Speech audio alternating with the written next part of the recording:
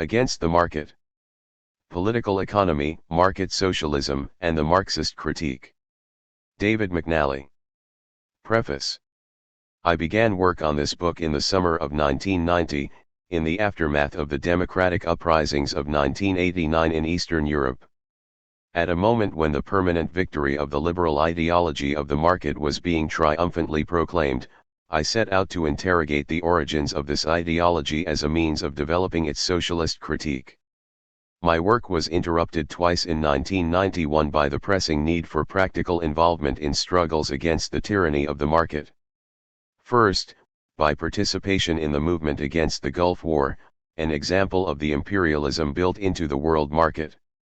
And, second, by involvement in a solidarity campaign for two national strikes of public sector workers, the Canadian Union of Postal Workers and the Public Service Alliance of Canada.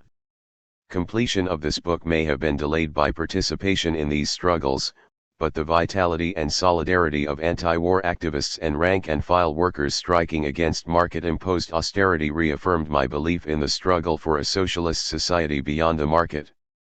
I hope this study may make a small contribution to that cause. Colin Barker, Chris Harmon, Ellen Meiksinswood and Neil Wood all read a draft version of this book. I am grateful for their many comments and criticisms.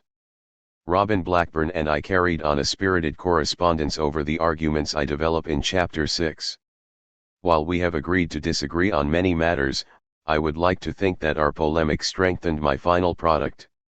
Joanne Boucher was a constant source of encouragement while she undertook some important writing of her own. I hope I can do as well by her. During the period in which I was working on this book, my son Adam accompanied me on demonstrations and picket lines whose significance he is beginning to understand. I dedicate this work to him. We live in a period of glorification of the market. The crisis of much of the socialist left, brought on by the collapse of Stalinism, has resulted in a spate of articles and books proclaiming the end of socialism and Marxism, indeed, the end of history itself.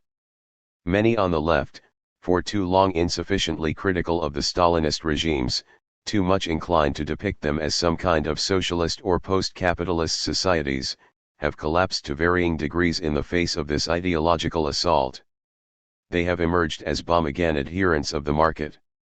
The great defect of socialism, they maintain, has been its hostility to the market, its tendency to counterpose central planning to market allocation of goods and services. Therein they find the germ of Stalinist totalitarianism, labor camps, police repression, the denial of elementary civil and democratic rights. All these and more are said to have derived from a messianic commitment to planning over markets. If socialism is to lay claim to any future, they argue, it will only be a socialism which wholeheartedly embraces the market. 1 At times this embrace of the market verges on a complete capitulation to the most extreme market fetishists, Ludwig von Mises and Friedrich von Hayek, and their diatribes against economic planning. According to Mises and Hayek, rational economic decision-making is impossible without private ownership of the means of production and the establishment of monetary prices for commodities in fully competitive markets. Socialism thus represents for them a system of economic chaos. In such a society it would be impossible to speak of rational production anymore. 2 This right-wing critique looms large in recent discussions of the economics of socialism. Robin Blackburn, in an attempt at a sweeping evaluation of socialism in the aftermath of the anti-Stalinist revolutions in Eastern Europe, makes the Mises-Hayek assault on planning a central part, one might argue the central part, of his account of the crisis of modern socialism. Impressed by the acuteness of the theoretical critique developed by Mises and Hayek, Blackburn suggests that socialists have yet to construct an adequate reply.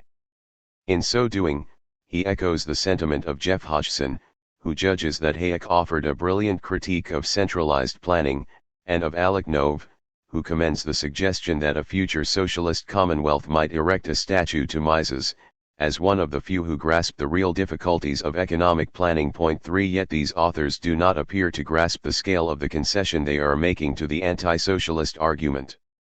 Volodymyr Tsprus and Kazimierz Lasky, however, do seem to recognize what is at stake. Their recent book, From Marx to the Market, suggests that the halfway house of market socialism is still exposed to criticism from the extreme liberal position represented by Mises and Hayek. If marketization is the right direction of change, they argue, it must be pursued consistently, which means accepting not just markets for consumer goods, but capital markets, unemployment, and economic crises. And this, they acknowledge, involves openly disavowing both Marxism and any project of socialist transformation of society. If the market is the solution, they write, then not only the original Marxist promise has to be cast aside as anachronistic, but also the very concept of transition from capitalism to socialism. Point 4. This formulation has the merit of highlighting the real terms of the debate. For what is at stake is not an argument over different mechanisms of socialist economy, but, rather, the survival of socialism itself as an alternative to capitalism. For the logic of the modem cult of the market is a thoroughly anti-socialist one. If the market is the solution, then, as Bruss and Lasky note, socialism and Marxism are finished. The choice before us, therefore, is socialism or the market. This is not to suggest that markets can be eliminated overnight. On the contrary, markets would have to play some role for a considerable period of time in the transition to socialism. It is to insist, however, that this transition involves a struggle against the market, that socialist economy rests on principles antithetical to those of the market. This book thus takes issue with the turn to the market which dominates much of modern socialist thought. While written from a standpoint that is uncompromisingly hostile to the idea that Stalinism ever represented some form of socialism, it is equally uncompromising in its criticism of market socialism. Point 3. Indeed, it is my view that there is an interesting symmetry in the shift of many on the left from an adherence to the state as the agency of socialist construction to an embrace of the market. While market socialism is often presented as an alternative to statism, to the domination of civil society by the state, in fact both statist socialism and market socialism assume that society cannot function except through alienated institutions and mechanisms which evade popular control. Both perspectives dismiss Marx's view that a free association of the producers represents a viable alternative to social and economic regulation by either the state or the market. A central premise of this study is that Marx's socialism was simultaneously anti-statist and anti-market. It could not be otherwise for a revolutionary who theorized socialism as the self-emancipation of the working class and a transition to a society of freedom. In what follows, I attempt to sketch out one side of Marx's position, his critique of commodities, money, and the market.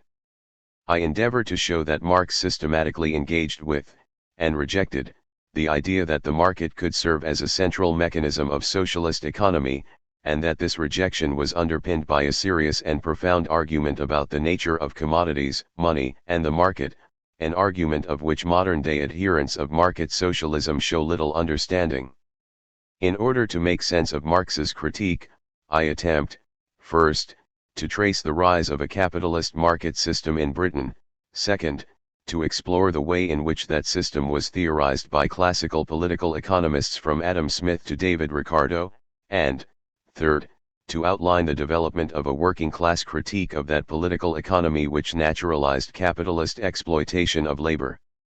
In so doing, I endeavor to show that the first popular critics of political economy accepted key aspects of the ideology of the market, in particular the idea that production for exchange by isolated producers is the natural foundation of all economy. As a result, these critics held that exploitation was not inherent in the market system, that it resulted, rather, from a distortion of the true principles of market exchange. This was the Achilles heel of popular political economy, its failure to emancipate itself from market ideology, which was expressed in its frequent attempts to utilize the more humane market economics of Adam Smith against anti-working class economists like Malthus. It is the burden of my argument that popular political economy could not develop a coherent critique of capitalist exploitation without a break from market ideology, and the form it took in Smith's work. For this reason, I complete this study with an examination of Marx's theory of the commodity and money, and his critique of those socialist writers who remained wedded to the market. The latter were, I argue, the first market socialists. And Marx's critique of them anticipates all the flaws one finds in the writings of those who today attempt to combine socialism and the market.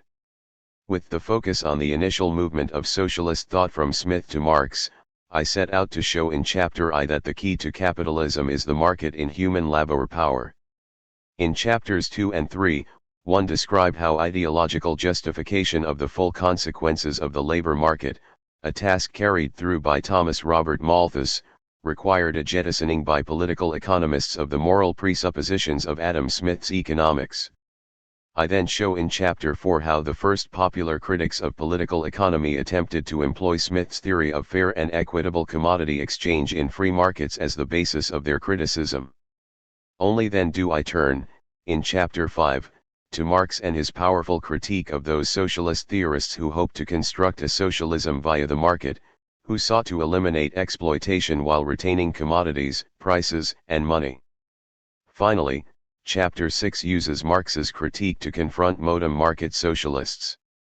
Central to this study, therefore, is the claim that an important debate over market socialism began in the 1820s, a debate that was central to Marx's critique of political economy. In an important sense, then, this book represents an attempt to recover that debate, and its historical and theoretical context, as a contribution to the modem controversy over the economics of socialism. For that reason, it also represents a challenge to participants in the modem debate, a challenge to clarify essential terms, to come to grips with the way in which Marx theorized the commodity and money, to take a stand for or against Marx's position that is in the first instance informed by this earlier debate. Finally, I attempt to show that, if socialism means the emancipation of labor, then at the heart of its project must be the liberation of human life activity from the dictates and the laws of the impersonal market. In a fundamental sense, then, this journey through history and political economy is about the very meaning of socialism. Origins of capitalism and the market. There is a great evasion at the heart of market socialism, the question of the market in human labor power. This evasion is all the more remarkable in that nothing more distinguished Marx's critique of classical political economy than his attempt to theorize the commodification of labor power as the secret to the workings of capitalism. Yet market socialists generally have argued as if the issues at stake involved merely technical questions of economic distribution. In so doing, they have engaged in a process of fetishization, of depicting relations between human beings and the labor they perform as consisting simply of material relations between things. The ultraliberals by whom many market socialists appear mesmerized are fetish worshippers in the extreme.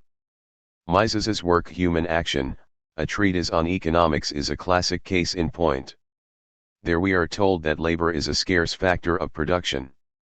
As such it is bought and sold on the market.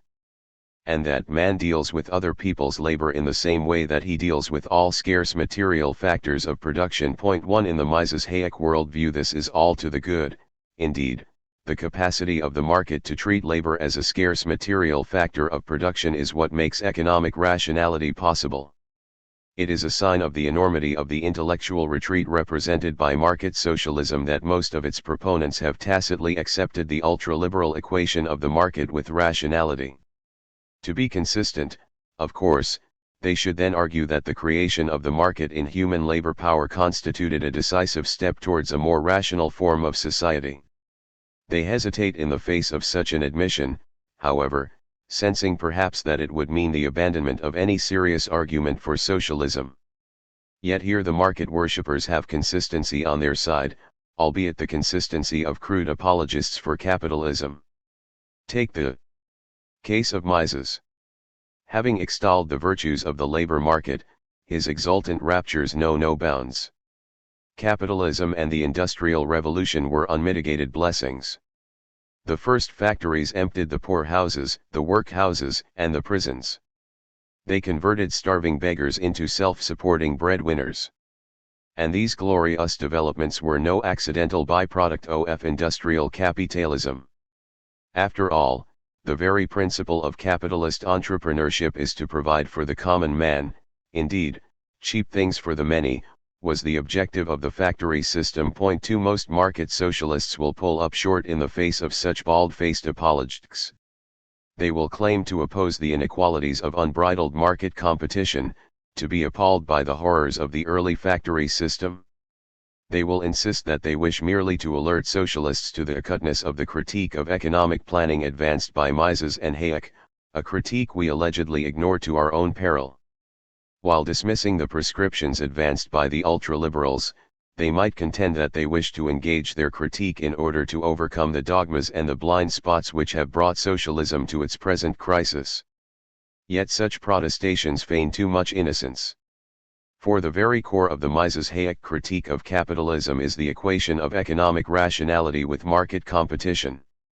And it is not accidental that the predominant trend in market socialist thought is to accept competition, money, and market prices as essential to any feasible socialism. For at the heart of market socialism is the fetishized view of money, commodities, prices, and markets, which achieves its most vulgar form in the tradition of Mises and Hayek. Moreover, as I demonstrate below, that tradition has a history, rooted in Malthus's vulgarization of Smithian economics, and in the way Malthus's position was used to attack the working class during the era of popular radicalism and the Industrial Revolution, 1790 to 1848. But before turning to these debates in political economy, I set out in the remainder of this chapter to reconstruct their prehistory in the era of emergent English capitalism. By exploring some of the crucial historical moments in the development of fully capitalist market relations, I attempt to highlight four things. First, following Marx's hints in this direction, I argue that the separation of laborers from their means of production is the key to the rise of capitalism. Second, I show that this separation was no gradual, harmonious process, but that it involved force and suffering. Third, I outline how the emerging working class fought bitterly to prevent its complete subjugation to the laws of the market. Finally, I discuss the way in which classical political economy was enlisted, and reconstructed, as an ideological weapon in the bat to subject workers to the brutal discipline of the capitalist market. Having set out this background, I then proceed in subsequent chapters to examine the confrontation between bourgeois and working class political economy, a confrontation that culminated in Marx's critique of the capitalist market system. Creating the market in labor, from feudalism to capitalism. In Marx's account of capitalism, the essential nature of the system is defined by a unique relationship of production, that between owners of money, means of production, means of subsistence on the one hand, and on the other hand, free workers, the sellers of their own labor power, and therefore the sellers of labor. The confrontation of, and contact between these two different classes of commodity owners, owners of means of production and owners of labor power, establishes the capital/wage labor relationship. With the polarization of the commodity market into these two classes, the fundamental conditions of capitalist production are present. Point 3. This definition of the essential social relation which constitutes capitalism is not meant to serve as an adequate historical account of the rise of capitalism. Such an account would have to bring together a number of interconnected phenomena: the crisis of European feudalism, the attempt to externalize that crisis through war and foreign expansion, the internal efforts at resolving this crisis through intensified exploitation of the peasantry, the drawing of bourgeois wealth into the economic circuits of the state, attempts to tax noble wealth, and so on. For this reason, war, civil war, revolution, Colorado nihilism, the slave trade would all figure in any comprehensive account. But for these phenomena to lead towards a transition to capitalism, they had to result, in one way or another, in the expropriation of the peasantry and the creation of a class of free workers who lack any means of production of their own. Central to the genesis of capitalism, therefore, are those historical processes which bring about the separation of a large and growing proportion of the laboring population from means of production which could provide them with an adequate subsistence. It follows that the emergence of a labor market is central to the rise of capitalism. And, emerging out of an overwhelmingly agricultural society, The origins of the capitalist labor market must be sought in the expropriation of the agricultural producer, of the peasant, from the soil, for it is clear that capitalist social relations did develop directly out of the decline of English feudalism. From the late 14th century onward, the traditional manorial economy and peasant village community were slowly but decisively replaced by an increasingly stratified rural society based around large farms, rich tenant farmers and a growing agrarian proletariat. Over the same period, the less traditional open communities, found often in woodland and pastoral areas, experienced a substantial growth of rural industries. To be sure, this emerging system of agrarian capitalism was not purebred. It developed through a complex process of reaction against, and adaptation to, the traditions of manorial and peasant economy. But however much these traditional relations restrained the drive towards rural capitalism, they could not halt it. Between 1400 and 1640 rural England was irreversibly transformed.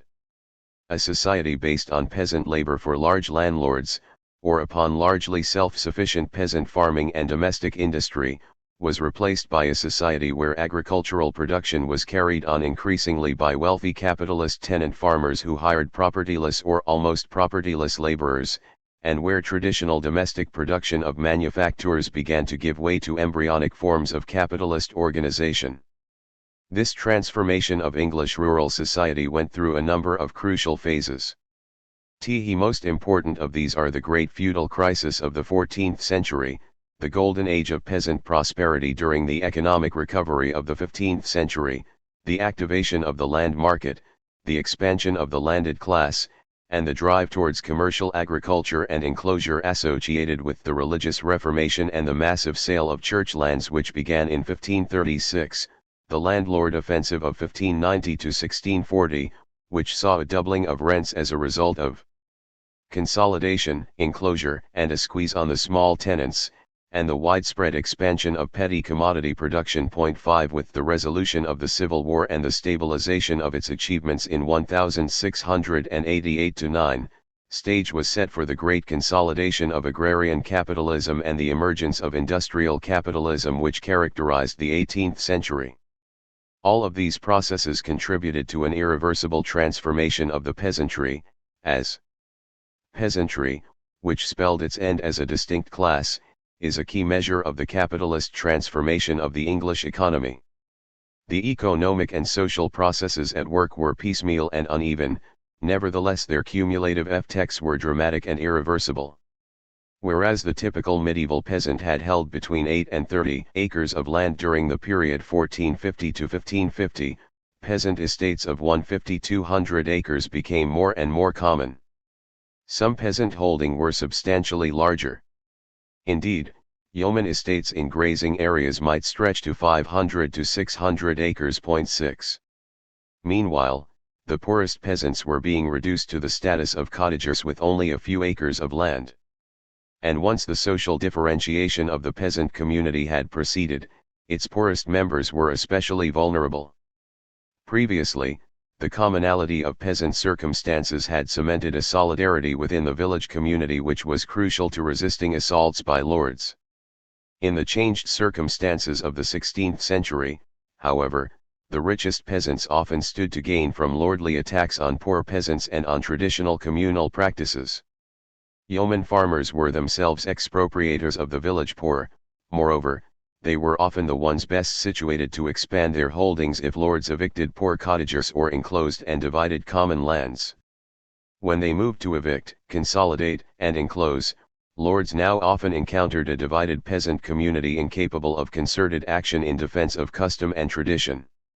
The differentiation of the peasantry thus often rebounded to the benefit of a vigorous landlord who could carry these tendencies to their logical conclusion and become himself the final accumulator of all holdings. 7 This was especially true during the 16th century, when economic conditions favored a conversion of arable land to pasture, especially for sheep farming.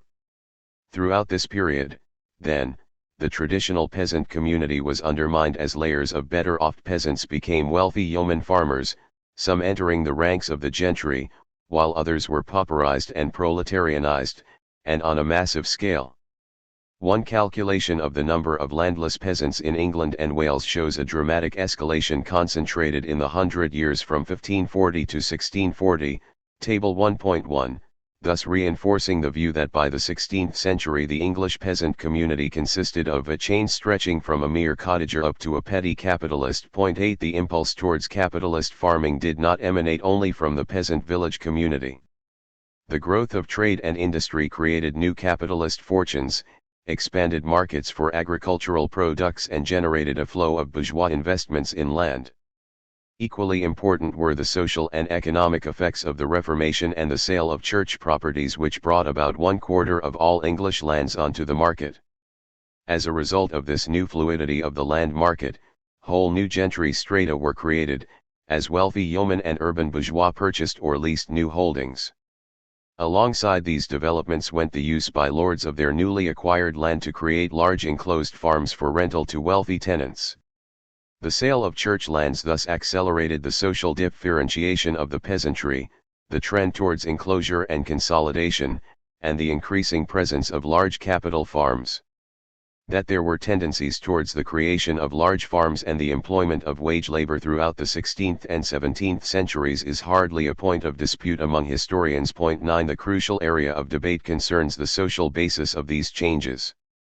Whereas mainstream historiography has treated the trend towards larger farms as an essentially technical development based on the advantages of economies of scale, socialist historians have seen this tendency as one aspect of a complex process of transformation in the class relations of English agrarian production. 10. Concentration of land, enclosure, and social differentiation were well advanced long before the parliamentary enclosures of the period 1760 to 1830, as landlords sought to create farms in the 200 to 300 acre range, and larger in pastoral areas, which could be leased to wealthy tenants.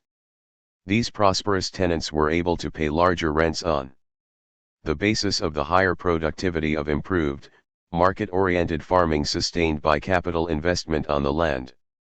But the creation of large farms was not an automatic process, it required getting rid of small occupiers. Consolidation of scattered strips of land and enclosure of open fields contributed to precisely that, hitting hardest at the small tenant with 10 to 30 acres. Thus a central consequence of the creation of large farms was a shift in the distribution of English lands from peasant to aristocratic hands. By the end of the 17th century, English landlords controlled as much as 70 to 75% of cultivable land, thus leaving owner-occupiers with some 25–30%. The contrast with France is marked. There, peasants held 45 to 50% of cultivable land, often in the form of scattered open fields. 12. This sharp discrepancy between patterns of agrarian land ownership in England and France was well established by the second half of the 18th century, prior to the great wave of parliamentary enclosure. And these trends were to continue, especially under the impact of the parliamentary enclosure movement. Their cumulative effect was massive. Indeed, one historian has estimated that the period 1690 to 1873 saw small peasant owners lose between 3 and 4 million acres of land. 13. Much ink has been spilled over whether there was a dramatic decline in the number of small tenants during this period. This, however, is not the crucial issue. Whether small tenants held onto tiny tracts of land is of much less importance than the radical alteration of their social existence, as loss of land, open fields, and common rights made their land holdings a less and less viable means to economic self-sufficiency. Those poor tenants who stayed on the land, clinging to small plots and cottages, were no longer tenants in the meaningful sense of the word. Increasingly, they were semi-proletarianized rural laborers, whose families combined farming and wage labor in order to make ends meet. Such shifts in the social distribution of land were part of an agrarian social revolution. It was not simply the techniques of agricultural production which were revolutionized, more important, the social relations of agricultural production were radically transformed. Indeed, this revolution in social relations was crucial to the systematic extension of the technical revolution in agriculture. New techniques of crop rotation, drainage, or marling, for example, were only viable on large, enclosed capital farms, where wealthy tenants could dispose of about £500 of working capital, make substantial investments and benefit from the enclosures and improvements carried out by the owners of the land. 14 Both rents and profits rose on improved commodity-producing farms. Indeed, it has been suggested that enclosure led to a doubling of rents, thus justifying what were often quite substantial investment costs associated with this means of improvement. Not surprisingly, the decisive century of 1690 to 1790, in which agrarian capitalism came fully into its inheritance, saw a general doubling of rents. 15 Since the early 1950s, orthodox liberal historiography has maintained that, rather than being the great loss for the poor depicted by populist and socialist historians, enclosure actually contributed to major improvements in the conditions of the bulk of the rural population. Instead of dispossessing small tenants and depopulating villages, enclosure is said to have stimulated demand for agricultural labor, the effects of which can be measured in population increases in enclosed villages. 16 This line of argument was seen as reinforcing the earlier view of Clapham, according to whom growth of an agrarian proletariat in the period 1688 to 1832 was slow and relatively insignificant. Modern liberal historiography has thus sought to portray the emergence of agrarian capitalism, and the associated phenomena of consolidation and enclosure, as gradual, peaceful processes, which were beneficial to all major groups in English society. 17 These arguments deserve critical examination in any discussion of enclosure.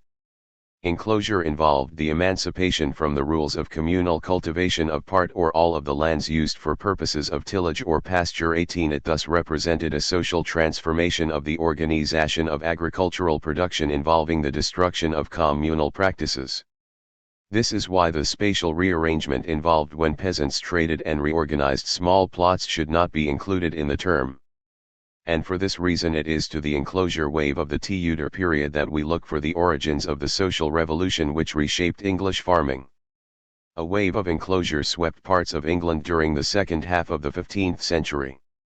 By 1500 almost half the country was enclosed, with the remainder consisting of open fields.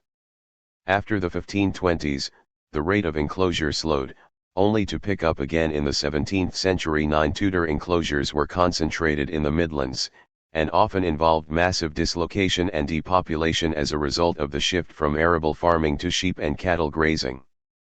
Indeed, as much as 80% of all enclosure during the period 1485 to 1607 took place in the Midlands, resulting in perhaps 20% of the land in that region being enclosed. 20 Contrary to interpretations that emphasize parliamentary enclosure after 1760, it is now clear that the greatest wave took place during the 17th century and the first half of the 18th. Nearly 30% of England was enclosed in the years between 1600 and 1760.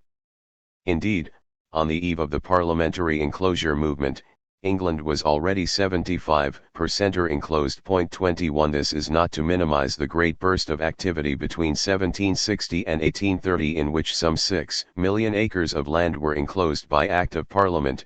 It is to insist, however, that the resort to Parliament characterized only the last phase in a centuries-long process when enclosure by other means had run its course. Parliamentary enclosure has rightly been described as a massive violence exercised by the upper classes against the lower. 22 It was a concentrated use of state power to expropriate land and dispossess small producers, and it was a crucial phase in the capitalist transformation of English society. But those historians, including some early socialist writers, who laid almost exclusive emphasis on parliamentary enclosure, often underestimated the degree to which it was merely the violent completion of a process which had started 2 centuries earlier. The latter was Marx's view. The prelude to the revolution that laid the foundation of the capitalist mode of production, he wrote, was played out in the last third of the 15th century and the first few decades of the 16th. A mass of free and unattached proletarians was hurled onto the labor market by the dissolution of the bands of feudal retainers. And as crucial moments in this continuing process, Marx identified the spoliation of the church's property, the fraudulent alienation of the state domains, the theft of the common lands, the usurpation of feudal and clan property and its transformation into modem private property.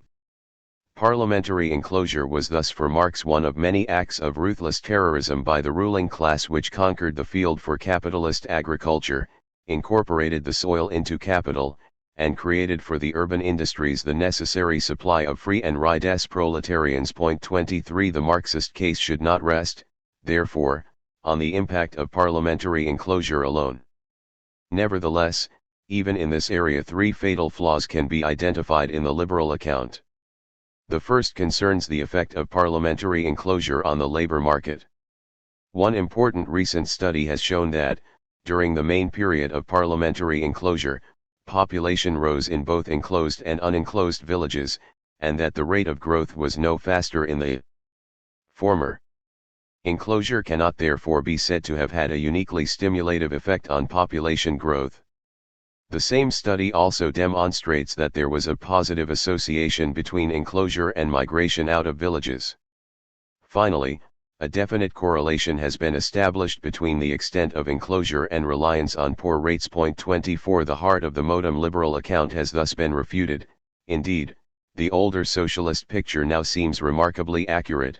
Parliamentary enclosure resulted in outmigration and a higher level of pauperization. The second flaw in the liberal position centers on the claim that there was no dramatic trend towards the elimination of small farmers during the period of parliamentary enclosure.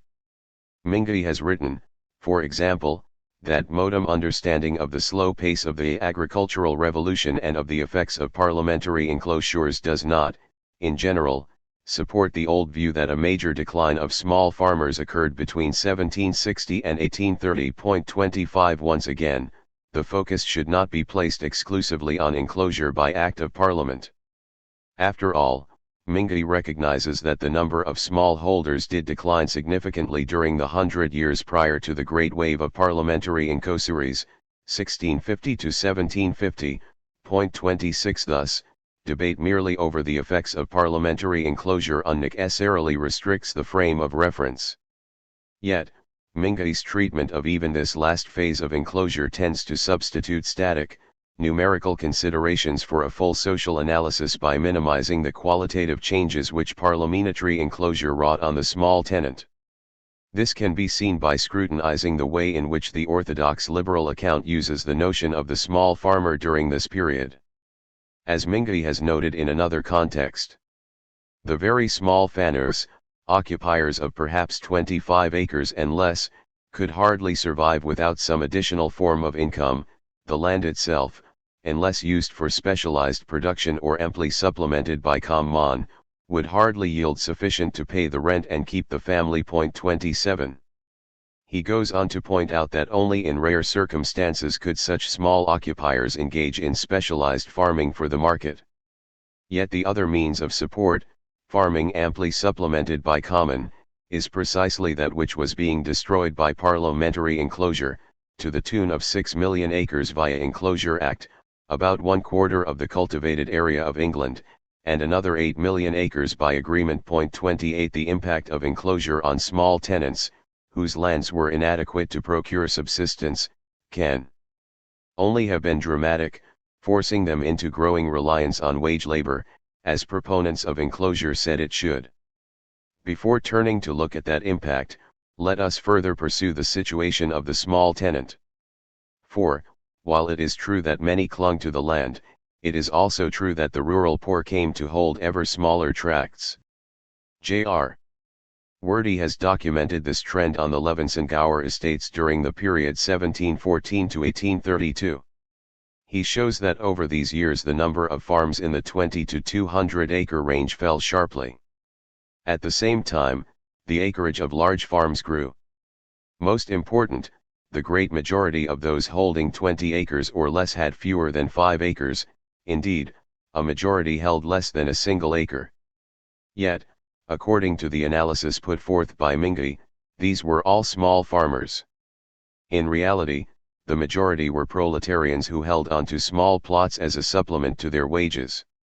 Behind the alleged survival of the small farmer, one thus discovers the growing proletarianization of the rural poor. 29 This brings us to the third flaw in the liberal account. its systematic underestimation of the size of the agrarian proletariat. By insisting that every owner of land be treated as a non-laborer, indeed, as an entrepreneur, liberal economic historians have obscured the marked growth of a rural proletariat during the rise of agrarian capitalism. This can best be seen in the way Clapham continually underestimated the size of the agrarian proletariat in both 1688 and 1831, an underestimation which has entered into the modem liberal orthodoxy. 30 Clapham took as his starting point Gregory King's figures on the social structure of England in 1688. He then lumped freeholders of the better sort together with lesser freeholders and tenant farmers to construct an entrepreneur class. Then, on the basis of estimates of the number of rural laborers, he concluded that the ratio of wage laborers to employers of labor, entrepreneurs, in rural England was 1.74:1. It is not difficult to detect a central error in this argument. Once we realize that most lesser freehold families would not have employed any wage laborers, and that a large proportion of the members of many of these families would have been engaged in wage labor themselves, it is clear that the actual ratio would be much higher. If we simply eliminate the families of lesser freeholders from the equation, we then get a ratio for rural laborers per rural employer of about 3:1, rather than Clapham's 1.74:1. In reality, the actual ratio would almost certainly have been higher, given that many lesser freeholder families would have had a member or members engaged in wage labor on the land or in local industry. We get a similar result with the figures Clapham derived for the early 19th century based on the census of 1831. According to the census, there were some 686,000 laboring families in agriculture. In addition, there were 144,600 entrepreneur families employing labor, and 130,500 entrepreneur families employing no labor. According to Clapham, this gives us a ratio of agrarian capitalists to agrarian proletarians of 2.5:1. But eliminate the 130,500 entrepreneur families employing no labor from the equation, since these should hardly qualify as agrarian capitalists, and we get a ratio of 4.7:1, nearly twice Clapham's ratio. 31 King's figures, properly scrutinized, thus indicate that the degree of proletarianization in English agriculture was much higher than the orthodox liberal account suggests, about twice as high at both points in time. Indeed, the degree of proletarianization was already greater by 1688 than what Clapham claimed for Britain 150 years later. Moreover, the actual ratio would almost certainly have been higher, given that a growing proportion of small occupiers would have been entering the labor market over this period. Finally, use of such aggregate figures tends to ignore the growing preponderance of large farms as employers of labor. Using sample figures from the 1851 census, for example, John Saville has shown that farms which employed 10 laborers or more accounted for 42.3% of all employment of rural wage labor. 32. Despite the efforts of liberal historians to minimize the pace and the extent of the social revolution in the English countryside, it is clear that a fundamental transformation was at work. The domestic economy of the whole village was radically altered, wrote Hoskins about the Midlands peasant. 33 And at the heart of that radical alteration was the transformation of the more or less self-sufficient peasant into a wage laborer, the dimensions of which are indicated in Table I.2. 34 These figures are consistent with numerous studies which suggest that laborers made up between 1/4 and 1/3 of the population of Tudor and early Stuart England, and constituted about 1/2 the population by the time of the Civil War. 33 The emergence of an agrarian proletariat was crucial to the creation of large capitalist farms and developing rural industries. This was so for two reasons. First, small tenants had to be dispossessed of land in order to bring about consolidation of large farms. Second, these dispossessed producers were then subjected to the pressure to accept wage labor on large farms and or in local industries as one means of procuring an adequate subsistence. Contrary to much modem historiography, it was here that parliamentary enclosure was often decisive, as contemporaries were generally aware. To be sure, proletarianization was not the creature of enclosure. Indeed, the transformation of rural poor into wage laborers proceeded even in regions largely unaffected by parliamentary enclosure, as a result of heavier exactions by lords, peasant indebtedness and the increased pressure of specialization for the market.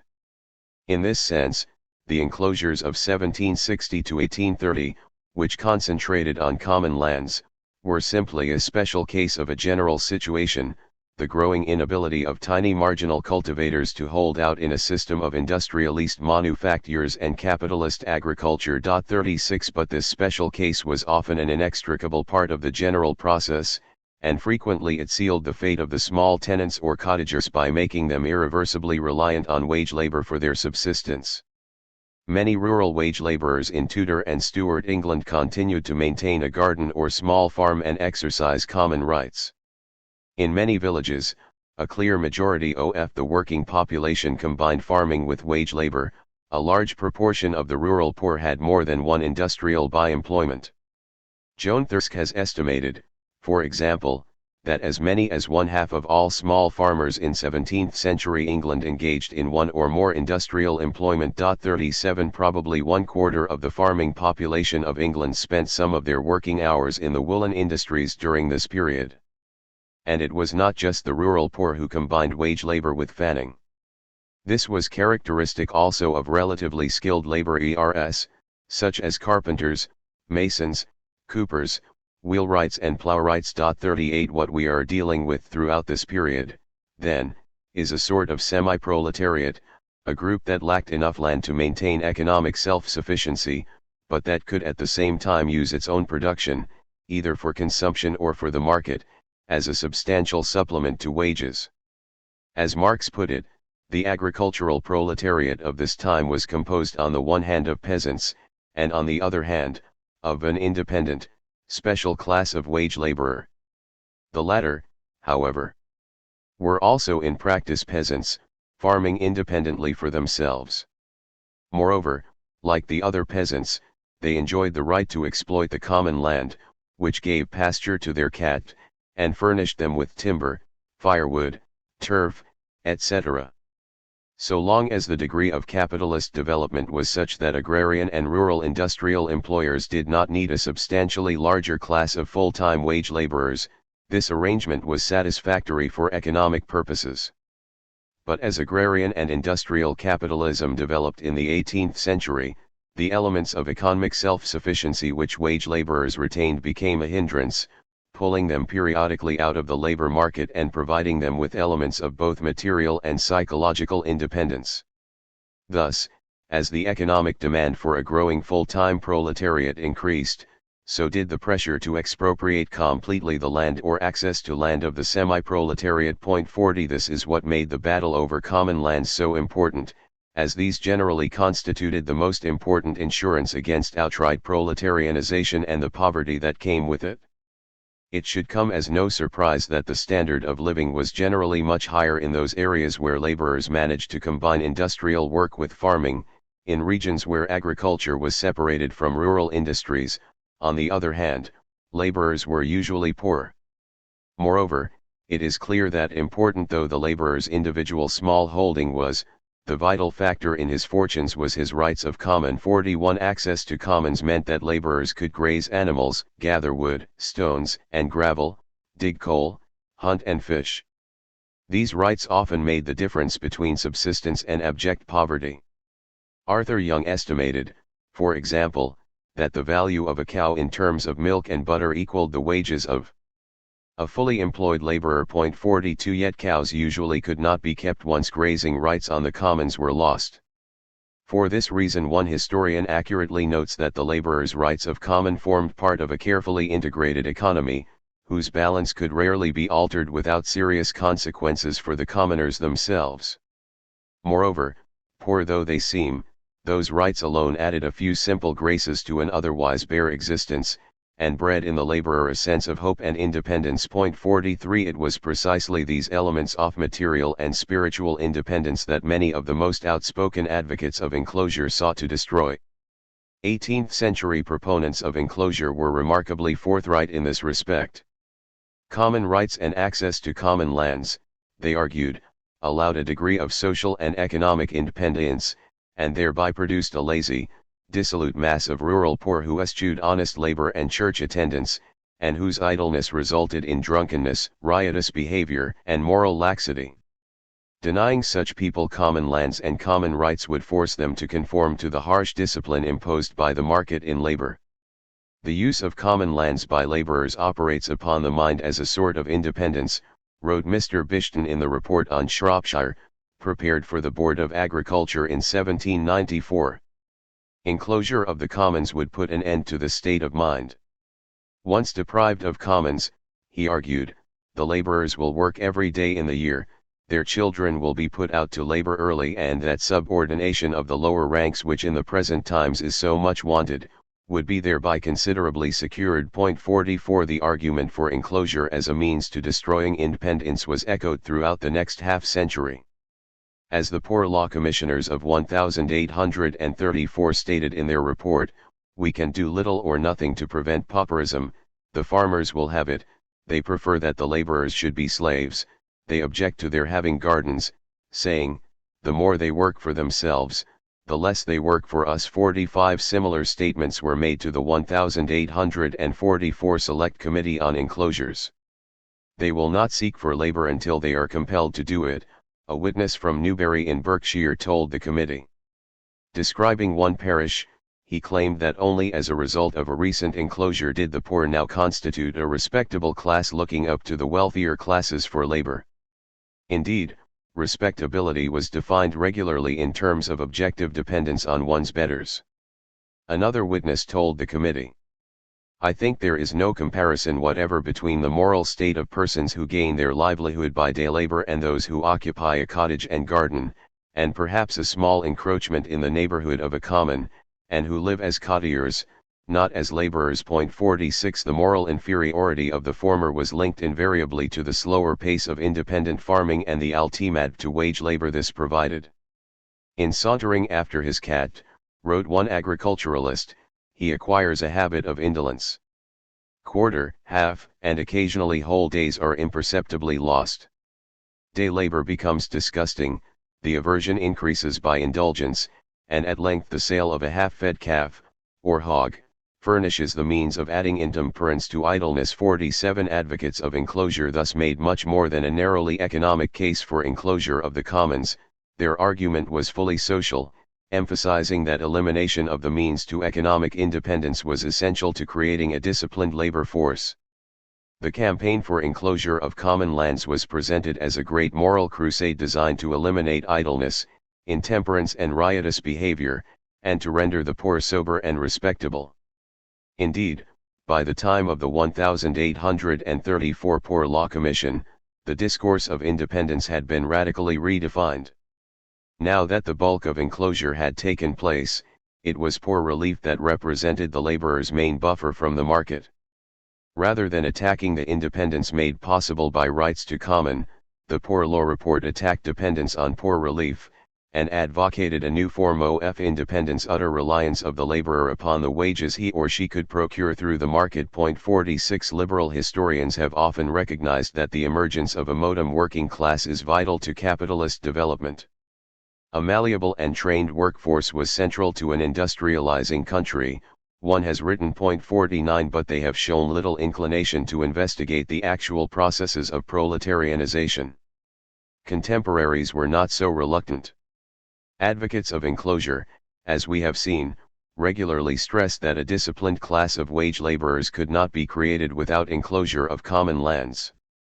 As one put it, enclosure was necessary in order to break through acquired habits of idleness and dissipation and a dislike to honest labor. 50 Thus, while far from singularly responsible for reducing the poor to dependence upon wage labor, enclosure can reasonably be said to have hurried the process whereby rural labor became wage dependent. 51 By eliminating their most important source of self-provisioning, enclosure removed a crucial buffer between the laborers and the labor market.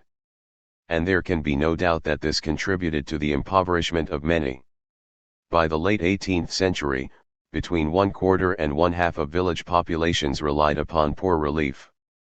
It is especially significant that we find a strong correlation between the extent of enclosure and per capita poor relief. 52 As Chambers and Mingy put it in a remarkably frank comment on the contemporary debate over rural poverty, whatever the merits of the controversy, both sides recognized that poverty was increasing in the countryside. Even the protagonists of enclosure were obliged to admit this unpalatable fact. 53 Here, then, we encounter an important insight into the liberal concept of economic rationality. What is rational is not what provides the greatest degree of comfort and security to the laborers. As we have seen, access to commons greatly augmented both. Rational was that which enabled the employer to minimize costs through a steady supply of laborers desperate for wage work. Yet, cost minimization, as the economics textbooks call it, involved efforts to subject workers more thoroughly to the market, and this as a rule impoverished a good many of them. For this reason, marketization and proletarianization had to be presented as parts of a great moral crusade which would subject laborers to a rational order, which they instinctively resisted. In terms of agrarian social history, enclosure was at the heart of the process of proletarianization. But alongside enclosure went two other processes which centrally contributed to throwing laborers on the mercy of the labor market: the decline of service and of various allowances and perquisites which provided a supplement to the laborer's wage, and the growing attack on the traditional poor law. Service in husbandry remains one of the least studied phenomena in English agrarian history. Yet it is hard to underestimate its significance. Between 1574 and 1821 about 60% of youths between 15 and 24 were servants. Almost 1/2 of all farm households hired servants. Moreover, servants constituted between 1/3 and 1/2 of the hired labor force in English agriculture during this period. 54 Service in husbandry was traditionally an annual affair. Servants were hired for a year, lived in their masters' homes, and were paid largely in the form of room and board. For the servant, 1 year's residence in a parish was the legal basis for a settlement and a claim for support under the poor law in the event of economic distress. For farmers, service provided a guaranteed labor force at an established cost, and was thus an insurance against labor shortage or rising costs for day laborers. 55 The extinction of farm service was concentrated during the 50 years from 1780 to 1830. A number of phenomena were at work here. The growth of large farms specializing in one or a handful of agricultural products meant that demand for labor was more sporadic.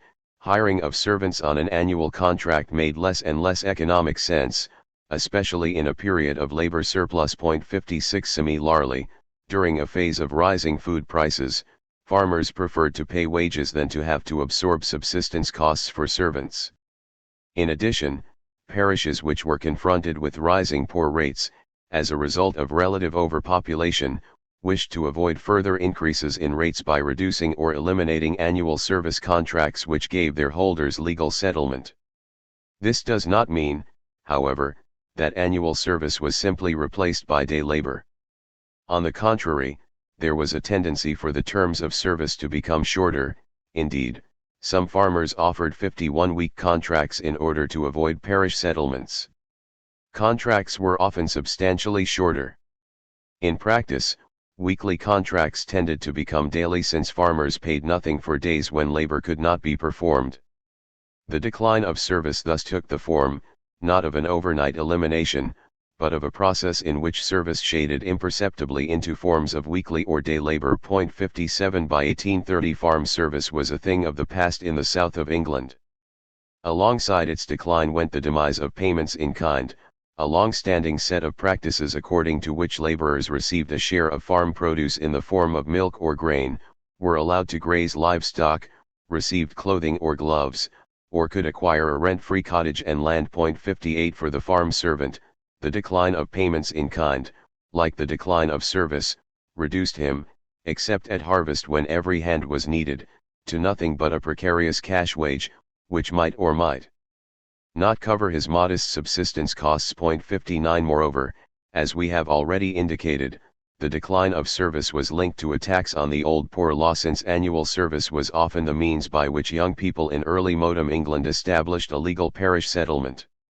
The Elizabethan poor law, based on laws from 1597 and 1601, was in reality a patchwork of local arrangements by which the village poor were to be subsidized by their parish in times of distress.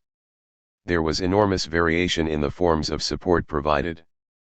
Given the lack of central administration which characterized a system controlled by local gentry. According to the Act of Settlement, 1662, however, the poor were the responsibility of their official parish of settlement. For the large farmer, the poor law system had important advantages. First, it guaranteed a local supply of labor by tying the poor to a specific locale. Second, the whole of the property-owning population paid poor rates, effectively subsidizing the labor costs of the largest employers of farm labor. 60 As well as a buttress against hunger and social strife, then, the poor law was an effective method of subsidizing wages and guaranteeing a workforce to capitalist farmers. In the wealth of nations, Adam Smith railed against the restrictions on personal mobility created by the Act of Settlement. There is scarce a poor man in England of 40 years of age, he argued, who has not in some part of his life felt himself most cruelly oppressed by this ill-contrived law of settlement. 61 But, whatever truth there was to this, the poor themselves saw much else in the system of parish relief. For, restrictive though it may have been, the poor law was also a right for the poor, a guarantee of subsistence. And an important guarantee it was. Estimates suggest that in the late 18th and early 19th centuries between 1/4 and 1/2 of village populations depended on parish relief. It has been further suggested that in 1830 the average English farm laborer relied on poor relief for at least 15% of his income, and in some regions the percentage would have been much higher. From the 1790s, expenditure on relief rose steadily, more than doubling to £4.2 million in the 10 years up to 1803, surpassing £5 million in 1815, and soaring to nearly £8 million by 1818.62. Moreover, much more than unemployment relief and pensions had been included in traditional relief practices. Keith Snell notes that besides unemployment relief and pensions, parish payments were made for shoes, pattens or boots, clothes of all sorts, furniture, especially bedding, rents, fuel, coals, child bed linen and other lying-in expenses, such as payments to the midwife, flour, meat, marriage costs, burial shrouds, laying out expenses, grave digging and other burial costs, pensions and cleaning costs for elderly paupers, payments to neighbors for nursing, smallpox inoculation, or even spectacles. 63 Thus, however disquieting the restraints imposed by the laws of settlement, the poor had a vested interest in their maintenance. Indeed, certificates acknowledging legal settlement were treated as a form of property, and were passed from father to son. The moral economy of the poor included, then, a sense of various rights to subsistence comprising common rights, the notion of a just price for grain and bread, and the right of settlement and a claim on the parish. 64 From the 1780s onwards, the traditional poor law came under the same sort of attack as had common lands. Increasing numbers of writers denounced parish relief as yet another method by which the poor were relieved of the necessity of honest labor and by which wage rates were artificially elevated, since no poor person would be expected to work for less than they could draw from the parish. A series of writers, Thomas Alcock, Joseph Townsend, Arthur Young, Edmund Burke, Thomas Robert Malthus, launched sustained attacks on these customary rights in the name of markets, morals, and political economy. The ensuing debate constitutes one of the main themes of the present study. Before turning to that debate over property and political economy, however, we must complete our survey of the rise of capitalism and the formation of the working class. From petty production to the factory system. Thus far our discussion has focused on social transformations in agricultural production. Yet the processes I have described were closely connected with changes affecting manufacturing, For industrial development during the rise of capitalism was intimately associated with changes on the land. Agrarian historians have come to identify two main kinds of rural community in early modern England. The first is the traditional open-field arable community tightly organized round the church and manor house. The second is the more enclosed community found in the grazing and woodland areas, communities which tended to be much less subject to gentry control. 65 The latter areas, especially those with substantial common lands, experienced significant population growth throughout the Tudor and Stuart period, as the landless poor moved in search of industrial work and land on which to erect a cottage and keep a garden and a few animals. It was in such regions, characterized by a dense population, small holdings, access to commons, and a pastoral agriculture which demanded little hired labor, that rural industries grew. Since pastoral agriculture did not generate a large demand for hired labor, many of the semi-proletarianized poor resorted to industrial by-employments, spinning, weaving, nailing, etc. The majority of these small producers, while not hired wage laborers, were nevertheless subordinated to larger master manufacturers and or merchants who provided access to markets and materials. Only those who successfully accumulated and moved into marketing themselves were in a position to escape this subordination to larger capitalists. Often, retention of a small farm, and the extra revenues and or food production it provided, made such a transition possible. Rural England in the early modern period thus exhibited two main patterns of economic development, one based on large-scale arable farming, the other involving regions which combined pastoral agriculture with growing rural industries. The result was the division of the country into cereal surplus areas and areas of pastoralism with rural domestic industry. 66 It is for this reason that historians speak of two Englands in 1600, one characterized by open-field arable husbandry organized around the traditional village community, the other developing in pasture woodland areas where a growing population subsisted on tiny holdings and provided a ready labor force for cloth-making, mining, metalworking and scores of other domestic industries. 67 Yet, the phrase two Englands is too sharp, implying differentiation, but not symbiosis. It is important to recognize that this division exemplified the kind of regional and sectoral specialization characteristic of an economy being reshaped by the market forces of emergent capitalism. As one historian has noted, England's trade, in wool, leather, grain, hops, minerals, grew directly out of her land and farms. 68 For this reason, it is an error to see industrial development in the Tudor and Stuart period as something divorced from agriculture. Moreover, it is crucial to recognize that rural society still provided the most important market for manufactures. While tens of thousands of lords and wealthy merchants consumed a range of luxury goods, the mass market was generated by the demand from agricultural households for a small number of essential commodities, nails and knives, small tools and implements, fittings for houses and farm buildings, wooden or earthenware cooking and eating vessels, footwear and textiles.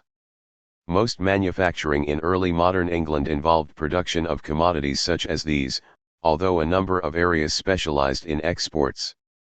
Not only did the mass market for manufactures originate in agricultural households, into the 18th century, domestic manufacture by farming households continued to make up the principal form of industrial production. And much of this industrial output originated in apparendi agricultural communities. So widespread was industrial work in such communities that about half of those who farmed the land in early modern England appear also to have engaged in at least one form of industrial work. It is in these communities of peasant workers or farmer craftsmen that we discover some of the major roots of industry before the Industrial Revolution. 69 The Sheffield region was famous for its metalworking. With a parish population of roughly 5,000 in the 1670s, the area had 600 smithies. The majority of metal craftsmen lived in rural or semi-rural communities, had only one or two domestic hearths and continued to combine agricultural pursuits with industrial production. The same basic pattern can be detected in cloth production in northeast Lancashire. Here the farmer craftsman dominated the scene, alternating pastoral farming with seasonal cloth making. This system of domestic production by small clothiers who also engaged in agriculture characterized much of industrial Lancashire and Yorkshire. 70 So interrelated were agriculture and industry that historians of the Huddersfield woolen industry have used the term yeoman clothier to characterize the dominant figure in the industry during the period 1500 to 1700. Herbert Heaton in fact found that the word yeoman was often a synonym for clothier in Yorkshire throughout this same period. Similarly, J.W. Goff has shown that laborers who devoted most of their productive energies to mining also described themselves as husbandmen or yeomen. 71 Industrial growth in the early capitalist period did not proceed by way of the separation of agriculture and industry and the rise of the factory. For a quite important period, industrial production was dominated by a domestic system inextricably connected with agriculture. Thus, a study of the personal estates of 79 building craftsmen in Lincolnshire, carpenters, masons, and thatchers, found that over 50% of them had agricultural possessions. 72 It is for this reason that early industrialization did not immediately translate into urbanization. On the contrary, it most often involved the growth of rural industries. This is readily apparent in the case of the industrial Midlands of the early modern period, which comprised a countryside in course of becoming industrialized, more and more a strung-out web of iron-working villages, market towns next door to collieries, heaths, and wastes gradually and very slowly being covered by the cottages of nailers and other persons carrying on industrial occupations in rural surroundings. 73. Yet from these early shoots, an economy based on urban industrial production would blossom. Like yeoman farming, petty manufacturing would experience the impact of primitive accumulation and give birth to more fully capitalist forms of production. 74 While there is no exact point of transition between petty commodity production and capitalist production which can be marked with precision, the essential features of this process can be clearly delineated. In essence, they involve the metamorphosis of peasant craftsmen or yeoman manufacturers into merchants and employers, who subordinate the labor of a growing number of small producers, and who market their own output, and that of others. These processes can be illustrated in the cases of some of the industries we have already discussed. In the Sheffield metalworking industry, it is clear that the new industrial leaders of the second half of the 18th century emerged from a peasant craftsman background. 75 The leading ironmasters, the Walkers, Booths, Doncasters, Marshes, Shores, Broadbents, and Roebucks, all came from small nail-making and cutler families and went on to become founders of the region's main iron works. The influence of these rising families of small producers extended beyond single industries and regions. It was John Roebuck who sponsored the young James Watt and established the famous Carron Iron Works in Scotland. Moreover, these manufacturers often had an impact which extended from industry to transportation, marketing, and banking. It was men such as these who were instrumental in getting the Dawn Navigation Act passed, in establishing the first banks in Sheffield, and in opening up new avenues of trade. They played a fundamental part in launching the Industrial Revolution in the Sheffield region. 76 One observes a similar pattern in the metalworking industries of the Midlands. Families such as the Turtons, Lowes, Simcoxes, and Jessones rose to prominence on the basis of the nail industry of West Bromwich. By the end of the 18th century, iron forges and furnaces, rod mills, and blade mills were to found along every suitable piece of the Tame and its tributaries. These metalworking families too came from the ranks of yeoman producers. 77 The same picture emerges in the Huddersfield woolen industry, where a whole layer of new gentry families rose from the ranks of the yeomanry during the 16th century. 78 Like wool, the cotton industry was organized along quite different lines from one region to the next. The West Riding of Yorkshire tended to be dominated by small independent producers, much of Lancashire experienced putting out by large merchants. Yet in both cases, many substantial capitalists emerged from small manufacturing backgrounds. The West Riding woolen industry provides one of the clearest examples of this phenomenon. It is estimated that there were 4,000 to 5,000 clothiers in the region in 1765. The bulk of these were small producers employing little labor from outside the home. As early as the 1740s and 1750s, however, a number of the larger clothiers in the Halifax area were bypassing the merchants of Leeds and breaking into both local and export markets on their own. 79 In the West Riding, it was manufacturers, not merchants, who built most woolen mills. Indeed, of the mills built in Leeds and Huddersfield before 1835, only 1 in 6 were financed and operated by individuals of mercantile origin. 80 The same phenomenon has been observed in the case of the textile milk in the Calder Valley below Dewsbury. John Goodchild has shown that, of those scribbling and fulling milk established between 1780 and 1800 whose origins can be established, 9 were developed by clothiers, 6 by merchants and another 2 by joint stock companies.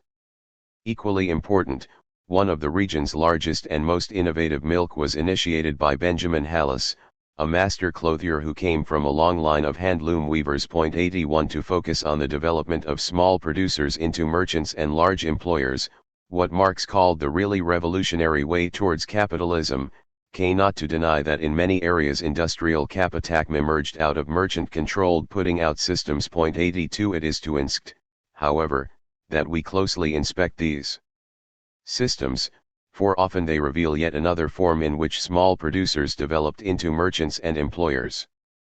Indeed, the great weakness of recent theories of proto-industrialism as applied to England their tendency to assume that a linear path of development accounts for industrialization, one in which urban merchant capital stimulated by expanding foreign markets seizes control of peasant production, erects putting out systems and proletarianizes the peasant product. 83 Yet any serious examination of the relationship of merchants to industry is forced to conclude that many merchants had developed in precisely the way described by Marx, as small producers who undertook direct marketing of their product, and that of others, and employed putting out and factory labor. 84 The Huddersfield woolen industry provides a case in point.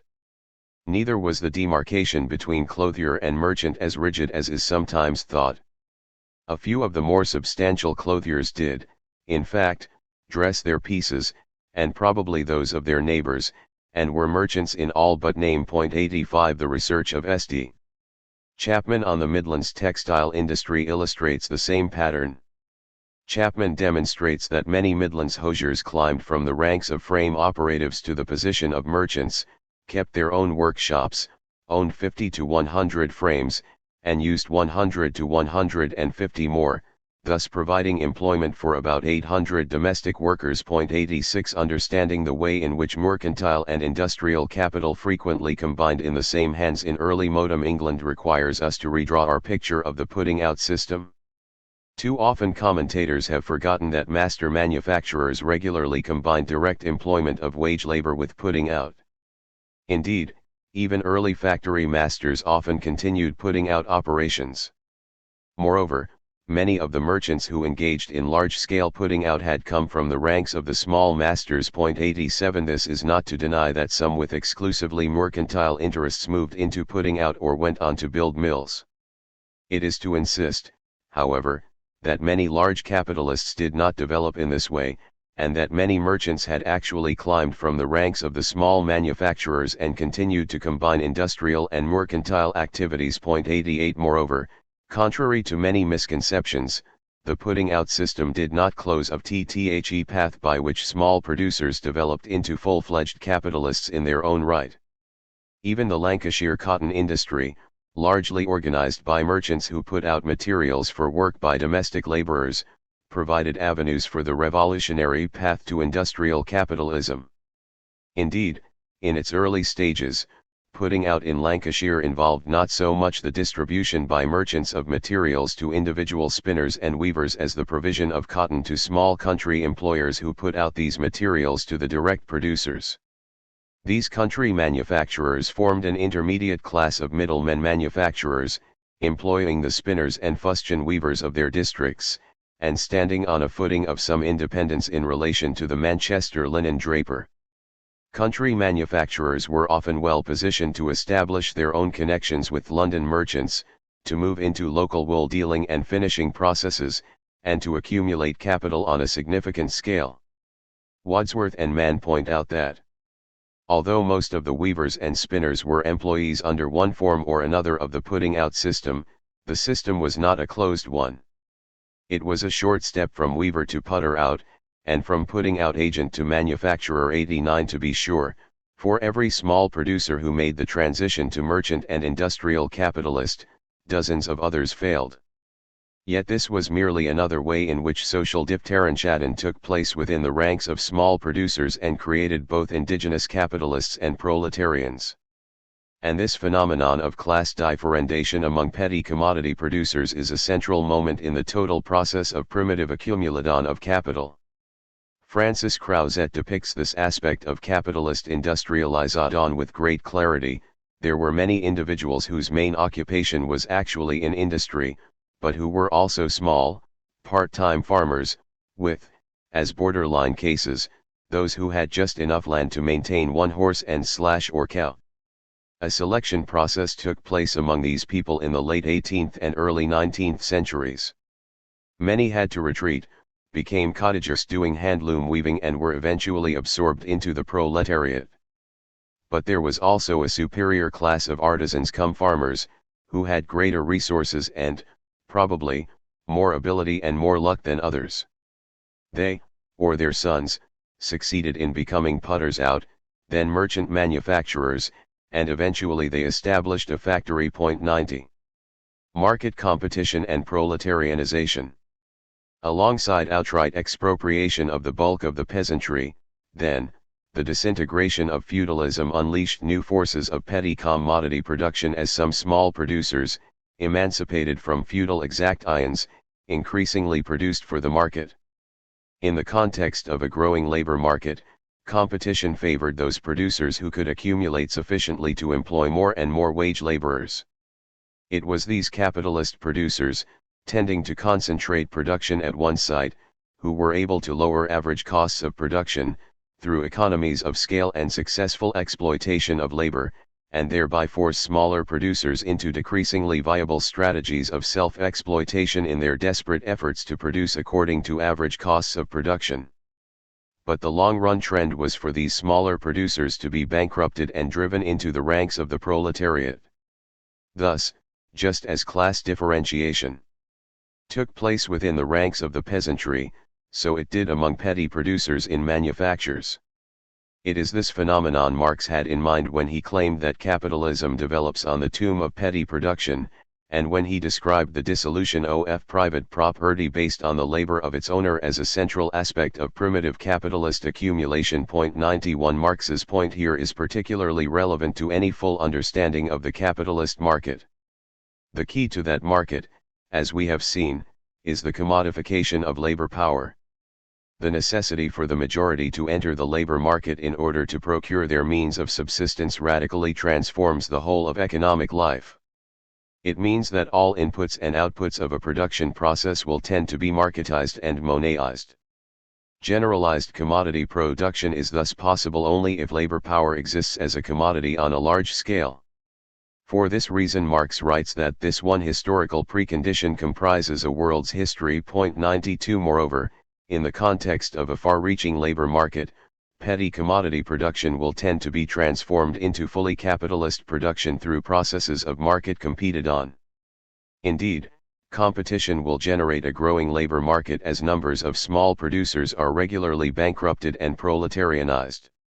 It follows that, just as proletarianization is the key to creating a fully capitalist market, so that market, once created, will continually reproduce proletarianization, and on a growing scale. Moreover, market competed on in such a context means constant pressures to raise levels of labor exploitation as a condition for the survival and reproduction of the producing unit. Proletarianization and intensified exploitation are thus inherent in all market processes where labor power exists as a commodity on a significant scale. One can readily see these tendencies at work in the early history of industrial capitalism in Britain as battles for survival among manufacturers intensified pressures on employers to drive down real wages or boost levels of labor productivity, and exploitation, through industrial and technological reorganization. These tendencies achieved their classic form in the automated factory, where living labor is subjected to a discipline embodied in the objective structure and rhythm of machinery. But the growth of the automated factory in sectors like cotton and iron did not automatically give rise to machine production elsewhere. As Marx pointed out, an industrial revolution in one sphere often intensifies pre-factory forms of production in other sectors, while also creating entirely new forms of sweated labor. Nevertheless, the development of the automated factory means that machine production now plays the determining role everywhere. It does so either by drawing domestic industry into its orbit, as an external department of the factory, the manufacturing workshop, or the warehouse, or by forcing capitals in other spheres to engage in ever more shameless forms of exploitation in order to maintain a competitive footing. The result is that, while manufacture, handicrafts and domestic work continue to exist, they are totally changed and disorganized under the influence of large-scale industry and reproduce and overdo all the horrors of the factory system. Thus, while the Industrial Revolution does follow a basic pattern determined by the appropriateness of the automatic factory to capitalist exploitation, this revolution is accomplished through a variegated medley of transitional forms, a medley in which handicrafts, manufacture, and domestic production continue, albeit in ways largely determined by the dynamics of mechanized production. 93 What was common to the working class of this period, then, was not the experience of factory labor, which was confined to a minority throughout most of the 19th century, but the experience of intensified exploitation. Whether they worked on the land, in the factory or workshop, or in the home as output labor, workers were subjected to more intense forms of labor, often under more direct and systematic control from the supervisor, master, or employer. The rise of more fully capitalist relations of production increased pressures towards specialization and division of labor. This involved significant changes as well in the role of the family and women's labor. The evidence suggests that prior to 1760 laborers' families had a more flexible and equal division of labor than that which developed during the era of the Industrial Revolution. Access to commons, the viability of much independent commodity production within the household, and freedom from substantial reliance on wage labor created some space for a more diversified family economy, embracing men, women, and children. To be sure, this domestic economy was often harsh and oppressive, but it also provided both men and women opportunities for a degree of independence which later contracted. And in the case of women, the increasing shift of production away from the household contributed to a more rigid division of labor between the sexes. One observes this trend most clearly in the case of industries in which domestic organization gave way to centralized workshops and factories. In the words of Ivy Pinchbeck, women's work was most varied where the influence of capital in the trade was negligible, as among the small Yorkshire clothiers. When every process from the fleece to the woven piece of cloth was undertaken in the home, the women of the family commonly assisted in all the operations. Big capitalistic production, on the other hand, meant a division of labor in which women were relegated to certain occupations, the number of which tended to be reduced as capitalistic organization developed. 94. Men often resisted these developments as much as women. They complained of losing the assistance of their wives and children, and objected to the notion that increased wages were adequate compensation for the loss of a previous way of life. 95 Yet the trend was largely irreversible. As household and site of production were increasingly separated, the economic independence of women, especially women with children, declined. Child rearing and upkeep of a household were more and more detached from production for the market. As a result, working-class mothers played a decreasing role in commodity production. 96 Part and parcel of these developments was a sharp reduction in the range of jobs done by women. As Pinchbeck showed, well into the 18th century women were apprenticed to an enormous number of trades, from goldsmiths, stonemasons, engravers, and furniture makers to clothiers, weavers, doctors and dentists. Yet in the 19th century a dramatic contraction took place in the trades open to women. The separation of agriculture and industry, the rise of the large workshop and factory, and the tendency towards increasing specialization all conspired to reduce the range of economic options for women. Factory work was available in a few trades and domestic service grew, but more and more women with children found themselves on the margins of the market economy. 97 These changes were part of a radical transformation in the substance and rhythm of everyday life.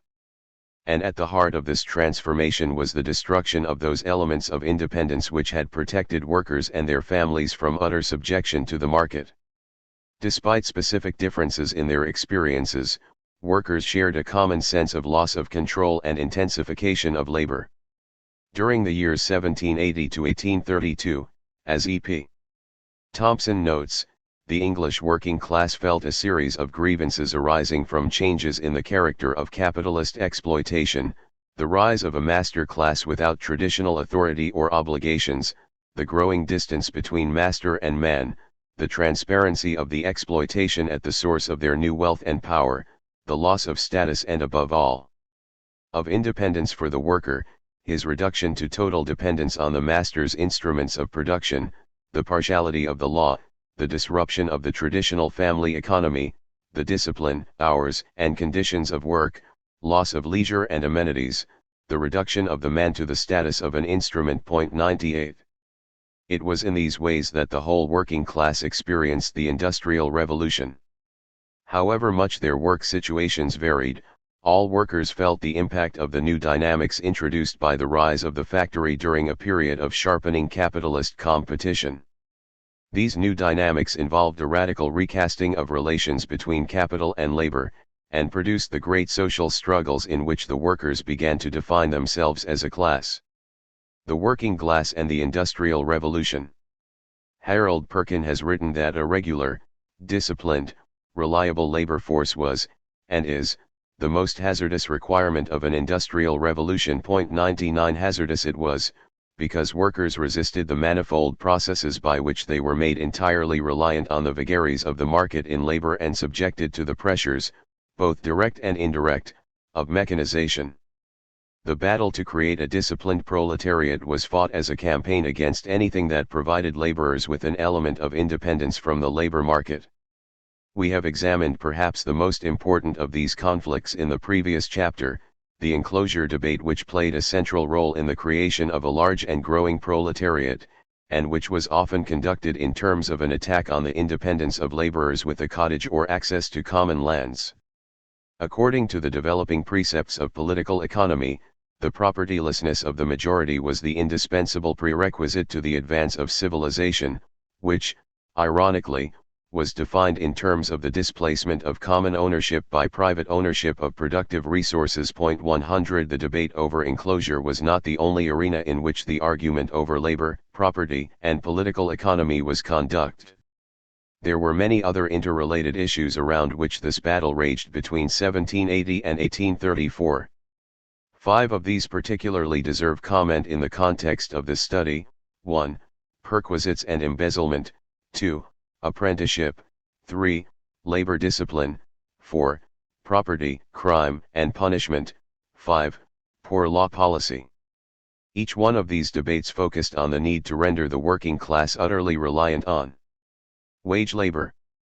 I intend here to deal with the first 4 of these issues, leaving a discussion of poor law policy for a later chapter. Perquisites and embezzlement.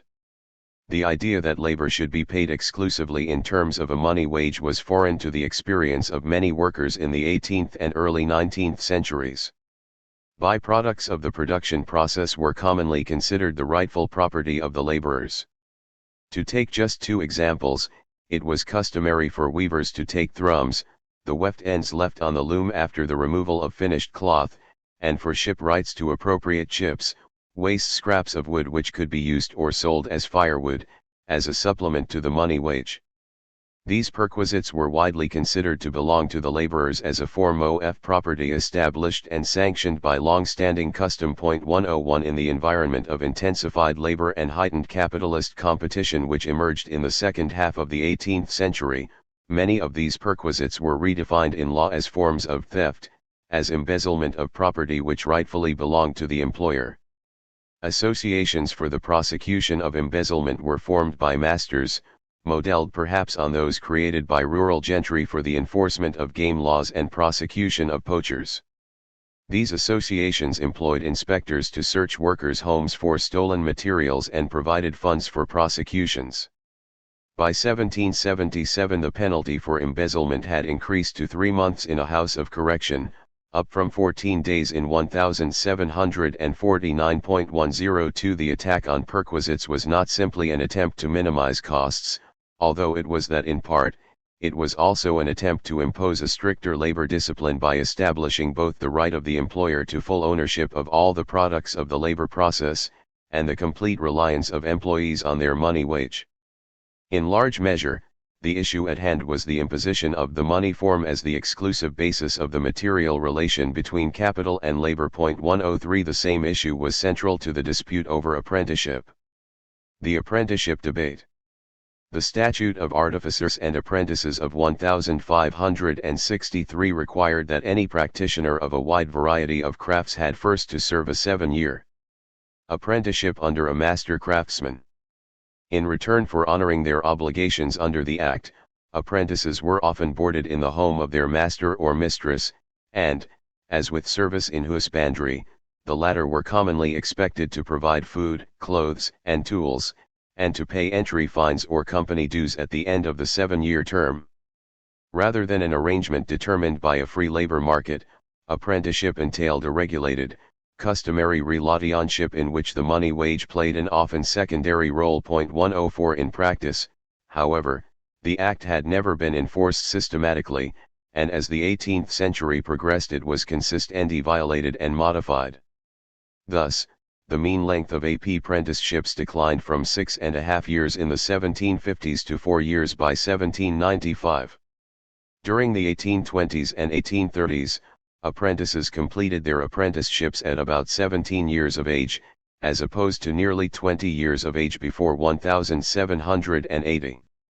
Moreover, the increase in apprenticeships that were illegal, and in those that were terminated by decision of the masters, or by apprentices running away suggests a steady deterioration in the conditions of this relationship. 105 The dilution of apprenticeships elicited a twofold response, a decline in the real wages of artisans and a concerted attempt by the latter to enforce and to strengthen the stipulations of the Act of 1563.106. Not surprisingly, the employers' campaign against apprenticeship was conducted in terms of the language of political economy and laissez-faire.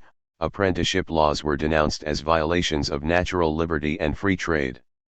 During the debate of 1810-11 on the petitions of cotton weavers, for example, Parliament had pronounced that the weavers' proposals to enforce apprenticeship infringed on personal liberty in that most essential point, the free exercise of industry, of skill, and of talent. 107 Similarly, the artisans' campaign of 1812-14 to strengthen the apprenticeship laws was met with the argument that all such legislation should be repealed, since this would force workers to become more industrious. As one such proponent put it, "Repeal that statute, and all combinations will cease, wages will rise or fall in proportion to the real demand for labor, and mechanics and manufacturers will be induced, by the competition incident to the freedom of employment, to work with much more care and industry." 108. The artisan campaign to strengthen apprenticeship was a vast and well-organized movement involving a petition bearing 32,000 signatures sent to the House of Commons in April 1813, followed by another with more than 60,000 names. 109 Central to the campaign was an argument which defined labor as a form of property which should be subject to protection in law. The public appeal issued as a result of the artisan meeting held at the Freemasons' Tavern on January 14, 1814 spelled this out clearly.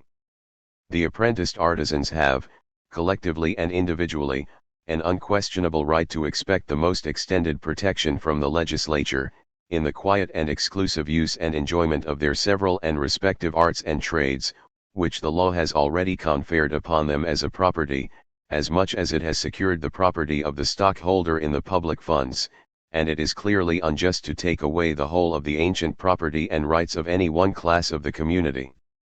Unless, at the same time, the rights and property of the whole Commonwealth should be dissolved, and parceled out anew for the public good. 110. By rejecting the artisans' arguments, and by repealing the apprenticeship clauses of the Statute of Apprentices in July 1814. Parliament announced that it would not recognize the accumulated knowledge and skills acquired by apprenticeship as a form of property eligible for legal protection. We shall return below to the debate over property and political economy which found expression in the conflict over apprenticeship. What needs to be emphasized for the moment is that, whether we accept that the repeal of the apprenticeship clauses represented the removal of the last major legislative limitation on the labor market, it clearly did reflect the need of capitalist employers for a mobile labor force whose supply and price would be determined by the natural laws of a free labor market. 1 Moreover, this victory for the capitalist labor market was to be reaffirmed with the defeat in July 1835 of Fielden's bill to fix wages in the handloom weaving trades, a defeat that was reenacted several times between 1837 and 1840. 112. Constructing labor discipline. The virtue of Perkins' statement, quoted at the beginning of this section, is that it indicates the immense difficulties associated with the construction of a disciplined industrial proletariat. This is especially clear in the case of factory labor. Workers generally resisted employment in factories, associating them with coercion, punishment, and loss of independence.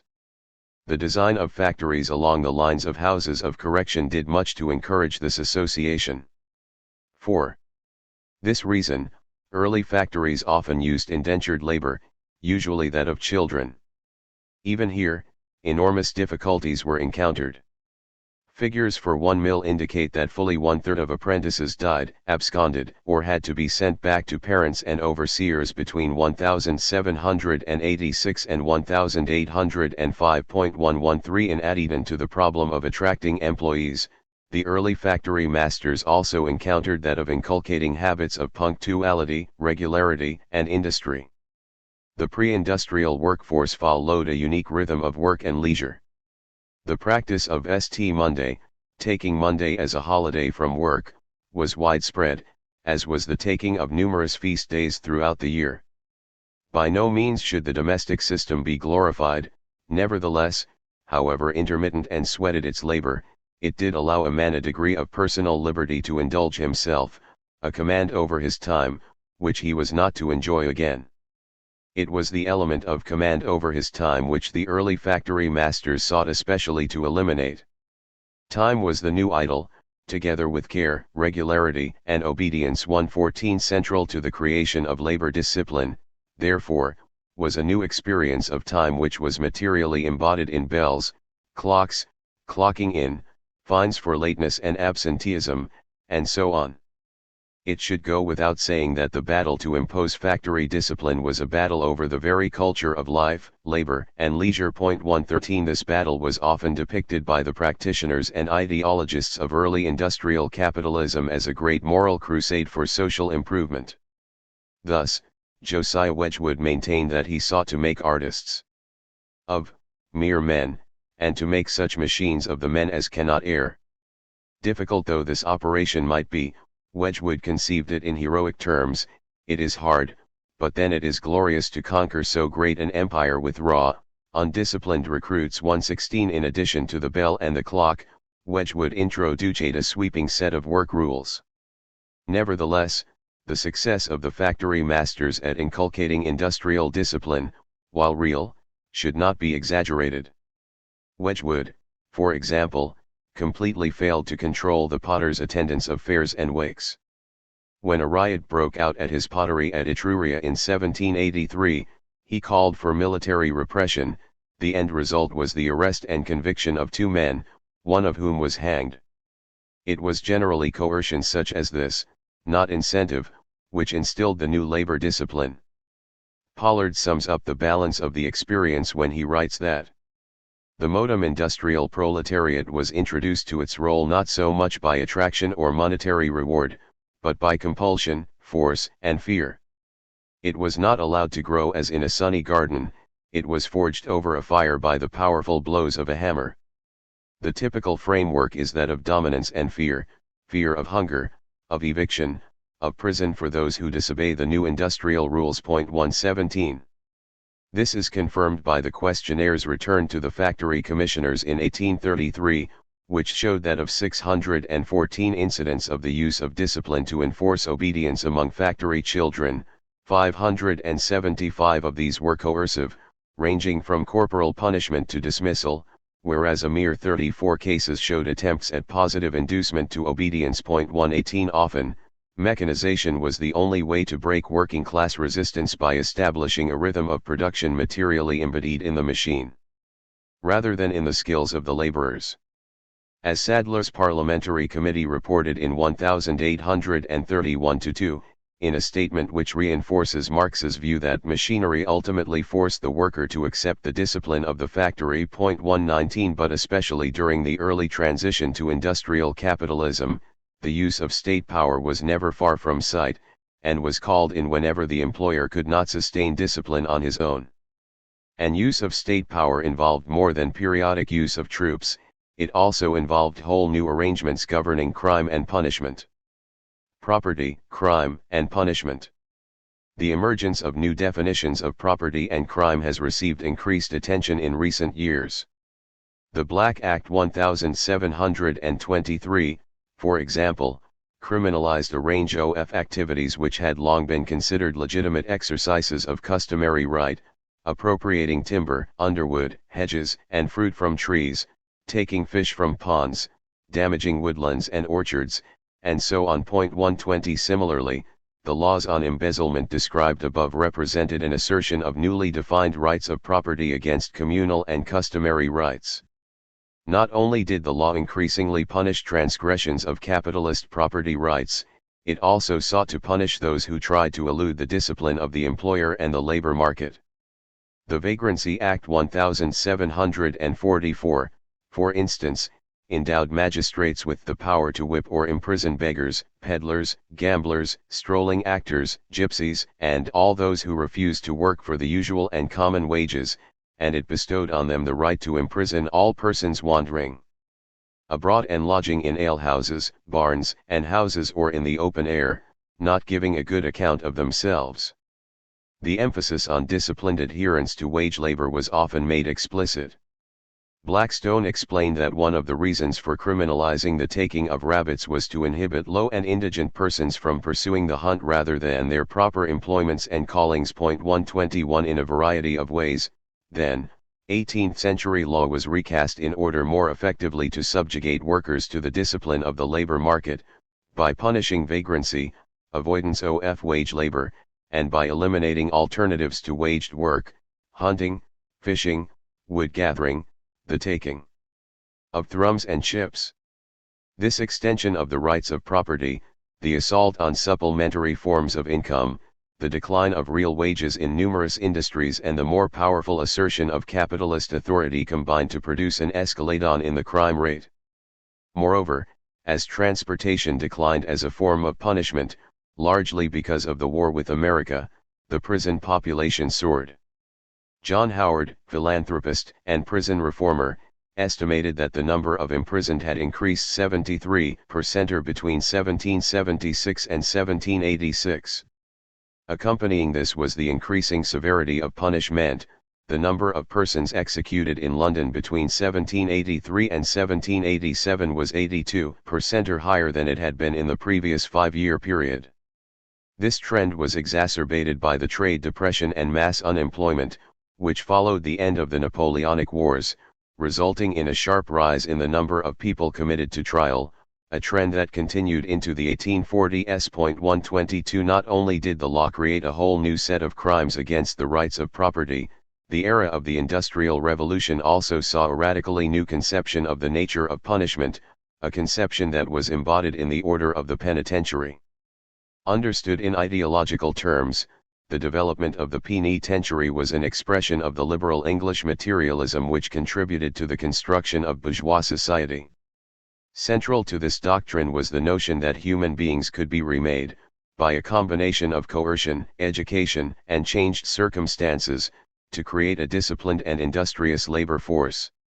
In the first instance this required, as we have seen, eliminating those conditions which sustain the material and spiritual independence of the laborers, be they common rights, perquisitions, or apprenticeship laws. At the level of the factory, it involved molding people to the exigencies of industrial production, as expressed in Wedgwood's conviction that he would make such machines of the men as cannot err. In terms of legal punishment, it involved a growing commitment to the idea that means would have to be found to discipline the mind as well as the body by forcing the prisoner to internalize the new moral code, to accept his guilt as an idler, thief, vagrant or rebel. Arguments proliferated to the effect that prisons should combine correction of the mind with correction of the body, that conscience must be relied on to hold a man fast when all other obligations break, and that this would be achieved by means of a system of correction based on softening the mind in order to aid its amendment. 123 Central to these views was the notion that solitary confinement was the most effective way to break down the psychological resistance of offenders, to soften their minds and transform their consciences. Perhaps the clearest formulation of the view that penitentiaries could remake prisoners was to be found in Bentham's famous arguments on behalf of his Panopticon, where he described penal correction as a species of manufacture which employed its particular capital, i.e. the material form of the penitentiary with its proposed system of cells, supervision, labor, and punishment. 124 The new ideologists of the penitentiary thus advocated a mode of discipline designed to reform and correct offenders, not merely to inflict punishment on them. By the 1820s, however, these arguments were modified by others, which called for a concerted effort to worsen the conditions of prisoners. As in the campaign against the Old Poor Law, proponents of an attack on prisoners' conditions claimed that the latter lived better than many British labourers. As a result, diets were reduced, floggings were increased and unproductive labour on the treadmill was introduced.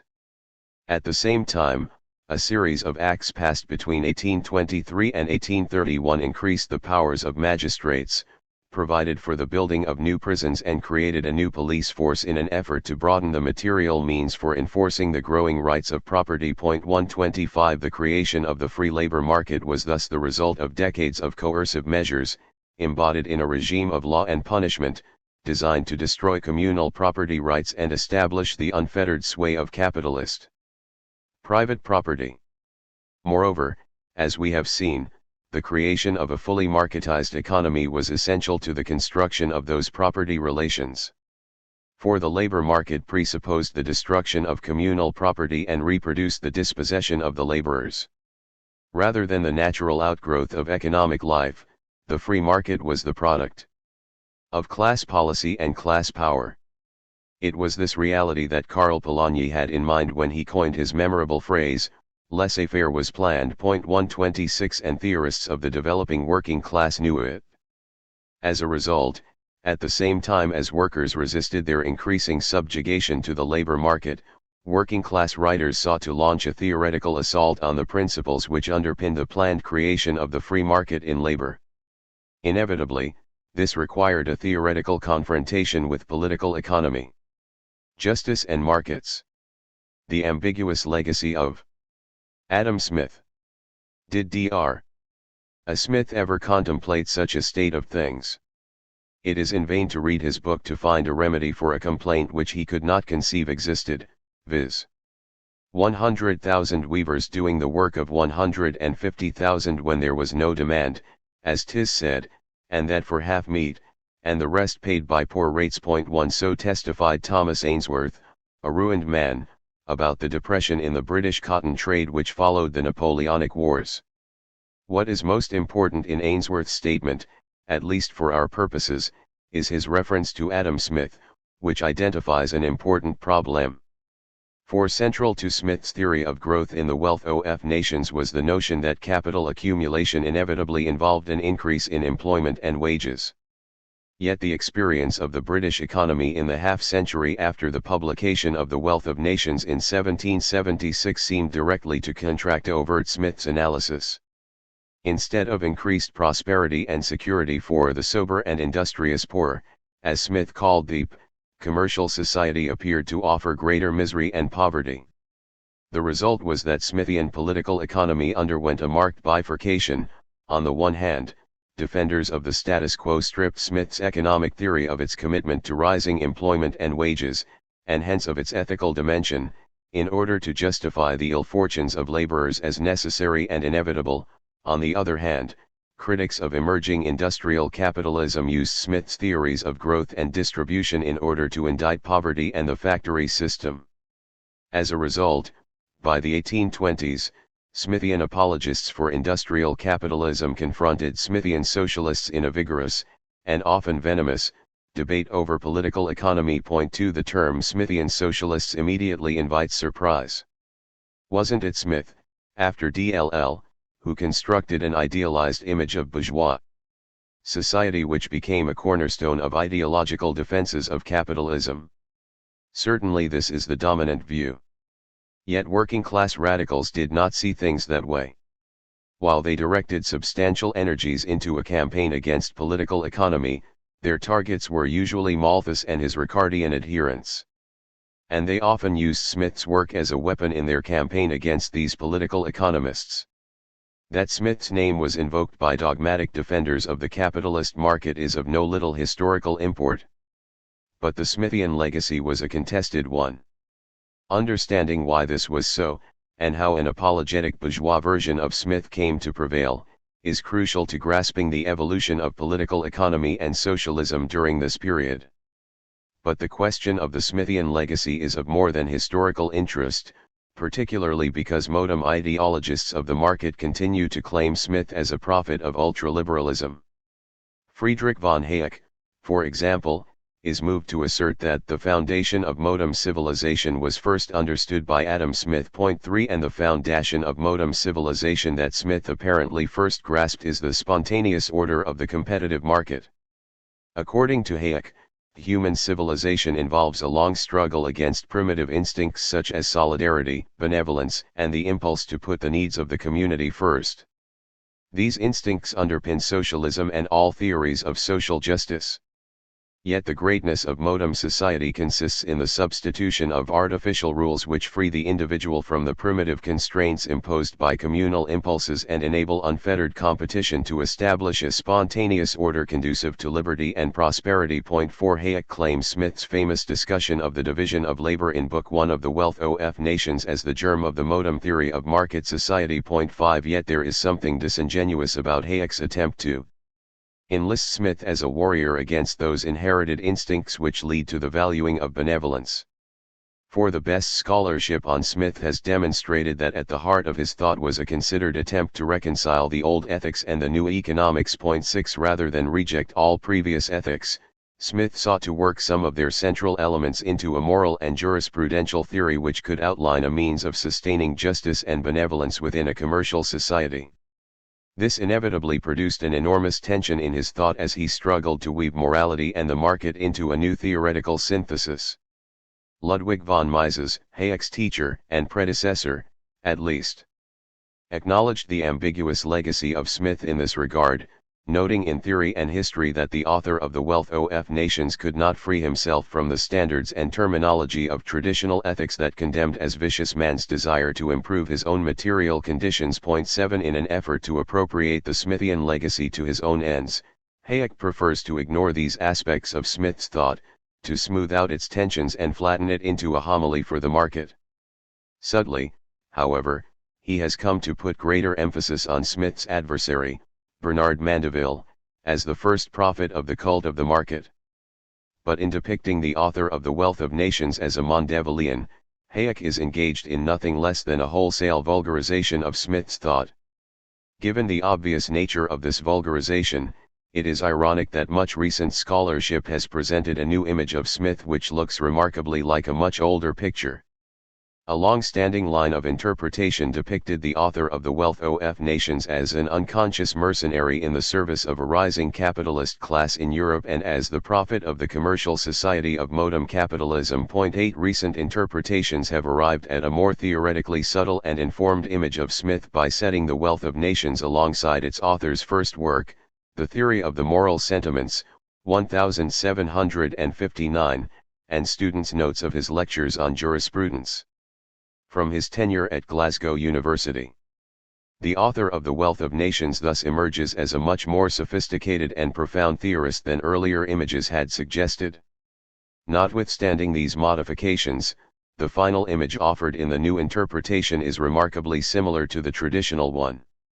In one of the most influential volumes in this area, we are informed, for example, that Smith was engaged in a defense of modernity and that Smith's argument remains the core of modern capitalism's defense of itself. 9 The new interpretation situates Smith in a long line of jurisprudential theorizing which, rejecting classical civic humanist concerns for a virtuous society of publicly spirited citizens, gave priority to the rights of individuals to pursue their economic well-being free from traditional moral and social restraints. 10 In this view, Smith's theory adopts the individualistic coordinates of economic rights and liberties as an alternative to those of the virtuous republic. Its coherence thus derives from a preoccupation with those political conditions which protect the rights of individuals to free exercise of their labor and their property. In place of the conflict between virtue and corruption, Smith's argument is said to have substituted that between personal liberty and public restraint. The result is a sharp depiction of Smith as a defender of capitalism and a theorist of possessive individualism. It follows from this view that classical economists such as Ricardo and Mill were correct to see themselves as the heirs of Smith, and that early socialist writers had no right to lay claim to the author of The Wealth of Nations. The jurisprudential interpretation has generated some important insights into the overlapping and interlocking lines of argument that run through The Wealth of Nations. But, by constructing its argument in so thoroughly one-sided a fashion, it fundamentally distorts our image of Smith. In a manner similar to Hayek, albeit with much greater theoretical sophistication, it has treated The Wealth of Nations as if all that really matters are the early chapters of Book 1 on the division of labor and exchange, and Book 5 on the tasks of the legislator in a system of economic liberty. Ironically, as one commentator notes, the economic analysis of The Wealth of Nations has had a shadowy existence in recent debates over Smith. 12 Equally significant, the connection between Smith's moral philosophy and his theory of economic exchange has been obscured. It is the object of this chapter to identify the very real tensions that run through Smith's thought, tensions that derived from his ingenious but untenable effort to reconcile the old ethics with the new economics. I endeavor to show that Smith's economics presuppose his moral theory and its jurisprudential component, and that the transformation of his thought into an apologetic bourgeois ideology required a systematic vulgarization, a process in which Malthus played a central role. Finally, I argue in subsequent chapters that Smith's solution could not survive the changed circumstances of the transition to industrial capitalism. The disintegration of his system was therefore inevitable. Equally inevitable were the efforts of both apologists for and critics of early industrial capitalism to base their arguments on that work which held sway over the entire field of political economy, The Wealth of Nations. Virtue and Commerce, against Mandeville. If Dr. Hutchinson could give no lecture without attacking the fable of the bees, we may be sure that his student Adam Smith very soon turned to it. So writes F.A. Hayek. Indeed, Hayek proceeds to claim that the central arguments of the fable of the bees became the basis of the approach to social philosophy of David Hume and his successors. 13 That such statements can be made today is testimony not only to shoddy scholarship, but, more significantly, to the strenuous efforts which have been made for nearly 200 years to revise Smith in order to transform him into an apist of self-interest, competition and the market. Let us start by setting the terms of the discussion. The Dr. Hutchinson in question is Francis Hutcheson, 1694–1746, professor of moral philosophy at Glasgow University and teacher of Adam Smith. Modern studies have rightly treated Hutcheson as the key figure in the early Scottish Enlightenment, as the personality most responsible for the new spirit of enlightenment in the Scottish universities. 14 The fable of the bees was the work of the Dutch Dr. Bernard Mandeville. It appeared in 1705 as a poem entitled The Grumbling Hive, or Knaves Turned Honest, a satirical effort designed to debunk classical moral theories by showing that selfish passions were the basis of human action and that these, not ostensible virtues, often served the best interests of society. if properly manipulated by a clever statesman. 9 years later Mandeville republished the poem with a prose commentary. Another 9 years after that he brought out a second edition under the title Fable of the Bees, or Private Vices Public Benefits. Then in 1728 a second volume appeared which elaborated the original argument in greater detail. Point 13 Central to the perspective of the fable was the claim that corruption, fraud, and deceit were socially and economically beneficial. As the story unfolds, elimination of these three vices, and their replacement by traditional virtues, results in the collapse of industry and trade. Mandeville argues, that luxury and extravagance, traditionally considered vices, in fact provide a stimulus to many trades, just as theft provides work for the locksmith. While he did not insist that all vices automatically produce public benefits, this requires the dexterous management of a skillful politician. He prided himself on having demonstrated that society is not built on the friendly qualities and kind affections that are natural to man, nor on the real virtues he is capable of acquiring by reason and self-denial. Rather, he claimed to have proved that what we call evil in this world, moral as well as natural, is the grand principle that makes us sociable creatures, the solid basis, the life and support of all trades and employments without exception. Point 16 More than any other theoretical encounter, it was his confrontation with Mandeville which decisively shaped the political thought of Smith's great teacher Francis Hutcheson. Although Hutcheson, Justice and Markets, Adam Smith 47. 48 AGA in St. the Market. Adduced a number of strictly economic arguments against the author of the fable, his critique hinged on a theory of the human passions. Here, the key line of argument was the claim that human beings possess both selfish and social passions. Among the latter is a natural impulse to society with their fellows and a moral sense, or senses, which predispose individuals to favor the public interest.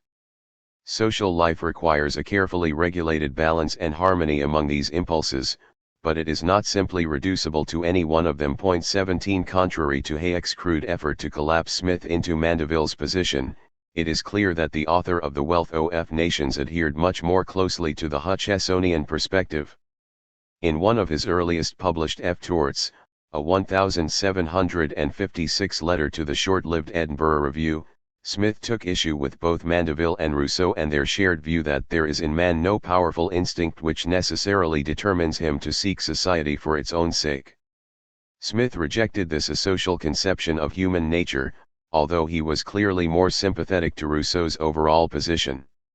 His description of Mandeville's views as profligate and his denunciation of their tendency to corruption and licentiousness which has disgraced them go some considerable way toward undermining the notion that Smith was in any sense an adherent of the author of the fable. Point 16 Moreover, these criticisms were not isolated events.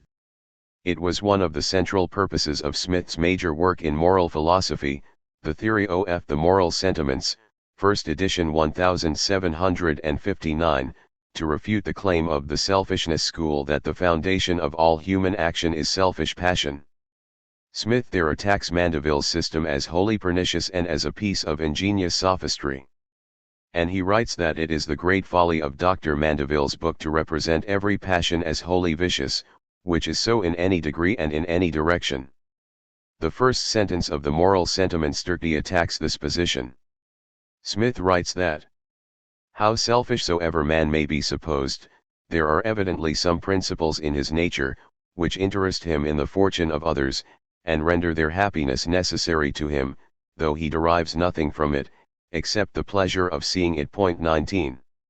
Smith grounds our capacity for moral behavior in our ability, via the imagination, to sympathize with the situations of others, and in our desire to act in such a way as to elicit their sympathy in turn. Our impulse for sympathy with others is rooted in the pleasure afforded by communication and conversation. Human beings dislike disharmony and disagreement, Smith believes. This gives rise to the naturally inclination everyone has to persuade.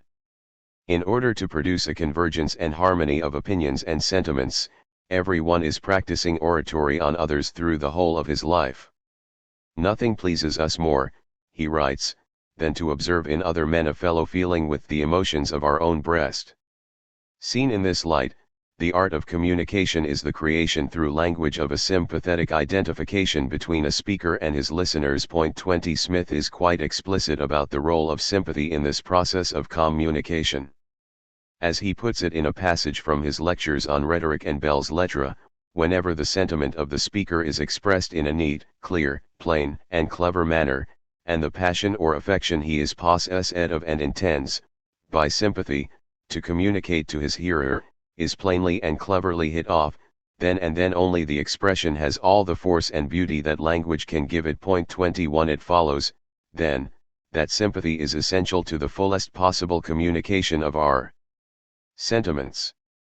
And sympathy, he argues, cannot in any sense be regarded as a selfish principle. Point 22. In addition to self-interest, human behavior is governed by social passions, sympathy and the desire for conversation and communication.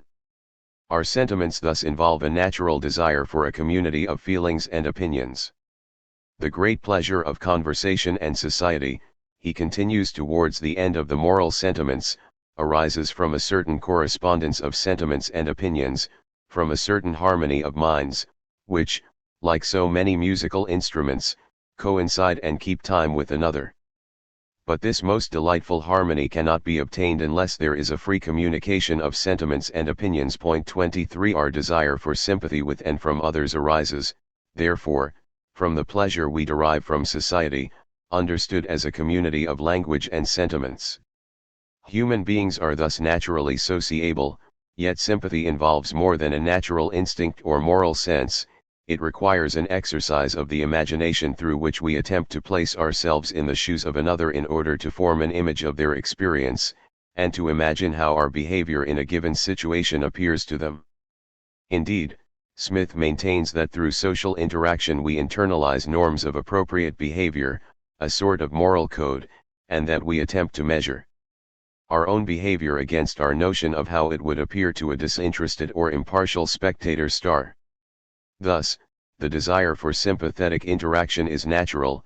The moral sentiments, however, are socially constructed through our acceptance of behavioral norms as the necessary condition of sympathy with others. Point 24. Smith argues, however, that our imaginary entry into the experience of others is inevitably imperfect.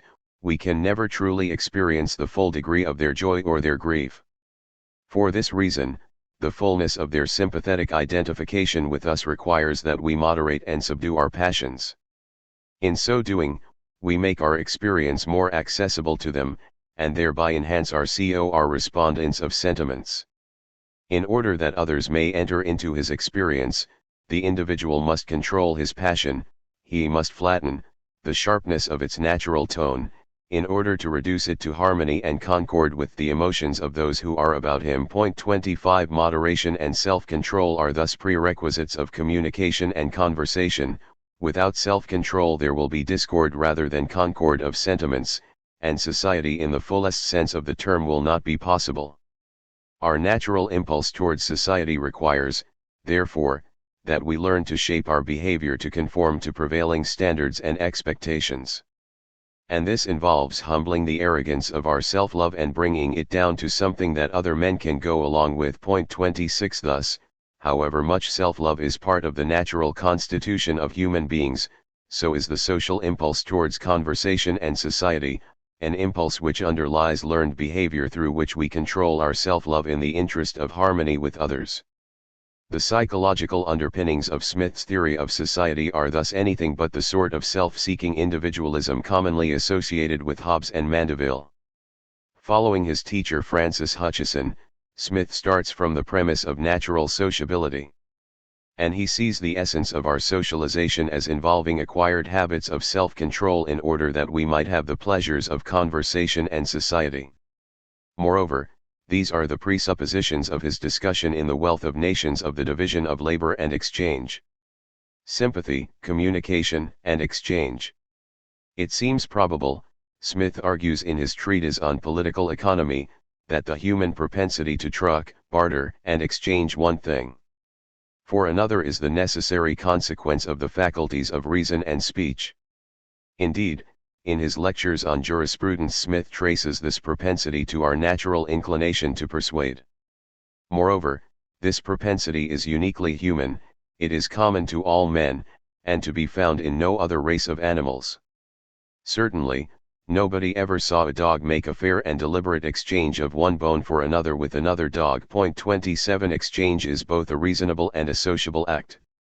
It presupposes that, by language, I can communicate the I am agent benefits that another might derive from something I possess, and, similarly, that I might equally conceive of the benefits I would receive from something which they possess in turn. Thus, although I appeal to the self-interest of the butcher, the brewer, or the baker, this appeal presupposes that I participate with them in a network of communication and social interaction without which deliberate exchange could not occur. 28 Furthermore, exchange is impossible unless I am able to acquire, via the imagination, a sympathetic understanding of the interests of others. Division of labor and exchange is thus predicated on cooperation and interaction. Indeed, it is not the anonymous and impersonal character of exchange that appeals to Smith, but the possibility that involvement in an exchange economy or commercial society could have a moralizing impact on the individual. In the Moral Sentiments he writes, for example, that in the race for wealth, and honors, and preferments, he may run as hard as he can, and strain every nerve and every muscle, in order to outstrip all his competitors. But if he should just, or throw down any of them, the indulgence of the spectators is entirely at an end. It is a violation of fair play, which they cannot admit of. However comical this picture may appear in light of the reality of modern capitalist behavior, there can be little doubt that Smith took it seriously and that he hoped that an exchange economy would provide a context of social interaction which would reinforce the need for self-control and adherence to customary forms of moral behavior. Although he appears to have become increasingly pessimistic in later years about the civilizing effects of commerce and exchange, Smith still hoped that commercial society could enforce standards of propriety and prudent behavior. 30 Indeed, it was central to his view that one of the greatest merits of commercial society, the increase in national wealth it generates, would benefit the sober and industrious poor only if such standards of prudence and propriety were reinforced, not undercut, by the behavior of people in the market. According to Smith, by interesting others in our economic situation, what we can offer in exchange, and taking an interest in their offerings in turn, human beings construct a network of economic cooperation and transaction, a social economy, in which they can develop unique talents by means of specialization. The result is twofold: first, the development of special talents and professions, and, second, the enormous augmentation of wealth such specialization produces. 31 Smith's praise for the division of labor embraces both of these interrelated consequences. But there can be no doubt that his emphasis is on the latter. The great achievement of commercial society for Smith is that universal opulence which extends itself to the lowest ranks of the people. Indeed, Smith claims that the gap between the comforts of a European prince and those of an industrious and frugal peasant is not so great as that between the latter and many an African king, the absolute master of the lives and liberties of thousands. 32 While this is the greatest advantage of commercial society over other forms, it is clear that Smith was deeply worried that prevailing prejudices and practices could prevent the poor from enjoying the increased comforts that should rightfully be theirs in modern society. For this reason he endorses the liberal reward of labor and claims, contrary to a long-standing view, that such a reward increases rather than diminishes the industry of the common people. Smith, in fact, defines wealth in terms of consumption, which is, he claims, the sole end and purpose of production, and he denounces measures to limit wages. 33 In this vein, he defends the liberal reward of labor in terms of straightforward justice and equity. Is this improvement in the circumstances of the lower ranks of the people to be regarded as an advantage or as an inconveniency to the society? The answer seems at first sight abundantly plain. Servants, laborers, and workmen of different kinds, make up the far greater part of every great political society. But what improves the circumstances of the greater part can never be regarded as an inconveniency to the whole. No society can surely be flourishing and happy, of which the greater part of the members are poor and miserable.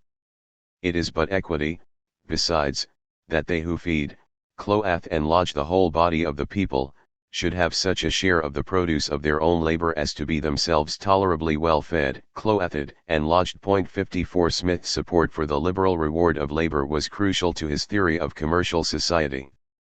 Like the other great representatives of the Scottish historical school, Francis Hutcheson, Lord Cairns, Adam Ferguson, David Hume, and John Miller, and more so than his friend Hume, Smith was acutely aware of the losses that accompanied commercial society. His historical realism, however, coupled with his belief in the importance of personal independence and security, allowed him to construct a cautious, and cautionary, defense of such a social order. Nevertheless, there are important tensions and contradictions in Smith's theory of commercial society as set forth in The Wealth of Nations, and these were to be of great significance for the later development of political economy. Dependence, independence, and wage labor. Perhaps the most important of these tensions concerns the problem of personal independence in commercial society. Smith's hostility to feudalism, and the feudal nobility, was fueled by his belief that the ties of personal dependence which bound the poor to the rich inevitably demeaned and corrupted the former while rendering the latter overbearing and abusive. One of the attractions of commercial society for Smith was that it dissolved these ties. Nothing tends so much to corrupt and enervate and debase the mind as dependency, and nothing gives such noble and generous notions of probity as freedom and independency. Commerce is one great preventive of this custom of dependency. 35. Consistent with this view, the early chapters of The Wealth of Nations employ a model of commercial society based upon interaction between independent commodity producers like butchers, brewers, and bakers. Such individuals are independent not only in the sense that they are not bound to a lord, they are also independent owners of their own means of production and work for themselves, not an employer. It is clear that Smith preferred an economy based on independent commodity producers, including a large number of yeoman farmers. He writes, for example, that nothing can be more absurd, however, than to imagine that men in general should work less when they work for themselves, than when they work for other people. A poor independent workman will generally be more industrious than even a journeyman who works by the piece.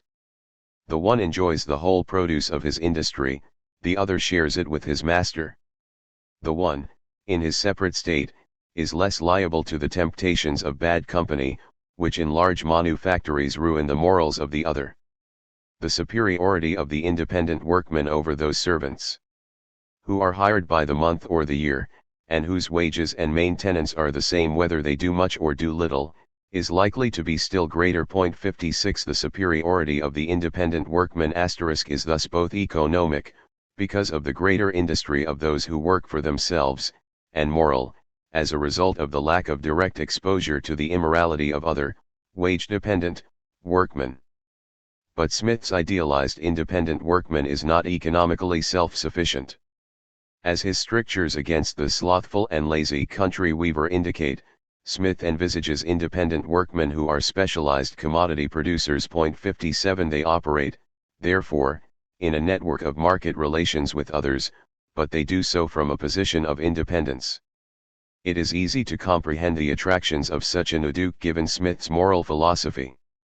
An economy of independent commodity producers comprises relations between individuals who are, at least formally, equal. The butcher, the brewer, and the baker must conduct themselves prudently in order to elicit the sympathetic understanding of those with whom they exchange, just as they must be capable of entering into a sympathetic appreciation of each other's position in turn. A commercial society in which every man is in some measure a merchant thus constitutes in principle for Smith a network of equitable relationships between free and independent individuals.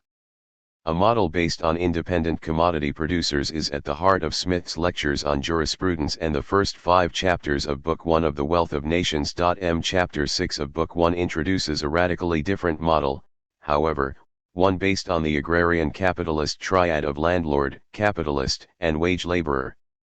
Smith introduces this triadic model in order to account for natural price, value, and the distribution of the national income among the 3 main social classes. In so doing, his model acquires a much deeper and richer historical realism. 39 At the same time, however, the force of his argument that commercial society fosters independence is significantly weakened.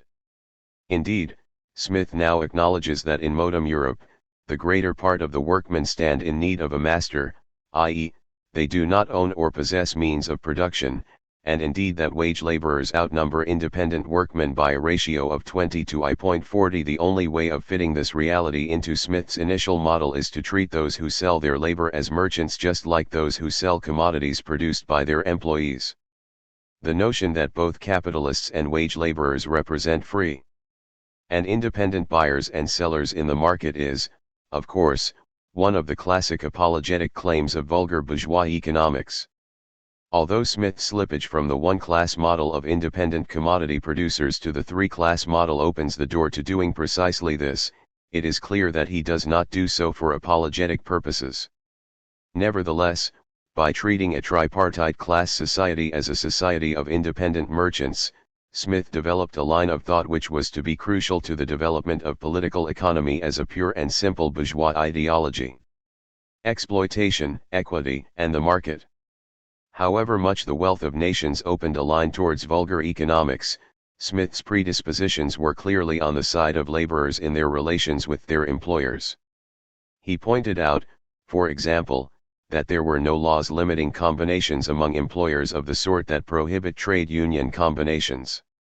Indeed, he was openly critical of those laws which have been enacted with so much severity against the combinations of servants, laborers, and journeymen. He notes that, although workers' combinations attract enormous public attention, in fact masters are always and everywhere in a sort of tacit, but constant and uniform combination, not to raise the wages of labor above their actual rate. Indeed, so thoroughly does he mistrust the conspiracies of employers that he claims that whenever the legislature attempts to regulate the difference between the masters and their workmen, its counselors are always the masters. When the regulation, therefore, is in favor of the workmen, it is always just and equitable, but it is sometimes otherwise when in favor of the masters.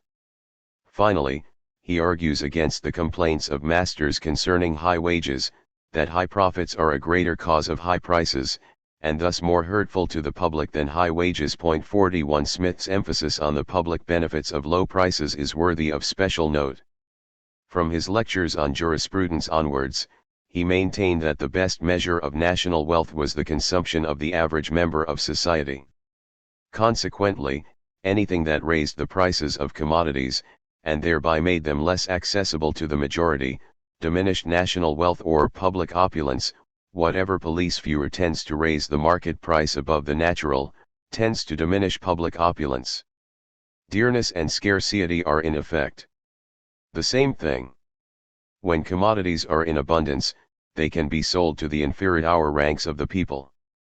Whatever therefore keeps goods above their natural price for a permanency, diminishes a nation's opulence. 42 This line of argument provides the theoretical foundation for Smith's critique of merchants and manufacturers, his very violent attack on the whole commercial system of Great Britain as he put it. 43 For Smith believed that the laws of the market which underpin natural prices are consistently violated by policies and practices which produce an upward deviation of market prices from natural prices. In the natural progress of opulence, market competition and increases in productivity tend to reduce profits and prices to the benefit of the public.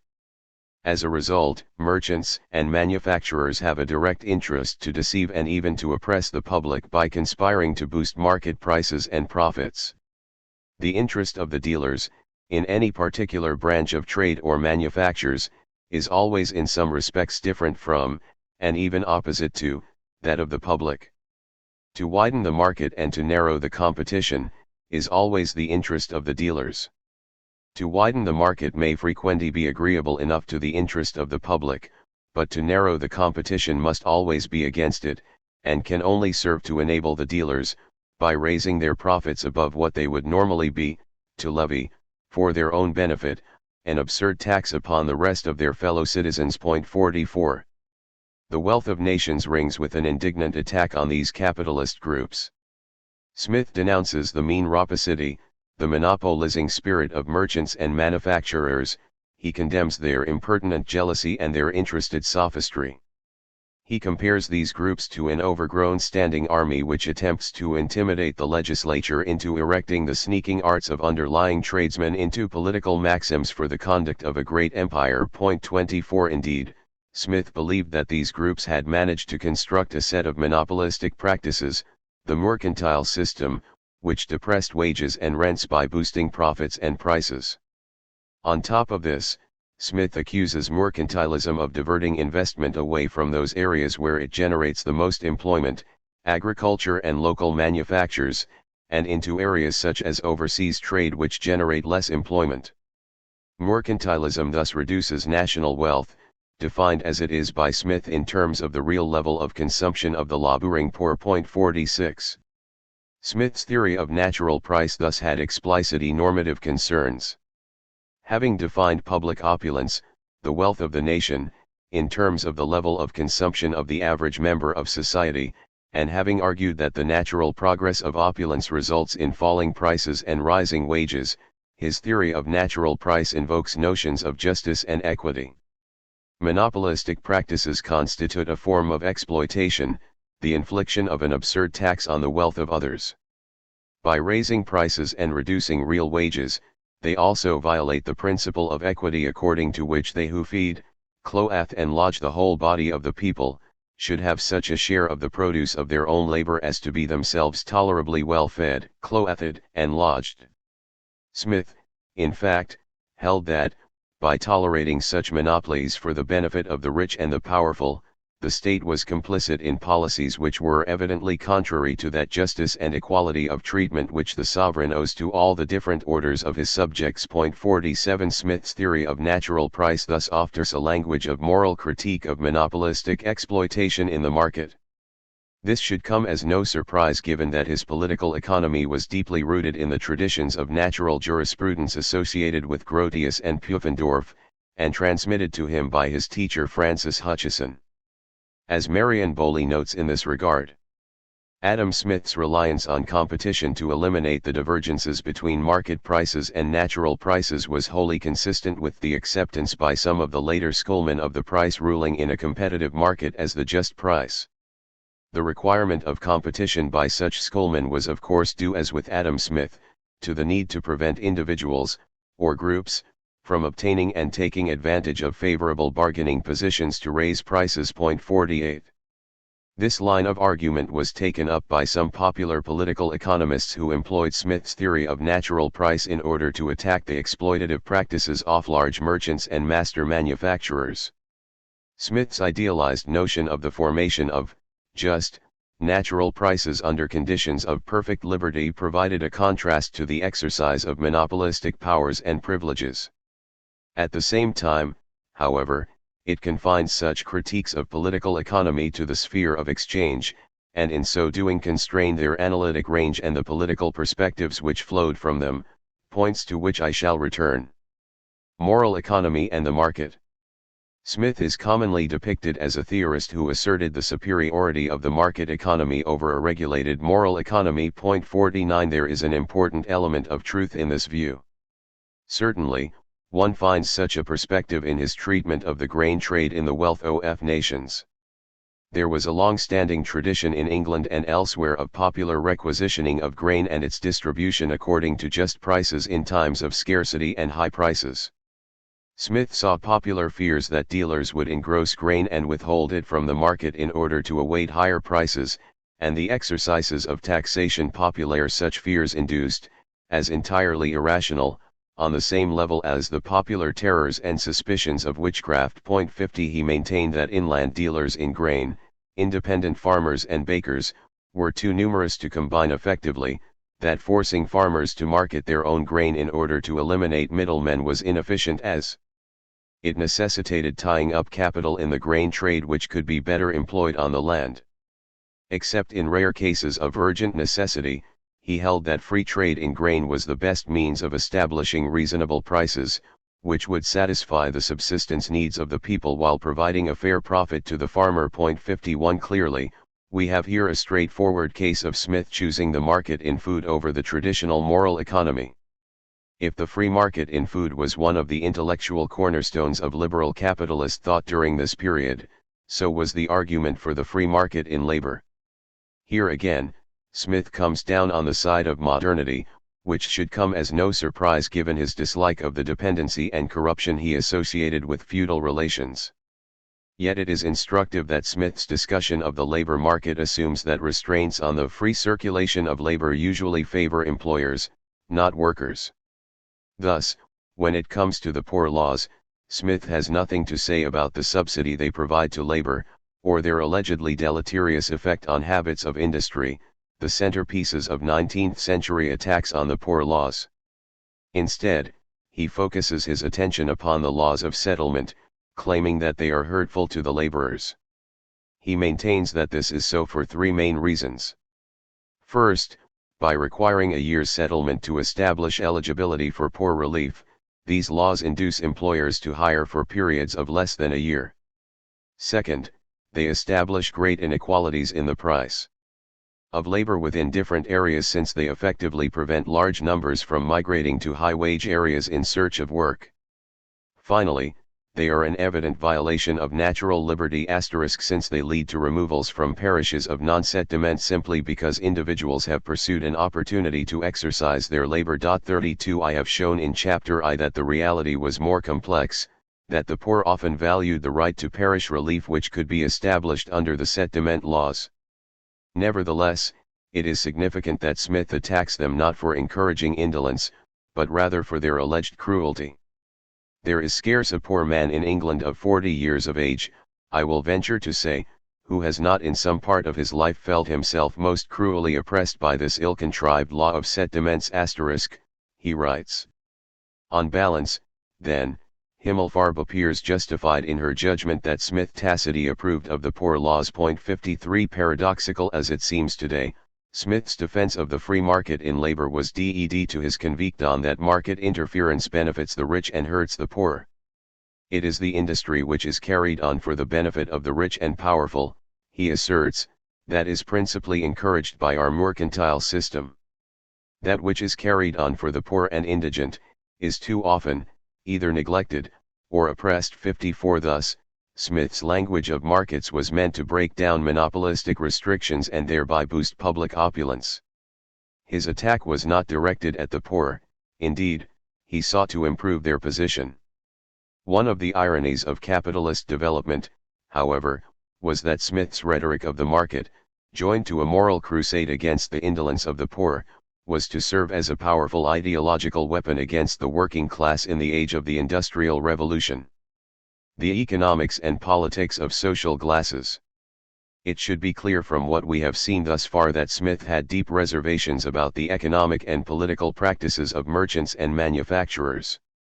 He believed that these groups would attempt to build up their political influence to enact legislation directly contrary to the public interest in low profits and prices. This was one reason that merchants and manufacturers neither are, nor ought to be the rulers of mankind, and that the state should ensure that their mean rapacity is prevented from disturbing the tranquility of anybody but themselves. 55 Who then should exercise state power if not these groups? There seems little doubt that Smith hoped that a publicly spirited section of the prosperous and improving landed gentry, including those who may have started out in industry or trade, could rise to their duties to the Commonwealth. He maintained that country gentlemen and farmers were least subject to the wretched spirit of monopoly, that they were characterized by a generosity which is natural to their station, and that when the public deliberates concerning any regulation of commerce or police writ, the proprietors of the land can never mislead it, with a view to promote the interest of their own particular order. 56 To be sure, Smith was strongly critical of the great proprietors descended from the feudal nobility. But those industrious and improving landowners and farmers who engaged in the market-oriented farming appropriate to a commercial society were a different matter. In their ranks he sought the breeding ground for that small party of real and steady admirers of wisdom and virtue which was essential if commercial society was not to decline towards corruption and abusive domination of the poor by the rich. 57 As Nicholas Philipson writes, Smith pinned what hopes he had for the survival of a free society upon the intelligent and commercially minded gentry who lived at a distance from the capital. 57 Thus, while Smith did construct a defense of a society organized along capitalist lines, it was a defense of a transitional form of agrarian capitalism in which the most enlightened section of the landed capitalists, many of whom would have come from the ranks of the yeomanry and medium-sized dealers and manufacturers, the natural aristocracy as Smith called them, would exercise those civic virtues without which corruption and decay were inevitable. Smith's attempt to reconcile the old ethics with the new economics was thus more than a simple defense of modernity, and it was certainly no Mondevilian celebration of the order spontaneously created by the selfish passions in a competitive market. What Smith sought was to delineate those political and social arrangements in which the vigilance of an enlightened section of the landed class aspiring to wisdom and virtue could protect the wealth-creating effects of commercial society from abuse by merchants and manufacturers. Smith's happy and healthy commercial society was thus intended to further the interests of the poor, while limiting the impact of large merchants and manufacturers on the body politic. To be sure, historical and social reality proved that such a scenario was naive in the extreme.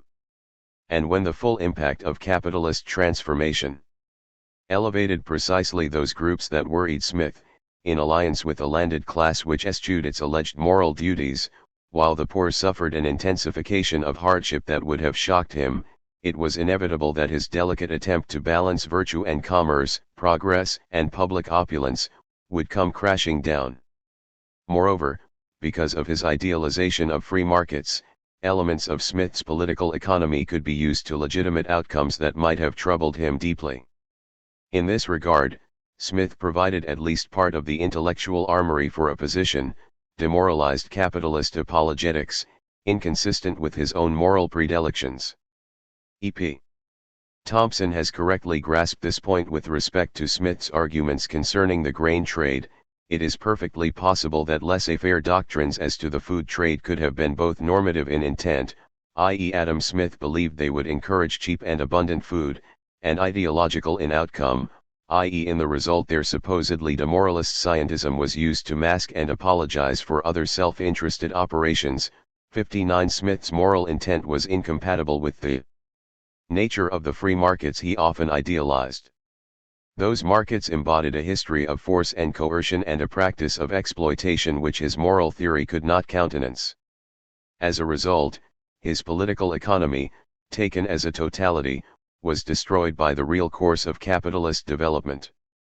What remained were fragments which would be picked up and carried down roads he might not have imagined. One of these led to the use of political economy against the working class. Another led towards working class critiques of political economy. The first road ran from Smith to Malthus/us, the second from Smith to Marx. The Malthusian moment. Political economy versus popular radicalism. Everything wrung, or was connected with the revolution in France, which for 20 years was, or was made, the all in all. Everything, not this or that thing, but literally everything, was soaked in this one event. 1 Political economy was no exception to this rule. For 20 years or more it too was soaked in this one event, or, more precisely, in the popular British reception of, and elite reaction against, the French Revolution. Initially, moderate Whig opinion had embraced the events of 1789 in France. Burke's diatribe of 1790 against the revolution was, at the time, an isolated undertaking. The majority of moderate Whigs rejected his catastrophism and his vitriolic attack on the French doctrines of natural rights and the right to revolt against arbitrary authority. Many saw the French events as a confirmation of the principles of Britain's glorious revolution of 1688. This was the case with the Scottish Whig James Mackintosh, who replied to Burke in 1791 with Vindici Gaokai, a defense of the French upheaval which was praised by leading Whigs like Fox and Sheridan.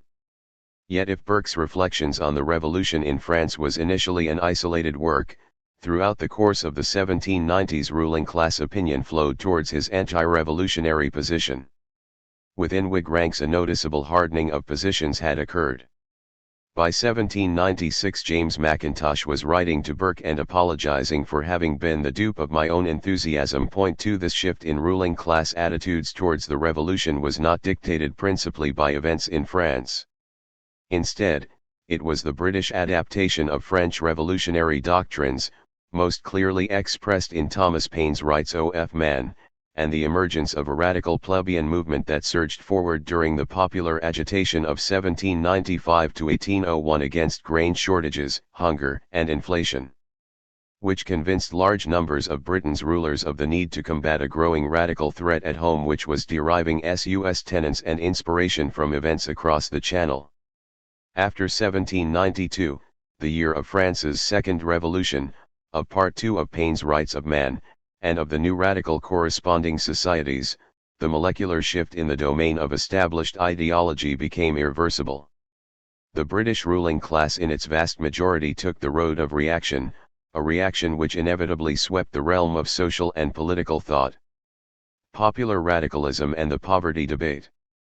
The first part of the Rights of Man appeared in November of 1791. Paine's clarion call to extend American and French revolutionary principles to Britain, to overturn the monarchy and aristocracy, and to remodel the Constitution according to the natural rights of the individual, gave voice to the political grievances of small property owners excluded from the franchise, and of artisans and skilled laborers resisting the proletarianizing effects of the industrial revolution. The Rights of Man defined a radical, democratic current which encompassed the aspirations of the excluded. Its politics were plebeian, not proletarian. But it was through its language of radical popular democracy that proletarian grievances and aspirations came to be articulated. There is no exaggeration in E.P. Thompson's claim that the Rights of Man is a foundation text of the English working class movement. Point 3 But it was part 2 of that work, published in February 1792, which brought about a deepening of radical thought. This second part of the Rights of Man fused an economic critique of British government and society to the political theory of natural rights which informed Part 1. Poverty and extreme inequality were said to be products of a corrupt political system based on monarchy and aristocracy. Paine had no objection to a commercial, market society, in fact he tended to glorify its natural workings. The problem, and here his argument dovetailed with parts of Smith's Wealth of Nations, a work he greatly admired, involved political interference with free exchange and competition. At the heart of such interference was excess and inequality of taxation, which were rooted in a corrupt and unrepresentative political system. Point 4 In Paine's analysis, economic injustice was a product of political monopoly. The abolition of political monopoly would free the market and thereby provide a fair return to all for the exercise of their labor and their property. Yet this free market argument was joined to a sharp attack on poverty and enormous compassion for the poor. And it was this impression of caring which accounts for the book's great resonance among its plebeian readership. Point 5 This audience could plainly see that Paine's concern for the poor was linked to scorn for the idle rich.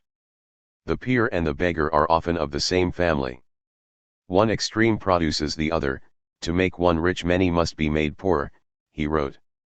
And he offered a perspective in which political reform and massive extension of the suffrage would eliminate poverty, when it shall be said in any country in the world, my poor are happy, neither ignorance nor distress is to be found among them, my jails are empty of prisoners, my streets of beggars, the aged are not in want, the taxes are not oppressive, the rational world is my friend, because I am the friend of its happiness. When these things may be said, then may that country boast its constitution and its government. Point 6 Part 2 of the Rights of Man thus politicized the problem of poverty, while accepting the inherent benevolence of the free market, it provided a rhetoric and a program of political reform for the grievances of those in economic distress. Paine's combination of market principles with a vigorous attack on poverty and excessive taxation represented a radicalization of Smith's ambiguous legacy. But Paine pushed the argument much further than Smith. Although he approached economic issues within a natural rights framework which accepted the free workings of the market, he nevertheless promoted a wide-ranging program of social services to be provided by government. In place of the existing poor laws, He proposed a system of family allowances, old age pensions, maternity benefits and workshops for immigrants and the unemployed. Paine held that the poor consisted overwhelmingly of children and the old. If the former were attended to by family allowances and maternity benefits, the latter would be cared for by old age pensions. Once again, the populist edge of Paine's analysis rings through his argument for pensions. The persons to be provided for by the fund for pensions, he writes, will be husbandmen, common laborers, journeymen of every trade and their wives, sailors and disbanded soldiers, worn-out servants of both sexes, and poor widows. Moreover, he insisted that such provision was not of the nature of a charity, but of a right, a view which he developed in his Agrarian Justice, 1795.7. The impact of the rights of man was phenomenal.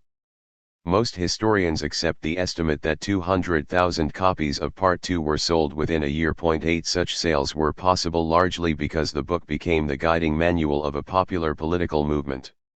From late 1791 and early 1792, as Parts 1 and 2 of the Rights of Man came off the press, we can date the emergence of new radical societies organized by artisans. In December 1791, skilled laborers in Sheffield issued the first address of their constitutional society. Membership leapt from a handful to 200 within a month, to 600 within 2 months, and to 2,000 by March 1792. Then London came to life with the formation of the London Corresponding Society, LCS. Beginning with about 70 members when their first public statement was issued in April 1792, the society appears to have numbered 200 or 300 by the summer. Then came September and an enormous burst of recruitment.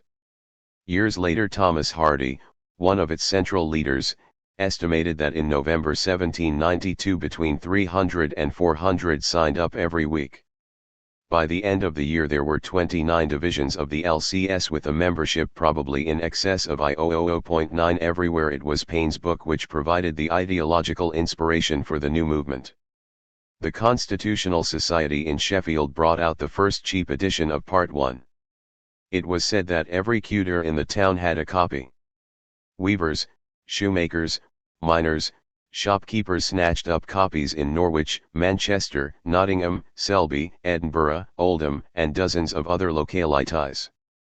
One of Paine's opponents complained that not less than 4,000 per week of Paine's despicable and nonsensical pamphlet have been issued forth, for almost nothing, and dispersed all over the kingdom. 10 But if it was Paine who provided the ideological backbone of the movement, it was the Second Revolution in France, the popular uprising of August 1792, which overthrew monarchy and drove the revolution onto a more radical democratic course, which provided a political model.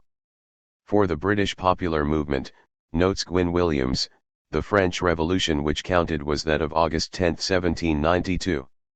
The combined impact of events in France and the new popular movement in Britain pushed the British government onto the road of reaction. As early as May of that year, charges of seditious writings were brought against Paine.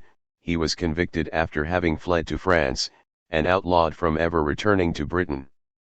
In November the Anti-Revolutionary Association for the Preservation of Liberty and Property against Republicans and Levelers was formed by John Reeves, a government officer. Groups such as this organized effigy burnings of Tom Paine.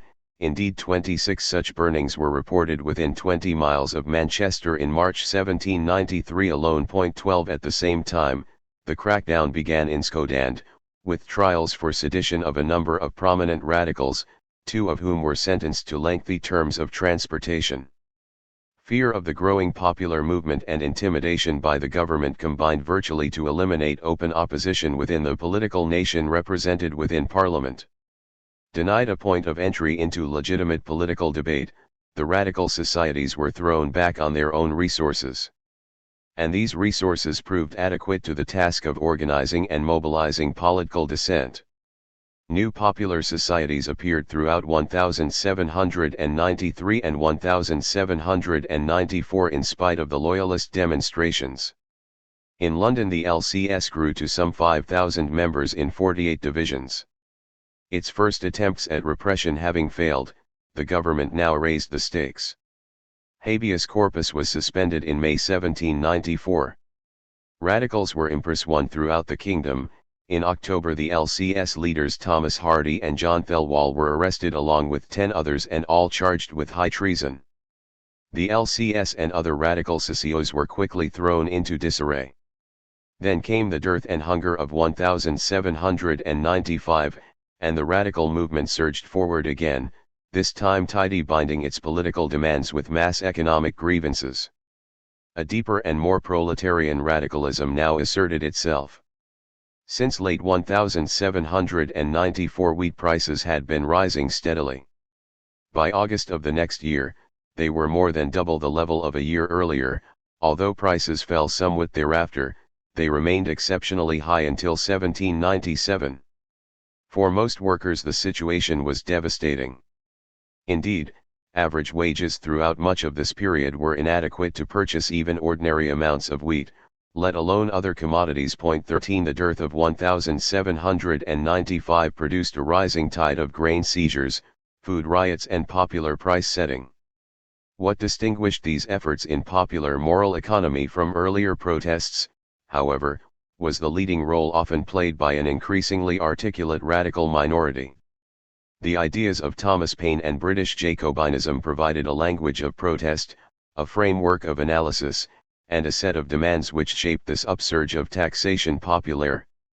The result was that the right of subsistence now loomed large in radical discourse. The LCS in particular became the focus for much of this upheaval. Francis Place believed that by May of 1795 perhaps 2,000 men were attending as many as 65 divisions, total membership may have been as high as 10,000. Equally significant, large numbers of poor wage laborers now made their way to meetings. Discourse on political reform increasingly gave way to talk of revolution. And the revolutionary current quickly spread as the popular movement outside London also revived. A demonstration of 10,000 was claimed for Sheffield in August 1795. 19 divisions of the Patriotic Society were active in Norwich. In the second half of the year, demonstrations as large as 200,000 were claimed in London by the LCS. Increasingly the weather vane of ruling class hysteria, Burke railed against these pure Jacobins, utterly incapable of amendment, and called for the critical terrors of the cautery and the knife to cure the diseases of the body politic. 14 At the head of these pure Jacobins throughout this tumultuous year was John Thelwall of the LCS, who now emerged as the leading agitator and theorist of popular radicalism. The son of a silk mercer, Thelwall went beyond Paine to proclaim that subsistence was a natural right of all human beings. He did so within the framework of Paine's natural rights position and thus accepted the legitimacy of the small manufacturing employer, but he pushed this perspective as far as could be done without shifting to an explicitly anti-capitalist and proletarian stance. As Thompson writes, Thelwall took Jacobinism to the borders of socialism, he also took it to the borders of revolutionism. 15 Thelwall delivered lectures twice a week during much of 1795-6, which were published in the Tribune. While Paine's social programs for the unemployed, children and the elderly implied a right to subsistence, the author of The Rights of Man rarely addressed this issue explicitly, assuming, following Smith, that the natural workings of the market would generate demand for the labor and services of the overwhelming majority. The unfettered free market was thus the key to subsistence. But the hunger of 1795-6 forced popular radicals to address an immediate subsistence crisis which could not await the removal of monopolistic economic and political powers. What was implicit in Paine had to be rendered explicit. This required affirming an irreducible right of subsistence, and thus entailed a more radical attitude towards property than Paine had adopted. For rather than assuming that one simply needed to free the market and let its mechanisms distribute the wealth fairly, Thelwall's position affirmed the moral priority of a just distribution, which guaranteed not simply bare subsistence, but comfort and enjoyment. Although he did not reject Painite assumptions with respect to the market, Thelwall asserted that the right to labor and subsistence had a priority over the right to property ownership. His vigorous affirmation of the right to a decent standard of living pushed certain elements to be found in Part 2 of the Rights of Man towards conclusions which opened in the direction of a new, more socialistic perspective. I affirm that every man, and every woman, and every child, ought to obtain something more, in the general distribution of the fruits of labor, than food, and rags, and a wretched hammock with a poor rug to cover it, and that, without working 12 or 14 hours a day, from 6 to 60. They have a claim, a sacred and inviolable claim, to some comfort and enjoyment. 16 The tenor of the popular movement of 1795 to 6 thus involved a twofold radicalization.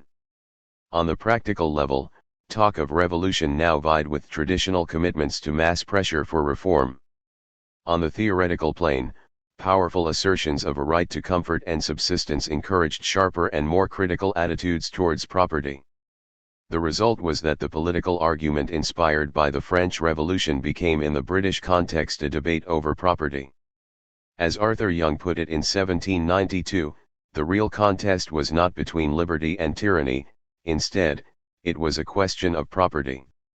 It is a trial of arms, whether those who have nothing shall not seize and possess the property of those who have something. 17 In this context, anti-revolutionary theorists and pamphleteers consistently, and incorrectly, attributed leveling attitudes to Paine and his adherents. 18 Yet, the reality was that by the mid-1790s many of the English Jacobins inspired by the Rights of Man were moving towards radical perspectives on the property question. In the forefront of this trend were Thomas Spence and his followers. Spence was a utopian radical from Newcastle who in 1775 delivered a lecture to the local philosophical society entitled The Real Rights of Man. This lecture, which earned him instant notoriety and expulsion from the society, was republished on numerous occasions. Indeed, all of Spence's later writings represent a series of elaborations of the basic position adopted in this lecture, that private property in land is the root of all social ills. Spence developed this argument within a straightforward natural rights framework. Granted that we have a right to life, he argued, and that life is impossible without the products of the land, it follows that we have an inherent right to property in land. This right to land is a simple extension of our right to property in ourselves. Thus, mankind have as equal and just a property in land as they have in liberty, air, or the light and heat of the sun. 19 Just as no one has the right to deprive us of those things necessary to life, such as air, light, and liberty, so no one can deprive us of land or its products. Spence's critique of existing property arrangements thus focused on private ownership of land. As a result, it blended quite easily with Paine's attack on aristocracy and monarchy. As with Paine, manufacturing and commercial capital tended to be immune from criticism in his writings. Indeed, he adhered to the Jacobin model of a republic of small independent producers. In the new society all would be little farmers and little mastermen. 20 Despite the obvious shortcomings of such a model, and its obvious appeal, for a radical movement experiencing the proletarianization of petty producers and the early phases of industrial revolution, Spence's writings nevertheless deepened popular radicalism, to the overwhelmingly political doctrine of natural rights set forth by Paine. He added a theory of economic rights, to land and subsistence, and a critique of the social distribution of property. Writing of the professed reformers of the world in The Restorer of Society to its Natural State, 1803, he states that instead of striking at the root, they aim only at the branches. And he argues that it is of more importance to determine which system of society is most favorable to existence than to engage in the typical radical endeavor of debating which form of government is most favorable to liberty. 21 But Spence's importance to the popular movement was not confined to the propagation of ideas such as these. In addition, he made crucial contributions to the practice of the movement. Having moved to London, probably in 1787 or early 1788, just prior to the upsurge of plebeian radicalism, he was by the early 1790s in the thick of things, republishing The Real Rights of Man, and launching Pig's Meat, a wieldy periodical which popularized democratic ideas and his version of agrarian socialism. During the 3-year period from 1792 to 1794, he was arrested 4 times, and thrice imprisoned. After the vicious repression of 1798 to 1803, Spence and his followers provided perhaps the most important organizational and political focus for the surviving elements of the radical Jacobin movement. Much of this movement did not survive the wave of repression that followed the notorious 2 Bills of 1795, which extended the law of high treason to cover criticism of the king, the constitution, and the government, and Udod meetings of over 50 people, a wave which included the erection of the spy system, the Irish Insurrection Act 1796, and the civil war launched against the United Irishmen and their supporters. 22 Spence became an outspoken advocate of revolution during this period.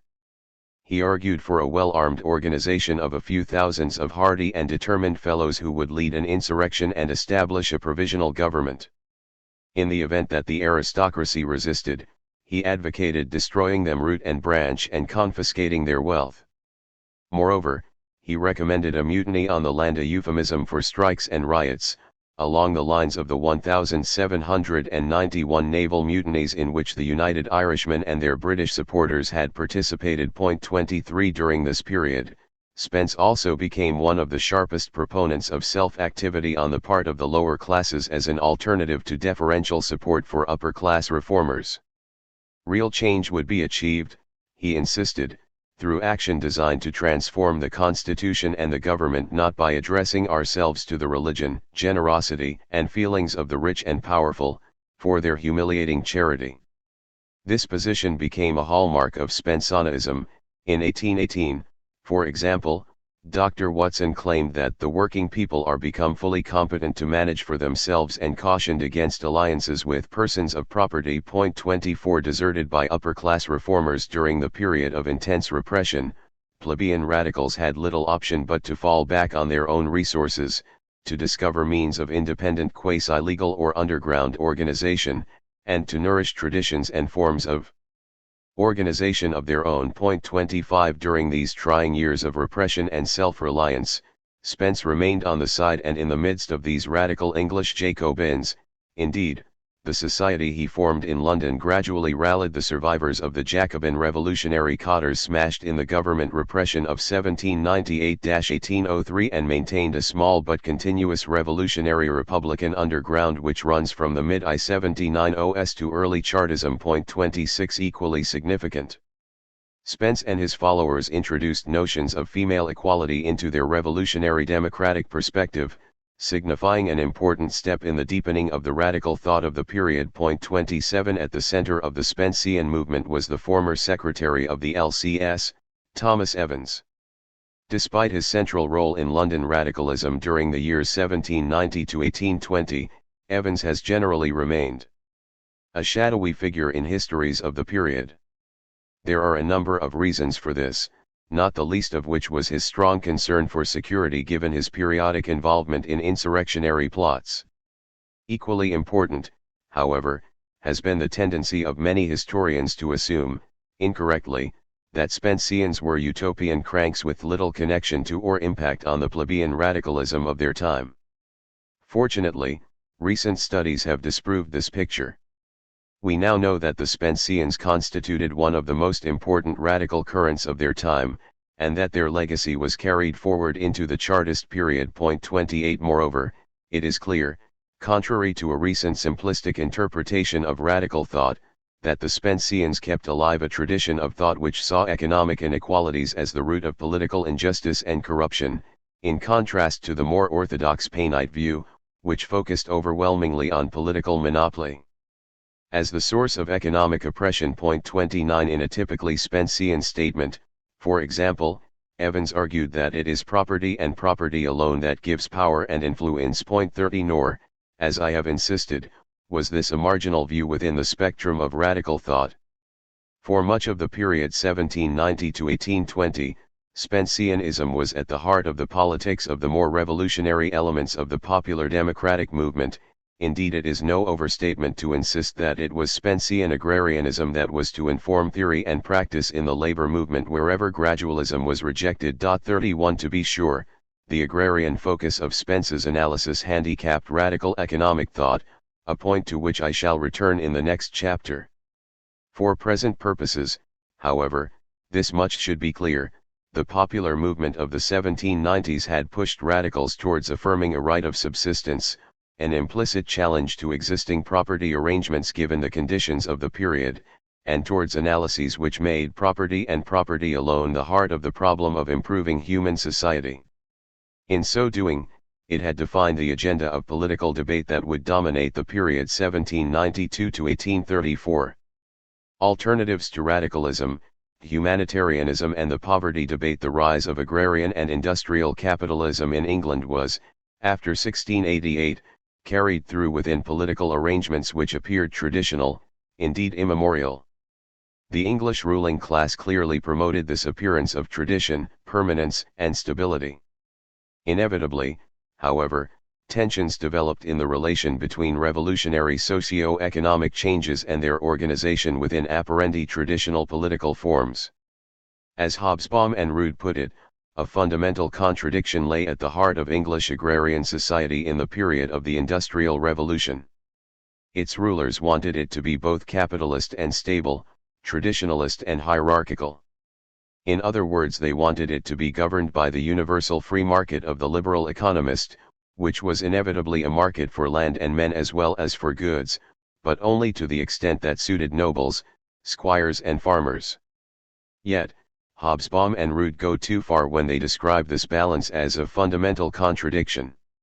On the contrary, as Marx argued, the rise of capitalism in Britain could be accomplished within the political form of constitutional monarchy and its attendant aristocratic trappings precisely because, from the time of Henry VIII, the landed estates of the great landowners were not feudal but bourgeois property, and thus a permanent alliance based on a genuine commonality of interests could be constructed between the bourgeoisie and the greater part of the big landlords. 33 Nevertheless, Hobsbawm and Rood are right to see a real tension running through the attempts to accomplish, unconsciously to be sure, a genuine socio-economic revolution within political forms which, although they had been revolutionized between 1640 and 1688, nevertheless projected an ethos of traditional aristocratic values.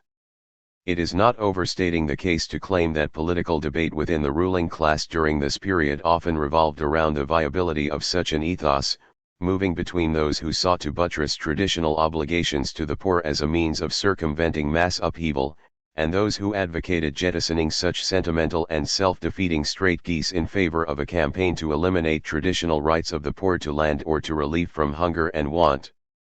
If the dearth of 1795 to 6 brought to the fore radical arguments on behalf of a right of subsistence, so it produced forms of bourgeois humanitarianism, which tacitly granted such a right, albeit one subject to its administration by traditional rulers conditional on due respect and deference from its recipients.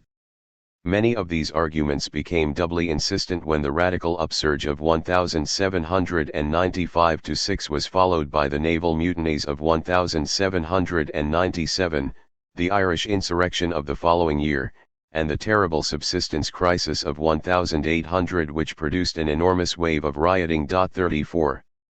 Historians have often focused on the so-called Speen-Hamland system in discussing upper-class initiatives to relieve the distress caused by the dearth of 1795 to 6. It is now generally accepted that the system, drawn up by Berkshire magistrates meeting at Speen-Hamland in May 1795, was not widely followed throughout England. Nevertheless, it should be noted that the Berkshire magistrates' establishment of a minimum wage tied to the price of bread did reflect one important current of ruling class opinion at the time. 35 Indeed, the Berkshire approach was largely supported at the national level by Samuel Whitbread, who put forward an unsuccessful minimum wage bill in the House of Commons in both 1795 and 1800.36. Whitbread's scheme, and by implication the Speen-Hamland approach, was actively opposed by Prime Minister Pitt on the grounds that it represented legislative interference into that which ought to be allowed to take its natural course. 37 Pitt deliberately employed the language of political economy in his attack on Whitbread's proposal. Moreover, his opposition was strengthened by a memorandum he received from Edmund Burke in which the vitriolic opponent of the French Revolution turned his fire on the principle of public relief from distress. Burke's document, Thoughts and Details on Scarcity, written in November 1795, is an indispensable text for deciphering its author's intellectual worldview. For here was the anti-revolutionary exponent of custom and tradition attacking 200 years of customary relief for the poor by employing the same sort of abstract philosophical principles, in this case those of the free market espoused by political economy, which he had condemned when used by the French philosophes in their critique of absolute monarchy. Some customs and traditions, it appears, were for Burke less sacred than others. 38 Thoughts and Details on Scarcity commences with a defense of free trade in provisions and proceeds to a direct attack on the Speen-Hamland system. 39 Burke employs the rhetoric of custom and tradition to describe the chain of subordination which binds the laborer, as well as beasts and implements, to the farmer, and to argue that the relation between laborer and farmer should be left to convention. But Burke is engaged here in a sub-manoeuvre. It is the wage established by free competition that he identifies with convention, ignoring centuries of wage regulation and relief. I premise, he writes, that labor is, as I have already intimated, a commodity, and, as such, an article of trade. It follows that labor must be subject to all the laws and principles of trade. And he extends the same argument to means of subsistence, arguing that their prices too must be free from government regulation. 40 Burke's memorandum includes a predictable diatribe against Jacobinism. It is instructive, however, that he attempts to paint those advocating poor relief as dangerous speculators. 41 Yet, as I have noted, custom came down on the side of regulation and relief, not free competition. In this sense, it is Burke who adopts newfound speculative principles, those of political economy. Despite its specious reasoning, Burke's linking of the right to subsistence with radicalism is historically significant in that he instinctively grasped what was new in relations between upper and lower classes in the epoch of the French Revolution, the emergence of an independent plebeian radicalism which did not function as mere cannon fodder for political maneuvering at the top. As the Solicitor General noted in a reply to Samuel Romilly, when the latter retrospectively criticized the suspension of habeas corpus on the grounds that such a move had not been necessary during the Gordon riots of 1780, there was a profound difference between 1780 and the years after 1789. Unlike the latter period, formerly there was no plan to disorganize the state, no plans for revolutionary reforms were on foot. 42 In the era of lower-class self-organization, the argument for a right of subsistence, however much it might have been rooted in tradition, was part of an armory of radical natural rights arguments which threatened to undermine the established order. Given this context, Burke's attempt to draw a line against radicalism compelled him to reject any right of subsistence. It may seem ironic that this philosopher of conservative anti-revolutionism should have hinged his arguments on the new doctrines of political economy, but this should merely alert us to the degree to which liberal economics was often joined to conservative politics in the age of popular radicalism and the French Revolution. Indeed, so doctrinaire had become much of ruling class opinion about poor relief that Pitt was roundly attacked in 1797 when he put forward an alternative to Whitbread's minimum wage bill, one which would have provided poor relief via schools of industry. This proposal was vigorously denounced by Bentham and soundly defeated in debate in the House of Commons. An attempt to revive Pitt's scheme in 1800 was then attacked by Malthus in his An Investigation of the Cause of the Present High Price of Provisions. 7 years later, Malthus directly took on Whitbread when the latter proposed a liberal amendment of the Poor Laws. 43 By this point Whitbread was overwhelmingly isolated. Christian humanitarianism had now been defeated by, or had consciously capitulated to, Malthus's critique or the Poor Laws. In the 20 years after the French Revolution, the orthodoxy with respect to the poverty question had been constructed, and as Pointer notes, this orthodox view of poverty was Burke's as refined and extended by Malthus. 44. Against the right of subsistence, Malthus's first essay on population. It was Malthus, rather than Burke, who set the public agenda and defined the terms for the early 19th century debate on poverty. This had nothing to do with the greater theoretical depth or cogency of Malthus's argument. On the contrary, Malthus offered a meandering, second-rate performance, full of self-contradiction, which scarcely deserves mention alongside Smith or Ricardo. Nevertheless, he cut with the grain of the intellectual and political prejudices of ruling class opinion. While sharing Burke's opposition to the right of subsistence, Malthus developed his version in naturalistic terms, eschewing the strident political voluntarism which leapt from the pages of Burke's reflections. Burke had campaigned for a political, ideological, and religious crusade against radicalism. The direction of social development thus depended on choice, most notably that exercised by the landed gentry. Ironically, however, such a position implied that nothing necessarily blocked the road towards radicalism. It came down to a clash of political wills, a choice between competing visions of society. While sharing Kirk's hostility to the principles of the French Revolution, that fermentation of disgusting passions, of fear, cruelty, malice, revenge, ambition, madness, and folly, as he put it 45, Malthus maintained that radical dreams of social improvement were incompatible with fundamental laws of nature. Whereas for Burke radicalism was undesirable, for Malthus it was impossible. Such an argument offered intellectual and political advantages. Most important, Malthus's essay shifted the debate over social improvement from the terrain of politics to that of nature.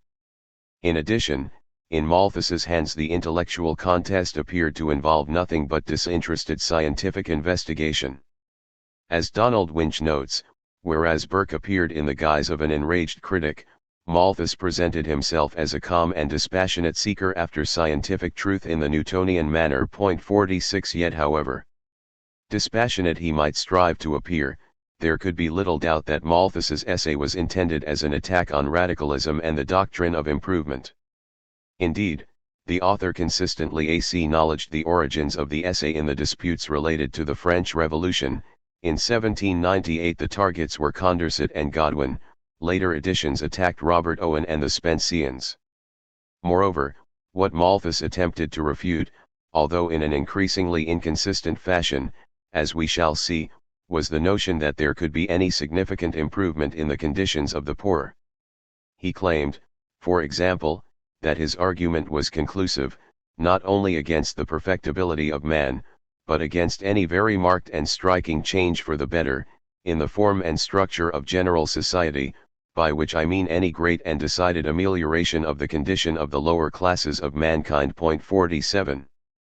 Malthus drew this conclusion from his law of population, according to which population growth inevitably exceeds the growth of the food supply, the former increasing geometrically, the latter arithmetically. The tortoise of food supply being unable to keep up with the hare of population growth, human society must inevitably tend towards overpopulation, hunger, and misery. The law of population thus constantly tends to subject the lower classes of the society to distress and to prevent any great permanent amelioration of their condition. This is a natural law which no possible form of society could prevent. 48 The anti-radical attractions of such a position are obvious. Where Burke had treated radicalism as largely sinister, Malthus depicts it as unscientific. The radical's preoccupation with human institutions, he argues, belies a failure to understand the deeper causes of social phenomena. Against Godwin, for example, he writes that human institutions are mere feathers that float on the surface, in comparison with those deeper-seated causes of impurity that corrupt the springs and render turbid the whole stream of human life. 49 It should be clear, however, that it is not just the radicals who are impugned in Malthus's argument, so are all those who adhere to doctrines of social improvement, not the least of whom is Adam Smith. It is curious that Malthus's critique of Smith in the essay has received so little attention from commentators. 50 Certainly the focus of the essay was its attack on radicalism. But having come from a dissenting background, Malthus could not have been unaware of the degree to which much non-radical thought of the 18th century subscribed to notions of societal improvement. Moreover, such a view was, as we have seen, central to the whole thrust of the wealth of nations. If any significant improvement in the circumstances of the poor was impossible, as Malthus maintained, then Smith's political economy was crucially flawed. Chapter 16 of the first essay was devoted to demonstrating Smith's error. Malthus's critique of Smith presents us with another example of a rambling, inconsistent argument, which so shifted over time that the author clearly ended up abandoning his essential position, and in so doing subverting much of his original doctrine. Nevertheless, at the heart of the first essay is the claim that Smith erred in believing that all accumulation involves an expansion in the supply of wage goods, and corresponding increases in employment and living standards, since much accumulation is devoted to manufacturing, not to agriculture, only the latter representing a sector in which accumulation expands the food supply. As a result, Malthus claims, it is possible to have capital accumulation, which draws labor out of agriculture and into manufacturing and thus results in a diminution of the food supply and a decline in real levels of consumption. 51 It is clear that Malthus believed such a pattern of growth had characterized the British economy throughout the 18th century, and that he favored a return to a more agriculturally based course of development. Yet, in the Malthusian view, even a decided bias of investment towards agriculture would not enable society to evade the pressures of excessive population growth. Smith was thus wrong on all counts with respect to improvement for the poor. While an agriculturally based pattern of accumulation might delay the onset of subsistence crises, such crises were nevertheless inevitable. Having disposed of Smith's doctrine of improvement, on the basis of a thoroughly primitive piece of reasoning, and having rejected radicalism, Malthus had little to offer the poor by way of any reasonable prospect of a better life. Yet there was one institution which could be changed, he argued, so as to eliminate a debilitating effect of human contrivance, England's poor law system. Whereas Smith had criticized the restrictions on personal mobility caused by the settlements laws, Malthus turned his fire on efforts to protect the poor from hunger and starvation. The poor laws, he argued, maintain hungry mouths without increasing the supply of food, thereby exacerbating crises of subsistence. Worse, they unjustly divert food away from those who are more industrious and more worthy. Finally, they shield the poor from the full consequences of their own carelessness and want of frugality. 52 Malthus thus advocates the total abolition of all the present parish laws, along with all other apprenticeship and employment regulations in order to free the market in labor. Such policies involve rejecting every vain endeavor to attain what in the nature of things is impossible, a lasting improvement in the conditions of the poor. Poor Laws Under Attack, later editions of the Essay on Population. The second edition of Malthus's essay appeared in 1803.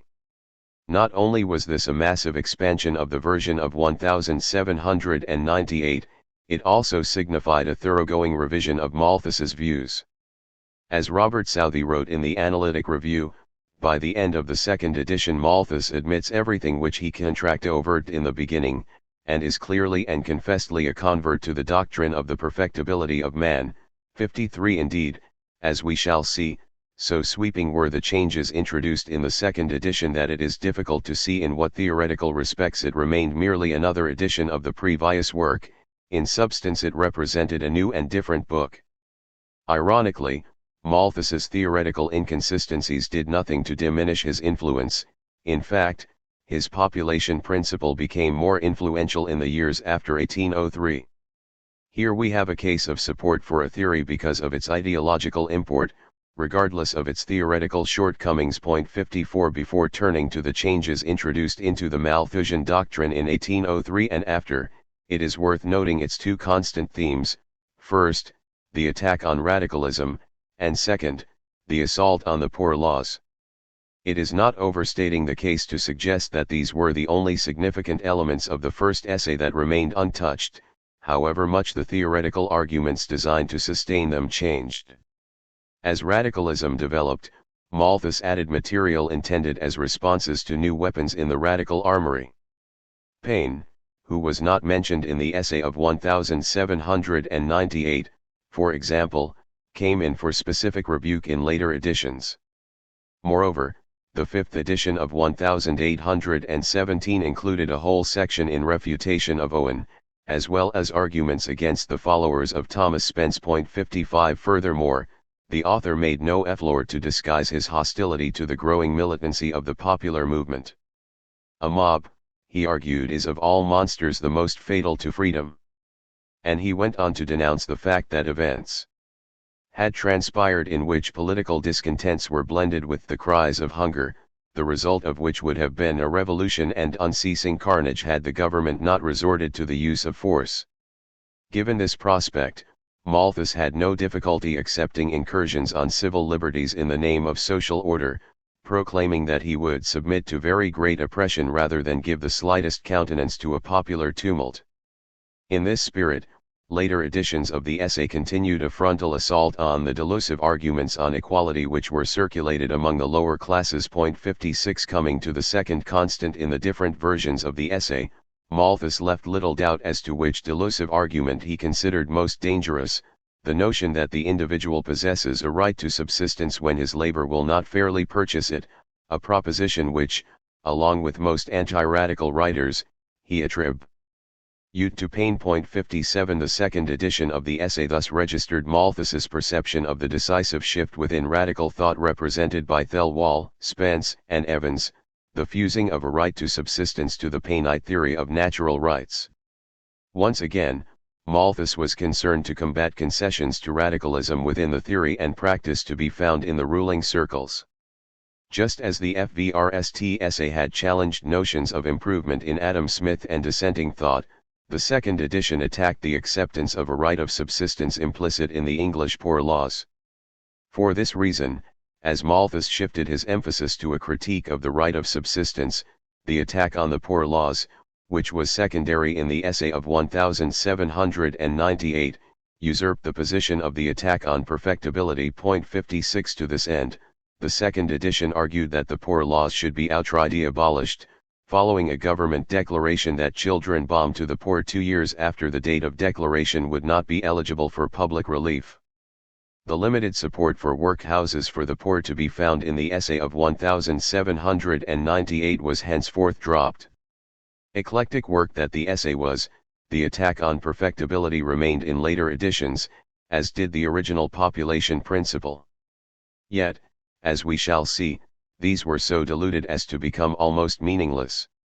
Nevertheless, beneath the weight of ponderous evidence, meandering argument, and ad hoc qualifications, the essay retained its central attack on radicalism and the Poor Laws. Before tracing the structure of the argument Malthus offered in this area, it is worth noting the four most important changes to be found in the post-1798 editions of the essay 9. At the heart of the first essay was a theodicy designed to show how the evil effects of the population principle, hunger, misery, and starvation, conform to a Christian view of the world and the place of the human species within it. Hunger and the difficulty of procuring subsistence, since the species increases much more rapidly than its food supply, are necessary to prompt humans to labor and to awaken their intellects. The original sin of man is the torpor and corruption of the chaotic matter in which he may be said to be bomb.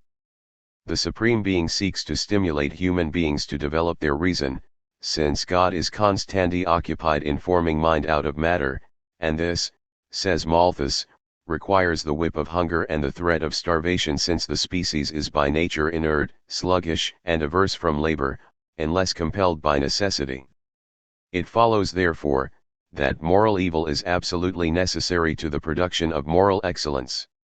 Without the evil of hunger and starvation caused by the law of population, industry, reason, and moral behavior would not develop. 60 These views were out of step with the principal trends of Anglican social thought at the time. In particular, the harsh fatalism according to which, by divine plan, the excess poor would have to starve in order to contribute to the moral good of the formation of mind ran against the grain of religious orthodoxy. In order to conform better, Malthus dropped from later editions chapters 18 and 19 of the first essay, which sketched out this theodicy. In the appendix to the fifth edition, he claimed that he had expunged these passages in deference to the judgment of a competent tribunal. 61 It is not the case, however, that Malthus completely abandoned his earlier views. What he did was to introduce one added element, albeit one which radically changed his overall argument, to bring his views closer to orthodoxy. This addition involved the notion that individuals, cognizant of the evil effects of reproducing beyond their means of subsistence, could affect their destiny through rational control of their behavior, a position which modified the fatalism of the first essay. Nevertheless, Malthus still maintained that a state of inequality which offers the natural rewards of good conduct, and inspires widely and generally the hopes of rising and fears of falling in society is unquestionably the best calculated to develop the energies and faculties of man, and the best suited to the exercise and improvement of human virtue. He also claimed that natural and moral evil seem to be instruments employed by the deity in order to shape human conduct, and he insisted that if we could procure subsistence as easily as we can procreate, then it would be impossible to overcome the indolence of man, and make him proceed in the cultivation of the soil. 62 And the conclusion Malthus draws from this argument retains the fundamental meanness which Marx attributed to Malthusianism. For, argues Malthus, the individual who reproduces without the means to maintain children violates his or her duty to society. To the punishment therefore of nature he should be left, the punishment of want. As for the fact that the children have no responsibility for their birth, and the conditions of their hunger, this need not be of great concern, since the infant is, comparatively speaking, of little value to society, as others will immediately supply its place. 63 The fundamental meanness revealed in such passages is a constant throughout all versions of the essay. Nevertheless, Malthus's concessions to his competent tribunal weakened the theoretical argument he offered in support of such harsh conclusions. In contrast to the fatalism of the 1798 edition, he now claimed that it is in the power of each individual to avoid all the evil consequences to himself and society resulting from the principle of population. As a result, we can have no reason to impeach the justice of the deity. 64 The element of individual agency introduced into the second edition borrowed explicitly from the social and theological writings of William Paley, and later of John Bird Sumner, who was to become the Archbishop of Canterbury. However, this introduction of individual agency into Malthus's argument, the first great change in the second edition of the essay, undermined the theoretical foundation of the original argument. After all, if the majority of individuals could direct their behavior so as to avoid all the evil consequences of the population principle, then it followed that society could evade its general effects. But, didn't this mean that improvement, possibly even radical improvement, was in principle possible? That Malthus's answer should have been in the affirmative is clear once we examine the second, and interrelated, change introduced into the second edition, the concept of moral restraint. In the 1798 essay, Malthus had argued that all checks to population growth came under the heading of misery or vice, i.e. starvation, or irregular sexual practices, in which category he included the use of contraceptives. In tune with the idea that individuals could regulate their behavior in such a way as to avoid both misery and vice, Malthus was forced to accept that they were capable of rationally choosing to postpone marriage, but not childbirth, since this would entail the vice of birth control, until their economic situation was adequate to support a family. Such a course of action, moral restraint, was now considered a virtue. 65 This argument enabled Malthus to escape the bitter fatalism of the first essay, and to make the impoverished individual responsible for his or her own plight. Acceptance of some notion of individual improvement, in other words, served the anti-radical purpose of claiming that individuals are responsible for their own well-being. Writing of the poor man, he argues, the last person he would think of accusing is himself, on whom in fact the principal blame lies. And he proclaims that his doctrine attributes the greatest part of the sufferings of the lower classes of society exclusively to themselves. 66 Notwithstanding the anti-radical thrust of this position, it rests on a theoretical claim quite foreign to the essay of 1798, the idea that individuals can, through moral restraint, improve their behavior and escape the effects of the law of population. This implies a possibility of social improvement as well, should society be capable of enlightening and directing individual conduct.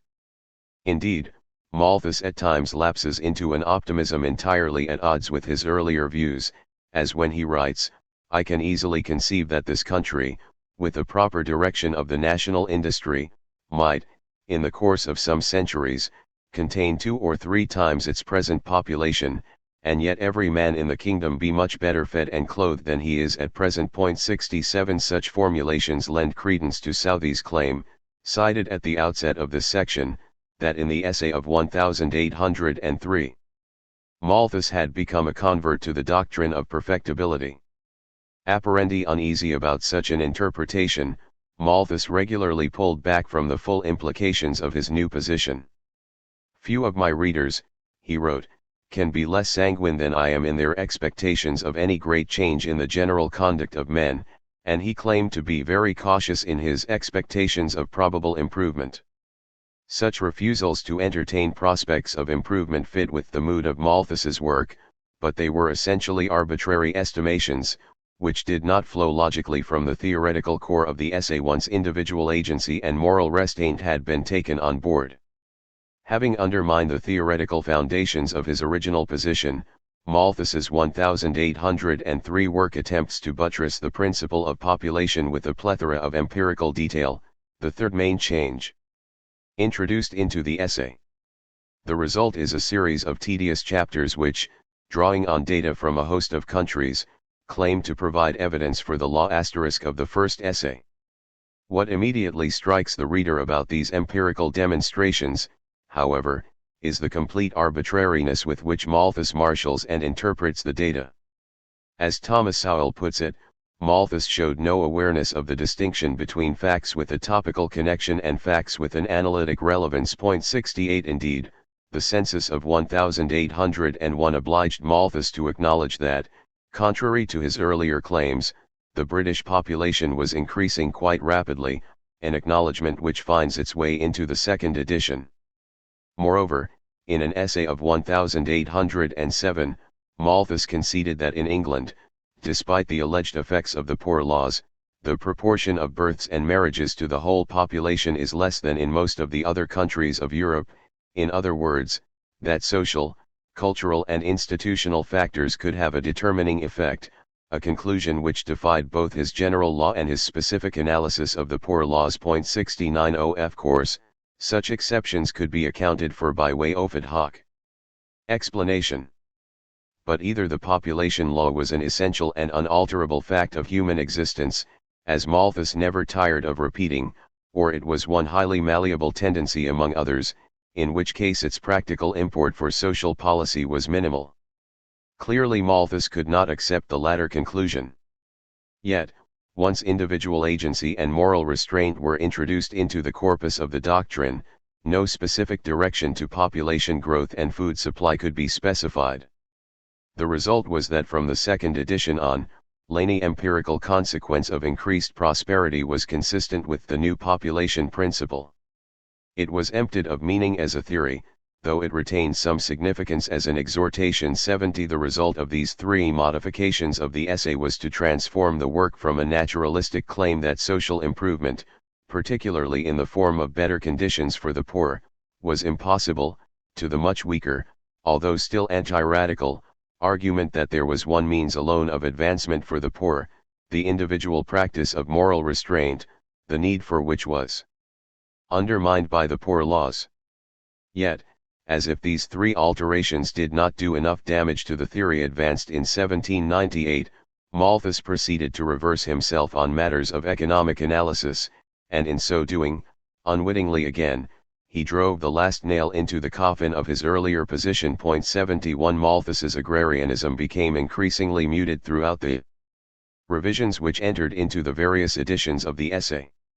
Commerce and manufactures are necessary to agriculture, he soon conceded, and he proceeded to assert that a country in which manufactures and commerce flourish will be peculiarly favorable to the progressive increase of capital. 72 Moreover, he now acknowledged that the comforts of the lower classes of society do not depend solely upon food, nor even upon strict necessaries. 73 This concession destroyed his original argument against Adam Smith's theory of improvement.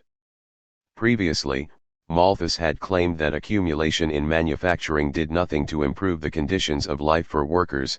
Indeed, it could make them worse, since it did not contribute to an augmentation of the food supply.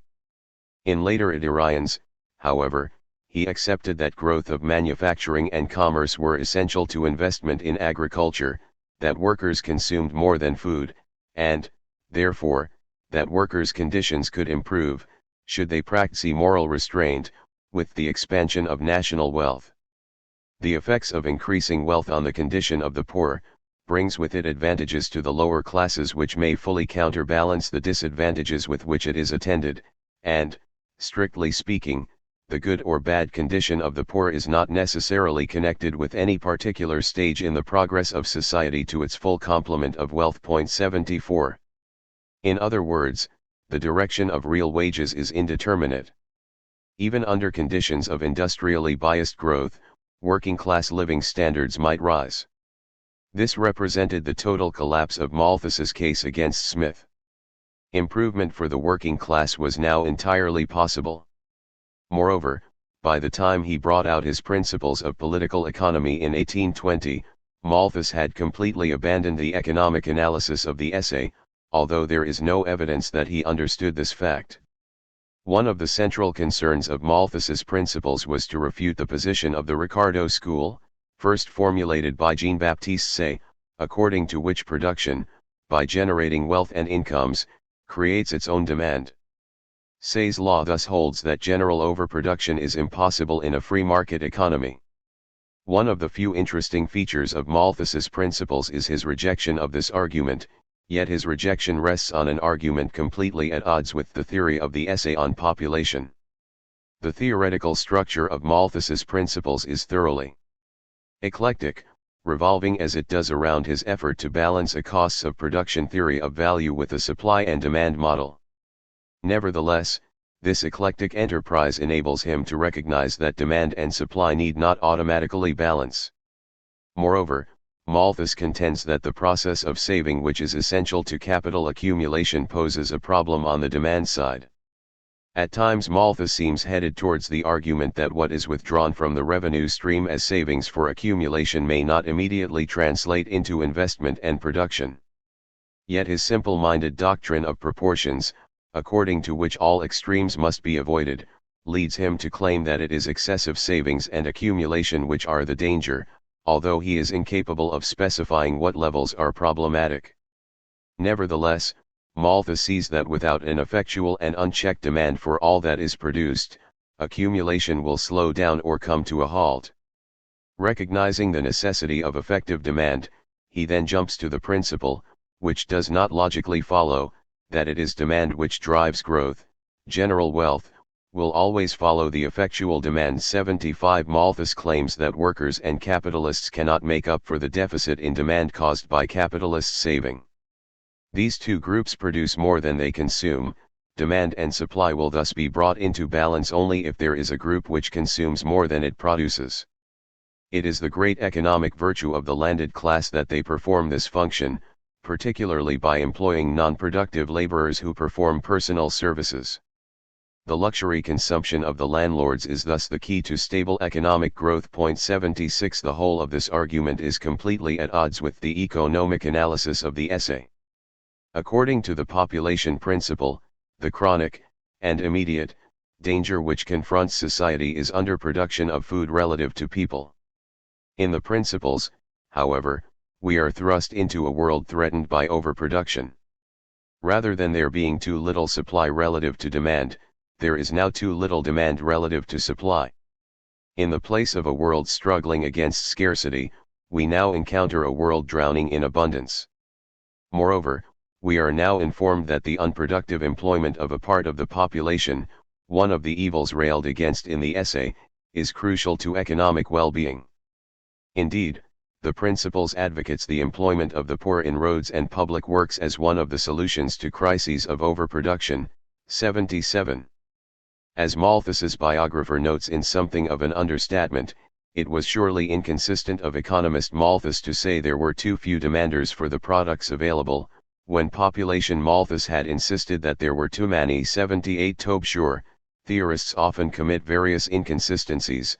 It is the scale of these inconsistencies which is staggering in the case of Malthus.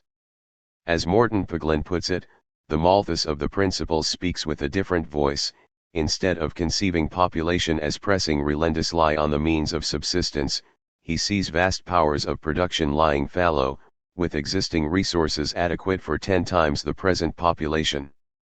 In place of exhortations to the working class to save and establish banks to encourage thrift, he declaims against those who declare thrift and parsimony to be a virtue and national benefit, and suggests devices to encourage consumption.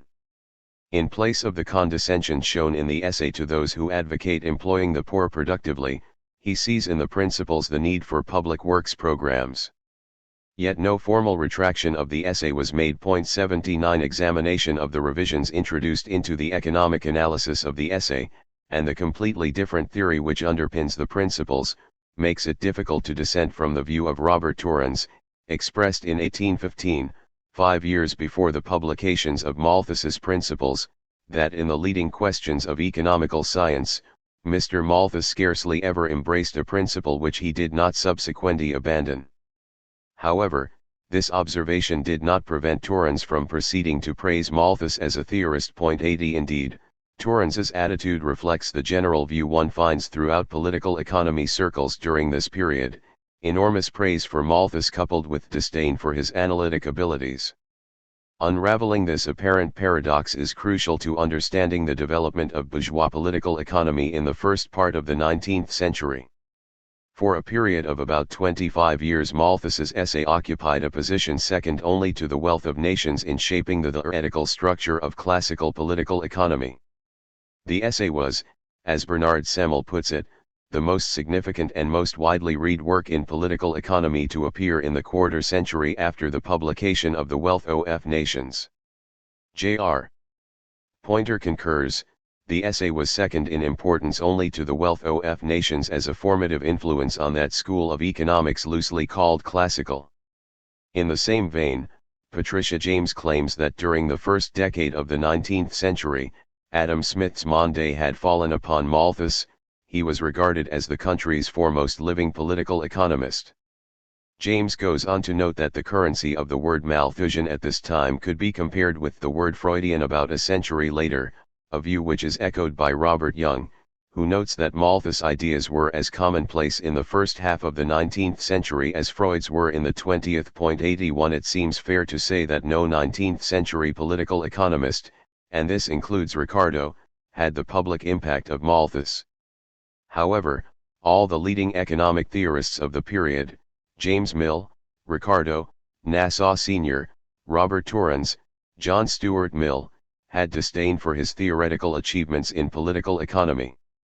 Their attitude towards Malthus is nicely captured in a statement by Nassau Sr., although Mr. Malthus has perhaps fallen into the exaggeration which is natural to a discoverer, he wrote, his error, if it be one, does not affect the practical conclusions which place him, as a benefactor to mankind, on a level with Adam Smith. 82 Malthus's theoretical principles may have been suspect, but his practical conclusions were worth defending.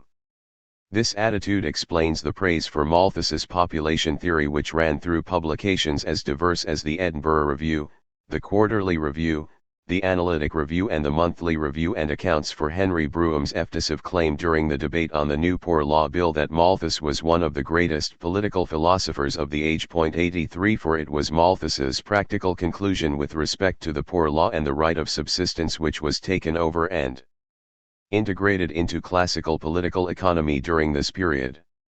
It was population Malthus, not economist Malthus, on whom the political economists built. This is why Ricardo and Mill supported the Malthus of the essay while they vigorously opposed the Malthus of the Principles. What, then, was Malthus's achievement? Put simply, it was to have constructed a discourse of poverty which challenged head-on the views of the radical Paynites, such as Thelwall, Spence, and Evans, who rank subsistence among the natural rights of human beings. It was Malthus, the scientific theorist of anti-radicalism, to whom Mill, Ricardo, Sr., Boehm and the rest turned. Too often it is forgotten that Malthus's most infamous attacks on the right of subsistence in the second edition of his essay, 1803, were specifically directed against Paine and his followers. It is in the course of a diatribe against the mischiefs occasioned by Mr. Paine's rights of man, particularly the notion that an individual has a right to subsistence when his labor will not fairly purchase it, that Malthus introduced his notorious nature's feast metaphor. This passage is worth citing in full in order to transmit the temper of Malthus's argument during the period when the radical movement of 1792 to 1803 had risen to heights of militancy. A man who is bomb into a world already possessed, if he cannot get subsistence from his parents on whom he had a just demand, and if the society do not want his labor, has no claim of right to the smallest portion of food, and, in fact, has no business to be where he is. At nature's mighty feast there is no cover for him. She tells him to be gone and will quickly execute her own orders, if he do not work upon the compassion of some of her guests. If these guests get up and make room for him, other intruders immediately appear demanding the same favor. The report of a provision for all that come, fills the hall with numerous claimants. The order and harmony of the feast is disturbed, the plenty that before reigned is changed into scarcity, and the happiness of the guests is destroyed by the spectacle of misery and dependence in every part of the hall, and by the clamorous importunity of those, who are justly enraged at not finding the provision which they had been taught to expect. The guests learn too late their error, encountering those strict orders to all intruders, issued by the great mistress of the feast, who, wishing that all her guests should have plenty, and knowing that she could not provide for all, humanely refused to admit fresh comers when her table was already full. 85 The message could not be clearer. Starvation is the just lot of those who cannot procure their own means of subsistence, or, in the case of children, of those whose parents cannot provide for them. These should be left to the punishment of nature, the punishment of want. The impoverished individual should be taught to know, that the laws of nature, which are the laws of God, had doomed him and his family to souffre for disobeying their repeated admonitions, that he had no claim of right on society for the smallest portion of food, beyond that which his labor would fairly purchase. As to the children who starve due to the poverty of their parents, they are, as we have seen, of little value to the society, as others will immediately supply their place. And in tune with this argument, Malthus made his famous proposal that no child born from any marriage, taking place after the expiration of a year from the date of the law, and no illegitimate child born after 2 years from the same date, should ever be entitled to parish assistance. 06 This harsh argument against a right of subsistence, even for children, elevated Malthus to the status of prophet of the labor market.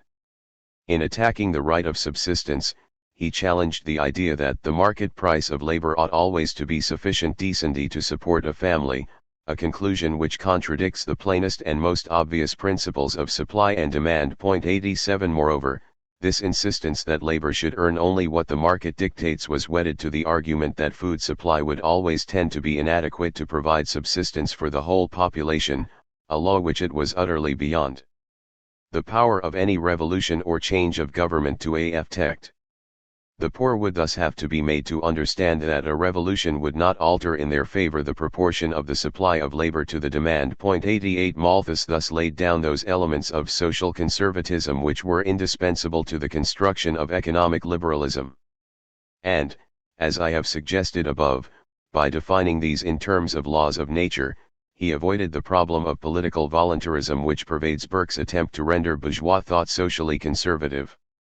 By claiming that the tendency of population growth to outstrip growth of food supply creates an ever-present threat of starvation, Malthus depicted social inequality as inevitable, and useful.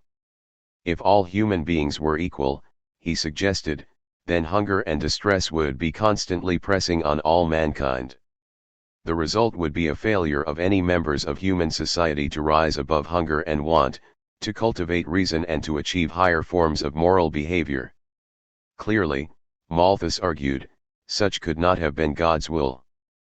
Fortunately, human beings respond unequally to the law of population and the threat of hunger.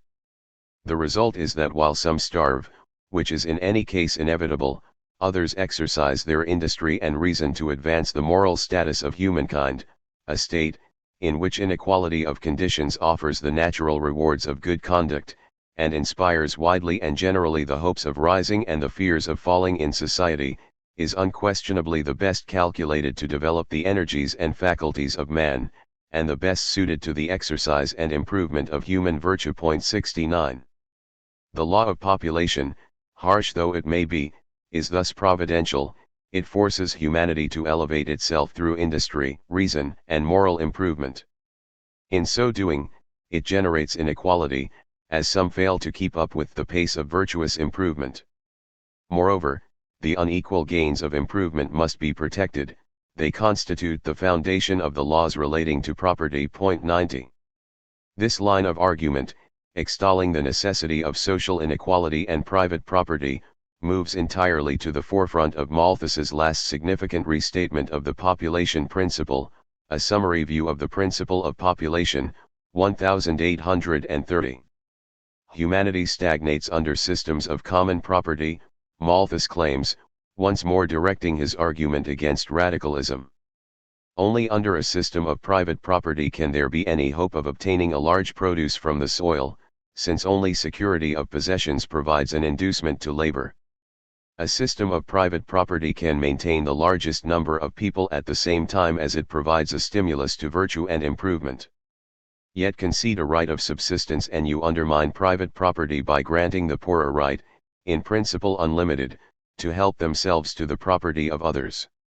The right to subsistence and the right to private property are two diametrically opposed principles. They are absolutely incompatible, and cannot exist together. 91 From the necessity of social inequality and private property, Malthus then moves on to the necessity of wage labor. The growth of social inequality tends to produce propertied and propertyless classes, the latter subsisting through the employ of the former. This is the natural structure of any society founded on the principle of private property. It follows, Malthus contends, that the structure of society, in its great features, will probably always remain unchanged. We have every reason to believe that it will always consist of a class of proprietors and a class of laborers. 92 We have here the complete naturalization of capitalist social relations. From the laws of nature, Malthus claims to have deduced the structure of a capitalist society with a completely free labor market, i.e. one which recognizes no inherent right to subsistence. And this was Malthus's central achievement as a theorist of bourgeois society, to have used scientific laws of nature and political economy to refute the radical claim to a right of subsistence by demonstrating that any concession to such a right merely aggravated the problem of hunger and poverty, to have demonstrated the superiority of private over common property, and to have shown the necessity of wage labor. In so doing he did not reject modem categories of analysis, as Burke periodically did. Instead, he harnessed these categories to the anti-radical cause. That he did so in an intellectually feeble and thoroughly contradictory fashion did not affect his influence. What Malthus achieved was a fundamental shift in the argument. For the market. Whereas Smith had conceptualized the market as a means to improve the material conditions of the laboring poor, the Malthusian defense posited the free market in labor as a mechanism which reproduced the poverty of the laborers in order to assist the moral and intellectual improvement of a minority.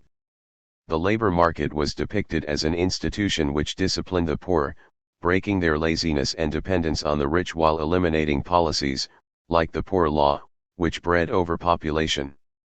Poverty and inequality were said to be inherent in human society. By encouraging private property and social inequality, however, the Malthusian market ensured that a few would be elevated and not dragged down to the level of the majority. Thus, while poverty was inevitable, private property and the market were desirable, for moral and intellectual reasons, but depended upon correct social policy. Any attempt to prevent poverty by providing for the subsistence of the poor would subvert private property and moral improvement. In these terms Malthus defined the discourse of poverty which dominated political economy for 50 years. He constructed a pessimistic market economics which jettisoned Smith's hopes for material improvement for the majority. And in so doing, he made classical economics an open enemy of the working class. The Malthusian legacy. 1. Anglican social thought. One key index of the impact of Malthus's discourse of poverty was its substantial incorporation into religious orthodoxy. Given the traditional role of the Church of England as a bastion of conservatism, it is not surprising that its hierarchy should have thrown itself into the bat against radicalism.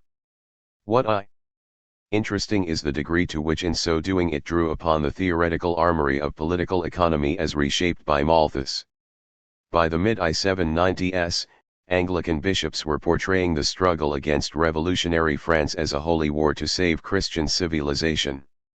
In 1798 Bishop Samuel Horsley demanded, for example, that the clergy should be organized into an armed militia in preparation for the ultimate defense of Christianity. 93 Inspired by such talk, church leaders determined to combat Painism. In this vein, Bilby Porteus, Bishop of Chester, denounced Paine's writings as irreligion made easy to the great bulk of mankind and rendered intelligible to every capacity. 94 As with Malthus, the Anglican prelates linked their attack on Painite radicals to a sharp defense of inequality and private property. According to Bishop Predeman, it was obvious that private property is essential to the very existence of civil society. George Hone agreed, announcing in a sermon that if none were poor, none would labor, and if some did not labor, none could eat. 95 This argument was also used to attack radical claims for a right of subsistence.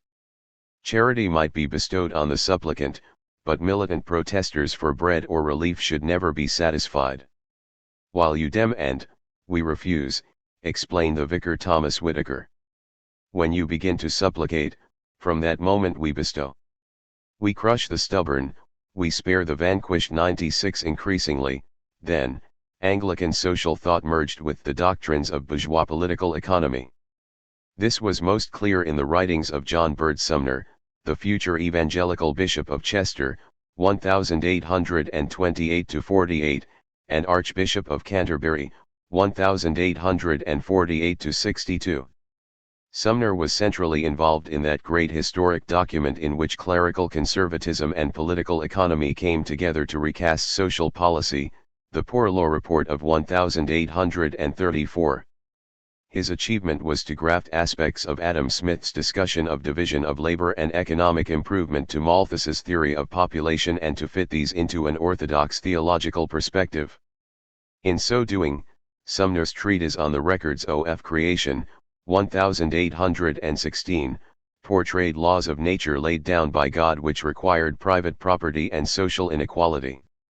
Moreover, like many bourgeois commentators of the time, he was to insist upon the distinction between poverty, which is often both honorable and comfortable, and indigence, which can only be pitiable and is usually contemptible. Inevitably, this position led him by the early 1820s to declare that he was a decided enemy of the poor relief system. 97 The hardening of Sumner's attitude towards poor relief reflected the general trend in orthodox religious circles at the time.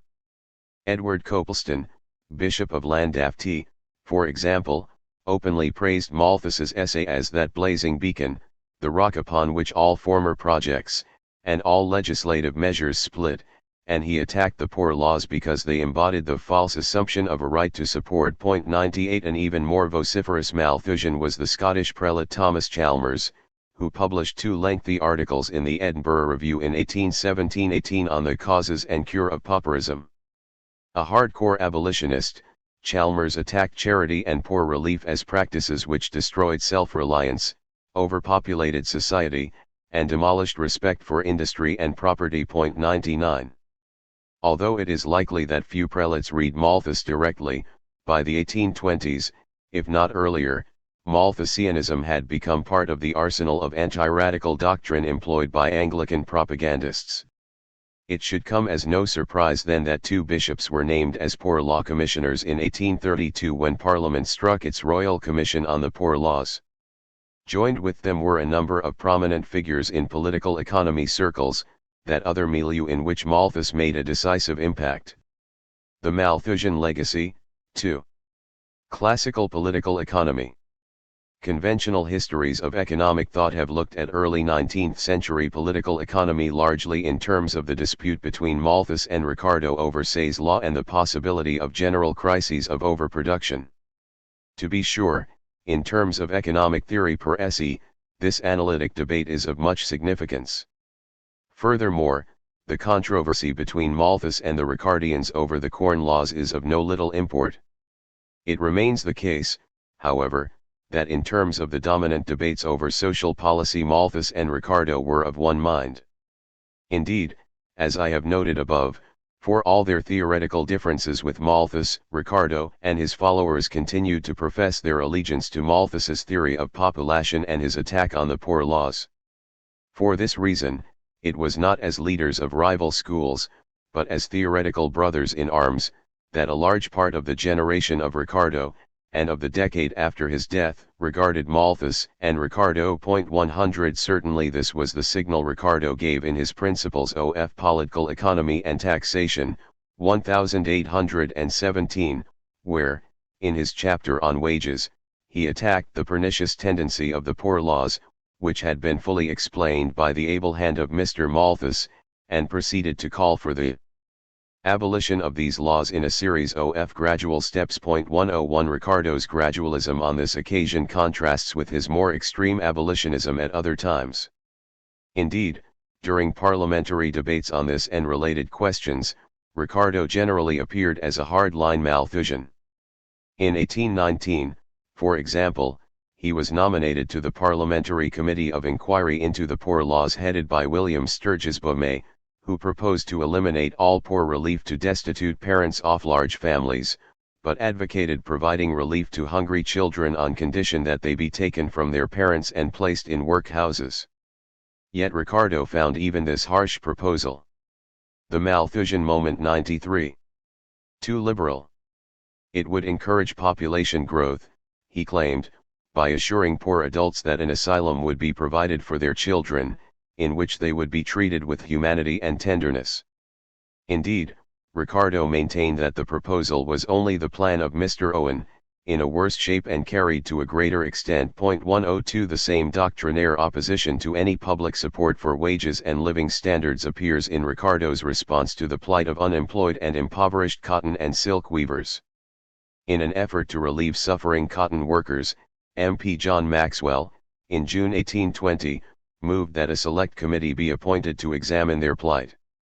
Maxwell suggested that the government consider taxing machinery, that it subsidize travel by workers in search of employment, that it repeal the combination laws, and sponsor land settlement schemes for workers. Ricardo objected to these proposals, claiming they ignored the principles of free trade and class distinction, and that they would likewise violate the sacredness of property, which constituted the great security of society. 103 3 years later, Ricardo threw his energies behind the campaign to destroy the industrial relations system of the silk industry at Spitalfields in London. 104 Long-standing legislation governing the Spitalfields industry provided that London and area magistrates could set wage levels in cases of labour disputes. When London silk manufacturers petitioned for repeal of this legislation, Ricardo immediately took their side, denouncing the existing act as an interference with the freedom of trade. In particular, he attacked the notion that legislators should treat labor differently from any other commodity. Why should he have the power to fix the price of labor, more than the price of bread, meat, or beer? 105 The older moral economy had an answer, because labor was more than a mere commodity. It was a power which pertained to living human beings who had a moral right to preserve themselves. But such a notion was entirely foreign to bourgeois political economy. The price of labor, wages, was to be governed by the same laws of supply and demand that regulated all commodity prices. Any attempt at extra economic regulation of wages was an interference with freedom of trade. The fund for human subsistence should be determined by market demand. As Ricardo put it, if the demand was great, the number of persons employed would be in proportion. 106 Conversely, as Malthus had persistently emphasized, if demand were lacking, the surplus of laborers would have to suffer and slash or die. Any interference with that law of nature was a violation of free trade. Ricardo's principles openly adopted Malthus's position on the poor laws.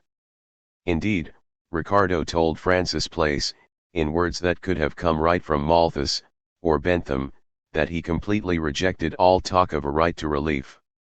Moreover, in Parliament in 1821 he threw his support behind a proposal to abolish immediately all relief payments in aid of poverty-level wages, claiming that such a move was necessary to regulate the price of labor by the demand. 107 So hardline was Ricardo's opposition to poor relief, especially for children of the poor, that in December 1818 he refused to send James Mill a donation towards the Westminster Infant School because the children were to be given some dinner.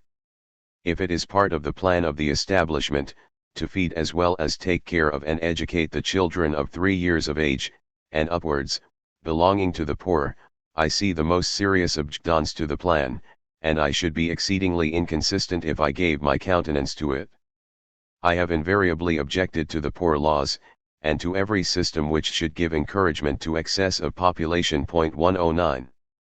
If Ricardo played a central role in advancing Malthusian policies within the House of Commons, it was the Edinburgh Review, unquestionably the most important publication in the dissemination of bourgeois political economy to educated opinion, which did the most to elevate Malthus's law of population, and his opposition to the poor laws, to the status of scientific principles of political economy. It is no secret that the Review from the beginning supported Malthusian doctrine. 109 In fact, the Review's first year saw a vigorous application of Malthusian principles by one of its editors, Sidney Smith, in a sharp attack on poor relief. 110 The tendency of the Review's editors was to treat Malthus as a contributor to political economy of the status of Adam Smith. Geoffrey Homer, for example, described Malthus as the discoverer of a new world, while Henry Brougham lauded him as one of the greatest political philosophers of the age. 111 In 1808 Malthus became a contributor to the Review, a position he was to enjoy until he came out in support of the Corn Laws in 1815. Even then, his views on population were upheld by the Edinburgh Reviewers. The editors of the Edinburgh Review often recognized that by adopting Malthus's law of population they were significantly modifying Smithian political economy. Nevertheless, they were loath to acknowledge this, since they believed, as Francis Homer put it, that we owe much at present to the superstitious worship of Smith's name, and we must not impair that feeling, till the victory is more complete. 112 As a result, they tended to advocate an eclectic amalgam of Smith, Malthus, and Ricardo dressed up as a unified science of political economy. Creating this amalgam was very much the work of J.R. McCulloch, who emerged as the main popularizer of the Mull-Ricardo tradition upheld by the Edinburgh Review. McCulloch, who had by 1824 established himself as the major exponent of political economy and a fierce foe of the poor laws, sought to advance a Smithian economics modified by Malthus, Say and Ricardo. Yet there can be little doubt that the retention of Smith's approach disguised the fact that the actual content of the arguments had changed profoundly, and this was especially so with respect to the issues of wages, poverty, and poor relief. 113 The new, post-Smithian framework of political economy is best revealed in the 1834 report of the Poor Law Commission, and in the attitude of its chief inspiration, the economist Nassau Sr.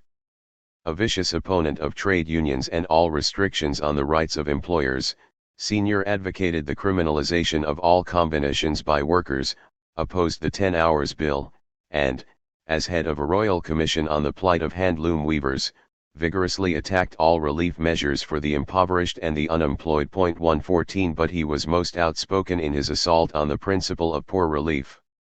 Following the great uprising of agricultural laborers in 1830, to be discussed in the next section, Sr. wrote a preface to his 3 lectures on the rate of wages, in which he blamed the riots on the fact that the poor laws encouraged workers to believe that subsistence is a political right, as opposed to a fortuitous result of the blind working of the economic laws of supply and demand. Echoing Malthus, he argued that nature has decreed that the road to good shall be through evil, that no improvement shall take place in which the general advantage shall not be accompanied by partial suffering. 115 This view, that hunger and starvation were inevitable aspects of the partial suffering which accompanies that general advantage of the capitalist economy, was echoed endlessly in that crucial document in the history of 19th-century social policy and political economy. The Poor Law Report OF 1834. And with the Poor Law Report, what Marx called the vulgarization of political economy was complete. Those elements of genuinely disinterested scientific analysis developed by Smith and Ricardo receded, and Smith's attempt to define political economy in terms of a commitment to rising wages and working-class living standards was openly abandoned. With the Poor Law Report of 1834, mainstream political economy became an openly bourgeois ideology. The Malthusian legacy. 3. The Poor Law debate. As we have seen, the Malthusian discourse of political economy was constructed as a direct reply to radicalism. Moreover, from the second edition of Malthus's essay onward, the argument pivoted on an attack on the alleged right of subsistence.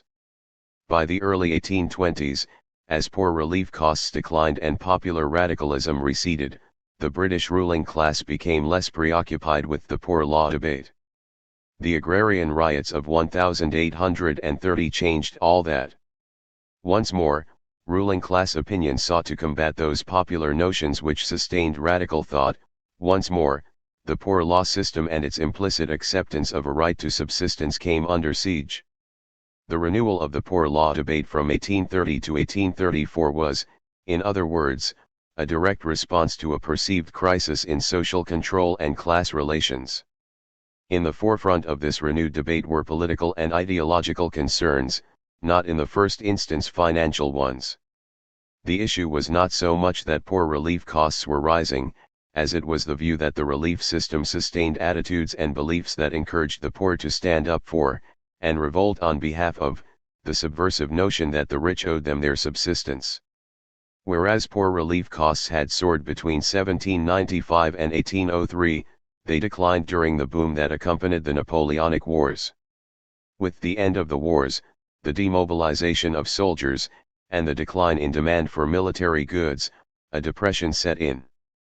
By 1818, poor relief expenditure almost equaled the total spending of all other civil departments combined.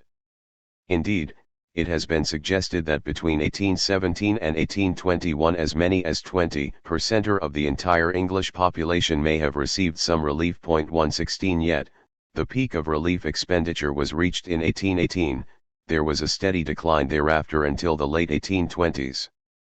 By 1830-5, average spending per head on relief was almost a third lower than it had been for 1815-20, as a percentage of national income it had declined by almost half. 117 What renewed the poor law debate at the beginning of the 1830s was not, therefore, a dramatic surge in relief costs. On the contrary, it was the new rebelliousness of the agricultural laborer, especially in the south and east of England, a rebelliousness which burst forth in 1830. Behind this rise of class protest in the agricultural regions of southern and eastern England was the acceleration after 1760 of pressures towards market specialization and proletarianization. Increasing reliance on production of wheat coupled with the labor-intensive techniques of the new husbandry created a demand for a regular supply of wage laborers, as opposed to casual labor from domestic workers and cottagers. The result was the emergence of larger and increasingly proletarian work teams, a concomitant decline in perquisites, and a weakening of traditional ties between farmer and laborer as the wage form came to dominate the relations between agrarian classes.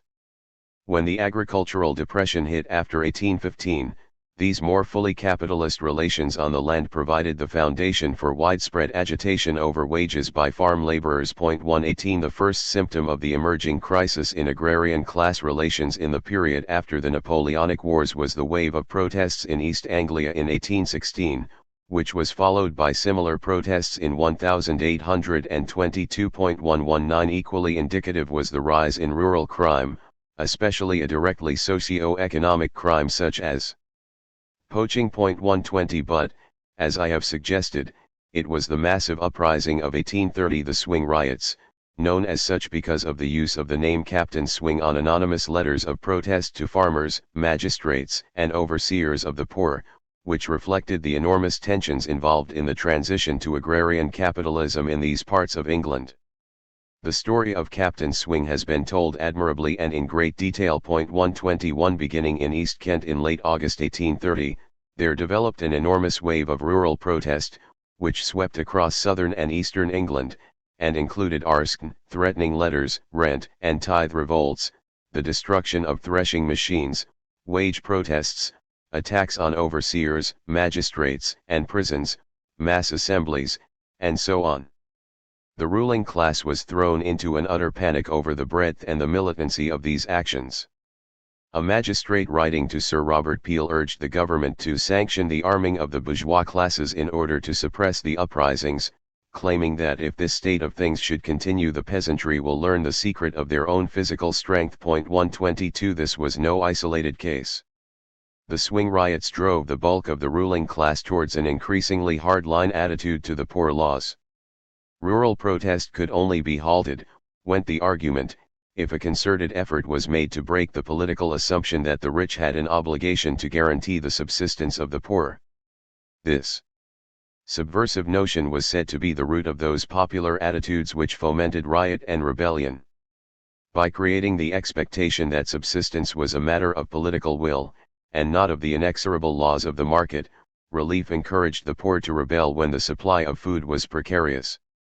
There can be little doubt that large numbers of England's rulers believed that 1830 represented a turning point for class relations in the countryside.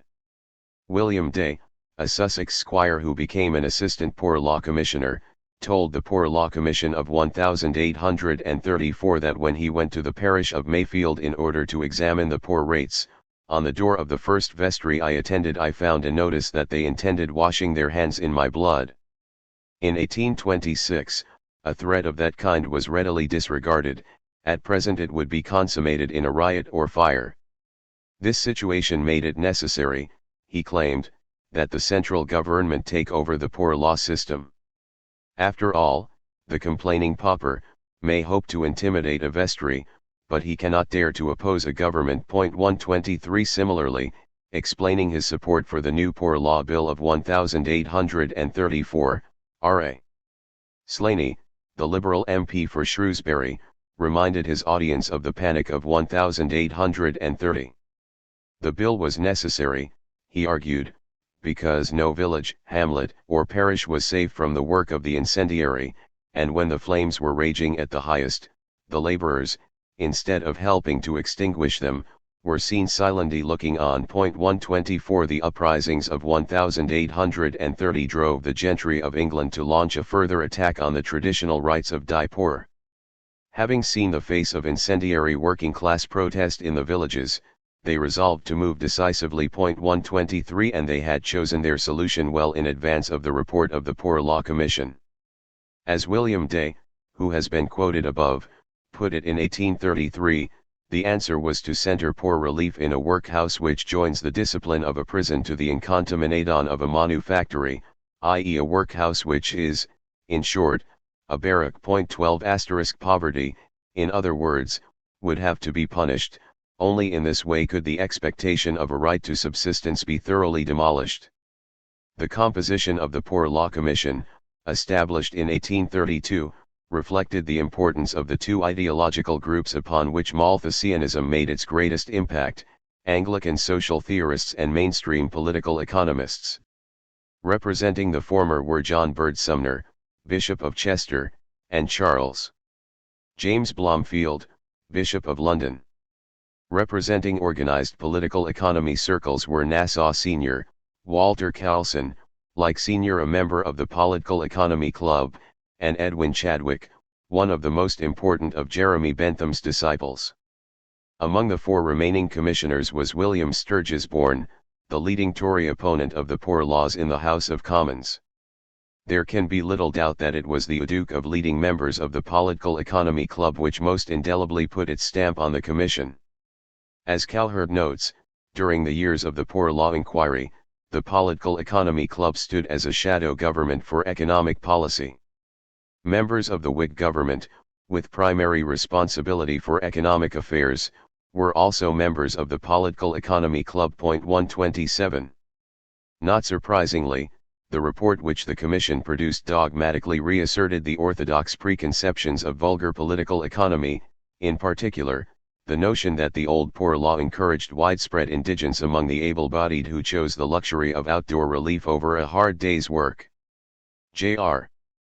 Poynter, not a particularly harsh critic of the report, notes that the Commission produced a dogmatic document, unhistorical and unstatistical. 128 From the outset the Poor Law Commissioners adopted the assumption that the existing poor relief system was destructive to the morals of the most numerous class and that the greatest source of abuse is the outdoor relief afforded to the able-bodied on their own account, or on that of their families. 129 This choice of focus was both deliberate and misleading.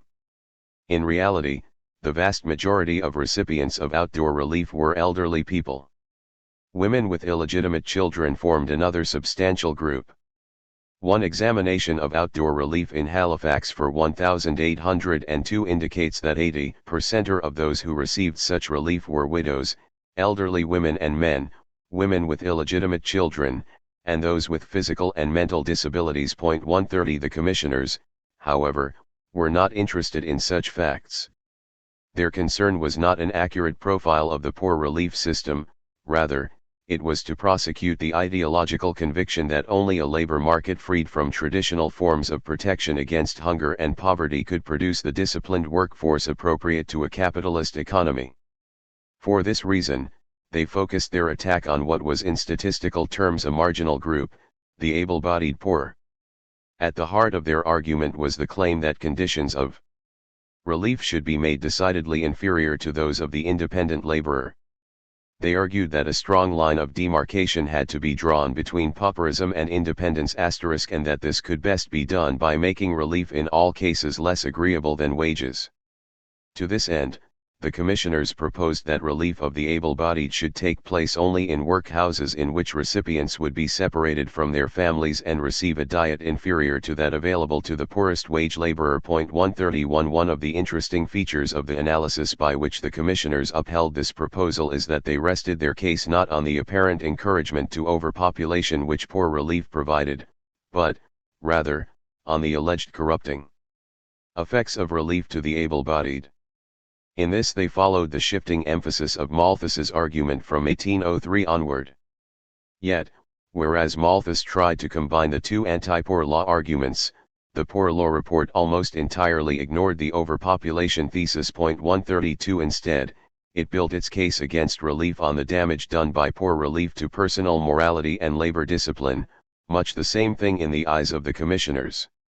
Among the countless quotations from farmers, overseers, and country gentlemen with which the report is liberally sprinkled, one endlessly finds phrases to the effect that those whose wages are subsidized, through the allowance system, will not work, that the provision of an allowance makes them idle, lazy, fraudulent, and worthless, that as a result the laborers are not as industrious as formerly, that recipients have become callous to their own degradation, that with the liberalization of relief all habits of prudence, of self-respect, and of self-restraint, vanished, and that the greatest evil of the system is the spirit of laziness and insubordination that it creates. 133 The most insidious and subversive consequence of these many evils was said to be that the poor laborer comes to see subsistence as a right.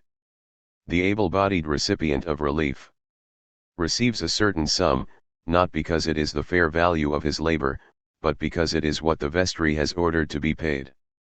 Good conduct, diligence, skill, all become valueless. Can it be supposed that they will be preserved? We deplore the misconception of the laborers in thinking that wages are not a matter of contract but of right. 154. Worse, it is this notion of right which fosters riot and rebellion. As one magistrate told the Commission, the relief system will keep producing laborers who believe that society owes them a livelihood. Until a generation of superfluous laborers has risen up, all demanding work or pay from the scale. If this system continues, in 10 years more another generation will be hastening on. The present race, which this illegal perversion of the poor laws has created, are playing the game of cunning with the magistrates and the overseers. Give them 10 years, and they will convert it into a dreadful game of force. My humble opinion is that if some measure be not adopted to arrest the progress of the evil, a fearful and bloody contest must ensue. 115.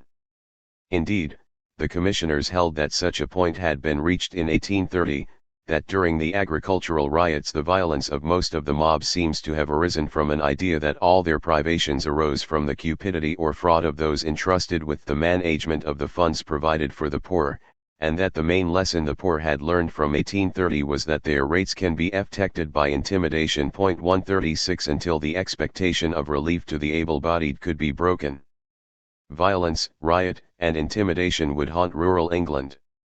The commissioners followed the dogmas of bourgeois economics in insisting that the old poor law violated the ordinary laws of nature, i.e. the laws of the market. Thus, they depicted their draconian reforms as efforts designed merely to return to the natural laws of human society.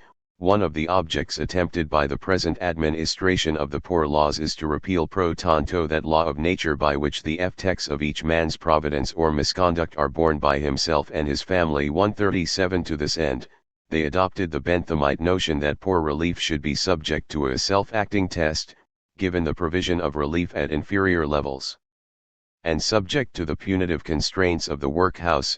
One could safely assume that laborers would do everything within their powers to avoid turning to poor relief. Indeed, the specter of the workhouse being sufficiently terrifying, the new poor law might be expected to heighten labor discipline and instill a new willingness to work for less. It is important to note, however, that both the report and the implementation of the new poor law failed to conform to Benthamite prescription. In reality, massive resistance to the new law and its officials, especially in the north of England, produced a series of concessions, some of them supported by local gentry, which limited the scope of the workhouse, continued some outdoor relief to the able-bodied and provided ample powers of discretion for overseers and magistrates to make judgments about the character of recipients. All of these compromises diluted much of the intent of Senior and others. Moreover, their plans for a radical centralization of poor law administration were largely stillborn. Even at the time of the report, the Benthamite Francis Place bemoaned the fact that the government had castrated the Poor Law Bill. 130 Popular resistance was to force the government to restrict its plans further. However much the Poor Law Report may have departed from specific Malthusian positions, often positions Malthus himself later revised, there can be little doubt that the abrasive class character of the new poor law was rooted in the moral sentiments of Malthus. 139 To be sure, Bentham had played some role in shaping the attitude toward poverty which permeated the report. But this attitude had largely been defined in public debate by Malthus, not Bentham. This is what Malthus's longtime friend Bishop Otter grasped when he wrote, "The essay on population and the Poor Law Amendment Bill will stand or fall together." 140 More than any other work, it was Malthus's essay which had defined the anti-radical opposition to poor relief in the age of the French Revolution. And this fact was clearly grasped by the popular opponents of the new poor law. In May 1837 a massive demonstration of between 200,000 and 260,000 against the new poor law was organized on Peep Green. The banner leading the Huddersfield contingent announced boldly, "The Huddersfield Division swears destruction to all Malthusian Bastilles." 141 Working-class radicals saw clearly the connection between Malthusian doctrine, the attack on poor relief, and the new Bastilles, workhouses. They saw as well that Malthusianism was now a cornerstone of mainstream political economy. Inevitably, their confrontation with Malthusianism and the new poor law embroiled them in a confrontation with bourgeois political economy. And out of this confrontation there emerged a new popular political economy, a political economy of the working class. Exploitation, inequality, and the market, the making of popular political economy. Hostility to Malthus was at the heart of the critique of political economy which developed within popular radicalism during the early 19th century. William Cobbett's vilification of the author of The Principle of Population, particularly in his letter to Parson Malthus, 1819, The Sin of Forbidding Marriage, 1822, and his three-act comedy Surplus Population, 1831, had alerted a growing popular audience to Malthusianism and the doctrines of political economy. 1 Advanced at a time when employers and politicians were using political economy to justify deregulation of wages, Cobbett's polemics helped make Malthusianism perhaps the central social issue preoccupying radicalism in these decades, so much so that the epithet Malthusian had become, by the 1820s, one of the dirty words of popular radicalism. 2 Yet treating Malthusianism as a dirty word was not enough. As the offensive of political economy against the working class became more aggressive during this period, popular radicalism was forced to shift from mere diatribe and vilification of the sort fashioned by Cobbett towards a more systematic and theoretically informed critique of political economy. One sees the evidence of such a move in the Trades newspaper, an organ of London artisan radicalism during the 1820s, and in that celebrated voice of articulate radicalism, the poor man's guardian of the early 1830s. 3 This developing critique was urgently needed as political economy became the scientific justification for legislative attacks on wage regulation and trade union rights. But this was only one level on which the offensive of political economy operated. Perhaps more important were attempts to popularize political economy, to advance its doctrines via school, pulpit, popular journalism, and working-class institutions. The launching in 1802 of the Edinburgh Review was the first significant step in the popularization of political economy. By 1814, sales of the review had risen to 13,000 from a mere 750 at its launch. Equally important, by 1826 all the major representatives of mainstream political economy, except Ricardo whose ideas and disciples dominate the publication, were contributors to the review: Malthus, James Mill, Thomas Chalmers, Robert Torrens, and J.R. McCulloch. 4 The appointment of Malthus in 1805 as Professor of History and Political Economy at the East India Company's College in Hertfordshire is indicative of the new respect accorded the science of political economy, and of Malthus as its chief disseminator. 20 years later Nassau Sr., a chief architect of the new Poor Law Report, was to take the newly established chair of political economy at Oxford.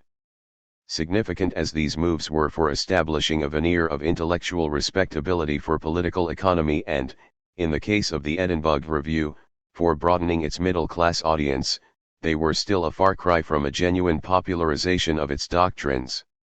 By the second decade of the 19th century, however, Francis Place emerged as probably the earliest proponent of a truly popular dissemination of political economy. His voice was soon joined by many others. By the 1820s, Henry Brougham was calling, in his Practical Observations on the Education of the People, 1825, for works on political economy that would be more extensively circulated for the good of the working classes, as well as their superiors.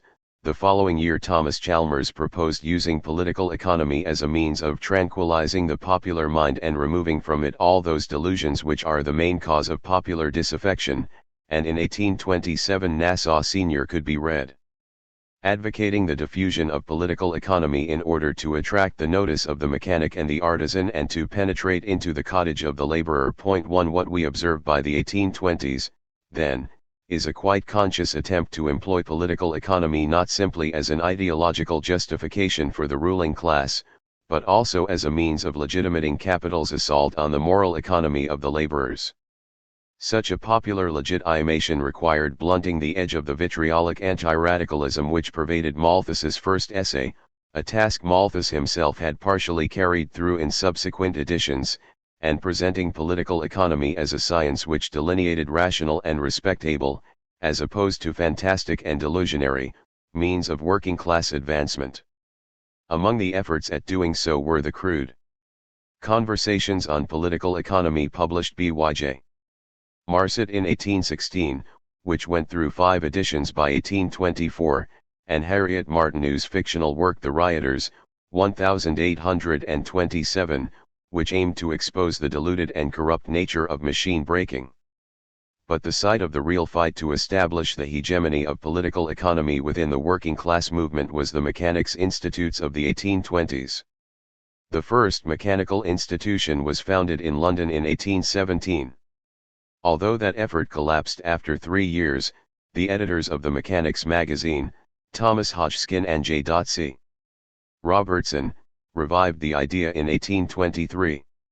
In short order, a battle ensued for control and direction of the institute between those, like Hodgkin and Robertson, who favored a democratic organization run by working-class subscribers, and Francis Place, who solicited wealthy benefactors and fought for an orientation dominated by Benthamism and middle-class political economy.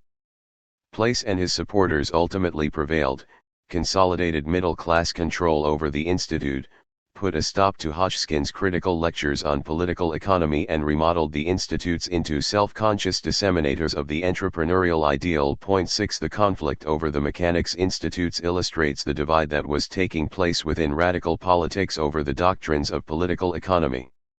Those with an orientation towards middle-class reform embraced Malthusianism and the doctrines of Ricardo, while popular radicals who rejected both found themselves under an increasingly systematic theoretical barrage from orthodox political economy.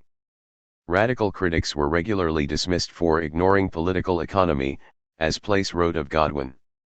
A similar line of argument was adopted as early as 1817 by political economists who opposed the reforms advocated by Robert Owen. 7 Arguments for trade union rights, wage regulation, poor relief, popular education, and so on were now invariably conducted on the terrain of political economy.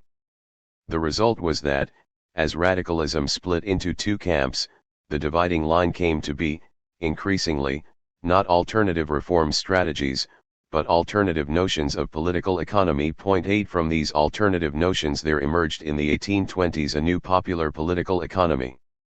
Popular political economy, the forerunners. Historians of popular protest and the making of the working class have long recognized the importance of a loose set of customary values and beliefs which sustain the moral economy of the English poor. 9 At the heart of this moral economy, as we have seen, was the notion of a right to subsistence.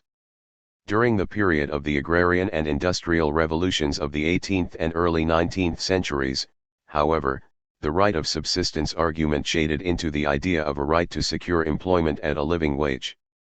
To be sure, such an idea was ultimately implicit in the argument for a right of subsistence. But given the experiences of wage cutting, enclosure, mechanization and industrial reorganization, the emphasis on the right to work at a living wage came increasingly to the fore. Moreover, this inevitably involved the assertion that labor was not a commodity like soap, lace, or beer. The attack on the commodity status of labor became the centerpiece of opposition to the doctrines of Malthus, Ricardo, and the Benthamites. As Thomas Single put it in the Trades newspaper in the mid-1820s, the great evil with men who have written on what they term political economy is, that they never take into consideration the habits and customs, and all the natural passions and propensities belonging to human nature. They also have in general this radical evil at the bottom of their systems. They consider man as a machine, and the laborer as a commodity. Yet, he continued, to call labor a commodity that is to be brought to the market like wheat or any other article, is sheer nonsense. The one is a shadow, the other a substance. Before you can order Englishmen to be worked like cat, you must first deprive them of all the natural passions and feeling which are implanted by God. 10 At the heart of this argument is the moral elevation of human labor above the status of a commodity. This dignifying of labor, and most crucially of the laborer, owed an important debt to the dissident journalism of William Cobbett. Notwithstanding the severe limits of his radicalism, Cobbett gave voice to the moral and political claims of the laboring poor. This is perhaps nowhere clearer than in his address to clergymen and laborers, 1816, where he asserted that the real strength and all the resources of a country, ever have sprung, and ever must spring from the labor of its people. It followed from this that laborers possessed an inalienable right to have a living out of the land of our birth in exchange for our labor duly and honestly performed. 11.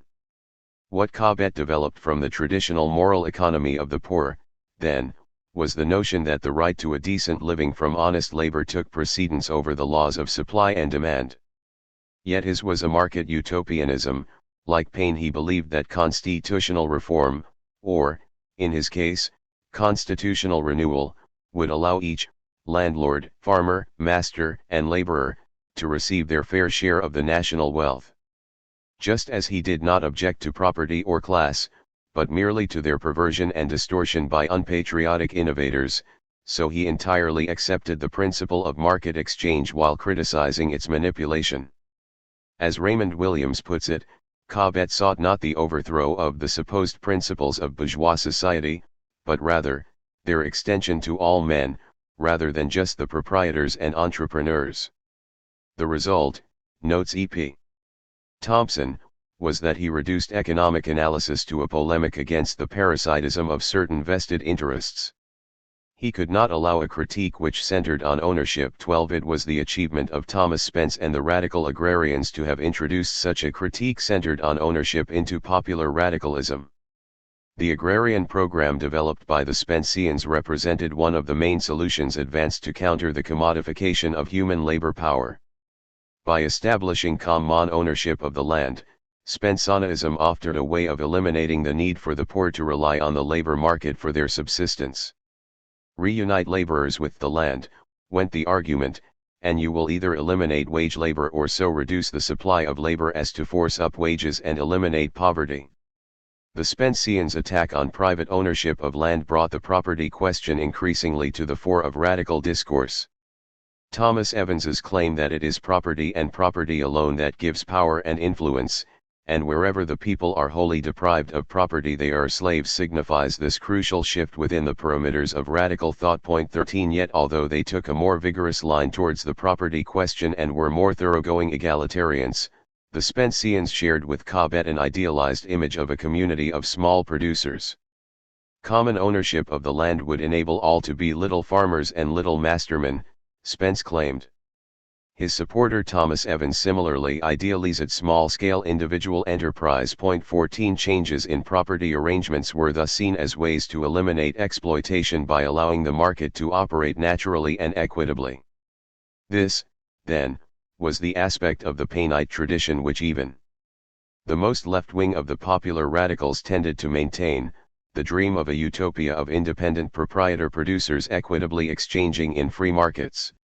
Common ownership of the land was not designed to create communal conditions of life and work, but was envisaged, rather, as a means of establishing equal relations between free and independent commodity producers.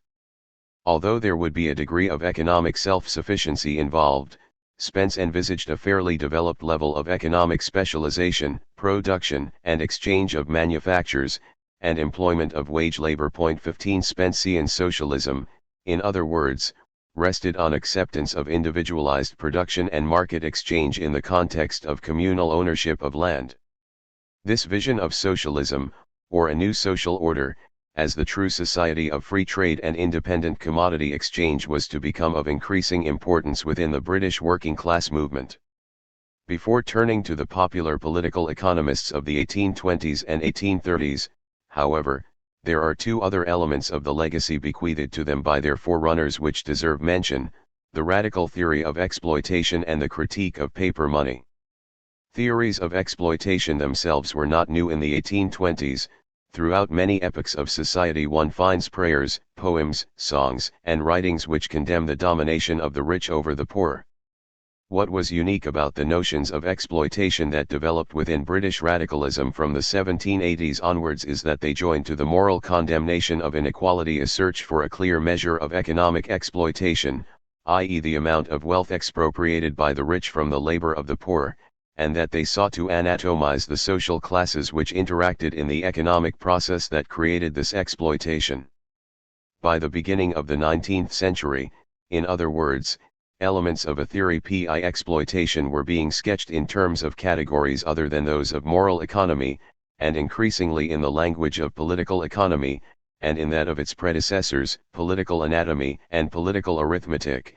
In particular, 16 one glimpses something of the older approach in William Ogilvy's essay on the right of property in land, 1782, where he states that whoever enjoys any revenue, not proportioned to such industry or exertion of his own, or of his ancestors, is a freebooter. 17 Yet already by the second and third editions of William Godwin's Inquiry Concerning Political Justice, 1796, 1798, one observes an increasing specification of the economic processes of exploitation. By the time of the second edition, a rudimentary analysis of the capitalist was entering radical discourse. Godwin consequently replaces the term middleman by capitalist and describes the latter as an idle and useless monopolizer. Moreover, in the third edition of 2 years later, he begins to disaggregate the surplus product taken from the laborers in terms of rent, profit, and taxes. The landed proprietor first takes a very disproportionate share of the produce to himself, the capitalist follows and shows himself equally voracious. Taxation comes in next. 18 Godwin's argument involves a rudimentary specification of the component parts of the economic surplus taken from the laborers, and of the appropriating classes which enjoy the surplus. Nevertheless, it did not attempt to employ the categories of political economy. Indeed, as I have noted, it was dismissed by Francis Place for its ignorance of them. By 1805, however, radicalism had found a critic of exploitation whose work did utilize the concepts of political economy, particularly those of Adam Smith, Charles Hall, and his book The Effects of Civilization on the People in European States. Hall was a London doctor whose work made at least a minor impact in radical circles. 19 Most influential initially was the appendix to his work, which attacked Malthus's theory of population. But at least as important as time went by was his analysis of poverty and exploitation. Using government statistics, he attempted to quantify the degree of exploitation of the working class. The top 20% of the population, he suggested, consume 7/8 of the national wealth, a mere 1/8 remains for the 80% who produce that wealth. Employing the concepts of productive and unproductive labor used by the physiocrats and Adam Smith, albeit in a confused fashion, he undertakes to explain how it is that the rich appropriate for themselves the bulk of society's output. The root cause of the problem, he maintains, is the monopoly of land maintained by the landowning class. Yet he also attempts to delineate the processes of capitalist exploitation. The means enabling tradesmen to share a part of the product of the labor of the poor, he writes, is their capital. But the exchange of capital for labor is not a fair exchange. In truth, the capitalist simply gives the laborer some of the product of his past labor in exchange for labor in the here and now. The rich man has truly nothing to give the poor man. The money, as well as the bread that was bought with it, the poor man's hands had before produced. The result is that society is divided into a consuming class which buys, and a producing class which sells, labor. 20. In analytic terms, there is much that is deficient in Hall's explanation.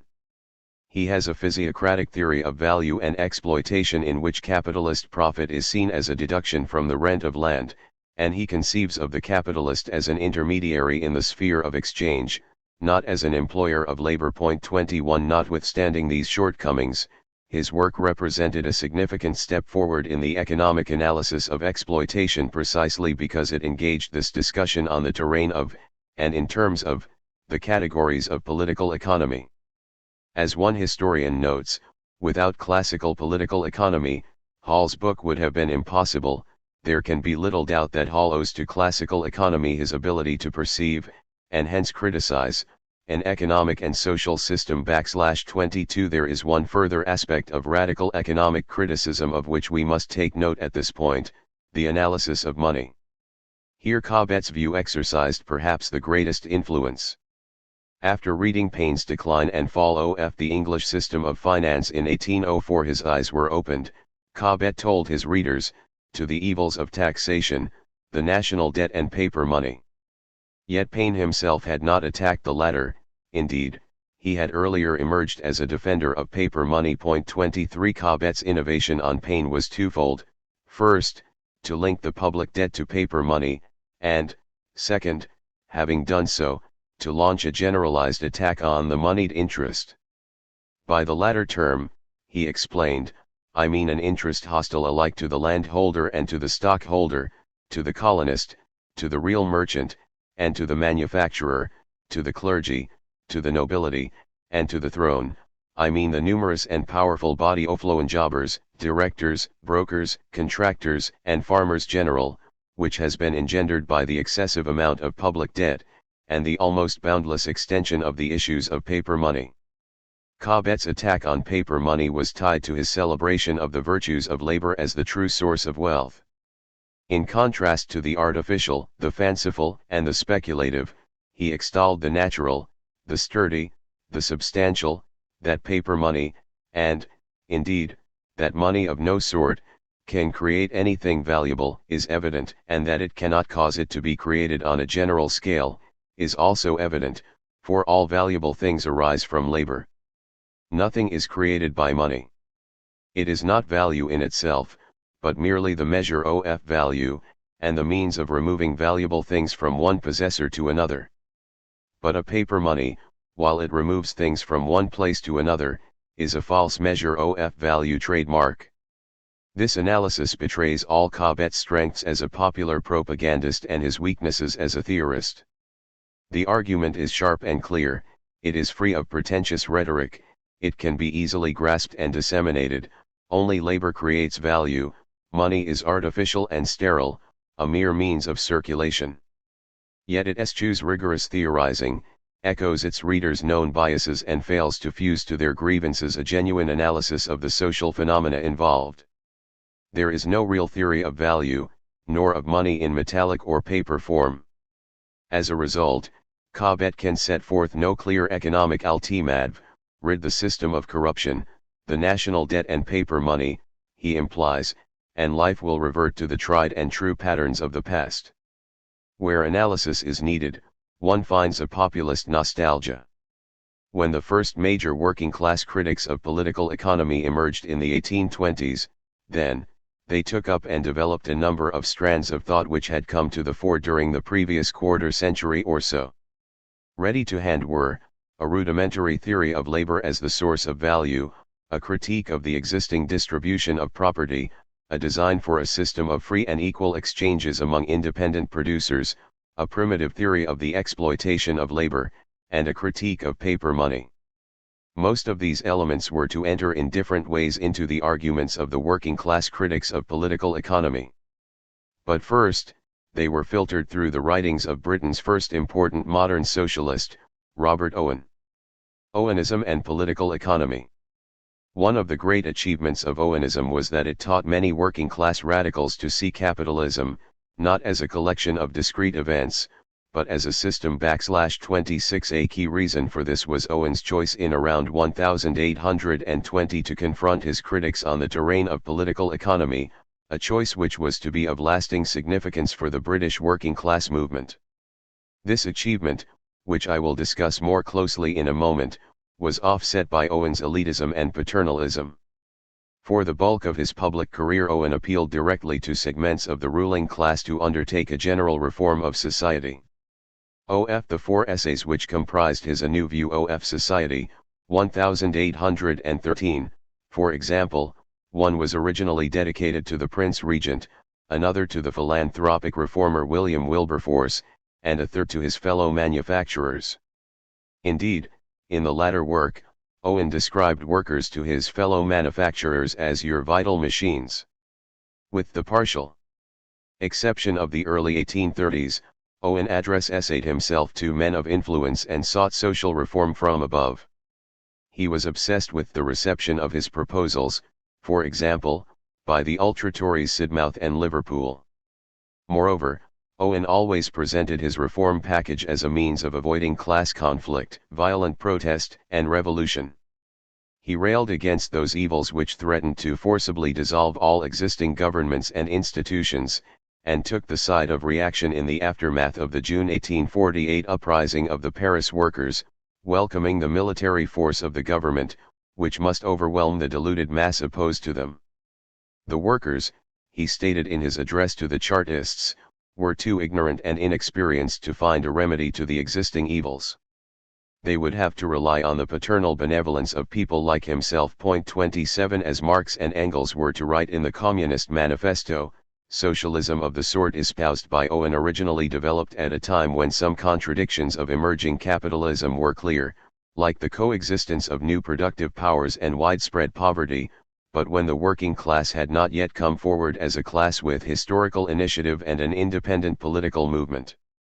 Seeing the workers as merely the most suffering class, not as a force capable of reorganizing society, such utopian socialists habitually appeal to society at large, without distinction of class, nay, by preference, to the ruling class.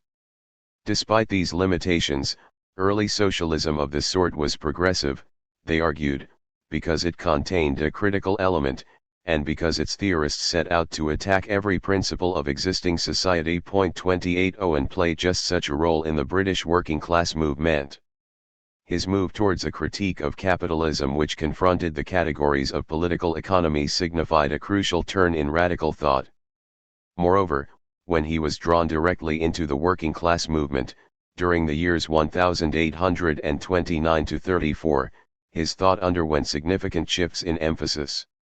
Equally important was the way in which many radicals of the working class movement borrowed from, added to, deepened and developed Owen's insights. The result was a new brand of Owenism, a tougher, more proletarian approach, which looked to working class self-activity, not benevolence from above, as the means to social transformation. Throughout the 1820s, a growing group of labor radicals embraced Owen's critique of competition and his views on cooperation. Only at the end of the decade, however, did Owen himself grasp the significance of the upsurge of working-class cooperativism as a possible means for his objectives. For the next 5 years, notes one historian, the British working-class movement was saturated with Owenism. Comments another, at this time Owenism seemed to have captured organized labor. There were a number of key phases in Owen's 5-year immersion in the workers' movement. Although each overlapped and intersected, it is possible to identify a cooperative store phase, one based on labor exchanges and another dominated by general trade unionism. Taken together, these years witnessed a remarkable burst of activity, which produced hundreds of cooperative stores and societies, scores of Owenite newspapers and magazines, institutes, conferences and trade unions. The launching of the Grand National Consolidated Trade Union represented the highest achievement of this period. At its peak in 1833, it allegedly signed up 1 million members in a matter of weeks. Throughout that year Owen toured the country speaking to union meetings and propagating his vision of a new moral world.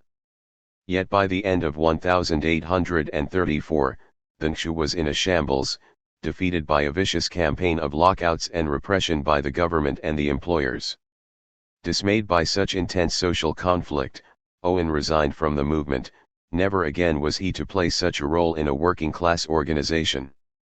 Nevertheless, his activities during this period left a lasting influence of Owenite socialism on a whole generation of trade union leaders. Point 30. But this influence was not a passive inheritance from Owen, it involved an active appropriation of a set of doctrines and practices which were modified in light of the direct experience of working-class cooperativism and trade unionism. Owenite radicals can fairly be said to have both proletarianized and democratized the originator's doctrine, by making mass mobilization and democratic organization of workers central to the achievement of a new society. Owenite groupings in Manchester, for example, consciously ignored their teachers' paternalism and cultivated a strong democratic culture and organization. 31 Working-class Owenism, then, was precisely that, a theory and a practice which owed as much to workers' self-activity as to Owen himself. As E.P. Thompson comments, from the writings of the Owenites, artisans, weavers, and skilled workers selected those parts which most closely related to their own predicament and modified them through discussion and practice. Owenite thought was thus an ideological raw material diffused among working people, and worked up by them into different products. 32 We can see the nature of this adaptation of Owenism in the claim by one artisan that it was Owen who impressed upon our minds a conviction of our importance, who convinced us, working men, that we were the pillars of the political edifice, that we sustain the whole superstructure of society. 33 The political conclusions drawn from this impression were often not those intended by Owen. Yet the idea that laborers were the most important group in society did find a point of departure in Owen's critique of political economy, a critique that first appeared in his most important work, the Report to the County of Lanark, 1820. The report represents a crucial turning point in Owen's writings.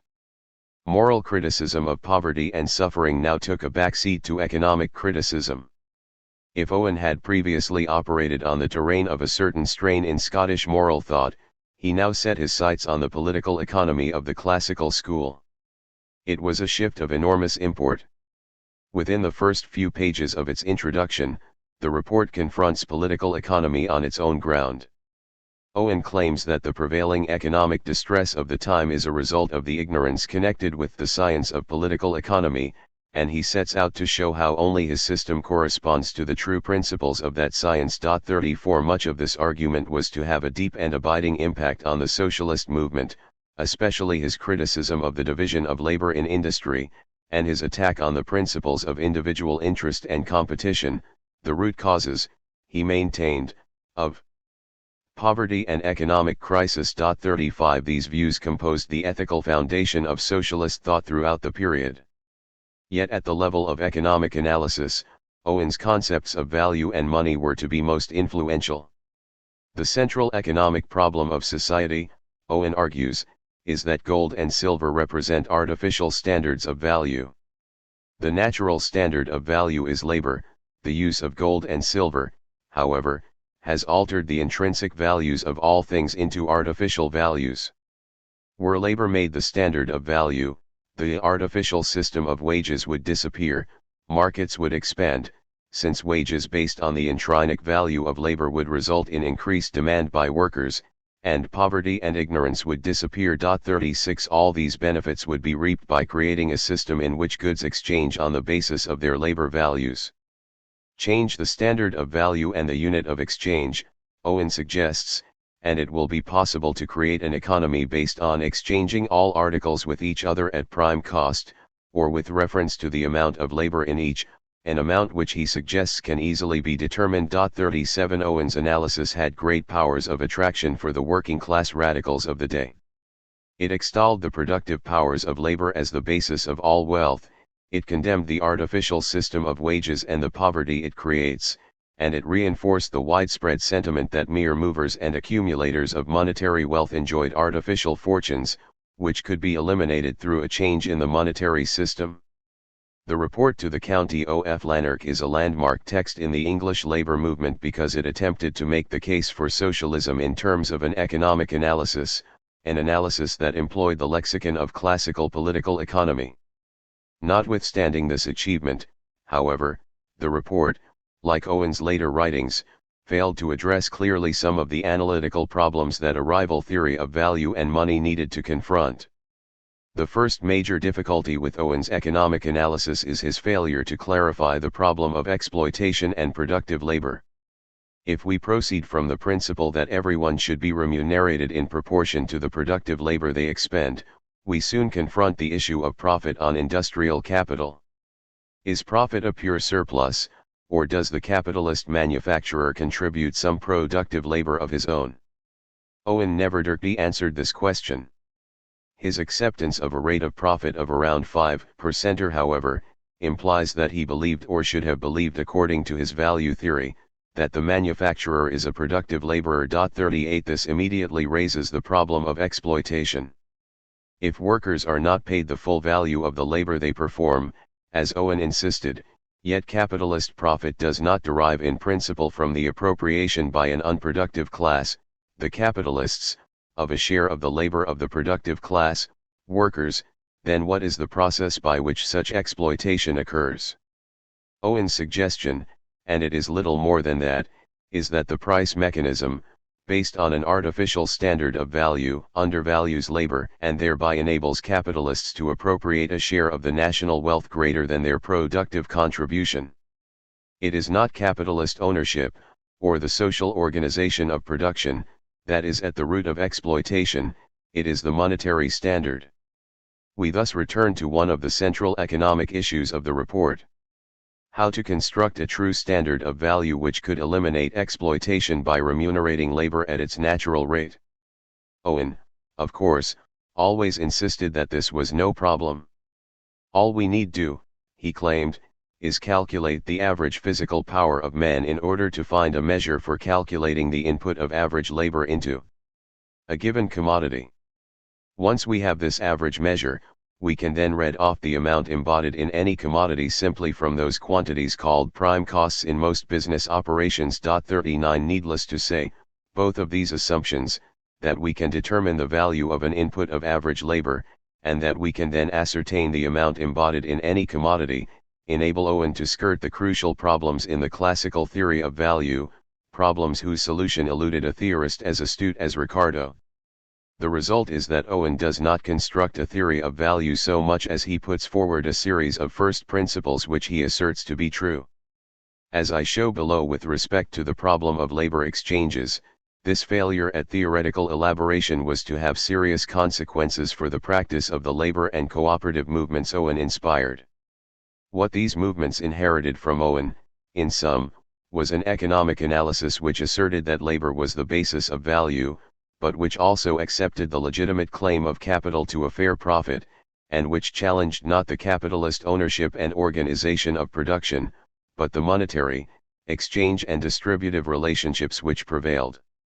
This Owenite bias towards analysis of money and exchange was to dominate the labor movement during the great flowering of popular political economy in the 1820s and 1830s. Popular political economy, labor, exchange, money, cooperation. The years 1824–7 saw a remarkable outpouring of critical works on political economy from the standpoint of the working class. William Thompson's Inquiry into the Principles of the Distribution of Wealth, 1824, and Labor Rewarded, 1827, Thomas Hodgskin's Labor Defended Against the Claims of Capital, 1825, and Popular Political Economy, 1827, and John Gray's Lecture on Human Happiness, 1825. 40 While Gray continued to publish such works until 1848, and John Francis Bray's Labor's Wrongs and Labor's Remedies, an important addition to the literature of popular political economy, did not appear until 1839. The peak of labor's developing critique of political economy was the decade 1824–34. For one of these works, it was Hodgskin's Labor Defended which had the greatest and most immediate impact. Written to strengthen the intellectual case for a repeal of the combination laws, which severely restricted trade union rights, its arguments were soon taken up in the Radical Artisan Press. The Trade's newspaper published extracts from the book, along with letters from its author, and Francis Place complained that its views were carefully and continually propagated by working-class publications. In 1832, James Mill believed that the mad nonsense of our friend Hodgkin with respect to the right of the laborer to the whole produce of the country was finding a mass audience through publications that are superseding the Sunday newspapers. 42 There is a certain irony in Hodgskin's influence within the labor movement, as he was the most removed of the popular political economists from cooperativism and the closest to the intellectual outlook of Bentham, Mill, and their school. Remaining an ardent advocate of the principles of free trade throughout his life. 43 Nevertheless, his passionate anti-authoritarianism, and his commitment to the principle that rights should be equally applied, drew him into the workers' movement of the 1820s. We have already seen his involvement in launching the Mechanics' Institute in London in 1823, it was there that he delivered lectures on economics, later published as Popular Political Economy, 1827, which did much to provoke the battle in which he and the artisans lost control of the Institute to Francis Place and his middle-class allies. But it was his first treatise on political economy, Labor Defended, which made the greatest impact by giving intellectual expression to a sentiment for far-reaching reform which had started to grip large numbers of British workers. Many of the book's basic ideas were in the air in artisan circles. But Hodgkin brought them together and gave them a sharp, The heretical formulation. For this reason, Max Beer was not far from the mark when he wrote that Labour Defended may be said to have been the manifesto of British Labour in the memorable year 1825, the commencement of the organised and systematic struggle of the British working class. 44 At the heart of Hodgskin's book is the assertion that capital exercises an undeserved claim to a share of labour's produce. This was nothing new to readers of Owen. But Hodgkin took his readers further than had the author of the report to the County of Lanark. His book, unlike Owen's works, exhibits a deep familiarity with political economy. Ricardo, McCulloch, James Mill, and Adam Smith are all cited in the text. Equally important, Hodgkin attempts to counter the classical economists directly on the ground of one of their major innovations, the theory of capital. He does this by denying claims for the productivity of capital. In fact, he asserts that capital is a sort of Kabbalistic word, like church or state, which are invented by those who fleece the rest of mankind to conceal the hand that shears them. It is a sort of idol before which men are called upon to prostrate themselves. In truth, he argues, it is labor which does all. The capitalist merely intervenes between laborers as a middleman, charging for his parasitic service, and appropriating to himself a share of the value created by these producers. It is an extraordinary perversion of thought which has led economists to attribute to capital the productive achievements of labor. 45 Hodgskin's argument thus possesses a cutting edge absent in Owen, a sharp critique of the claims of capital to a share of national wealth. Yet, like Owen, Hodgkin remains remarkably imprecise about the processes of exploitation itself. While insisting that capital appropriates wealth it does not deserve, he does little to explain how this appropriation occurs.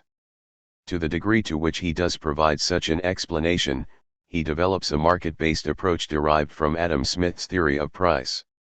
Whereas the real price of a commodity is a certain quantity of labor, he states, its market price is comprised of labor costs plus the profits added on by all the capitalists through whose hands the commodity passes. Hodgkin thus employs Adam Smith's adding up theory of value, discussed in Chapter 2. But he does so with a subversive twist. Hodgkin treats labor as the only real determinant of value, and profit on capital as an artificial cost deriving from the unequal political power of capitalists which allows them to monopolize market transactions which could, and should, be left in the hands of the producers. Given the power of capitalists to make laws which favor their economic interests, the market is not truly free. The result is artificially inflated prices which include an unearned profit, and poverty and misery for the laboring majority. 46 The theoretical underpinnings of this explanation of value and profit, and its debt to Adam Smith, are spelled out more clearly in a letter of May 28, 1820 from Hodgkin to Francis Place. This letter followed from Hodgkin's reading of Ricardo's Principles of Political Economy. Hodgkin informs Place that Adam Smith was much more just than Ricardo. He goes on to argue that Ricardo errs by equating natural price, which is determined by labor, with exchangeable value, or market price, an error that Smith did not commit. He then uses this distinction in a way foreign to Smith, to delegitimate capital's claim to a share of value and national wealth. Profits do not increase the labor necessary to bring a commodity to the market, he writes, but they enhance its price to the laborer and its exchangeable value to any person not a capitalist. 47 In this view, profit and exploitation are exchange-based phenomena. Profit follows from the monopolistic power of capitalists, their ability to advance materials to workers and then appropriate and sell the workers' product. Exploitation, if it should be called such, is based on the gap between wages, which remunerate workers for their productive hours, and prices, which exceed real value, or natural price. Profit is thus seen to derive from an add-on or markup operation, not from the appropriation of unpaid labor. Nowhere in this account do we find a theorization of exploitation in the process of production. In fact, Hodgkin treats master employers as productive laborers and argues that they deserve the respect of the laborer. It is only the capitalist in the sphere of circulation that stands condemned. 46 Thus, for all the harshness of its attack on capital, labor defended remains at the level of a condemnation of exchange-based inequalities. As with Owen, there is no critique of capitalist relations of production, nor is there the sort of value theory such a critique would entail. The popularity of labor defended underlines a crucial ambiguity in the working-class radicalism of early 19th century Britain. Alongside virulent attacks on capitalist monopolizers went praise for competition, the division of labor and genuinely free trade. The last was not usually as pronounced as it was in Hodgskin's case. As the years went by, in fact, Hodgkin became more outspoken in his embrace of free trade, and his opposition to socialism and trade unions. To be sure, few radicals were prepared to follow him in his advocacy of the Anti-Corn Law League as an alternative to Chartism, or to go so far as his statements of the 1850s that competition is the soul of excellence, and gives to every man his fair reward, and that the interferences between capital and labor by communists, socialists, and combinations, are all evil. 49 Yet there can be no denying that the liberal individualist position that he set out in The Natural and Artificial Right of Property contrasted, 1832, drawing as it did on Locke, echoed a deeply held attitude towards the sanctity of individual property, which informed popular radicalism throughout this period. Drawing from Locke a labor theory of property according to which the individual had a right to the property of his own physical labor, popular radicals could attack private ownership of land, incomes accruing to the idle or excessive exactions by industrial capitalists.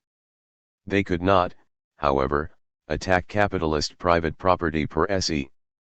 If this popular Lockeanism on the property question limited radical criticism, a sort of popular Smithianism on economic issues vitiated its critique of competition and the market. As a result, it was often not private property and the market which were condemned, merely their deformation under the prevailing system of political and economic monopoly. 50 For this reason, there can be little disagreement with Ch.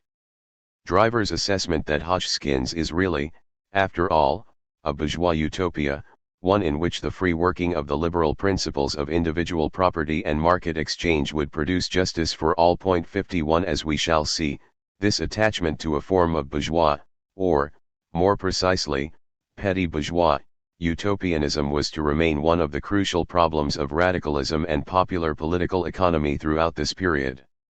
If any one popular political economist could be said to have moved significantly outside the orbit of the categories of liberal economics, it would be William Thomson. Even in his case, however, important tensions and ambiguities persist. An Irish landowner by birth, Thomson became a central figure in the Owenite and cooperative movements of the period, an ardent advocate of women's emancipation, the most thorough critic of competition, and the most consistent proponent of cooperative political economy. The large shadow cast by Owen has often obscured Thomson's importance to early 19th century British socialism. Yet while never rivaling that of Owen, Thomson's impact was substantial. In theoretical terms, in fact, he was the dominant figure in that section of the London cooperative movement which staked out a position to the left of Owen. As his biographer notes, though Thomson was Owen's first important disciple, he soon became the outstanding theoretician of the cooperative movement. 52 While his analysis certainly did not displace that which accepted liberal precepts with respect to competition and private property, it did win the favor of the Belfast cooperators, who drank a toast to this enlightened author, and of the American Owenites who gathered to hear his lessons read out, and it influenced certain of the arguments taken up by Chartists like William Lovett and James Bronteira O'Brien. 53 Thomson's inquiry into the principles of the distribution of wealth, 1824, was the first significant work of popular political economy. It did not, however, exercise an influence remotely similar to that of Hodgkin's first book, published the following year. There are two main reasons for this. First, the inquiry is a long, and at times a tedious and repetitive work, occupying fully 600 pages. Although mechanics' institutes and cooperative societies did purchase the book, it was not as easily read or as quickly absorbed as labor defended. Second, Thompson's inquiry was written at a more abstract level of discussion than Hodgskin's tract. Whereas Hodgkin was intervening directly in the debate generated by the movement to repeal the combination laws, Thompson was engaged in a more general reflection on the principles of distribution which governed society and which could regulate a new moral order. Notwithstanding these considerations, the inquiry did reach hundreds of artisans and cooperators, and its arguments spread wider as they were taken up by small publications and in Owenite and trade union meetings. In attending to Thompson's influence, one should not overstate the distance between his cooperativism and those strands of radicalism that grew more directly out of liberalism. After all, Thompson's starting point was that of Bentham's utilitarianism, according to which the purpose of law and human institutions is to maximize human pleasures, to achieve the greatest good of the greatest number. It follows that every social practice and institution, be it government or private property, should be subordinate to this principle. But where Bentham had given this potentially radical argument a strongly conservative twist by insisting that security of property was of more importance than the increase in human satisfaction which might be derived from greater equality and common ownership, Thompson sharpened its radical edge by arguing that as near an approach as possible to equality should be made, as near as is consistent with the greatest production. And he went on to argue that the strongest stimulus to production would be provided by securing the entire use of the products of labor, to those who produce them. 54 Thus, Bentham's stress on security, which had justified a conservatism towards existing property arrangements, was transformed into an argument on behalf of workers' rights to the whole product of their labor. With this twist, Benthamite utilitarianism could be employed as the theoretical support for a radical critique of established political economy. Much of the first half of the inquiry proceeds in this way, as an attempt to justify the claims of popular political economy in terms derived from a current of liberal thought, in this case Benthamite utilitarianism. So much does Thompson appear immersed in the categories of liberal economics that he accepts the necessity of economic exchange and praises its moral effects, asserting that it is at the basis of social virtue. But exchange, he argues, must be voluntary, not forced. On this basis, he goes so far as to suggest that Owen's cooperative communities represent the perfection of voluntary exchanges, in this case an exchange of benefits but not of goods. 55 The problem with modern society, according to Thompson, is that exchanges are not genuinely equal and voluntary. Capitalists, he claims, abstract a proportion of the labor performed by the producers, an unearned surplus value. The result is an immoral and unjust system of inequality. Thompson's solution to these social ills is one which would be almost endlessly repeated in radical and cooperative literature: unite capitalist and laborer in one person. This could be done by forming joint associations of small producer capitalists, or voluntary associations of small capitalists, so that every laborer would become a capitalist. Once such associations were in place, the natural laws of distribution would cause capital to be accumulated in the hands of all, instead of those merely of a few capitalists. 56 Thus far, Thompson's argument captures clearly one of the essential features of petty bourgeois socialism, the belief that poverty can be eradicated and human association developed to a higher level in an exchange economy based on small independent producers who experience the invigorating effects of competition. In truly free markets, there is nothing especially cooperativist about this. In fact, Thompson's attempt to depict Owen's plan for cooperative communities as an example of an economy based upon voluntary exchange is implausible. 57 Moreover, it is clear that he too had serious misgivings about this perspective. For halfway through the inquiry, Thompson stops trying to squeeze cooperative socialism into the categories of bourgeois political economy and proceeds to produce one of the boldest critiques of those categories that had yet been offered. While it is true, he offers, that the undeviating adherence to free competition under equal security would wonderfully increase useful activity, there are limits in the very nature of the principle of individual competition itself.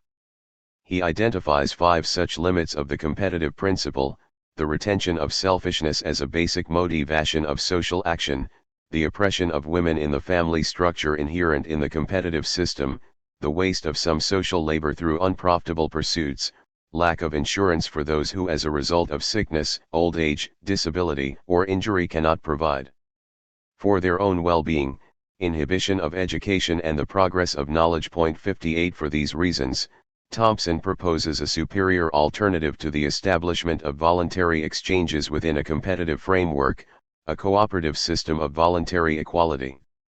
Here he seems to envisage a transcendence of exchange and the market in the context of cooperative production.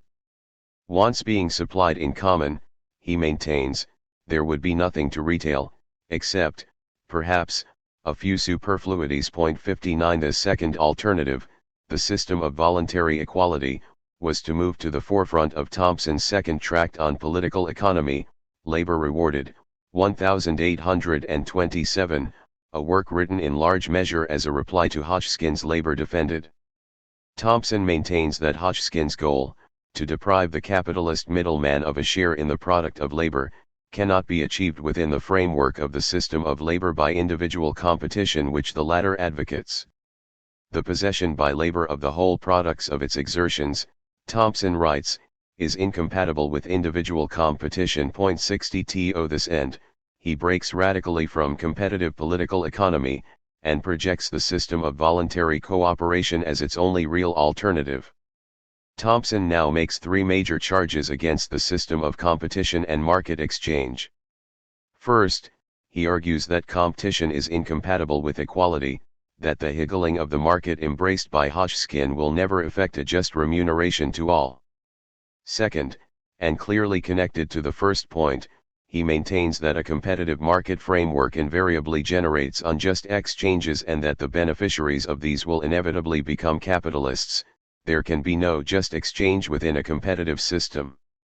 Third, Thompson moves beyond the whole doctrine of the right of the laborer to his whole product by pointing out, as Engels would do 16 years later, that this doctrine condemns children, childbearing women, the sick and the injured to starvation. Such a position clearly does not correspond to the maximization of human happiness. 61 With this critique in mind, Thompson then proceeds to develop his case for cooperative production and economic planning. Arguing that the wretched and eternal higgling of the market can never produce justice and prosperity, Thompson advocates other arrangements and institutions, which will look forward before production, into a wise and benevolent distribution of the products of labor, and will so regulate its distribution as to ensure the greatest happiness to all. 62 This remarkable argument breaks radically with the market as the mechanism of economic distribution, and intimates that it will be replaced by social planning based on a determination of that distribution of the products of labor which maximizes human happiness.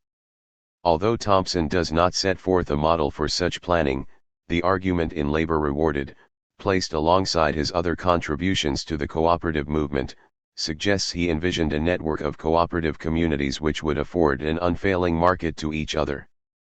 But the market envisaged here is not society's mechanism of resource allocation, or of price formation, but merely a societal arrangement for economic interchange between cooperative communities. 63 Labor Rewarded thus represents that work of popular political economy which broke most radically with commodity production and the market, and in so doing developed a perspective centered on the notion of socialized labor.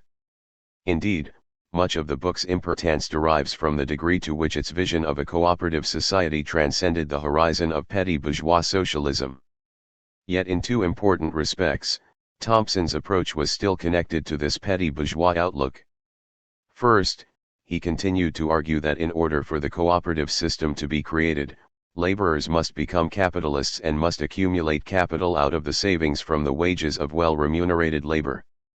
Although he treated this as one step towards the union of many capitalist laborers into cooperative communities, it could easily be treated as an exhortation to form associations of petty capitalist producers. Second, he persisted in depicting the process of capitalist exploitation as based on unjust exchanges, which derived from the additions to price enacted by the never-ending charges of intermediate agents. 64 As a result, exploitation was conceptualized in terms of unfair or unnatural market exchanges, and the analysis could be taken to imply a Smithian ideal society based on true natural or voluntary exchanges, much as he had portrayed Owenite cooperativism in the inquiry. Thus, although Thompson increasingly moved beyond the idealization of a free and harmonious market system which was at the heart of much radical criticism, he continued to use many of the discursive categories of just such an approach. The result was a fundamental ambiguity, despite the general direction of his thought, as to whether socialism involved a perfection of commodity production, i.e. production for an unplanned market by independent producers, or its transcendence. Given the practical difficulties caused by cooperative experiments, in particular their persistent financial collapse as they attempted to construct cooperative islands in a sea of capitalism, it was almost inevitable that many working-class radicals would come to de-emphasize grand schemes for the transcendence of the capitalist market and treat Thompson as another proponent of the equalization of market exchanges within the parameters of the capitalist economy. Although the drift of his analysis was in another direction, its theoretical ambiguities allowed for such an interpretation. While Thompson never made the shift from cooperativism to a perspective centered on the purification of market exchange, such was the trajectory of his contemporary John Gray, whom he defended from attacks by Owen at the Third Cooperative Congress held in April 1832. Gray's lecture on human happiness, 1825, has been described as probably the best-known single Owenite text on economic ideas. 63 Certainly it represented the most serious attempt to develop and systematize the economic analysis of Owen's report to the County of Lanark. And like that work, it attempted to employ the lexicon of political economy on behalf of cooperation. Gray's lecture is clearly of Smithian inspiration.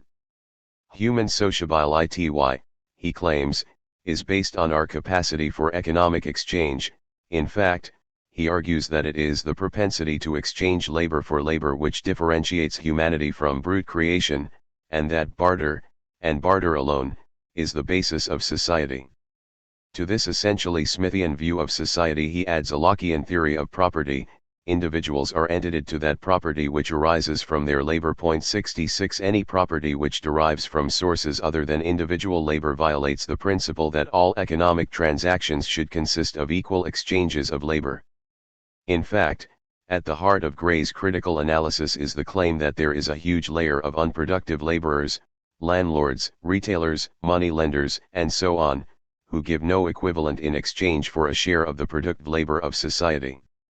Gray's treatment of productive and unproductive labor, categories taken from Smith, draws directly upon Patrick Calhoun's treatise on the wealth, power, and resources of the British Empire, 1814. Following Calhoun's statistical analysis, Gray maintains that 4/5 of the output of productive laborers is appropriated by unproductive classes, and that this is the secret of the poverty that plagues the British working class. This argument serves an important polemical purpose, depicting the plight of society in terms of a monstrous level of exploitation of those who produce its wealth. Yet it must be said that Gray has difficulty analytically defining the categories of productive and unproductive labor. He does not define these by the nature of the labor expended, but rather by the nature of the product which labor creates. Thus, manual laborers who produce lace dress are unproductive, despite the physical labor they perform, because lace dress is socially useless, a mere extravagance. 67 Gray's argument immediately confronts the problem we have encountered in Owen, Hodgkin, and Thompson, that of specifying the mechanisms by which the exploitation of productive labor occurs. In company with these writers, he locates the problem in the commercial arrangements of society. And in line with such an analysis, he suggests that unjust market exactions are at the root of the problem. The real income of the country, which consists in the quantity of wealth annually created by the labor of the people, is taken from its producers, chiefly, by the rent of land, by the rent of houses, by the interest of money, and by the profit obtained by persons who buy their labor at one price, and sell it at another. 68 Here again we encounter an adding-on theory of exploitation. The monopolization of land, and with it of housing, allows landowners to exact a rent. The monopolization of money sustains lenders who live on interest, and the inability of laborers to organize the production and marketing of their own output enables interlopers to intervene and add on costs for socially useless services such as retailing. It is instructive with respect to this last point that Gray rails against the present system of retail trade. Point 69. It was, after all, precisely such a view of retailing and related market exchanges which underpinned much of the drive to create cooperative stores in the 1820s and 1830s, in the belief that if producers could market their products they would receive their full value and could purchase at real, not artificially inflated, prices. This was a central aspect of the case Gray made for cooperation. Owenite communities would embody economic relations in which the useful laborer could keep for his own use the property he creates and enter into exchanges only for something else of equal value. This would be a true state of justice, since all just contracts have for their foundation equal quantities of labor. v0 Once more, we find cooperativism depicted as the rationalization and equalization of exchange. There is one other aspect of the lecture which deserves notice before we turn to Gray's later work, its explanation of economic crisis. Drawing again on Owen, Gray claimed that the competitive system creates an unnatural limit to production. Competition between capitals, he suggests, sustains a superstructure of unproductive members of society who, while consuming the bulk of its output, do not contribute to its expansion. Create a framework in which capitals cooperate with each other, he implies, and the number of unproductive laborers will be radically reduced, total output will expand, as will employment opportunities. Point 71. While this is far from a theoretically satisfying analysis, it is important to see the significance of this effort to show that underproduction and unemployment, and not simply unjust or unfair exchanges, were inherent defects of the competitive system. The result was a direct refutation of bourgeois political economy's claim that competitive market society formed a self-regulating and crisis-free economic system. The lecture was Gray's only true Owenite tract. The same year that it appeared, he and his brother undertook the business of publishing an advertising newspaper. This was followed by a series of other, generally successful, publishing ventures, which made him a reasonably wealthy man. These business successes probably account for his move away from cooperativism. Point 72. Yet, while abandoning Owenism and the cooperative movement, Gray continued to adhere to the idea that there were profound defects in the commercial arrangements of society. These were seen no longer as originating in competition, but, rather in the principle of exchange and its monetary basis. This growing preoccupation with money and exchange is clearly evident in his next work, The Social System, a treatise on the principle of exchange, 1831. Gray maintains in this tract that there has never existed a rational system of exchange, or a proper instrument for effecting exchanges.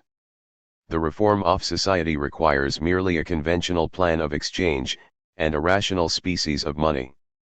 He continues to extol the virtues of exchange as the bond and principle of society, but argues that a defective system of exchange is the evil, the disease, the stumbling block of the whole society. Point 73. The social system exemplifies the ease with which a concern for rationalizing exchange could slide into acceptance of the basic relations of a capitalist market society. Gray makes it clear that he opposes equal distribution of wealth as a premium on idleness, that he supports privatized production since it is both desirable and customary for each to live by exchanging that which he produces for innumerable portions of the labor of others, a clear rejection of cooperative production, and that his plan for reform is consistent with individual competition in bodily and mental occupations, with private accumulation to any amount. Not surprisingly, given his acceptance of competition, individualized production, and private accumulation, he claims that the principles of his system are embodied in the sentence, freedom of exchange. 1 If the social system signifies an abandonment of cooperative principles, it also represents a more developed theory of economic crisis.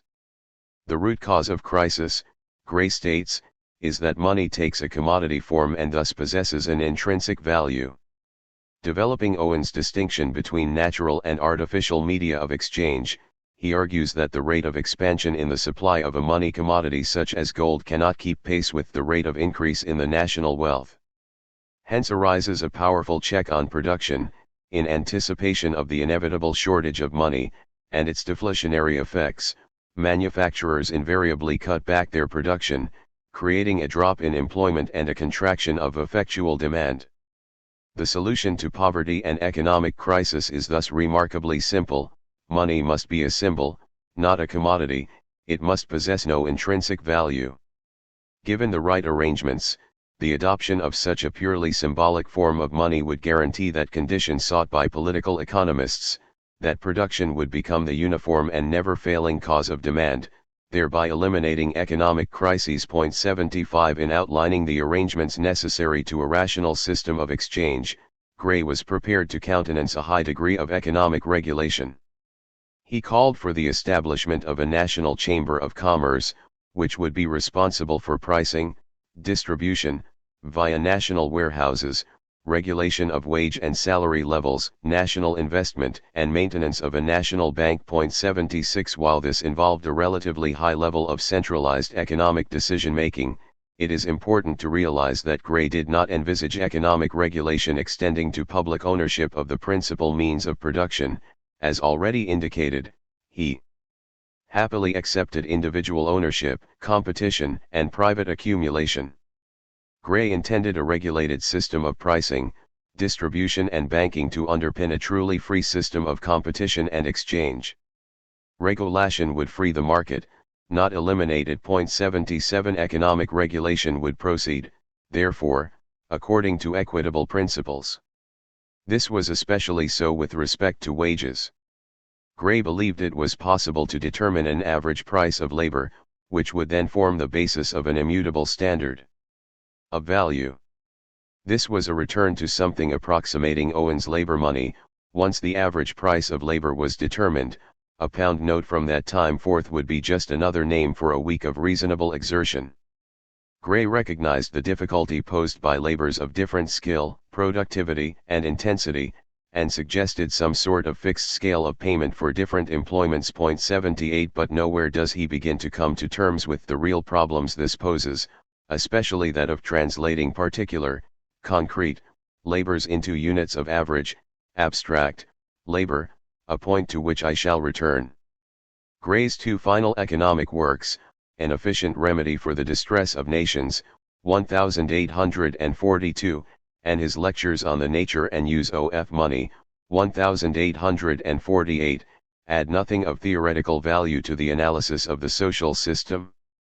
Their significance lies chiefly in registering his break from cooperative socialism and his increasingly degenerate and enervating monetary crankiness. 79 An Efficient Remedy restates the theory of rational exchange and his explanation of crisis in terms of inadequate growth in the supply of gold or of any money with an intrinsic value. He again argues for a labor standard of value and skirts the attendant problems this involves.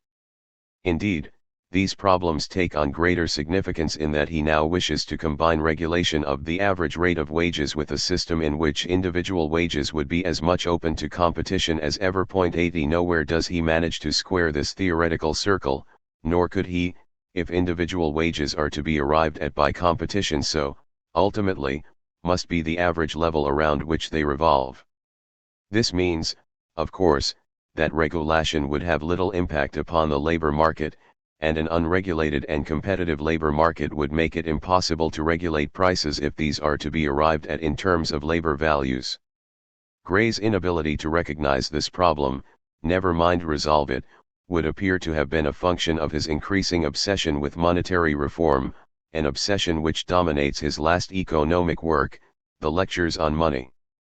Gray's lectures represent his most open embrace of the doctrines of Adam Smith and his most explicit rejection of socialism.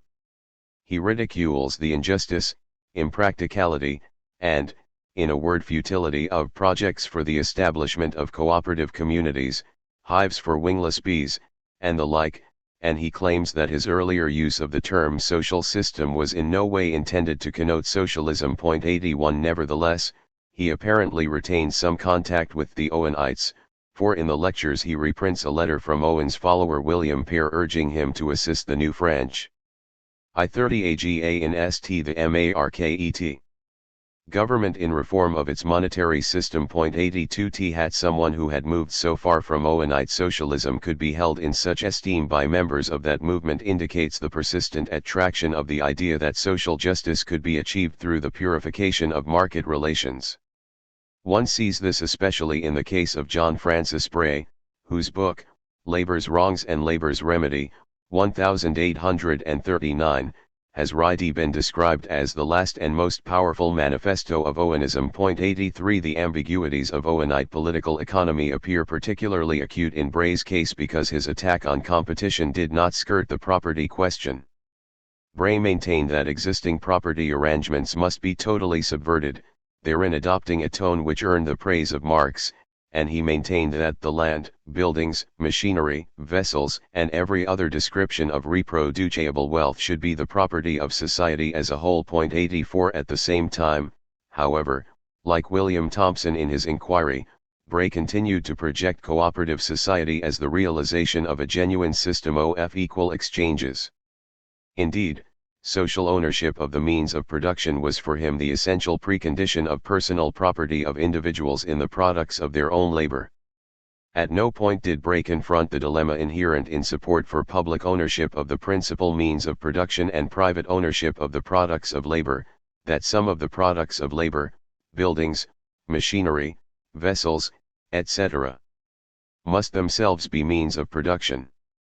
Bray's failure to recognize this contradiction between social ownership and private appropriation, despite his radicalism on the property question and his lifelong commitment to the labor and socialist movements, illustrates the degree to which acceptance of some key categories of bourgeois economy, equal exchange, and private ownership of labor's products, limited the theoretical and political range of the popular critique of political economy during this period. 85 Labor's Wrongs commences with the argument that the labor movement has restricted itself to the campaign for a merely political equality which would simply modify the position of the working class as a working class, instead of organizing for a general remedy which could provide a remedy for their poverty. Having claimed that the property question is the key to any general remedy, Bray proceeds to argue for common ownership of the land and most means of production, and for equal rewards for equal labor. 86 Central to his critique of the competitive order is the claim that it violates the latter principle, that equal contributions of labor are not equally rewarded, that the existing structure of inequality rests on a fraudulent system of unequal exchanges. There are two essential features of this system: first, the capitalist practice of buying at one price and selling at another, and second, the fact that there is no real exchange between capitalists and laborers, since the former give the working man, for his labor of 1 week, a part of the wealth which they obtained from him the week before, which just amounts to giving him nothing for something. It follows that the whole transaction, therefore, between the producer and the capitalist, is a palpable deception, a mere farce. On its own capital is nothing, it is merely the offspring of land and labor, the product of labor appropriated by alien hands through unequal exchange. When the workman has produced a thing, it is his no longer, it belongs to the capitalist, it has been conveyed from the one to the other by the unseen magic of unequal exchanges. It follows from this analysis that taxes are less the problem for workers than the unjust appropriations of capital. 87 There is much that is suggestive about this analysis, so much so that at least one commentator has claimed that Bray anticipated some of the main tenets of Marx's critique of political economy. 88 Yet the suggestiveness of Bray's work should not blind us to some of its analytic shortcomings. Four stand out in especially sharp relief, two of them analytical, two practical. First, Bray adheres to the radical convention of describing the capitalist as an intermediary in the sphere of commodity circulation, rather than as an employer of wage labor. The result is that he depicts capitalist profit not as a result of surplus labor, but, rather, of market manipulations. The vocation of such men, he writes, is to buy cheap and sell dear. Second, like Owen and Gray, he sees the commodity form of money as at the heart of these market manipulations, or unequal exchanges, to the point where he claims that the system of banking, or the creation and issue of money, constitutes the great armory from whence the capitalists derive all their weapons to fight and conquer the working class. It follows from this, third, that he continues to see a cooperative society as embodying the perfection of an exchange economy, as necessitating nothing but a total change of system, an equalizing of labor and exchanges. Finally, this involves Bray in an argument for monetary reform, the conversion of the existing currency into notes denominated in terms of amount of labor. 89. Here we encounter once more the slide into reformist efforts to bolster small-scale capitalism of the sort we saw in William Thompson's inquiry. Despite his support for a cooperative society based upon community of possessions, Bray feels compelled to formulate an intermediate solution, which would constitute a bridge between the existing order of competition and that most perfect form of society to which he aspires. To this end he advocates the formation of joint stock companies, which would unite labor and capital in their own hands, and would exchange with each other according to equal labor times via some kind of labor money. 90. At this point his radical cooperative socialism starts to buttress a perspective for petty bourgeois socialism. He envisages a joint stock movement, which accumulates savings adequate to purchase the principal means of production of society from their owners, and which initiates a system of equal exchanges between small common stock associations via a new circulating medium and according to one uniform scale, in regard both to time of labor and amount of wages, all articles being valued according to the labor bestowed upon them. He then proceeds for 14 pages to show that such an arrangement would be entirely consistent with the principles of the leading political economists. 91. In spite of his radical rejection of competition, and his support for communal property arrangements, Bray's work ends by outlining a reform program which promises to realize the idealized market arrangements of bourgeois political economy through the equalization of exchange and reform of the currency. Thus, as much as his book, like Thompson's inquiry, offered a critique of the system of market competition, it also provided a theoretical rationale for efforts to purify that system rather than replace it.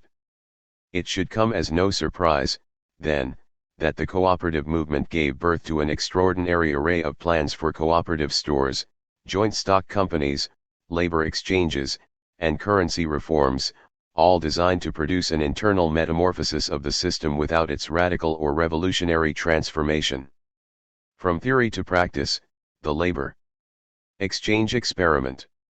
It is impossible to understand the changing practice of the radical movement, especially during the years 1829 to 34, without acknowledging the way in which it was affected by popular political economy. The Idealist and Ahistorical Thesis of Gareth Stedman Jones.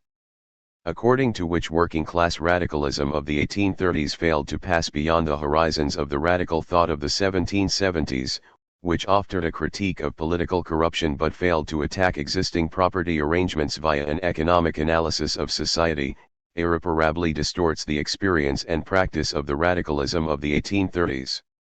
This ought to be clear from even a cursory examination of that crucial publication of the period, The Poor Man's Guardian, and the writings of its editor throughout most of its life, James Brontera O'Brien. 92. O'Brien was decisively influenced by Owen and the popular political economists, but he rejected Owen's opposition to political action. At the same time, he transformed the traditional rhetoric of radicalism by treating parliamentary reform as meaningless on its own. Reform of Parliament could only address the ills of the working classes, he argued, if it led to social and economic transformation. As he put it in a speech to the Second Cooperative Congress in Birmingham in October 1831, a reform of Parliament can effect little good except in so far as it may conduce to a reform in the construction of society. Winning the vote should be seen as a means for workers to organize cooperatively in order to escape their oppression by that tyrant called capital. Only through cooperation, he argued, can workers do collectively what it is impossible for them to do individually. They can become capitalists, and thus intercept the profits of trade in addition to the wages of labor. 93. Here we encounter a remarkably clear example of the incorporation into radical discourse of the arguments of popular political economy. Moreover, this was no isolated utterance. Such an analysis was to be central to O'Brien's political thought, arguably the most important influence on the activists of the Chartist movement. Nearly 3 years after the Birmingham Conference, O'Brien again argued that universal suffrage can be of little use, if applied only to political purposes. In fact, it is only as an auxiliary to social reform, or as a means of protecting the multitude in the establishment of new institutions for the production and distribution of wealth, that universal suffrage would develop its virtues. At first, O'Brien put little stock in efforts at establishing cooperative institutions prior to the conquest of parliamentary reform. However, the labor exchange movement, which grew out of a plethora of cooperative experiments, did capture his enthusiasm. The labor exchange movement emerged during the years 1829 to 34, when the workers' movement teamed with schemes for the cooperative reorganization of society. 3 of these stand out as especially important: cooperative stores, cooperative communities, and labor exchanges. But it is the last of these, which has rightly been described as the most interesting experiment in the whole movement, which is especially deserving of attention in any evaluation of popular political economy. 95 Cooperative stores predated Owen's enthusiasm of the early 1830s. In fact, Owen's embrace of cooperative experiments reflected his adaptation to the working class movement, not vice versa. It was the first Western cooperative union in London, for example, which took the initiative in establishing a labor exchange, a mart where workers could directly exchange the products of their labor based on a common standard of valuation, by adding a labor bank in early 1832.96. The idea had been in the air for some time, as is evidenced by one cooperator's exhortation in a pamphlet of 1831, "Let us open labor banks, make arrangements for exchanging your labor with each other, as by doing so you will become self-producers, self-employers, self-consumers." 97 In bypassing the artificial market, it was claimed, workers could construct their own natural and equitable system of exchange which would allow them to procure the full value of their labor, as there would be no deduction of profits by a capitalist middleman. By July 1832, Owen was converted to the idea that he could bring about a peaceful transition to cooperation through a system of labor exchanges. At a meeting at his institution on Gray's Inn Road, he read out a resolution declaring that the monetary system, as at present established, was the chief cause of all existing evils, that gold, silver, and ordinary bank notes are inadequate to exchange the wealth that may be produced by the industry of the United Kingdom, that the time had arrived for the introduction of a natural medium of exchange, by means of notes representing the average labor or time necessary to produce the wealth which each note should be made to represent. He told his audience that bazaars and markets would be established in this metropolis, and throughout the country, where everything would be sold according to its labor value. These banks would be the means of relieving the people from the evils of poverty and misery. 98 Fired with enthusiasm for this project, Owen established a labor exchange at Gray's Inn Road in September 1832. The exchange quickly captured the attention of thousands of cooperators and trade unionists. In March of the next year, an artisan group organized the London United Trades Association to coordinate craftsmen who were using the exchange. 4 months later, a depositors' association was created for small masters and independent craftsmen. These two groups then fused with the Owenite Missionary Society to form the National Equitable Labor Exchange Association of the Industrious Classes. 99 Artisan response to the labor exchange was tremendous. A full-scale experiment was launched in Birmingham, and plans drawn up in Manchester and Worcester among other centres. As the Spencean socialist Alan Davenport recounted of the London Exchange's first week, the public mind was completely electrified by this new and extraordinary movement. Every avenue to the exchange, during the whole week, was literally blocked up by the crowds of people that constantly assembled, some attracted by the novelty of the institution, some to watch its progress, some to make deposits and exchanges. Even Brontera O'Brien was swept up in the excitement. He reversed his earlier scepticism regarding the prospect for equalizing exchanges without first winning a parliament elected by Labour.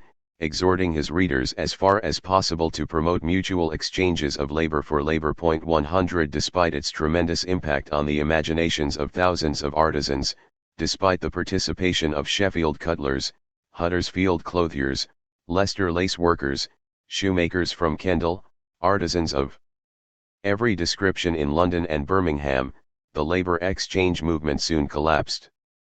By the early summer of 1834 not one exchange continued to operate. 101 The failure of this remarkable experiment is one of the major indicators of the theoretical and practical weaknesses of popular political economy's drive to implement a system of equal exchanges, a purified commodity market. 5 fundamental problems with the theory and practice of the labor exchange movement stand out in especially sharp relief. First, the exchanges confronted the problem of procuring an adequate supply of all those commodities for which there was a demand. Otherwise, those workers who brought in goods and received labor notes in return would not be able to carry through a satisfactory exchange. Given the circumstances of the time, it was virtually inevitable that they should have insufficient quantities of foodstuffs. The basic staple of workers' lives. As one cooperator put it in a letter to the Poor Man's Guardian, the problem for the exchanges was that it is impossible that they can ever have provisions in sufficient quantity, without purchasing them, which is not exchanging. But this inadequacy undermined the very principle of the exchanges, since, before labor notes will pass, you must have everything at the bazaar, which, as far as I can see, is impossible. 102 Put simply, without social ownership of the means of production, including land, and social planning of production prior to exchange, to guarantee an adequate supply of all goods desired, the exchanges would be forced to purchase on the competitive market, or else watch many workers fail to realize any exchange at all, which in the event is precisely what happened. The second problem which faced the exchanges was their irrelevance to the fully proletarianized wage laborer. Such workers did not, after all, produce on their own any commodity which they could later bring to the exchange. This meant that the movement was likely to attract few except those who produced finished goods in small workshops. And since many basic staples, like food and clothing, were produced in fully proletarianized settings, these never entered the system. 103 It was this that determined the third problem that plagued the exchanges, that labor notes had to remain tied to existing prices and monetary values. After all, if the exchanges were not self-sufficient in all goods, then they would have to enter the capitalist commodity market in order to make exchanges based on market prices. For this reason, as one enthusiast explained, the labor note must, in the first instance, bear a relative money value, for until we can produce the raw material, or, in other words, so long as we are compelled to buy it for money, we must have a relative money value expressed on our labor note. 104. But this was to admit that labor notes were nothing other than reflections of the very artificial values cooperators had sought to escape by forming exchanges in the first place. TT's difficulty is related to the fourth problem encountered by the movement, that of assigning value to the labor of those who brought their goods to the exchange. A committee was established which assumed responsibility for determining the average time necessary for an artisan of average skill to produce a given commodity. But how were such average times to be determined? Moreover, how was the committee to determine the relative value of different skills? Were some labor processes not more detailed or complex than others? This problem was solved by adopting an average market wage of 6 an hour and then allowing for differences in skill according to differentials prevailing in the capitalist labor market. Yet this was a tacit admission that they needed that artificial market and its monetary values in order to equate particular, concrete, labors to an average, abstract, standard. As G.D.H. Cole put it, this was, in effect, accepting the market valuation of the different grades and kinds of labor and to all intents and purposes making the labor notes mere translations into labor time of money amounts arrived at in an ordinary commercial way. 105 Rather than providing an escape from the competitive market, the exchanges essentially duplicated their price relations. These shortcomings encouraged a fifth error, increasing obsession with currency reform. 4. if the exchanges were forced to refer back to the artificial values created by use of a money commodity, it appeared that one way to circumvent this would be to move immediately towards a reformed currency based on labor. As early as November 1832, Owen was emphasizing the connection between the exchange movement and schemes for a reformed currency and soliciting the support of currency cranks such as Thomas Atwood. 106 Thus, the growing monetary preoccupation of men like John Gray and Brontera O'Brien was no personal quirk, it reflected instead a theoretical flaw in popular political economy's location of exploitation at the level of exchange and price formation. As the Operative Builders Union put it in their manifesto, the present artificial, inaccurate and therefore injurious circulating mechanism for the exchange of our riches, may be superseded by an equitable, accurate, and therefore rational representation of real wealth. 107 British socialism thus became characterized by a penchant for currency reform schemes as the key to eliminating market-based exploitation. The result was a market socialism, which accepted commodities, prices, and money while attempting to evade their inevitable effects. To get out of this dead end, socialism needed radically different theories of exploitation and of money. To provide these was one of the burdens of Marx's critical theory of capitalism. Proudhon did enormous mischief, Marx's critique of the first market socialists. Marx's direct engagement with petty bourgeois socialism came via his encounter with the thought of the French anarcho-socialist Pierre-Joseph Proudhon. Criticism of Proudhon was a persistent theme running through all of Marx's writings on political economy. It is no exaggeration to say, observes Rubel, that an important part of what Marx published was in answer to Proudhon. 1 In Marx's view, Proudhon was the paradigmatic theorist of petty bourgeois socialism, a socialism constructed from the standpoint of small commodity producers which sought to improve society not by abolishing commodity production but, rather, by purifying commodity exchange. Because Proudhon's thought exercised a major influence within the French workers' movement from the 1840s through to the 1880s, Marx believed it necessary to confront a theoretical perspective which was, he maintained, diverting and disorienting the social and political energies of the French working class. The battle against Proudhonism was thus of pressing theoretical and practical import. But in combating Proudhonian socialism, Marx rarely lost sight of the general significance of this theoretical contest. Indeed, he saw this fight as part of a wider effort to liberate the working class movement from attachment to commodity relations and the capitalist market. Proudhon, Property and Political Economy. From the mid-1840s onwards, Marx waged an unrelenting battle against Proudhon. Yet he never lost a certain sympathy and respect for his adversary's first major work, What is Property? That book, Marx wrote in an obituary letter about his rival, is undoubtedly his best. It is epoch-making.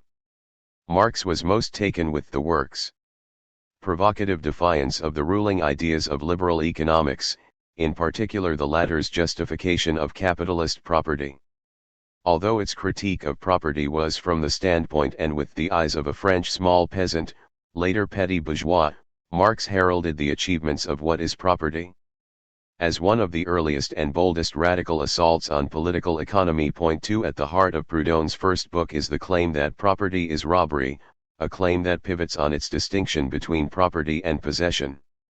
Labor, Proudhon asserts, is the basis of wealth, and its performance entides the producer to possession of its product. But labor does not entide anyone to own means of production, and here he has the land principally in mind, or to appropriate the product of others. In fact, Proudhon uses the term property to refer to wealth used in employing the labor of others. He accepts the liberal principle according to which performance of labor confers a right to its product, but he distinguishes this right to possession from property right. 3 Just as Proudhon attempts to turn this premise of political economy against one of its illegitimate conclusions, so he accepts the theory of exchange developed by the classical economists and tries to use it against the claims of capital. Commerce, he maintains, is the exchange of equivalents, a view which is expressed in the maxim that products exchange only for products. But property violates this maxim, he claims, by justifying an exchange of non-equivalents, money for labor and its products. Moreover, it follows from the principle of equal exchange that all wages should be equal, which they demonstrably are not in modern society, since producers who exchange equivalent for equivalent should all be equally remunerated. 4 The socialist alternative to the rule of property, therefore, is a society based on individual possession and free and equal trade, and this alternative is in fact the logical extension of the principles of political economy. Proudhon presents such a society as a synthesis of original communism and the system of property. He envisages a society of small independent producers, peasants and artisans, who own the products of their personal labor, and then enter into a series of equal market exchanges. Such a society will, he insists, eliminate profit and property, and pauperism, luxury, oppression, vice, crime, and hunger will disappear from our midst. 3 Here again we encounter a clarion call for the realization of justice and equality through market exchange among petty producers. What is property? Thus attempts to turn political economy's premises, labor as the basis of ownership, commerce as the exchange of equivalents, against its conclusions, defense of capitalist profit and property. It was this essentially critical side of the work which won Marx's praise. Nevertheless, Proudhon's argument did not subject those premises themselves to adequate criticism. As socialist thought developed, Proudhon's uncritical adoption of the presuppositions of bourgeois economics more and more became an obstacle to the ethical clarification of the tasks of the working class movement. Rather than deepening and developing this analysis, Proudhon increasingly resorted to defenses of liberal principles. There were 6 main features of his accommodation to liberal political economy. First, Proudhon came increasingly to define justice in terms of the proportionality of prices to expenditures of labor. Indeed, the full meaning of the term justice seems for him to have been exhausted by the ideas of just prices and equal exchange. Equality, he argued, is produced by the rigorous and inflexible law of labor, the proportionality of values, the sincerity of exchanges. 6 Equal market exchange among autonomous individuals was thus the foundation of justice and natural law. What is justice? The pact of liberty. 2 men encounter each other, their interests opposed. The debate is joined, then they come to terms, the first conquest of droit, the first establishment of justice. A third arrives, then another, and so on indefinitely. The pact which binds the first 2 is extended to the newcomers, so many contracting, so many occasions for justice. Then there is progress in justice of course, and consequently progress in liberty. 7. X follows from this, second, that commodity exchange becomes the nodale for the social contract. Indeed, Proudhon argues that an infinite series of voluntary contracts among individuals can replace the need for political institutions and a state. 8 We observe here a familiar pattern in which anarchist conclusions are reached from the premises of unfettered liberalism. Third, Proudhon depicts exploitation as a product of monopoly and a violation of the true principles of commodity exchange. Under the prevailing system, he asserts, there is irregularity and dishonesty in exchange, a problem exemplified by monopoly and its perversion of all notions of commutative justice. 9 The result of these market regularities is that the price of things is not proportionate to their value, it is larger or smaller according to an influence which justice condemns, but the existing economic chaos excuses. Usury. 10 This is a classic example of the adding on theory of exploitation, according to which illegitimate charges are added to the real value of some things, which simultaneously undervalues other goods. Exploitation becomes thereby a consequence of market disequilibria, the upward and downward deviations of price from value. It should come as no surprise that, fourth, Proudhon looks to reform of credit and banking as the key to overcoming the inequities of the system of property. Indeed, the plan for a people's bank became a fixture of Proudhonian social thought. During the short-lived republic created by the Revolution of February 1848, Proudhon first set about organizing such a bank. A group of enthusiasts provided him with 20,000 francs, and a basic operational plan was drawn up. The repression which followed the defeat of the workers' revolution in June of that year led, however, to Proudhon's imprisonment and the collapse of the People's Bank, although its author was to revive the idea regularly throughout the 1850s. Behind all Proudhon's banking schemes was the idea that the commodity basis of money should be abolished. This was to be accomplished by overturning the royalty of gold and substituting for it a paper money based on labor time. All exchange would in this way be reduced to exchange of products for products. Money would become nothing more than a symbolic representative of labor, and nobody would be able to profit from the possession of a scarce commodity, money like gold. The result would be a system of equitable exchange. 11 During the 1850s the scheme became known as mutualism, a system aspiring to mutually satisfactory exchanges on the basis of a labor money in ample supply. Implicit in this model is the notion that a common basis can be found for measuring and equating different acts of concrete individual labor. Proudhon sidestepped the real difficulties of this problem, however, by simply asserting the equality of each and every hour of labor performed within society. 12 From this outlook it follows, fifth, that socialism equals the abolition of monopoly and the realization of free trade. Proudhon praises the virtues of market competition in establishing just prices and wages.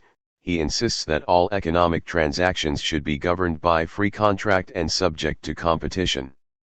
In this light, he depicts mutualism as a synthesis of the principles of competition and association. 13 Finally, there is a political program, or, more accurately, an apolitical program, which follows from this perspective.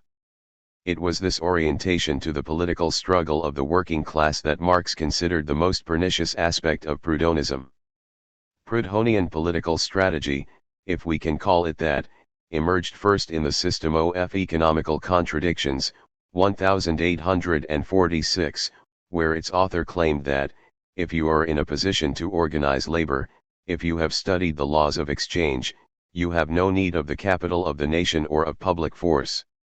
Organize along lines of mutualism and equal exchange, he argued, and you shall envelop capital and the state and subjugate them.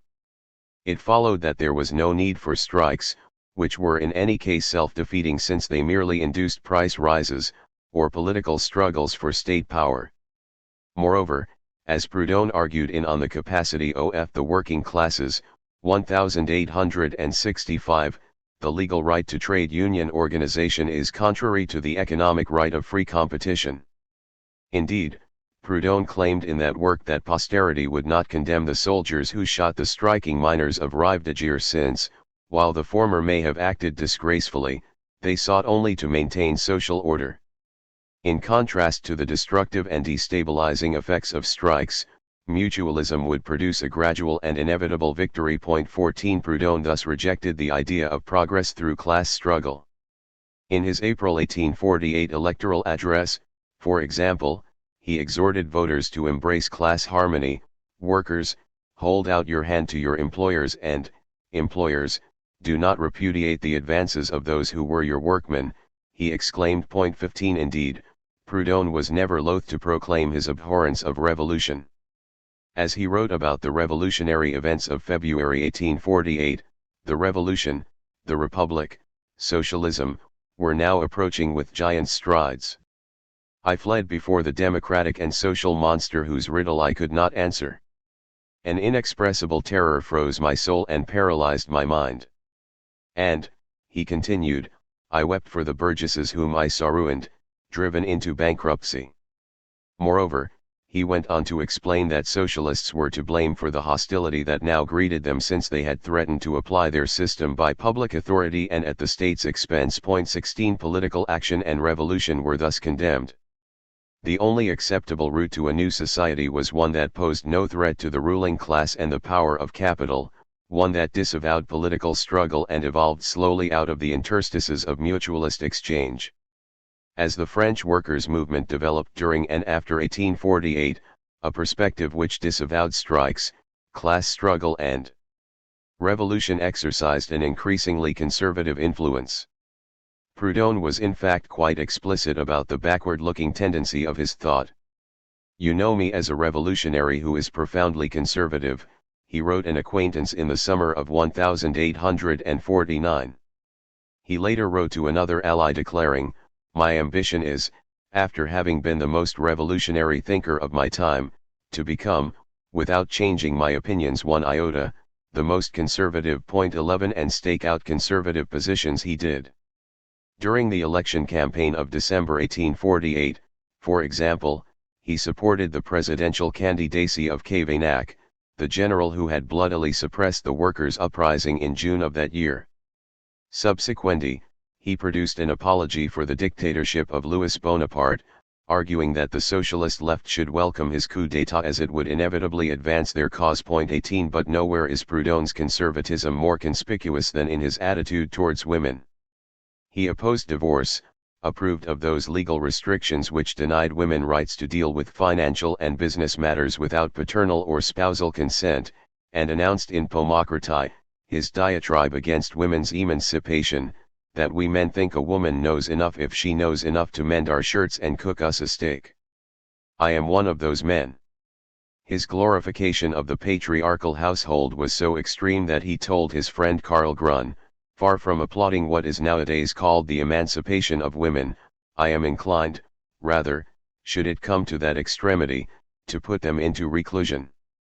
Given the reactionary outlook of their leader, it comes as no surprise that the Proudhonists in the First International vigorously opposed proposals by Marx and his followers to support female labor subject to adequate health and safety legislation. 19 What bothered Marx was not merely that Proudhon held such reactionary attitudes towards women's rights, unions, strikes, and political action by the labor movement, he was equally dismayed by the wide influence of his ideas within the French working class movement. Writing to his friend Kugelmann in October 1866, Marx explained that at the first Congress of the International, the Parisian gentlemen had their heads full of the emptiest Proudhonist phrases. They babble about science and know nothing. They scorn all revolutionary action, that is action arising out of the class struggle itself, all concentrated social movements, and therefore also those which can be carried through by political means, for instance the legal shortening of the working day. Under the pretext of Jaireedom, and anti-governmentalism, or anti-authoritarian individualism, these gentlemen actually preach ordinary bourgeois economy, only Proudhonistically idealized. Proudhon did enormous mischief. His sham criticism attracted and corrupted first the jeunesse brillante, the students, and then the workmen, particularly those of Paris, who as workers in luxury trades are strongly attached, without knowing it, to the old rubbish. 21 sees evidence of Proudhon's influence on the French workers' movement in the Manifesto of the 60, published in 1864. After consultation with Proudhon, the manifesto was produced by a group of workers whose leading figure was the engraver Henry Louis Tolaine.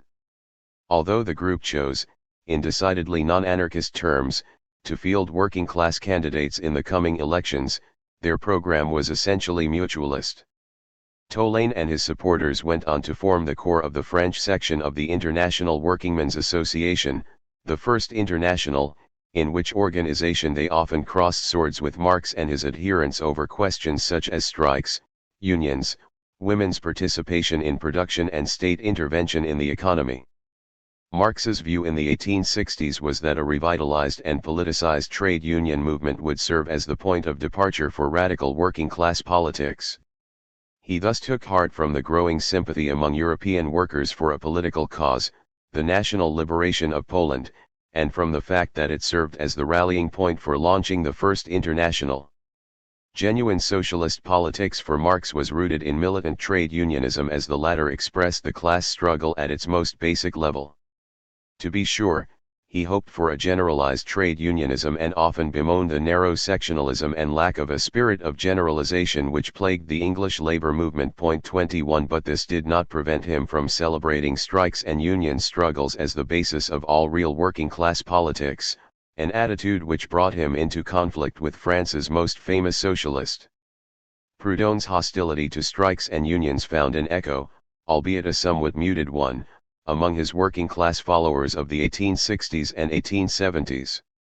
Tolaine, for example, stressed the formation of economic associations by workers for the purpose of promoting free credit and free exchange as an alternative to union organization.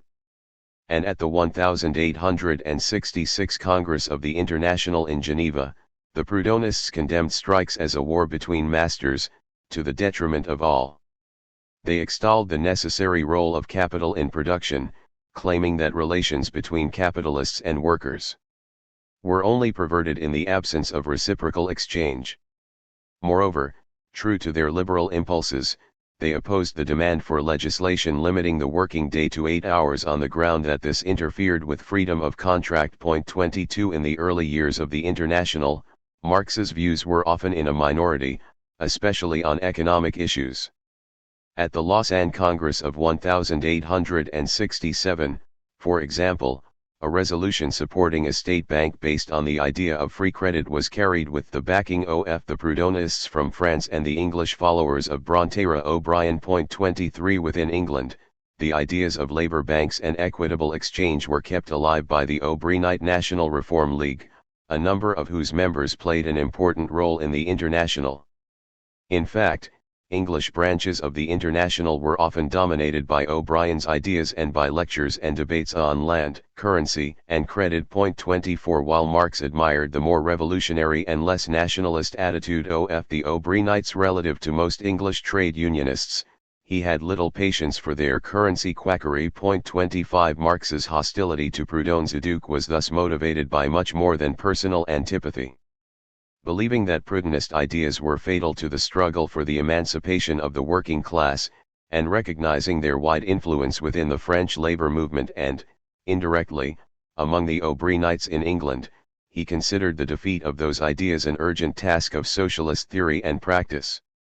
Marx and Proudhon, from first encounter to poverty of philosophy. Marx's first mention of Proudhon appeared in an article in the Renaissance late in 1842 where he states that communist doctrines such as those of Leroux, Considerant, and above all the sharp-wit work by Proudhon should be subjected to long and profound study. The comment occurs in the course of criticism of a German communism which is judged to be guilty of superficiality and phrase-mongering. To counter these traits, Marx recommends a serious study of communist writings. With respect to the doctrines of Proudhon and others he appears non-committal. Indeed, it is possible that Marx's knowledge of these writers was at this time derived largely from secondary sources. 26 There is no real evidence that Marx had read Proudhon's What is Property? Before 1844. He would have had a growing inclination to do so throughout 1843, however, as both his deepening interest in communism and his increasing concern with political economy pointed him towards Proudhon's first book. We know also that the young Engels had been strongly influenced by Proudhon's criticism of political economy, most obviously in the shaping of his outlines of a critique of political economy, which made an outstanding impression on Marx when he first saw it in November 1843. Indeed, in that same month Engels had published an article in the Owenite New Moral World in which he stated that What is Property? Is the most philosophical work, on the part of the communists, in the French language, and, if I wish to see any French book translated into the English language, it is this. 27 Marx must therefore have turned to Proudhon's book with great interest, and there can be little doubt that What is Property? Left a strong initial impression. Yet, even at this early stage in his reading of political economy, Marx's admiration for Proudhon's work was tempered by criticism of its theoretical foundations. In his economic and philosophic manuscripts of 1844, for example, Marx claims that Proudhon fails to transcend the level of political economy. Proudhon, he claims, sees the antithesis of labor and private property and chooses to take the side of the first element in this antithetical relation. The author of What is Property? Does not understand, first, that labor which produces private property for another is alienated labor and, second, that alienated labor and private property form two sides of a single relation. Rather than superseding this single relation, alienated labor/private property, which would require revolutionizing society, Proudhon clings fast to one side of this relation.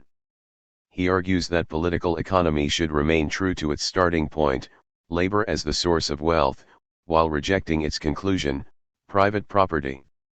Yet, argues Marx, this is to miss the essential nature of the dialectical relationship between these principles. Alienated labor is the source of capitalist private property. The latter would not be possible unless the products of wage labor went into alien hands. Private property cannot be abolished without overturning the relations of alienated wage labor. Proudhon fails to see this. By championing the cause of wage labor, he retains the very premise of private property. As a result, he advocates equality of wages as the solution to the poverty of labor. Rather than abolishing the wage system and alienated labor, Proudhon makes everyone a wage laborer. Yet this only transforms the relationship of the present-day worker to his labor into the relationship of all men to labor. Society is then conceived as an abstract capitalist 2e, unable to get to the root of capitalist private property. Proudhon merely fights its symptoms, as when he attacks interest on money. In so doing, he simply takes the side of productive capital against one of capital's unproductive forms. Marx concludes that criticism of political economy can advance beyond the inadequacies of Proudhon's analysis and arrive at a concrete understanding of the economic system only when labor is grasped as the essence of private property. Point 29. This line of argument is recapitulated in Marx's collaborative effort with Ingeb of 1845, The Holy Family. The Holy Family defends Proudhon against the sham criticism of the left Hegelians. Marx and Ingeb praise the author of What is Property? For having made a critical investigation, the first resolute, ruthless, and at the same time scientific investigation, of the basis of political economy, private property star. Whereas political economy had hitherto proceeded from the side of wealth, Proudhon proceeds from the opposite side, that of poverty, and proves in detail how the movement of capital produces poverty. Point 30. Nevertheless, they argue that criticism along Proudhonian lines merely sets the stage for a truly scientific criticism of political economy. Proudhon, they claim, has done all that criticism of political economy from the standpoint of political economy can do. Because he uncritically adopts the liberal concept of individual possession as the basis of the human being's relation to the objective world, Proudhon's standpoint cannot transcend that of political economy and the alienated human reality it describes. 31 That can be accomplished only from a standpoint which sees possessive individualism, to use the modem term, as itself a product of capitalism, not as the natural foundation of human life which is perverted by private property. In 1844-5, then, Marx held that Proudhon had played an entirely positive role in advancing the critique of political economy while insisting that it was necessary to move beyond the limits of Proudhonian criticism. We know, however, that by 1847 Marx was moved to launch a much more vigorous denunciation of Proudhon with H.B. book The Poverty of Philosophy. The increasingly polemical tone of Marx's discussion of Proudhon was occasioned, I believe, by two developments. First, both Marx and Ingeb were engaged in sharp debate with the true socialism which dominated German communism at the time. The true socialists advocated love of humanity, not class struggle, as the basis for transforming society. And this trend, led by Karl Grun in particular, was dominant within communist circles of German artisans in Paris. So concerned were Marx and Engels with combating this sentimental humanitarianism that Engels moved to Paris in August 1846 to confront Dirty Grun's influence among German communists. Grun, however, was closely associated with Proudhon, and France's leading socialist writer rejected Marx's request that he dissociate himself from the German true socialist. In order to criticize Grun effectively, it became necessary to confront head-on the doctrines of his French supporter. 32 The second reason for the increasing sharpness of Marx's criticism of Proudhon is that the author of What is Property? Showed no capacity to develop beyond the limits of his first book. At first, Marx had hoped to influence Proudhon and to win him over to a more consistently revolutionary position. But Proudhon's rejection of Marx's invitation to join a new correspondence committee of European socialists and his refusal to distance himself from the sentimental reformism of Grun led Marx to re-evaluate his initial enthusiasm for work with the French socialist. and this re-evaluation must have reached a point of no return with the appearance of Proudhon's system of economical contradictions, 1846. This work demonstrated not merely that Proudhon's outlook was not developing but, worse from Marx's point of view, that it was regressing to a pure and simple petty bourgeois reformism. Rather than deepening his critique of political economy, Proudhon increasingly engaged in developing striking, ostentatious, now scandalous, or now brilliant paradoxes. Phrase-mongering had replaced serious analysis. And this was expressed in a tendency to depict surface modifications of bourgeois society, such as people's banks and free credit, as momentous revolutionary advances. Garbled theory produces muddled politics, Marx argued. Indeed, charlatanism in science and accommodation in politics followed hand in hand. 33 By the end of 1846, then, Proudhon no longer appeared to Marx as a possible ally who could be won to a deeper and more revolutionary perspective.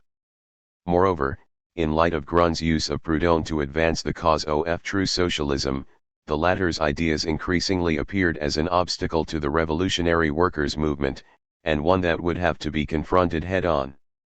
The system of economical contradictions provided just the opportunity he was looking for.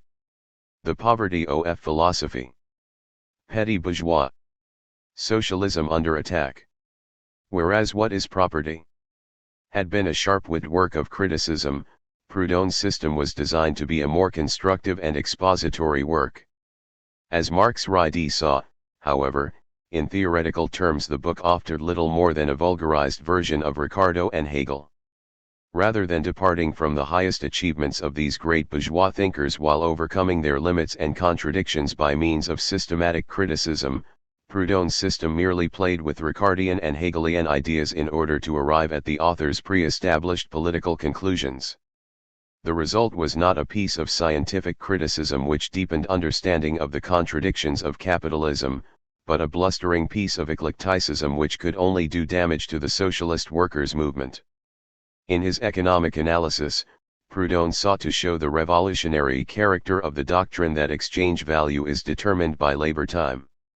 From this Ricardian proposition Proudhon concluded that, since value theory posits the equality of the labor embodied in any two commodities that enter into exchange, it therefore follows that all acts of labor are equal, i.e. that any hour of concrete labor is equal to any other, and hence that all laborers should be paid equal wages.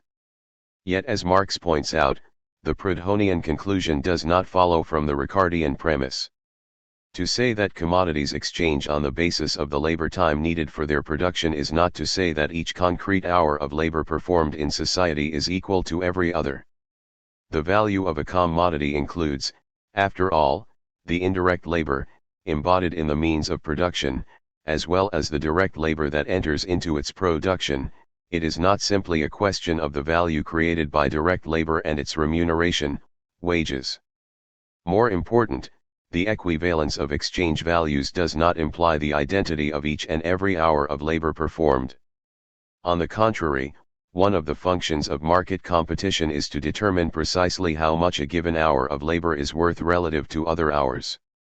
While Marx had not yet developed the crucial distinction between concrete labor and abstract labor which is at the heart of capital, he had already grasped the idea that exchange on the basis of labor time does not imply the identity of all specific, concrete acts of labor.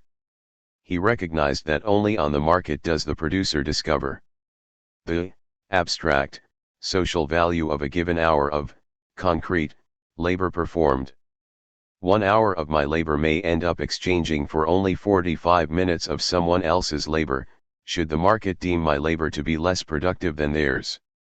So, while it is true that Ricardo's theory of value presupposes the equal exchange of equal quantities of labor, this has nothing to do with the idea of an intrinsic equality of all individual acts of labor.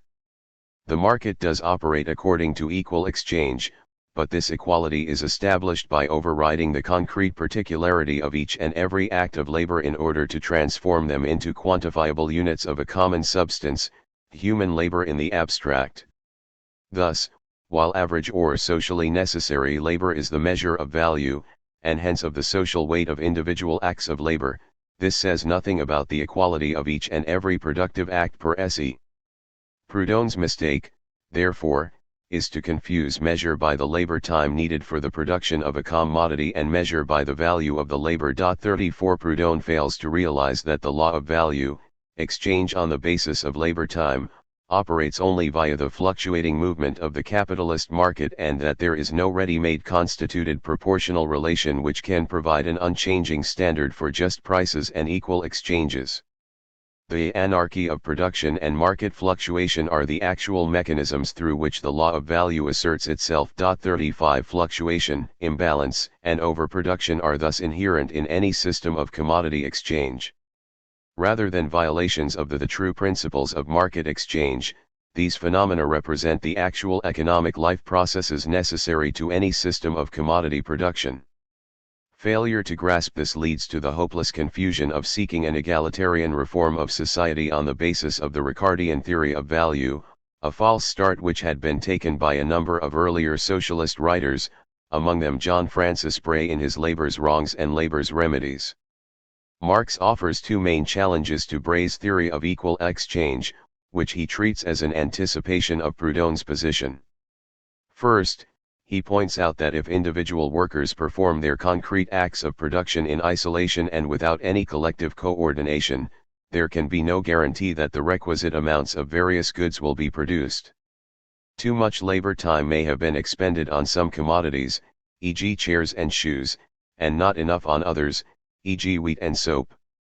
Only if there is agreement among the producers prior to production about the amount of labor to be expended in various areas will there be a reasonable guarantee of equality of supply and demand, with the result that all hours of labor performed will in fact enter into exchange.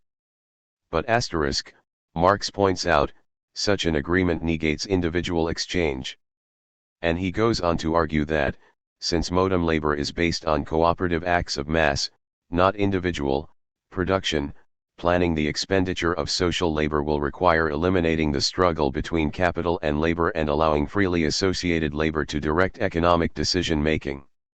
In such a cooperative arrangement based on socialized labor, there is no exchange of products, but there is exchange of labor which cooperated in production. 36 It is worth emphasizing here that when Marx states that there is no exchange of products under planned cooperative production, he means no commodify exchange where the demand for and the value of a given product is established on the market after the act of production. Bray's error, like that of Proudhon, was to treat one of the principles of modern bourgeois society as the basis for the reconstitution of society on new principles. Exchange on the basis of equal labor times is in fact a consequence of private property and the rule of capital. Mr. Bray does not see that this equalitarian relation, this corrective ideal that he would like to apply to the world, is itself nothing but the reflection of the actual world, and that therefore it is totally impossible to reconstitute society on the basis of what be merely an embellished shadow of it. And this problem emerges even more starkly in Proudhon, who seeks to reform the monetary system without ever asking why it be necessary within capitalism to individualize exchange value, so to speak, by the creation of a special agent of exchange. Money, Marx goes on to point out, is not a mere thing, not simply an instrument of exchange, it is a social relation. If money is necessary to exchange, THB is indicative of a state of affairs in which human beings do not consciously regulate their economic relations, but in which a special agent must intervene to regulate relations which escape human control. 37 The poverty of philosophy thus continues the argument Marx advanced in his writings of 1844-5 to carrot effect that Proudhon is unable to transcend the horizon of political economy and its presuppositions. As a result, Proudhon deepsterises the categories of political economy, treats them as expressions of eternal principles of social life, and attempts to purify those principles by liberating them from the encumbrances of monopoly rather than engaging in a critique designed to move entirely beyond the horizon of bourgeois economics. By accepting the premises of political economy, Proudhon can merely engage in the tedious exercise of showing how political economy contradicts itself. He does not grasp that these theoretical contradictions are necessary results of the real contradictions of capitalist production. As a result, he hopes to resolve these contradictions through the purely intellectual exercise of separating the good aspects of capitalism, individual production, competition, exchange of equivalents, from the bad, private property, monopoly, exploitation. Rather than show the inevitable self-contradictions of modern society which need to be exploded, he regresses to the standpoint of an abstract moralizing, praising the good, bemoaning the bad. As Marx notes, with Proudhon there is no longer any dialectics but only, at most, absolute pure morality. 38 By dialectics Marx does not mean an abstract, trans-historical schema which runs through all stages of human development. What he has in mind here are the dialectics, the principles of self-contradiction and self-development which grow out of the concrete activities of human beings within a given form of society. This involves abandoning attachment to eternal principles of the sort invoked by Proudhon and turning instead to the real, profane history of humanity. While this requires treating human beings as both the authors and actors of their own drama, it also involves delineating the structured contexts in which they act by situating human actions in terms of a definite development of men and their productive forces. Such a mode of analysis leads one to the centrality of the class struggle between labor and capital, proletariat, and bourgeoisie, as the driving contradiction of modern society. Socialist theory cannot be content, therefore, with the construction of abstract utopias or the creation of a regenerating science. On the contrary, it must attempt to become the self-knowledge of a real historical process, the emergence of the revolutionary struggle of the proletariat out of the internal contradictions of capitalist society. Revolutionary socialist theory expresses, in other words, actual relations springing from an existing class struggle, from a historical movement going on under our very eyes. 39 Concrete, historical dialectics must be rooted, therefore, in the real self-activity and self-development of the working class.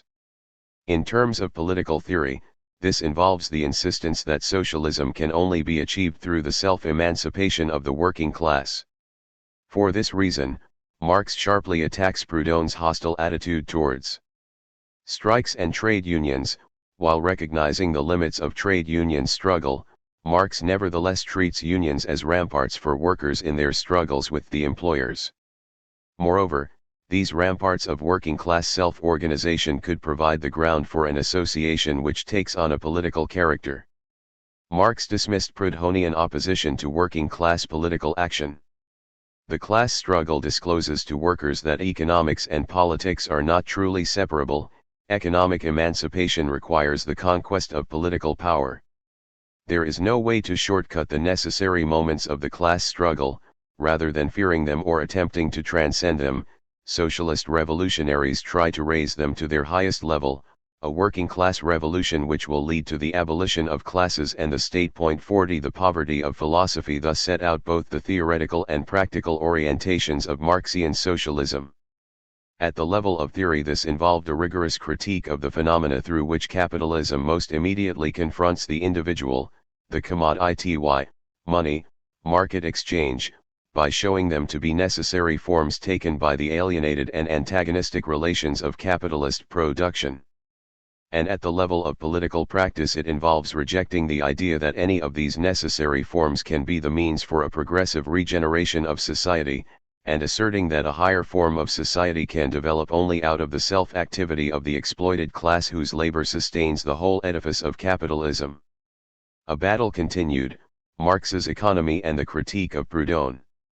Much as Marx may have hoped to dispose of Proudhon in 1847, his adversary's influence was not to diminish in working-class and socialist circles. Indeed, throughout the 1850s Proudhon continued to be Europe's best-known socialist writer while Marx labored in intellectual and political obscurity. Thus, although this decade was dedicated largely to work on his economics, Marx regularly returned to the debate with his French opponent. In fact, criticism of Proudhon continued to provide a stimulus to his critique of political economy. The appearance of Proudhon's general idea of the revolution in the 19th century provided the occasion for a development of key themes of the poverty of philosophy. In a letter to Engels in August of 1851, Shortly after Proudhon's work appeared, Marx stated that he would like to write a short tract on the general idea because of what it says about money. Once more he attacked Proudhon's confusion with respect to the law of value and the role of money and banks. 2 months later, Marx urged Engels to give him his views on Proudhon, noting that they are the more of interest now that I am in the middle of setting out the economy. Marx returned to the matter the following month, this time incensed by reading Proudhon's Kritik, a work characterized by charlatanism, poltroonery, a lot of noise and weakness. This time, in fact, Marx was moved to propose to his friend Joseph Wedermeyer a series of articles under the banner New Revelations on Socialism, or the Idsegnekral of P. J. Proudhon. A critique by Karl Marx. 41. Although he did not produce this critique, Marx was prompted once again to undertake such a work in 1856-7. In January 1857 he wrote in Jeb that Proudhon be now publishing an economic Bible in Paris, and went on to note, I have a more recent work by one of Proudhon's pupils here, de la Réforme de Banques, par Alfred Derriman, 1865-42 THB time. Marx did write HB critique, in the form of the opening section of the Ndris, the first draft of HB Economics. Although its significance has eluded most commentators, the first chapter of that work, the chapter on money, begins with a citation from Derriman's book, and the whole of the 124-page chapter, in the Engelbeit translation, be framed by HB confrontation with Proudhon's disciple. 43 Beginning with the central flaw of Proudhonian theory, Marx points out that THB doctrine proposes tricks of circulation in place of a genuine transformation of society. At the heart of these tricks be monetary reform via a people's bank. But no form of money is capable of overcoming the contradictions inherent in the money relation. Abolish the monetary role of gold and silver and you must still address the persistence of THB money relation. 44 Much of the rest of the chapter on money be devoted to delineating THB relation, to demonstrating that the contradiction between money and commodities which the Proudhonians hope to suppress is a necessary aspect of any system of commodity production and exchange. Marx's discussion departs from the point he had reached in the Poverty of philosophy, that values of commodities can express themselves only through the constant fluctuations of the market. But he quickly links THB issue to a more substantial problem not addressed in that earlier work, the necessity of money in any system of unplanned production governed by exchange according to average labor times. The average, or socially necessary, labor time required to produce a given commodity is something determined outside any one concrete production process. Only rarely will individual production times be identical with the average labor time. This average appears as an external abstraction, but at the same time it is very real. It is that average we glimpse through the constant oscillations of commodity prices. Marx thus arrives at the conclusion that value can only manifest itself as price. But price and value only episodically coincide.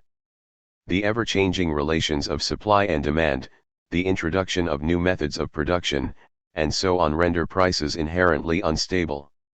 In a world of constantly changing market values, it is impossible to determine in advance the exact ratios at which commodities should exchange, as the proponents of labor money or time chits would like. How, then, do we come to know the values of commodities and the ratios in which one should exchange with another?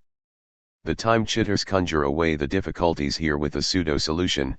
Treat every concrete act of labor as identical, they propose, and let each hour of labor exchange for any other hour. But individual acts of labor are not equal.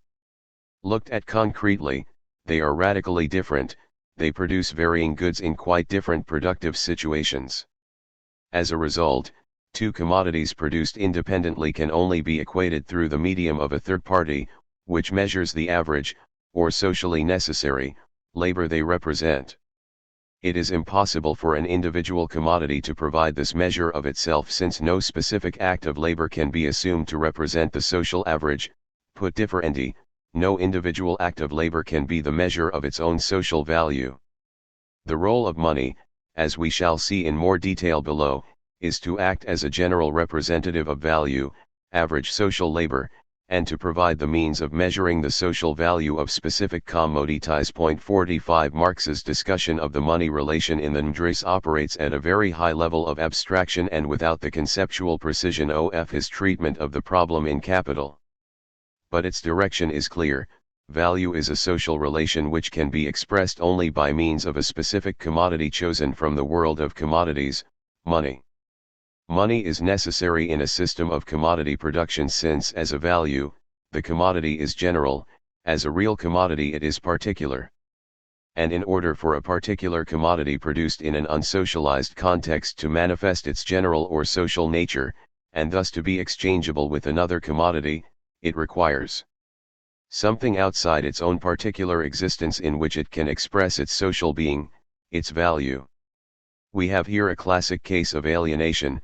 Universal, value, and particular, commodity, are separated.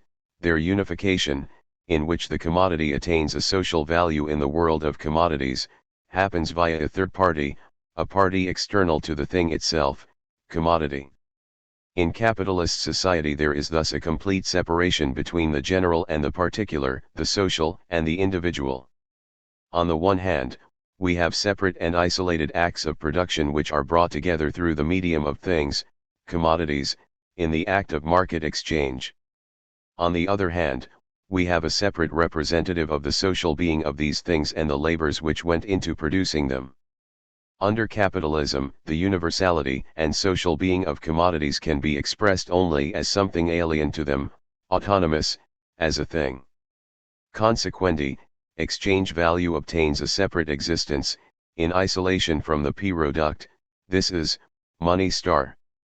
So long as the alienated relations of capitalism persist, it will not be possible to abolish the form in which that alienation manifests itself, money. It is not especially important whether gold or silver assumes the role of a universal third party which measures the value of specific commodities, but something must assume this role or commodity exchange would not be possible. To abolish money, then, requires more than overcoming a worship of precious metals, it requires the abolition of commodity production, unsocialized production for market exchange. It follows, therefore, that it is impossible to abolish money itself as long as exchange value remains the social form of value. 46 There are a number of gaps in Marx's discussion of the commodity-money relation in the Grundrisse, due in part to what he described as the idealist manner of the presentation. 47 Yet, as a critique of labor money schemes, the essential argument is valid. Labor money cannot transcend the contradictions of the money relation unless a balance of supply and demand is guaranteed, and unless individual and socially average labor times are brought into harmony. But for this to happen, the Prudhonian National Bank would have to be the general buyer and seller. Moreover, this institution would have to determine the labor time in which commodities could be produced, with the average means of production available in a given industry, i.e. the time in which they would have to be produced. To this end, social production in general would have to be stabilized and arranged so that the needs of the partners in exchange were always satisfied. Most important, the purchase and sale of labor would have to be replaced, otherwise unemployment and/or changes in wage rates might upset price equilibrium, which presupposes common ownership of the means of production. As Marx explains a bit further on in the Grundrisse, isolated and individualized labor can only become socialized through the intervention of an intermediary. Individual labor can avoid the intervention of an intermediary only if it is socialized from the outset. In order to beat general money directly, it would have to be not a particular, but general labor from the outset, i.e. it would have to be posited from the outset as a link in general production. It is clear that this presupposes socialized production. The communal character of production would make the product into a communal, general product from the outset. 48 Changes of this magnitude require much more than the establishment of labor money. They presuppose the elimination of all the essential conditions of the capitalist mode of production. 4. If the social character of production is presupposed, then consumption is not mediated by the exchange of mutually independent labors or products of labor. Instead, consumption would be socially guaranteed. The only real alternative to capitalist production, and the exploitation attendant on it, is one which overcomes the separation of the producers from the means of production and which eliminates commodity exchange as the basis of subsistence. Short of this, any talk of abolishing money while retaining individualized production and exchange of commodities is a hopeless fantasy. 49 By the time he had completed the Grundriss chapter on money, Marx believed that he had demolished the theoretical underpinnings of Proudhonian socialism. His analysis of money, he wrote to Engels, aimed several opportune blows against the Proudhonists and the absurdity of their attempt to oppose the exchange of equivalents to the inequalities etc. which this exchange produces and from which it results. And his first attempt to present a systematic exposition of his economic theory, a contribution to the critique of political economy, would provide, he promised Wedermeyer, a scientific victory for our party since the basis of Proudhonist socialism will be run into the ground. One of the achievements of the book, he reminded Engels, was that Proudhonism has been extracted by its roots. 50 The contribution concisely restates the basic theory of money developed in the Grundriss. Marx criticizes petty bourgeois socialism for its failure to understand the necessity of a money commodity to any system of independent production and exchange. The target this time is John Gray. Commodities are the direct products of isolated independent individual kinds of labor, and through their alienation in the course of exchange they must prove that they are social labor. In other words, on the basis of commodity production, labor becomes social labor only as a result of the universal alienation of individual kinds of labor. But as Gray presupposes that the labor time contained in commodities is immediately social labor DME, he presupposes that it is communal labor time or labor time of directly associated individuals.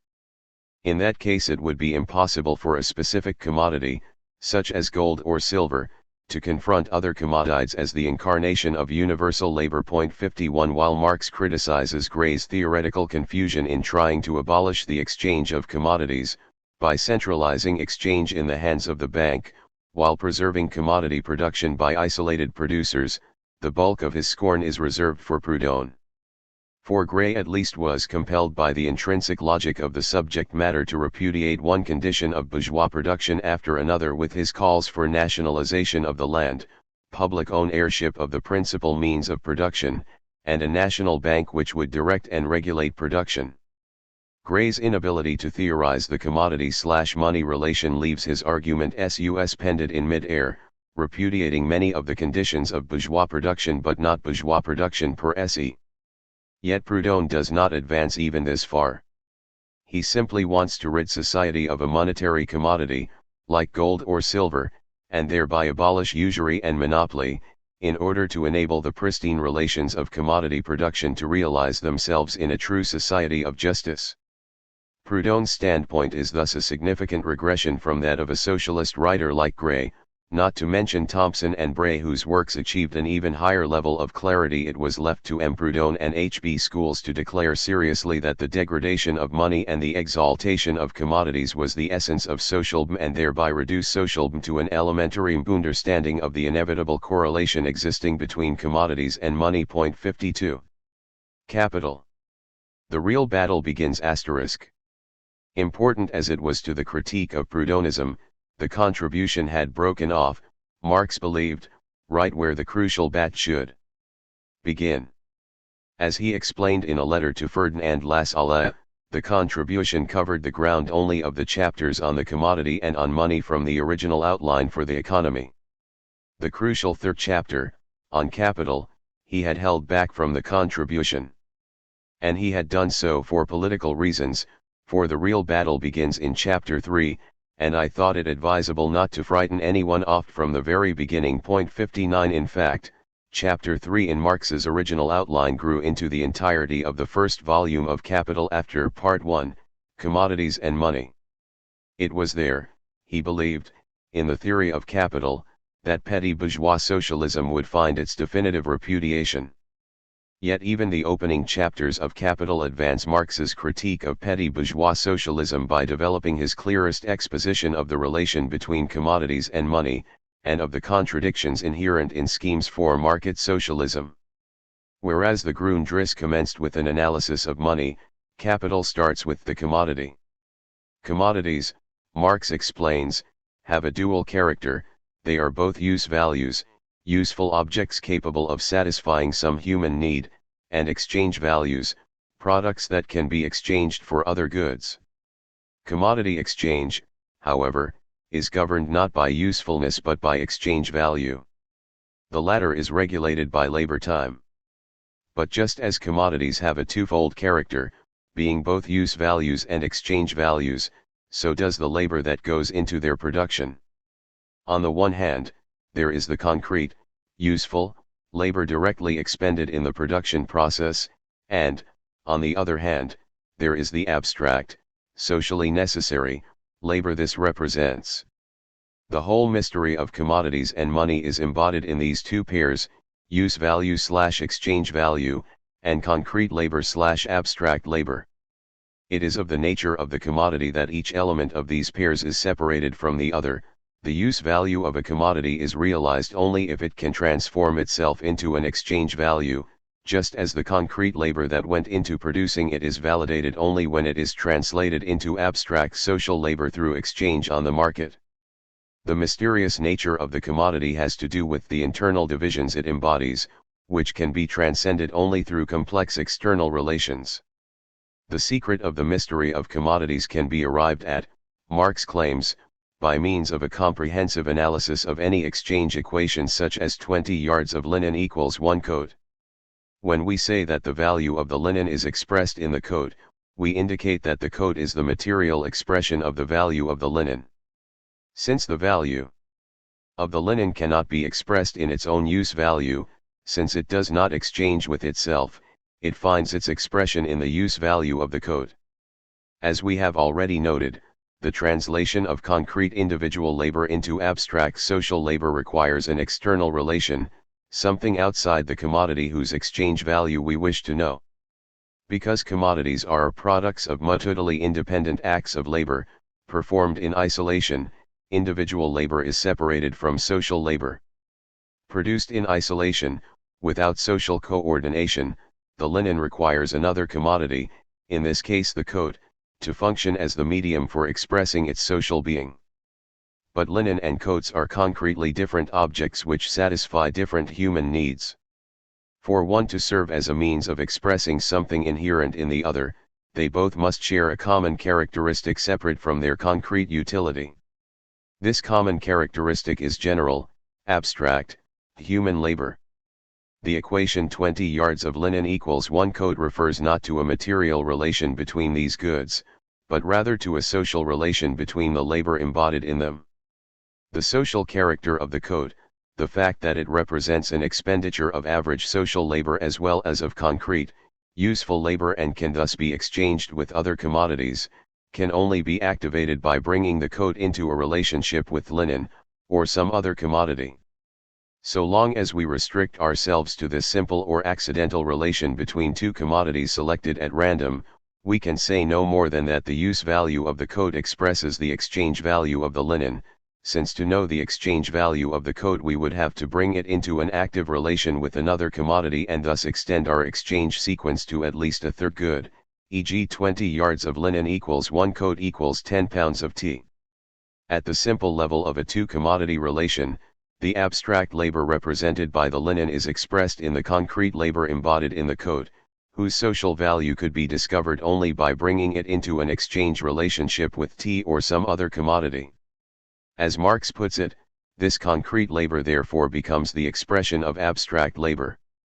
This, moreover, is just another way of saying that within every commodity there is an internal opposition between use value and value which is represented on the surface by an external opposition, i.e. by a relation between two commodities. 54 The relationship between money and commodities is merely an expanded, and in principle infinitely expandable, form of the equation 20 yards of linen equals 1 coat. With money, one particular commodity, let us say gold, is selected to play the role of good equivalent to the world of commodities. Every commodity thus enters into a relationship with gold in the same way as the linen did with respect to the coat, i.e. as a commodity which finds an external object, gold, in which to express the value inherent in itself. The money relation is thus inherent in a system of commodity production, production for exchange. This is a crucial point, which eludes market socialists who wish to retain unregulated, individualized production for a market while abolishing the tyranny of a money commodity. Yet that very tyranny, the fact that a single commodity can require that every other commodity take it as the universally accepted means of expressing their values, that they achieve social being as worth so much gold, derives directly from the fetishism inherent in the commodity form. Marx's theory of commodity fetishism refers to the fact that within capitalism the social relations between people as producers take the form of material relations between things, commodities. It is impossible for the products of unsocialized production relations to express themselves in a directly social fashion. Yet commodity production is ultimately social in nature. It is production not for private use but for exchange with others. However, the social relations inherent in commodity production do not appear as direct social relations between people in their work, but rather as material relations between persons and social relations between things. 35 Commodity fetishism, in which the social relations between people can only manifest themselves as relations among things, derives directly from the separation, alienation, among commodity producers. And it expresses itself in the fact that a thing, money, is necessary to endow the private labor of the individual with social being. Without its metamorphosis into money, a commodity would remain a private thing lacking any social reality. As Marx puts it in the Grundriss, the individual carries his social power, as well as his bond with society, in his pocket. And this is a direct result of the alienation peculiar to capitalism, since money can have a social property only because individuals have alienated their own social relationship from themselves so that it takes the form of a thing. 56 For Proudhon to hope that all commodities can simultaneously be imprinted with the stamp of direct exchangeability is therefore an illusion of the same order as desiring that all Catholics can be popes. To make all Catholics popes would be to abolish the Pope, which would be to abolish Catholicism. Similarly, to make all goods directly exchangeable without the mediation of money would be to socialize their production, to make them products of communally organized production, i.e. to abolish their status as commodities. Yet Proudhon is unwilling to take these steps. He remains mired in a Philistine utopia in which he views the production of commodities as the absolute summit of human freedom and individual independence, while aspiring to remove the inconveniences resulting from the impossibility of exchanging commodities directly, which are inherent in this form of economic life. 57 Proudhon's confusion involves opposing the forms in which commodity relations necessarily express themselves while accepting the relations which create them. Petty bourgeois socialists become hopelessly entangled in self-contradiction since they focus on one side of the commodity/money relation without grasping that both sides are internally related, that one cannot have commodity relations without a money commodity. In addition, the market socialists' failure to grasp the necessity of money in a system of commodity production also results in an inability to understand the connection between value and price. As we have seen, at the heart of Smithian socialism is the attempt to reconcile price with value, to create a regime of natural prices free from unfair monopolistic additions to commodity prices. Yet Marx's theory of the commodity/money relation demonstrates that divergence between price and value will tend to be the rule. After all, the value immanent in the commodity can only manifest itself as a monetary price. Indeed, unless it can realize itself as a price by exchanging with money, value does not achieve concrete existence. Prices, however, are the products not simply of general economic laws such as the determination of value by socially necessary labor time, but also of innumerable fluctuations in supply and demand, changes in the costs of inputs, and so on. Given the incessant fluctuations of such factors, only rarely will market price coincide with immanent value. Rather than undermining the laws of market exchange, then, the expression of value in a monetary price separate from immanent value is necessary to a law of value which can manifest itself only in the form of fluctuating prices which regularly diverge from underlying values. The discrepancy between price and value is thus not a flaw, as the Smithian socialists believed. it is an essential feature of any system of commodity production. Divergence between price and value, as Marx put it, is inherent in the price form itself. This is not a defect, but, on the contrary, it makes this form the adequate one for a mode of production whose laws can only assert themselves as blindly operating averages between constant irregularities. 58 The efforts of the petty bourgeois socialists to suppress the power of a money commodity and to establish an immediate identity between value and price demonstrates a thoroughgoing confusion as to the nature of market regulation and production for exchange. Proudhon and his English predecessors may perceive the alienated relations between commodities and money, value and price, but they are unable to see the necessity of such relations in a system of production governed by exchange. It is worth quoting Marx at some length on this point. Commodities first enter into a process of exchange ungilded and unsweetened, retaining their original homegrown shape. Exchange, however, produces a differentiation of the commodity into two elements, commodity and money, an external opposition which expresses the opposition between use value and value which is inherent in it. In this opposition, commodifies as use values confront money as exchange value. On the other hand, both sides of THB opposition are commodifies, hence themselves unifies of use value and value. But THB unity of difference be expressed at two opposite poles, the commodity be in reality a use value, its acceptance as value appears only ideally, in its price, through which it be related to the real embodiment of its value, the gold which confronts it as its opposite. These antagonistic forms of the commodifies are the real forms of motion of the process of exchange. 59. Because commodities cannot express their values directly, they require an external relation to money. And this external relation creates the formal possibility of economic crises, which the market socialists had hoped to eliminate by abolishing the commodity character of money. By demonstrating that it is impossible to abolish the binary relation commodity/money within the confines of commodity production, Marx also shows that crises are inherent in THB relation. Although Marx's full theory of Kapitalbetrieb was only developed at the much more concrete level of analysis found in the third volume of Capital, he insisted that CRISP was rooted in the commodity/money relation. Put simply, a CRISP occurs when some commodities cannot complete their metamorphosis, when they are unable to realize themselves as values because they fail to exchange with money. Because the social being, value, of a commodity be not immediately given, and because it can only be realized through exchange with a separate commodity, money, it is always possible that this process of self-realization and self-transformation of the commodity will not transpire, that it will remain in its immediate form, use value/concrete labor, and not realize itself in exchange.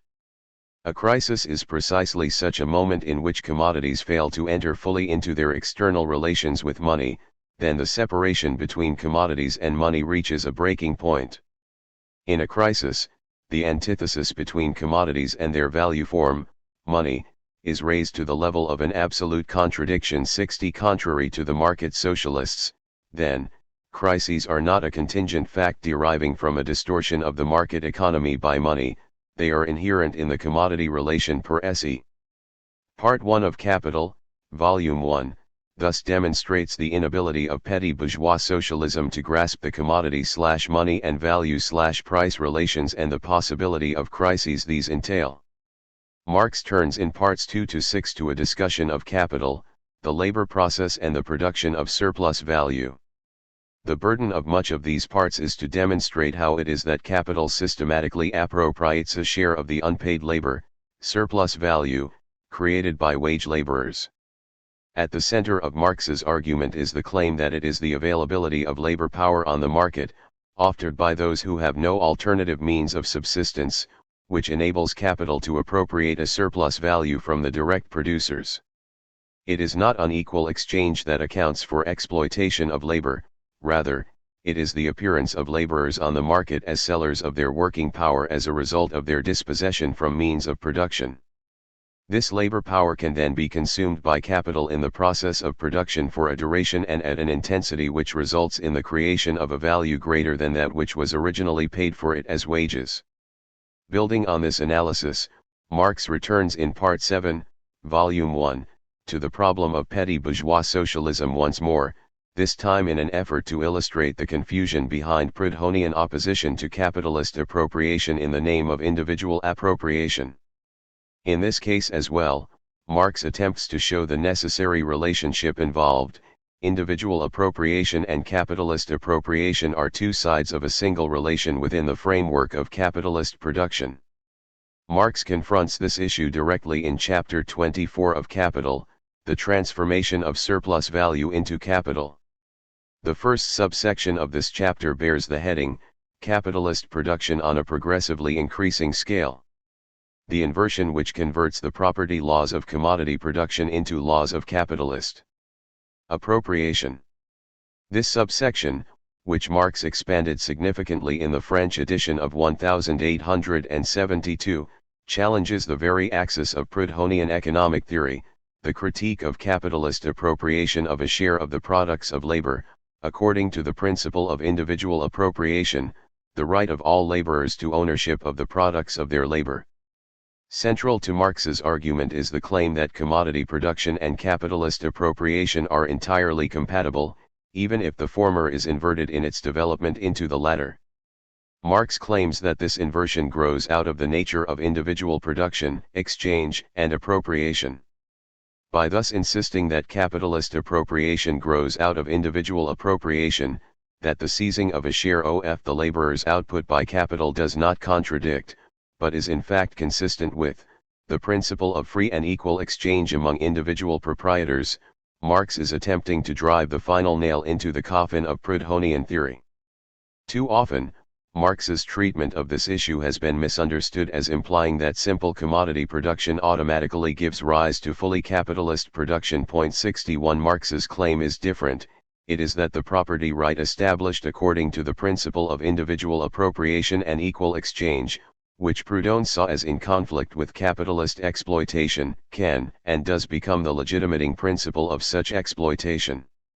As soon as a full-scale labor market is created, by the dispossession of masses of producers, then, Marx argues, exploitation can occur under conditions of equal exchange. If the employer pays the prevailing market rate for labor power, then there is an exchange of equivalence, labor for wages. But in paying the value of labor, wages, the capitalist receives its use value, labor power. This enables exploitation to occur after this free and equal exchange has taken place, when, by productively consuming labor power in the production process, the capitalist receives commodities whose value exceeds what was paid out in wages, and other initial costs of production. It is crucial to realize, however, that this exploitation does not contradict the equal exchange which preceded the process of production. The fact that capitalists own means of production upon which they can set wage laborers to work is an inequality established prior to any specific transaction in the labor market. Within that market, every transaction can in principle be entirely equitable, i.e. capitalists pay the full value of labor as established on the market, yet the equivalence exchanged will not be personal labor for personal labor. From the moment one party has the means to exchange capital for labor, then labor market transactions become the exchange of living labor for portions of unpaid past labor. Henceforth, each individual transaction continues to conform to the laws of commodity exchange, with the capitalist always buying labor power and the worker always selling it at what we will assume is its real value.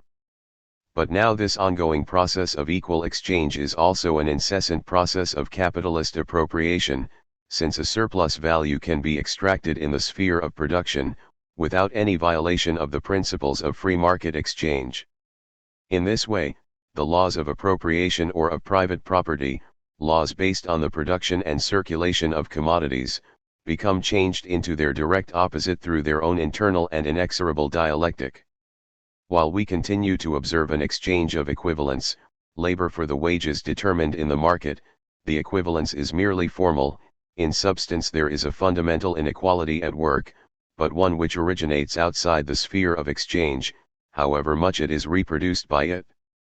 The relation between capitalist and worker becomes a mere semblance belonging only to the process of circulation, It becomes a mere form which is alien to the content of the transaction itself, and merely mystifies it.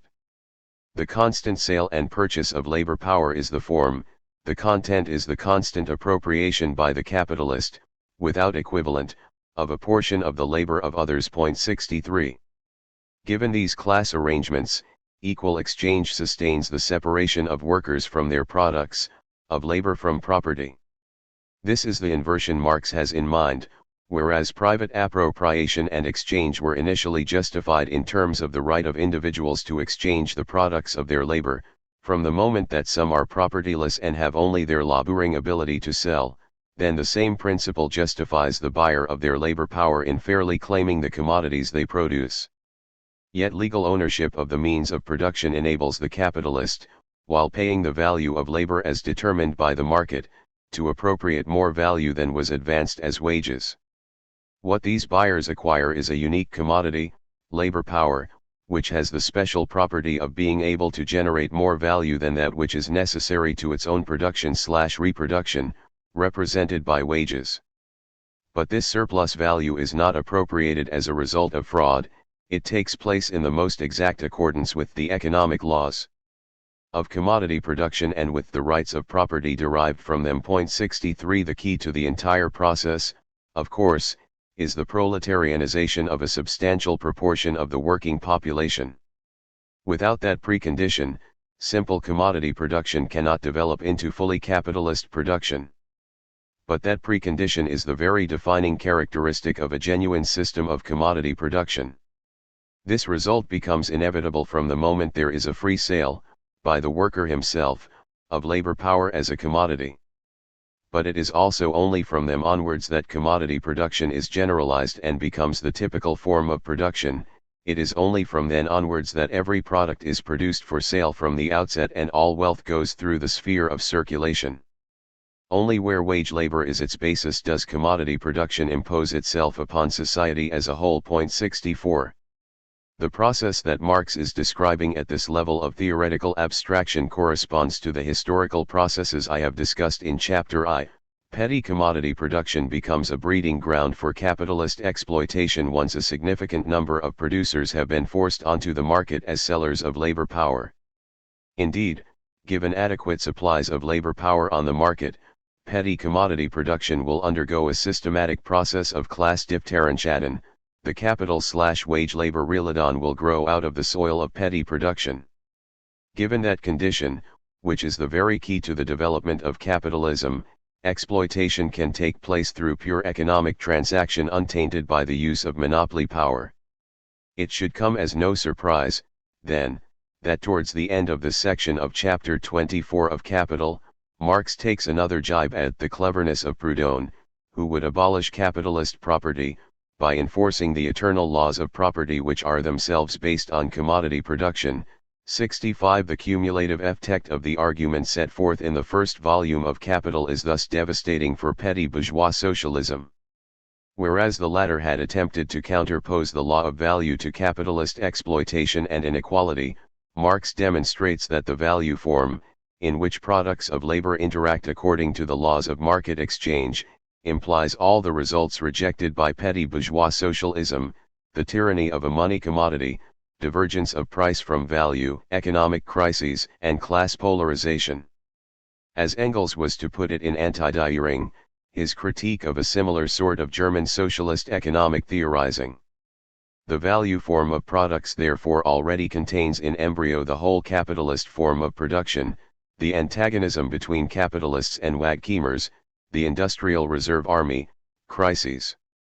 To seek to abolish the capitalist form of production by establishing true value is therefore tantamount to attempting to abolish Catholicism by establishing the true Pope. 66 This, then, is the central flaw in all notions of market socialism. By accepting market relations, commodities, prices, and wage labor, market socialists must logically accept the inevitable consequences of these relations: exploitation, class inequality, and economic crises. But market socialists fail to see this because they do not understand that without the market in human labor power there is no generalized commodity exchange. If labor power is not bought and sold, it will not have a market-determined value. And if this crucial input into every production process is not marketized, then commodity exchange will not be general, and goods will not have true market values, since the labor embodied in them will not have been priced by the market. The only true market economy is thus a capitalist economy with a generalized labor market, a point pursued in more detail in the next chapter. Market socialism thus means socialism with wage labor and exploitation, i.e. a non-socialism. All talk of market socialism is for this reason illogical and incoherent. This is why Marx insists that socialism requires the abolition of wage labor, which can only mean the decommodification of labor power. The elimination of exploitation and class inequality is impossible without the abolition of the labor market. And this can only mean the demarketization of economic life. A consistent socialism can only be unrelentingly hostile to the market as regulator of economic relations. There can be nothing more erroneous and absurd than to postulate the control by the united individuals of their total production, on the basis of exchange value, of money. Central to the Marxian conception of socialism is the idea that it is possible to defetishize economic life, to free human beings from subjection to impersonal economic laws, to organize the production of goods and services according to a conscious plan rather than through the blind working of the market. At the heart of Marxian socialism, then, is the vision of a society beyond commodity exchange, the law of value and money.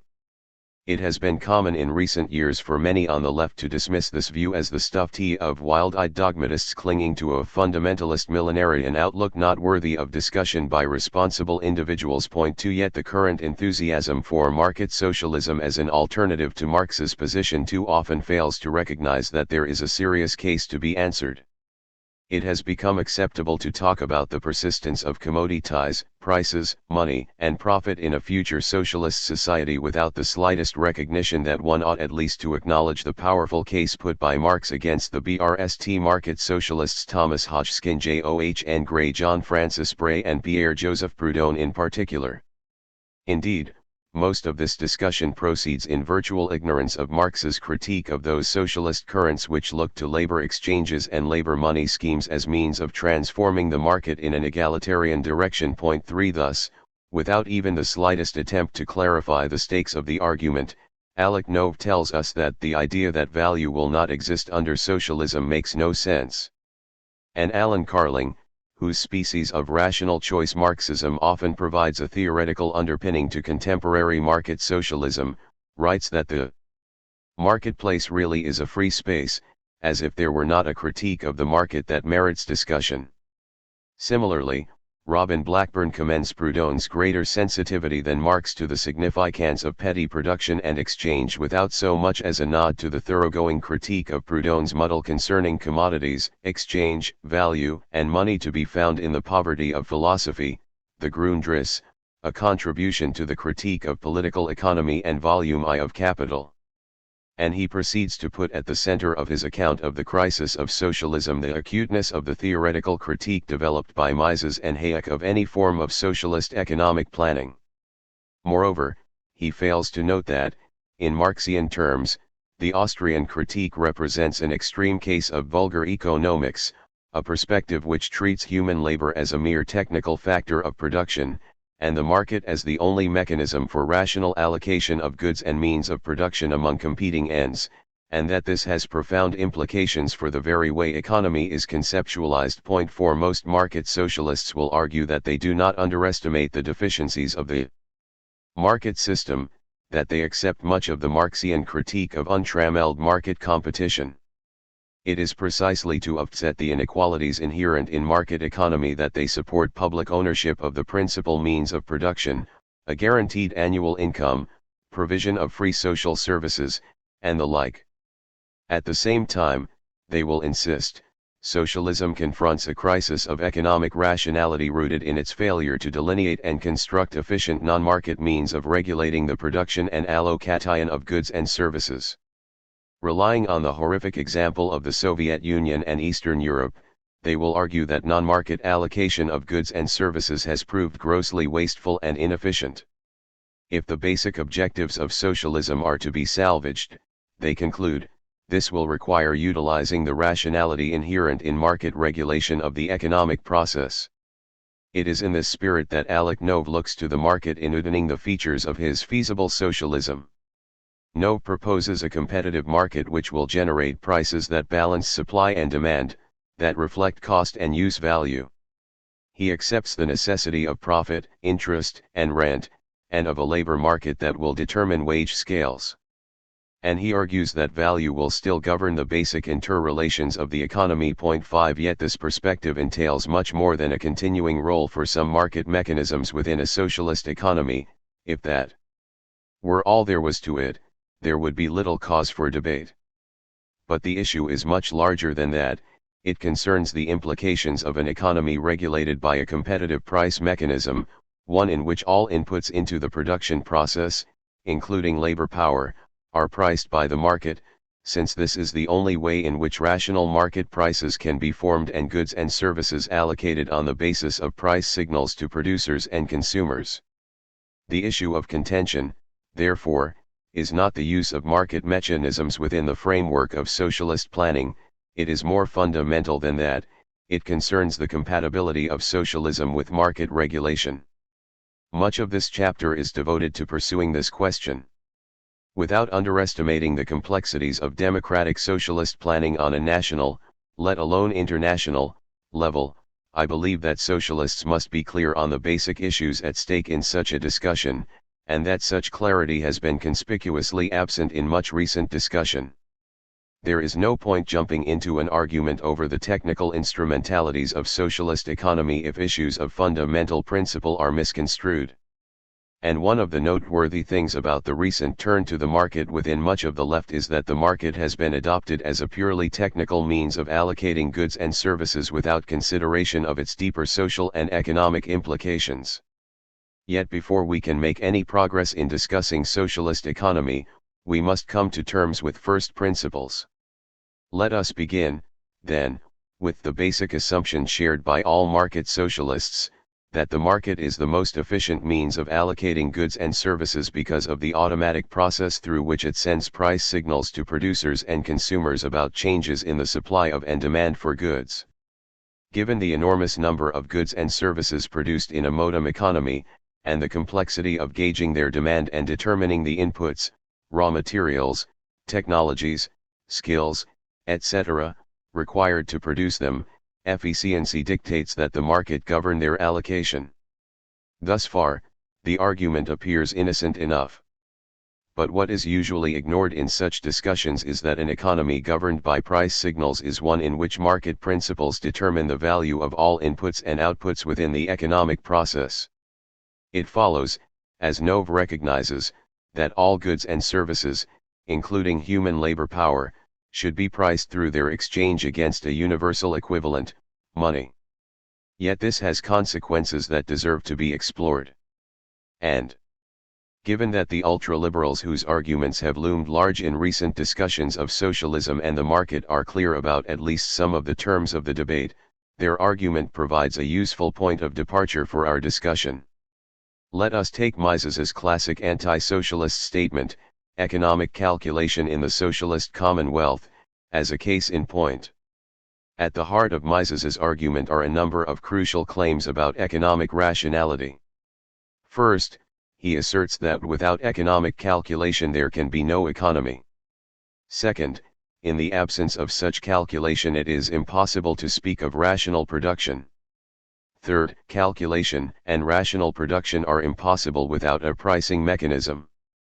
Fourth, for the pricing mechanism to operate there must exist a free and competitive market.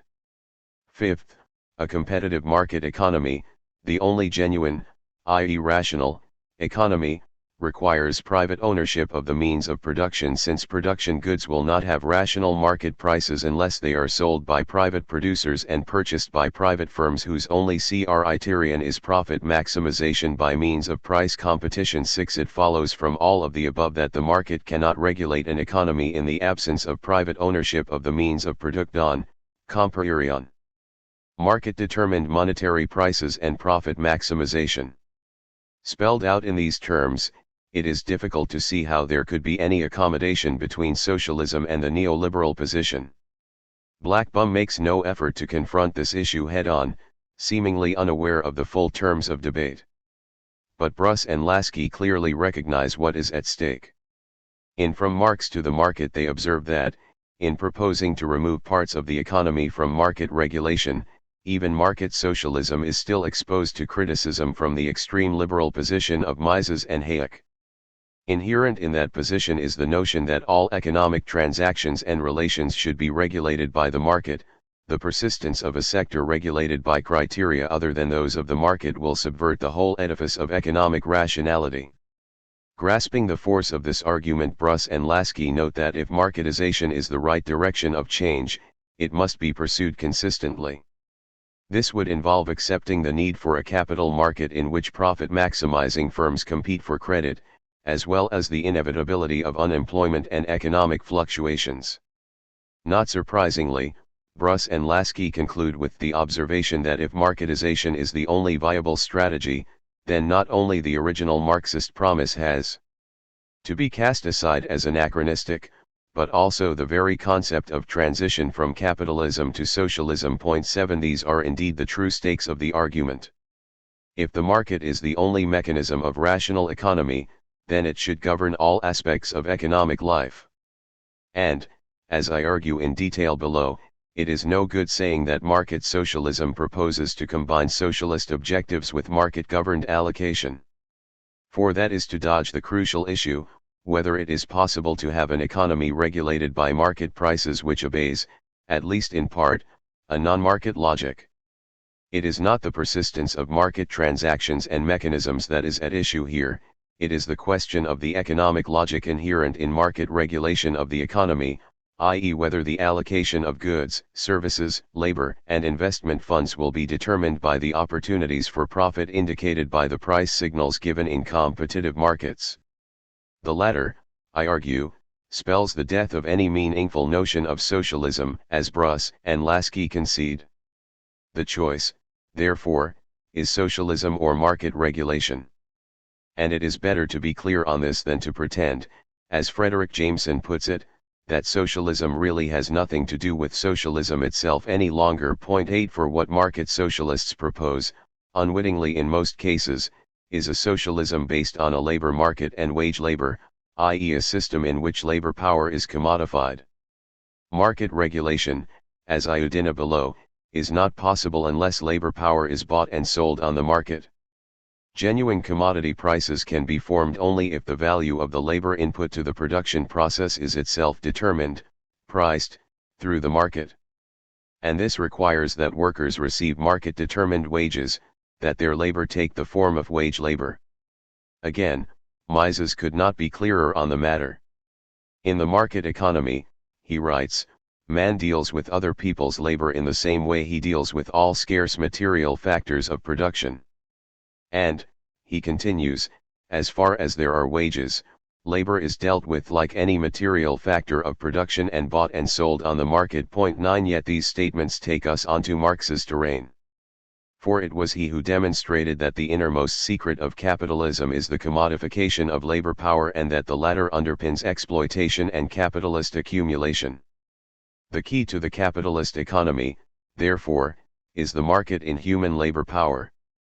And this insight, systematically pursued, explodes the entire fetishistic universe of classical political economy and renders nonsensical all notions of market socialism.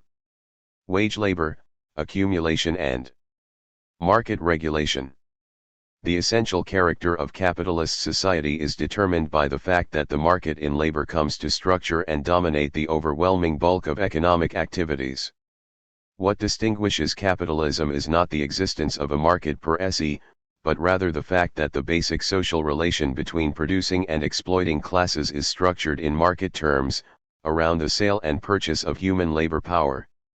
This has the consequence that the capitalist economy is governed by the law of value, expressed through the market, which reduces human labor power to a thing, and establishes the domination of living labor, human productive activity in the here and now, by past products of labor, dead labor, capital.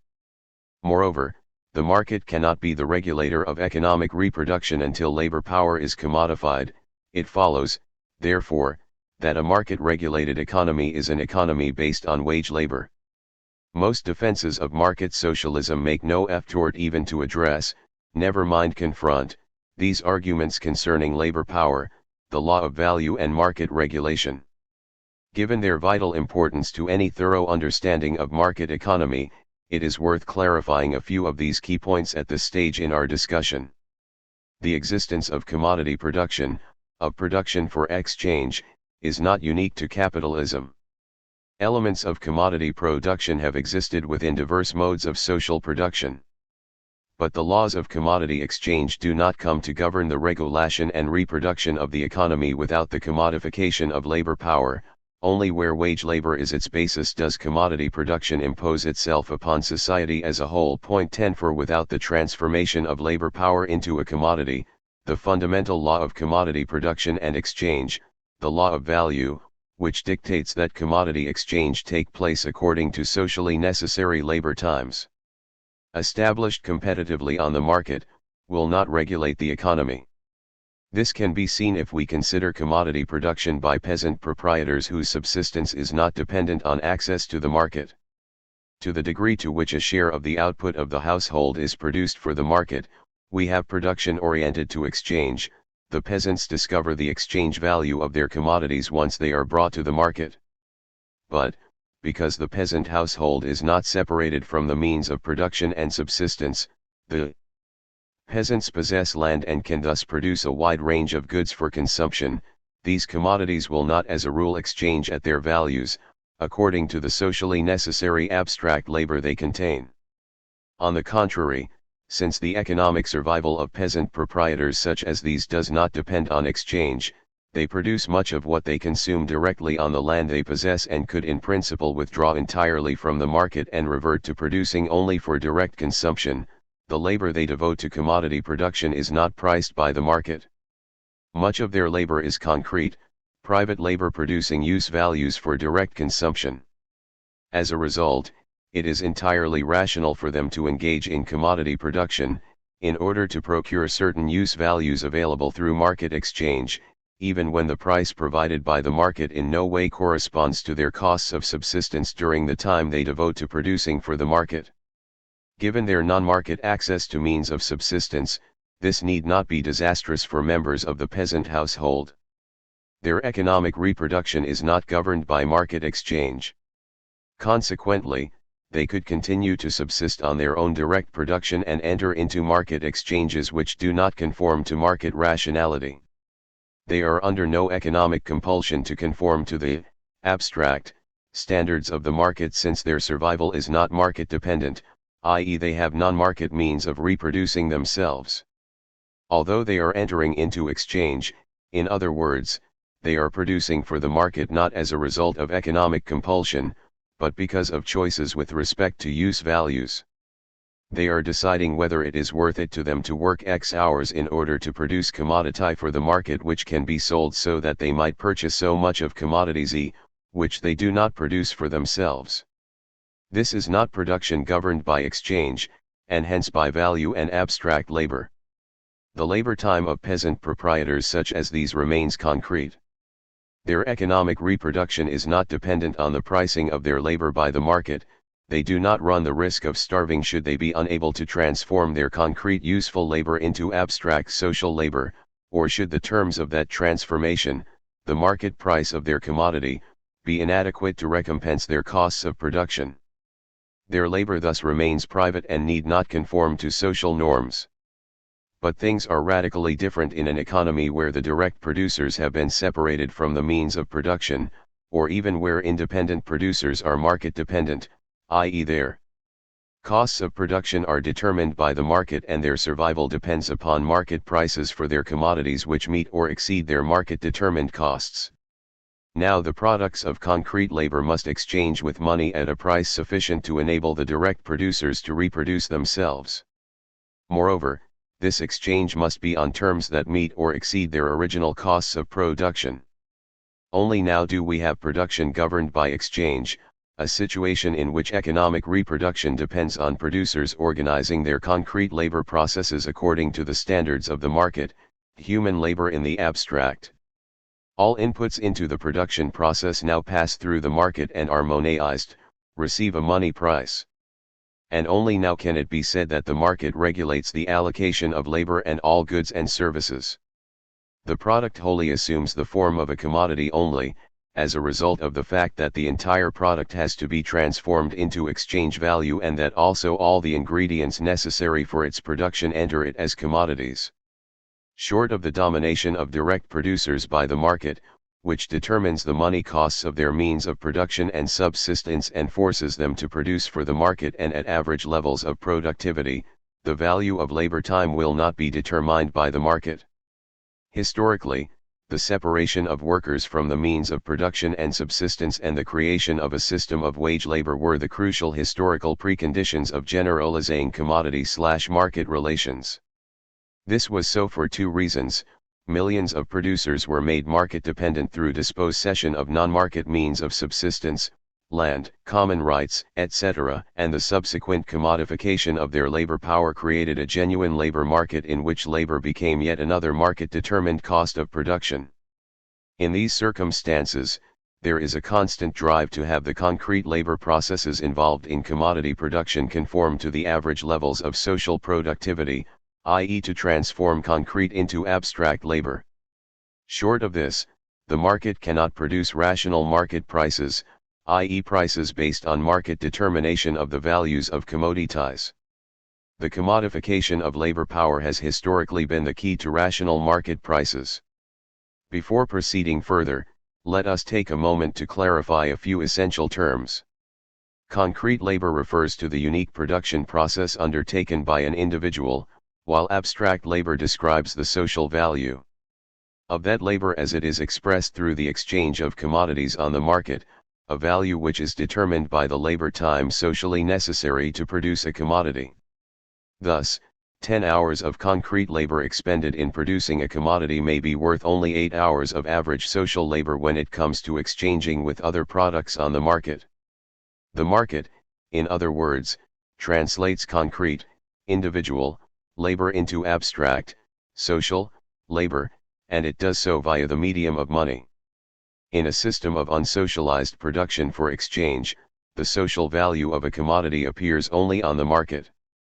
It is the market which confers social being and social value on the commodity by telling the producer the price at which it will exchange.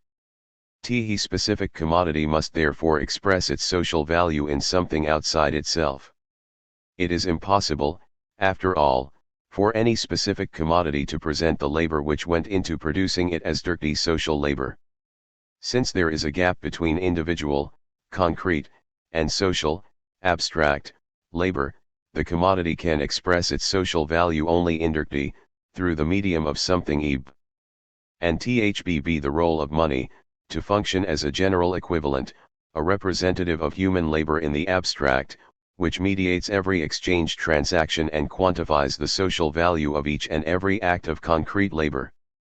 THB takes us to the danger that haunts producers who are governed by exchange, as opposed to those whose reproduction be not governed by the market. For it be in the nature of the commodity form that the translation of use value into exchange value, of concrete into abstract labor may not occur, that specific acts of concrete labor may fail to achieve universality as exchange values.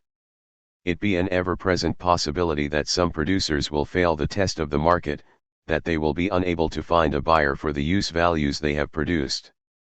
Nearly as dangerous be the possibility that the terms of the translation of concrete into abstract labor, the ratio between market price and original costs of production, will not be adequate to reproduce the commodity producing unit.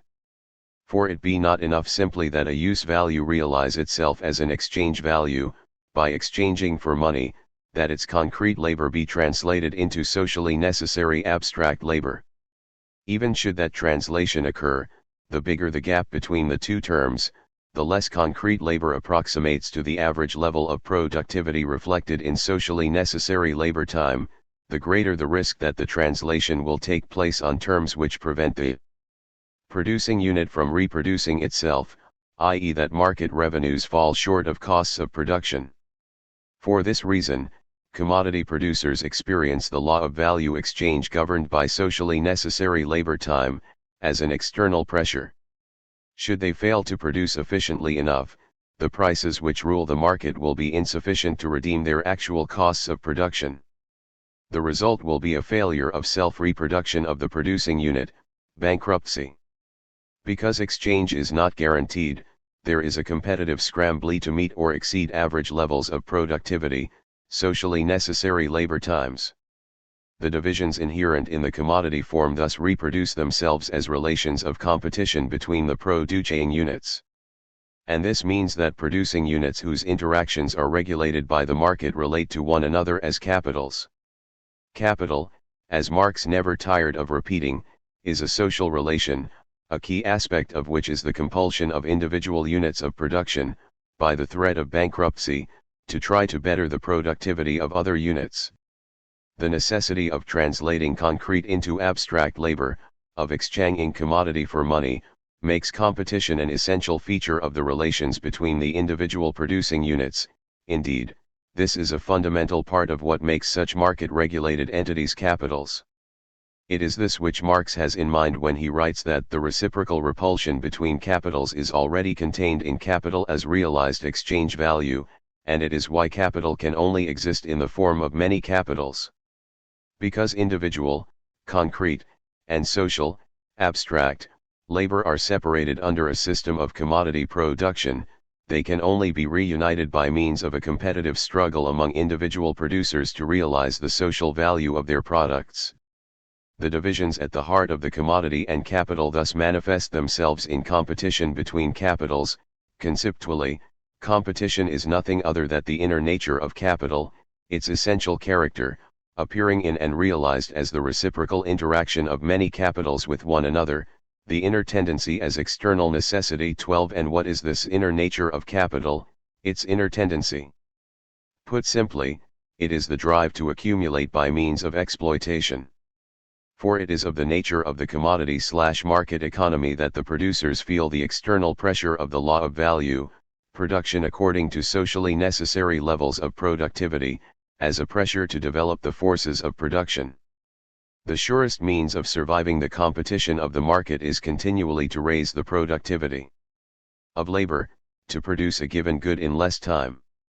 Capital therefore has an immanent drive, and a constant tendency, towards increasing the productivity of labor, in order to cheapen commodities, and by cheapening commodities, to cheapen the worker himself. 13. And this can only mean systematic exploitation. For the key to increasing the productivity of labor is the utilization of the most advanced means of production, and this requires the expenditure of enormous sums which must be generated through the profits, surplus value, of the producing unit itself. It follows that successful accumulation will rest on a constant drive to maximize surplus value, unpaid labor which takes the form of capital as means of production. The drive to accumulate is thus a drive to maximize surplus value which can be transformed into new and more efficient means of production. Accumulate, accumulate. That is Moses and the prophets. Therefore save, i.e. reconvert the greatest possible portion of surplus value or surplus product into capital. 14. One of the greatest misconceptions about capitalism is the notion that these tendencies flow from the motivations of a class of private owners of the means of production. Yet the reality is quite different.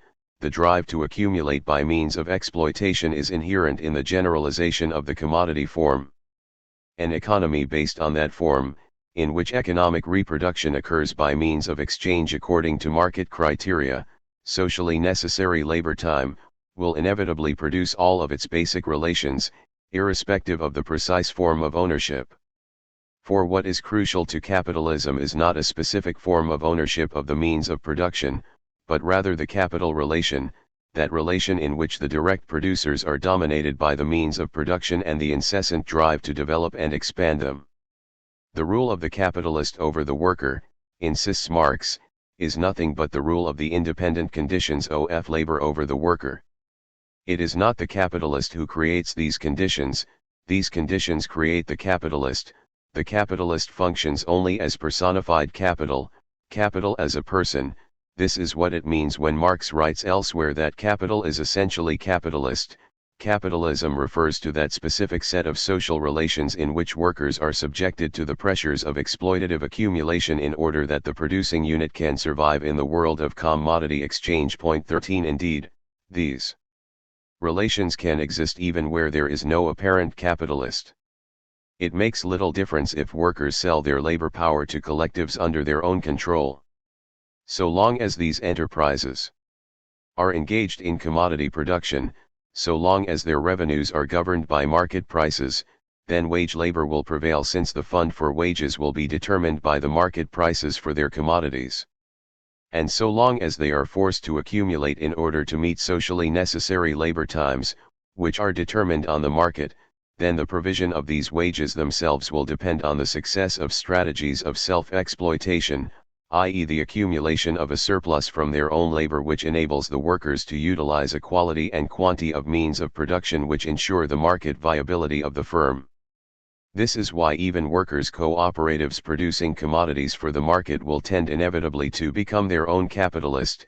They will be driven by market competition to accumulate a growing surplus from their own labor in order to invest in new means of production which give them a fighting chance to meet the survival conditions established on the market. Point 16. Workers acting as their own capitalist may sound odd to those who have accepted the image of capital as identifiable private owners and employers.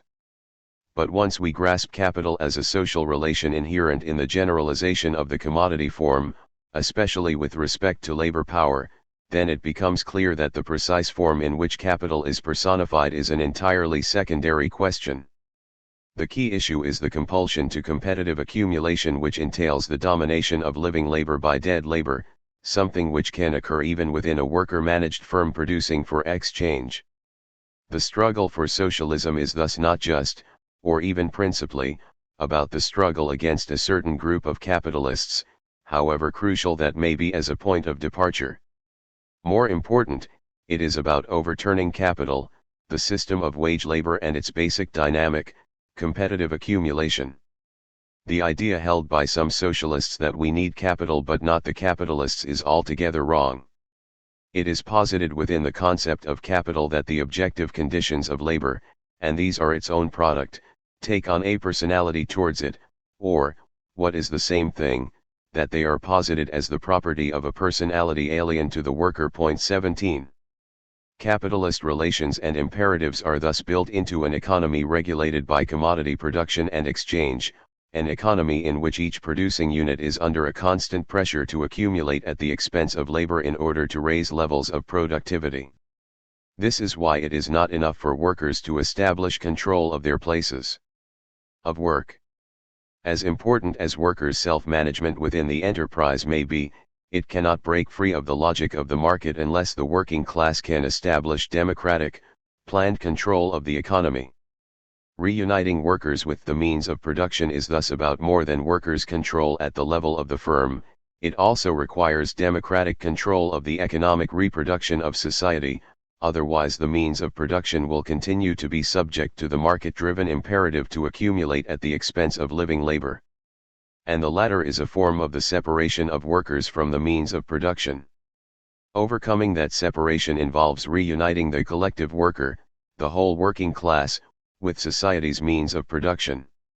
That means overcoming the separation between producing units which characterizes the market system. Workers' control is not possible, in other words, in a situation in which groups of workers continue to relate their labor and its products to those of other workers by means of the market. So long as acts of concrete labor are connected only through the market, society's means of production will obey the competitive imperative to accumulation as an end in itself and will thus continue to evade the control of the direct producers, which is to say that they will remain a form of capital. One can see some of these effects in the case of the Yugoslav economy of the 1960s, 1970s, and 1980s. Yugoslavia was that Stalinist state which most seriously tried to coordinate elements of workers' participation in the firm with market regulation.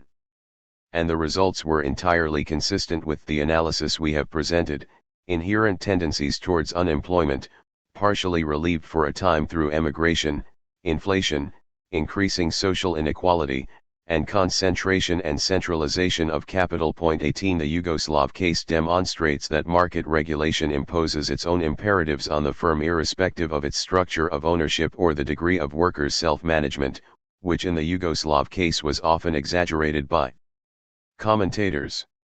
As one socialist critic rightly notes, Yugoslav history suggests that self-management can be destroyed by economic conditions external to the firm, even when supported by a full panoply of intra-firm self-management laws and institutions. 19 All the basic tendencies of classical capitalism are thus inherent in an economy regulated by the market. If the market is to price the bulk of goods and services in order to provide signals guiding production and consumption, then labor power will have to be commodified, i.e. its price, wages, will have to be determined competitively through the market. And the wages which the market determines will have to be held to a level adequate to the drive to accumulate as an end in itself, in order to maintain the market viability of the firm. There can be no market regulation, in short, without a labor market, the wages system, and the unplanned drive to accumulate for the sake of further accumulation. For market socialists to argue that they intend something else, that they intend to guarantee the reproduction of human beings independently of the market, or that their objective is to regulate and direct accumulation according to social objectives, is to accept the subordination of market processes to non-market criteria, and thus to abandon any reasonable notion of market socialism. Yet not to do so, to insist on the rationality of market regulation, is to accept wage labor and the law of value, and the relations of exploitation these entail. Failure to grasp this point produces enormous confusion among market socialists. One writes, for example, that exploitation is not the consequence of the market per se. He then proceeds to argue that the market could be put to good use in a society where the means of production were publicly owned and where workers controlled the polity and the enterprise. 20 However, this is to evade the crucial issue. For while non-exploitative relations could indeed exist in the context of various market mechanisms subordinated to socialist planning, a point to which I shall return, this is not the argument made by modem market socialists. Their claim is for the superiority of the market as a regulator of economic life. Yet market regulation in a context in which workers controlled the polity and the enterprise presupposes that, having established social ownership and workers' control of production and the state, workers would accept that wages, conditions, hours, and the structure and intensity of the work process should all be dictated by production for the market on the basis of the law of value. If so, then capitalist social relations would congeal once again, whether they expressed themselves in terms of capitalist competition between workers' cooperatives, state capitalism, control of publicly owned means of production by a bureaucratic group which personifies capital, or through the crystallization of a new class of capitalist managers within the enterprise itself. If instead workers resist the logic of market regulation, if they insist upon the priority of non-market criteria, and thus on their right to determine the structure of social production on the basis of some attempt to ascertain social need, then they have committed themselves to transcending the market, to regulating their labor and the allocation of goods and services according to criteria other than those of prices and profits. This would mean moving the economy in the direction of demarketization, however much market mechanisms might be utilized in a context of planned regulation. The debate between classical Marxism and market socialism is thus not over different means of achieving a shared goal. What is at issue is the very possibility of defetishizing economic life, of uniting freely associated producers in a democratic process in which they regulate and plan the expenditure of human labor and the utilization of means of production in order to satisfy freely expressed needs. To reject this possibility is to embrace the inevitability of alienated labor, exploitation, and the unplanned and anarchic drive towards competitive accumulation, and it is to renounce the achievement of anything that might recognizably pass as socialism. The political economy of the working class. Compelling as this analysis of commodities, money, and the market may be, it invites an obvious question: can this critique realize itself? Can it pass from theoretical investigation to practical politics? Is it possible, in other words, to develop a meaningful political practice oriented to the transcendence of commodities and the market? And can it delineate principles which would guide the economic regulation of a non-market socialism? These questions are crucial given Marx's well-known aversion to abstract speculation and utopian prognostication about the future order of society. Point 21 For Marx, criticism is meaningful only if it is based on a real social movement. It follows that any serious discussion of the economics of socialism must take as its point of departure the actual political economy of the working class struggle against capitalism. Commentators have generally ignored the extent to which Marx attempted to do precisely that. His inaugural address of the Working Men's International Association, September 1864, describes two victories for the political economy of the working class: the 10 Hours Bill, which imposed some limits on the length of the working day, and the creation of cooperative factories run by workers. Point 22 The nature of these victories is a key to deciphering the political economy of the working class. The essence of the political economy of capital is the exploitation of labor, the maximization of surplus value for capital. But whereas capital defines wealth in terms of the maximization of surplus labor, for workers wealth is disposable time and nothing more. The 10 Hours Bill, like more than a century of subsequent working class struggle internally, demonstrates that workers strive to limit the time in which they are subject to the dictates of capital, to win time for their own free self-development. For workers, free time, disposable time, is wealth itself, partly for the enjoyment of the product, partly for the free activity which, unlike labor, is not dominated by the pressure of an extraneous purpose. Point 23 From this principle flows the basic dynamic of a socialist economy, its tendency to develop the forces of production not in order to produce surplus value, but in order to reduce the amount of necessary social labor performed by its members. A society of freely associated producers would thus organize production with the following principle to the fore: the free development of individualities, and hence not the reduction of necessary labor time so as to posit surplus labor, but rather the general reduction of the necessary labor of society to a minimum, which then corresponds to the artistic, scientific, etc. development of the individuals in the time set free, and with the means created for all of them. Point 24. This principle, embodied in workers' struggles to shorten the working day, had for Marx already found its corresponding form of production, the cooperative factory. The cooperatives, he suggests, have shown that production on a large scale, and in accord with the behests of modern science, may be carried on without the existence of a class of masters. Not that Marx was starry-eyed about cooperative production within capitalism.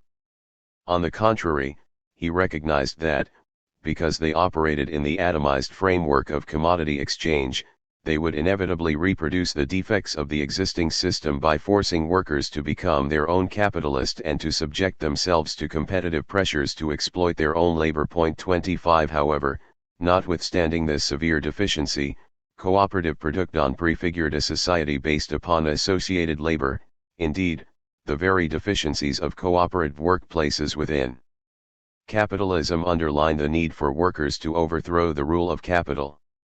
The limits imposed by capitalism on workers' cooperatives highlight the fact that to convert social production into one large and harmonious system of free and cooperative labor, general social changes are wanted, changes which can be realized only by the transfer of the organized forces of society, viz. The state power, from capitalists and landlords to the producers themselves. Point 26 And, as I have noted above, reuniting workers with the means of production involves much more than instituting workers' control at the level of the firm, it also requires establishing democratic control of the whole process of economic regulation of society.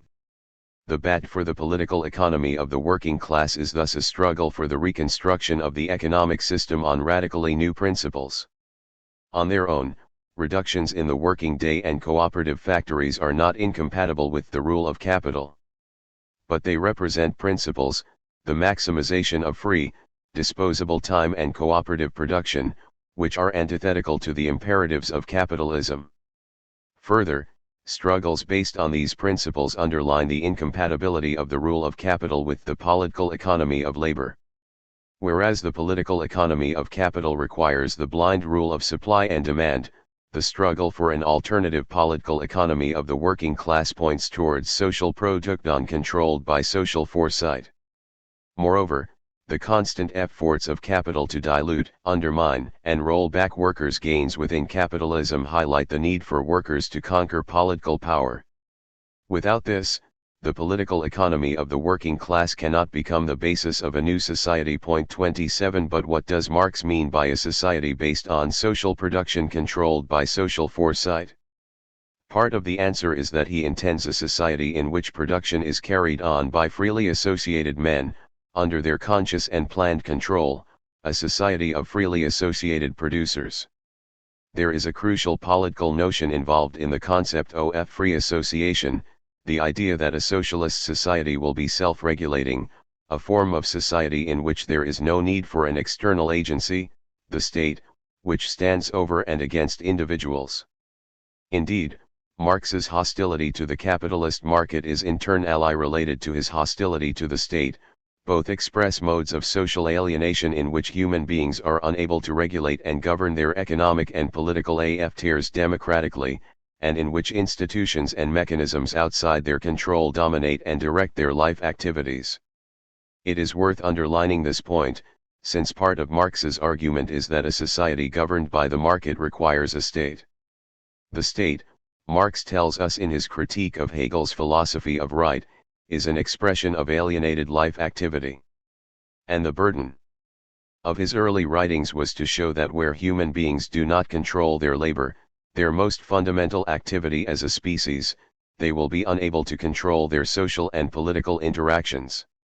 Where an alienated mechanism, the market, is required to govern economic life, so a separate and alien institution, or set of institutions, will be necessary to impose order on the political community. Contrary to some market socialists, then, the market is not an alternative to the state, the one presupposes the other. 28 For this reason, only a revolutionary democratization of economic life which transcends the market can lead to the dissolution of alienated political power. The struggle against the state is integrally connected to the struggle against the market. Social production thus necessitates democratic control. We have seen that it also requires social foresight, and this can only mean economic planning. Marx speaks, for example, of a society where the producers govern their production by a plan drawn up in advance, and he maintains that the most fundamental part of such a process would be the apportionment of labor time in accordance with a definite social plan. 29 The conscious organization of human labor and its products is the index of a qualitatively higher form of social organization. Marx's concern is not for some grandiose administrative plan for the social direction of all economic phenomena, rather, it is for the liberation of that essential human life activity, labor, from the dictates of an alienated and not yet fully human mode of existence. Social planning of production means first and foremost the involvement of the producers in determining how their labor will contribute to the satisfaction of freely determined social needs. This is not a problem settled unconsciously through interactions among things, rather, it is to be resolved through conscious interaction among the producers themselves. This is what it means to speak of social foresight governing social production. It follows that the labor of the individual is posited from the outset as social labor. He therefore has no particular product to exchange.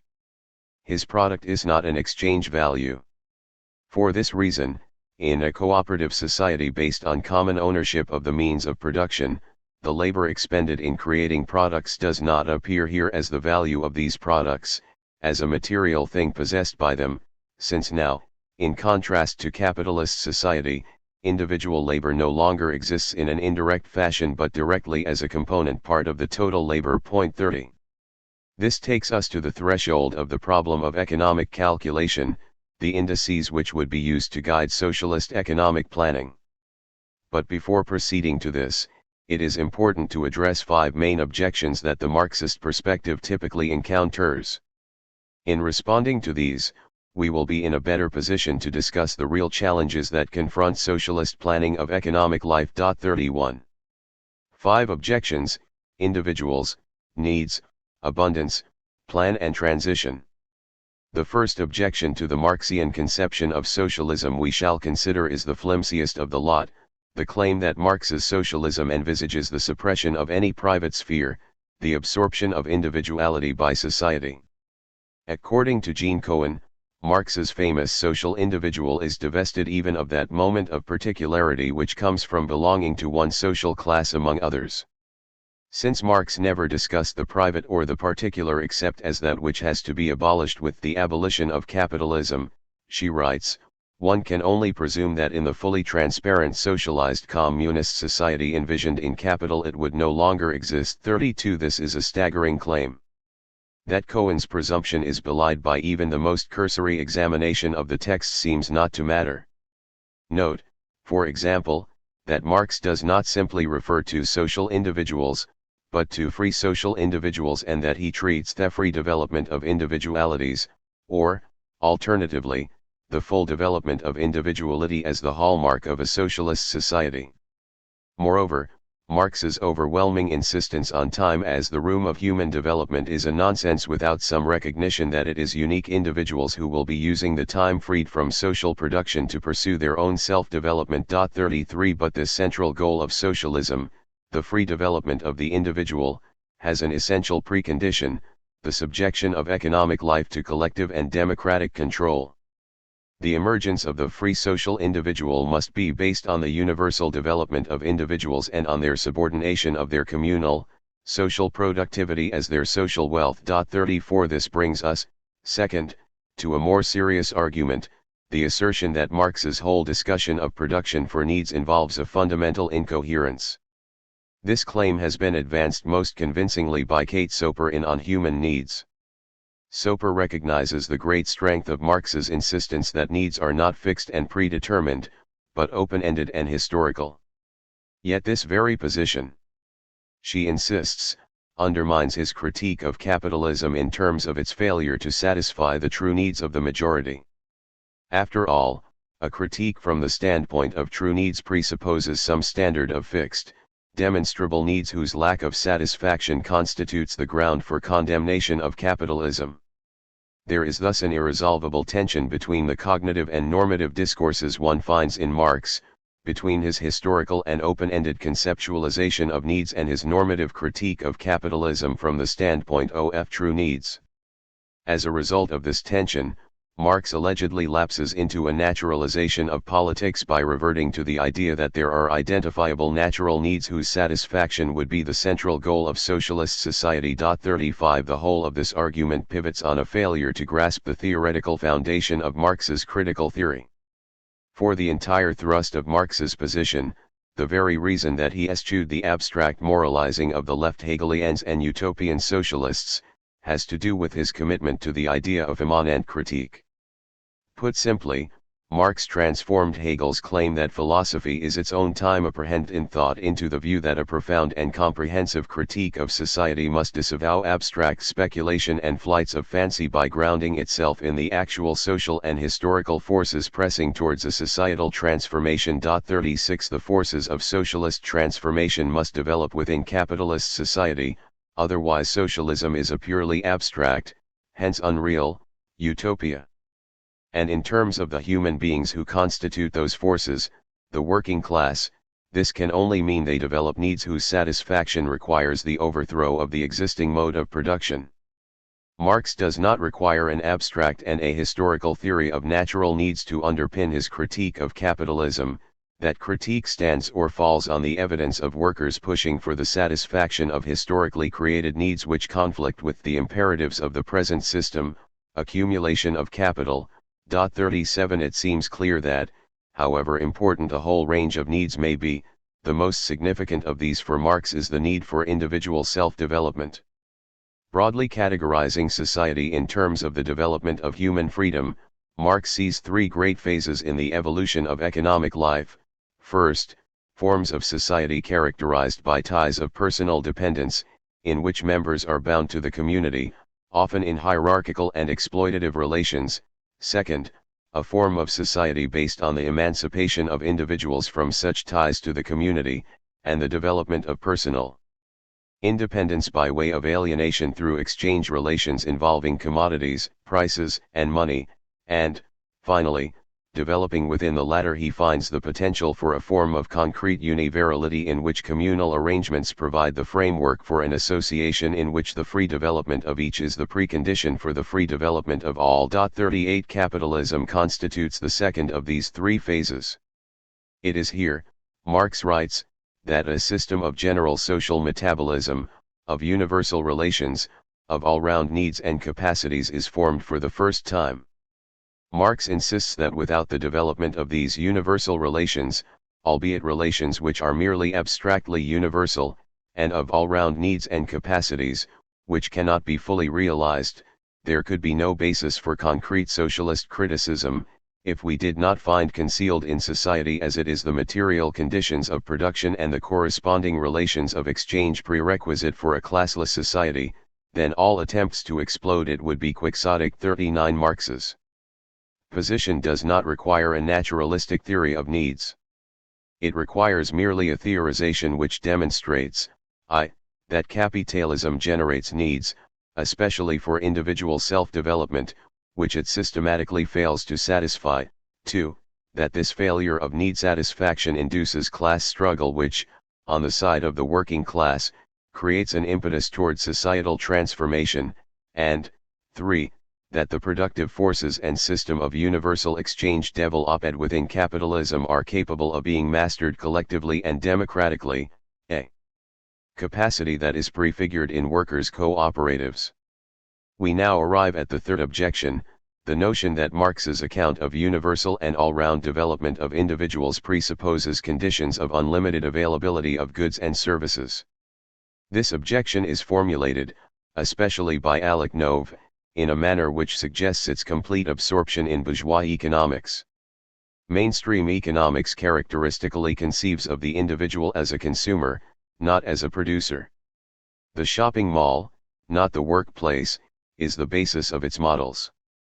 Consistent with this premise, Nove imagines that Marx's discussion of a society of abundance can only mean an unlimited, and potentially infinite, supply of consumer goods, and the producer goods necessary to their production.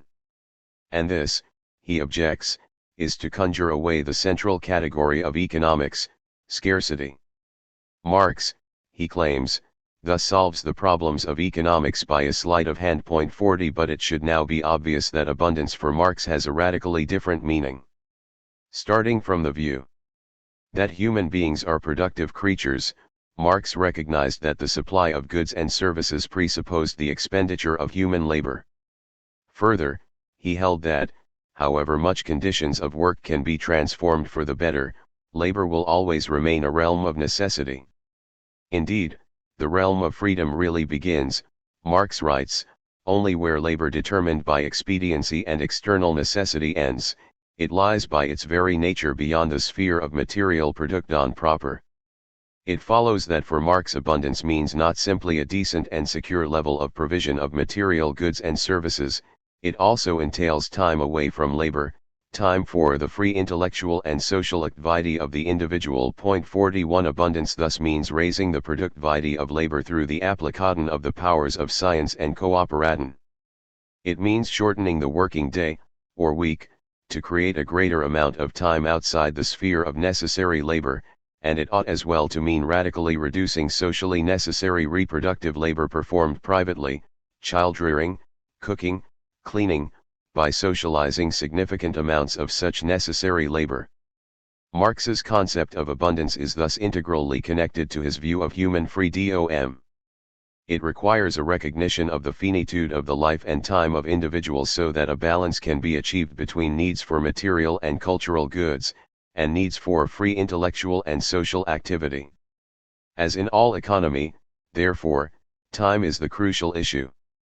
Clearly, then, any post-capitalist economy will have to negotiate two different imperatives: on the one hand, the necessity to provide a decent and secure standard of living for all, and, on the other, the need of working people for more time for free intellectual and social activity.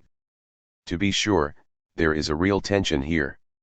The hallmark of a workers' state will be the participation of citizens, through workers' councils and neighborhood committees, in processes of mass democracy which attempt to reconcile these different needs. But if they are to be conducted in a manner consistent with the aspiration towards free individual self-development, these decision-making processes require a framework in which the associated producers govern the human metabolism with nature in a rational way, accomplishing it with the least expenditure of energy and in conditions most worthy and appropriate for their human nature. But this always remains a realm of necessity. The true realm of freedom, the development of human powers as an end in itself, begins beyond it, though it can only flourish with this realm of necessity as its basis. The reduction of the working day is the basic prerequisite. Point 42. This is the value problem, which persists in a post-capitalist society, democratic and communal regulation of individual labor time in accordance with the need for self-development. When Marx writes that economy of time, to this all economy ultimately reduces itself, it is this human criterion he has in mind. As biological beings, humans must produce their means of subsistence, and the means of production which make this possible. This is the foundational principle of the materialist conception of history. But in a society which has developed the forces of social production to a point where it is possible to banish that scarcity which threatens biological existence and, indeed, to sustain a significant level of cultural expression and interaction, and in which the exploitation of labor has been eliminated, economy of time, along with the planned distribution of labor time among the various branches of production, remains the first economic law. Rather than the asocial arrangement in which human beings first labor, and, then, through the media of money and the market, discover the match between their productive activity and social need, socialist economy rests on a democratic process for creating the framework for such a match through conscious human regulation. In such a situation, the labor of the individual is posited from the outset as social labor. The individual has no particular product to exchange. His product is not an exchange value. Nevertheless, this does not abolish all problems of economy. On the basis of communal production, the determination of time remains, of course, essential. 43. What it does, however, is remove this problem from the reified world of commodities and money, and subject it to the democratic deliberation of social individuals. This brings us to the fourth objection, the claim that the Marxist conception of planning implies some sort of omniscience on the part of the direct producers, a thesis which is central to Nove's argument and is echoed by Blackbaum. Yet, Marx's position was that a degree of error was inevitable, as were accidental and unanticipated changes in material and socio-economic circumstances. As a result, he suggests that the dominant tendency within a socialist economy should be a perpetual relative overproduction. Only in this way could the prospect of shortages be guarded against. And for this reason, he spoke of planned creation of a surplus product in the form of an insurance and reserve fund to offset the possibility of underproduction and shortage. Indeed, planned overproduction is for Marx equivalent to control by society over the objective means of its own. Beyond the market. 193. Reproduction, for it signifies that human beings have deliberately produced to avoid that condition which is most deleterious to human life, underproduction and scarcity. 44. There is no great difficulty in principle with planned overproduction. The bulk of producer and consumer goods are not perishables. A planned overproduction of, let us say, 5% poses no insurmountable technical or even logistical problems. The real issue in dispute here is not omniscience, but democracy. What the critics of socialist planning need to demonstrate is why elected delegates of workers and neighborhood committees could not be involved in establishing a framework plan for the economy which started from a democratically established scale of social priorities with respect, for example, to food, housing, health, education and child care facilities, clothing, libraries, transportation, electricity and cultural and recreational goods. To be sure, this would require detailed information on technical coefficients of production, investment of resources in producer goods industries, the scales of socially necessary labor time appropriate to various plans, differential environmental effects of various alternatives, the trade-offs between levels of output of different goods, and so on. And all of this undoubtedly requires an important amount of expert information, which will not readily be available to each and every individual. But why could not the agencies responsible for accumulating and providing such information be subjected to democratic regulation? And why could not computerized inventory control and just-in-time delivery systems be adapted to democratic planning? Are the problems here so insurmountable that we would do better to stick with commodities and money, exploitation and crisis? Nov has a simple answer: the only alternative to markets, commodity prices and money is a dominating, Stalinist-type bureaucracy. But this is an assertion which ultimately falls back on claims that individuals are naturally lazy and self-interested, in the narrow, a social sense of the term characteristic of bourgeois economics.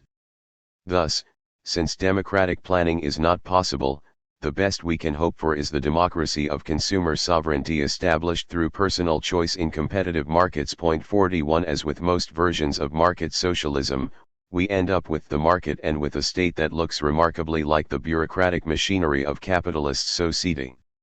We are thus left with a perspective in which commodity production and markets are depicted as the only alternative to bureaucratic state tyranny, with the claim, in other words, that there is no attainable form of society more conducive to freedom than one regulated by the market.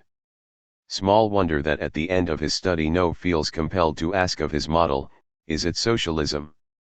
It is a question which begs to be asked, and answered in the negative. This takes us finally to the most subbed objection to Marx's position, the claim that his sketch of an alternative economic order conjures away the real problems of an actually existing society, making the transition from a recognizable capitalism towards a feasible socialism. Marx, we are told, had little, if anything, to offer with respect to the burning problem of socialist economy, the road to be taken by a society embarking upon a transition to socialism. Even if Marx's socialist ideal is defensible, which for Nov it is not, it is said to be irrelevant to the issue at hand. It is true that Marx rejected the elitist game of fashioning blueprints for a future society, but he was not averse to sketching out broad principles derived from a study of the developmental tendencies of capitalism and workers' struggles within the system. 46 Thus, in his critique of the Gotha program, he explicitly addressed the problem of a communist society, not as it has developed on its own foundations, but, on the contrary, as it emerges from capitalist society, which is thus in every respect, economically, morally, and intellectually, still stamped with the birthmarks of the old society from whose womb it emerges.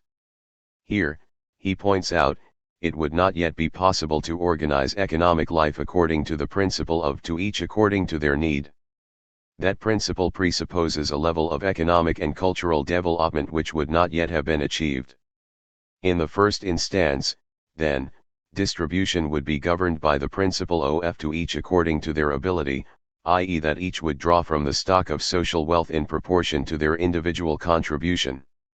This, Marx suggests, would be done on the basis of a certificate entitling each individual to withdraw from the social stock of means of consumption to the degree to which they have contributed. This involves, of course, the same principle which regulates the exchange of commodities in capitalist society, exchange on the basis of labor time.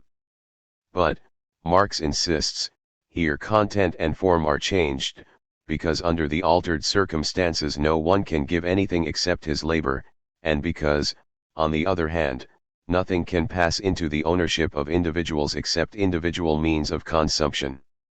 We have then, transitional arrangements which are still stigmatized by a bourgeois limitation, since individuals are unequal in various ways: age, strength, training, etc.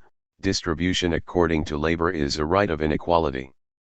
What prevents it from becoming the basis of structural inequalities and exploitation, however, is the political form of the state, mass workers' democracy and social ownership of the means of production.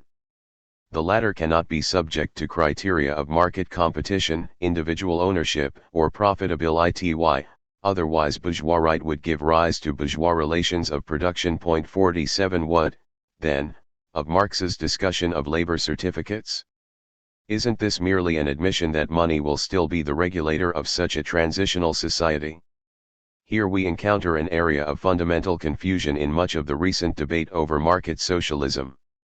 Certificates which simply represent a sum of hours of labor performed are not money in any recognizably capitalist sense.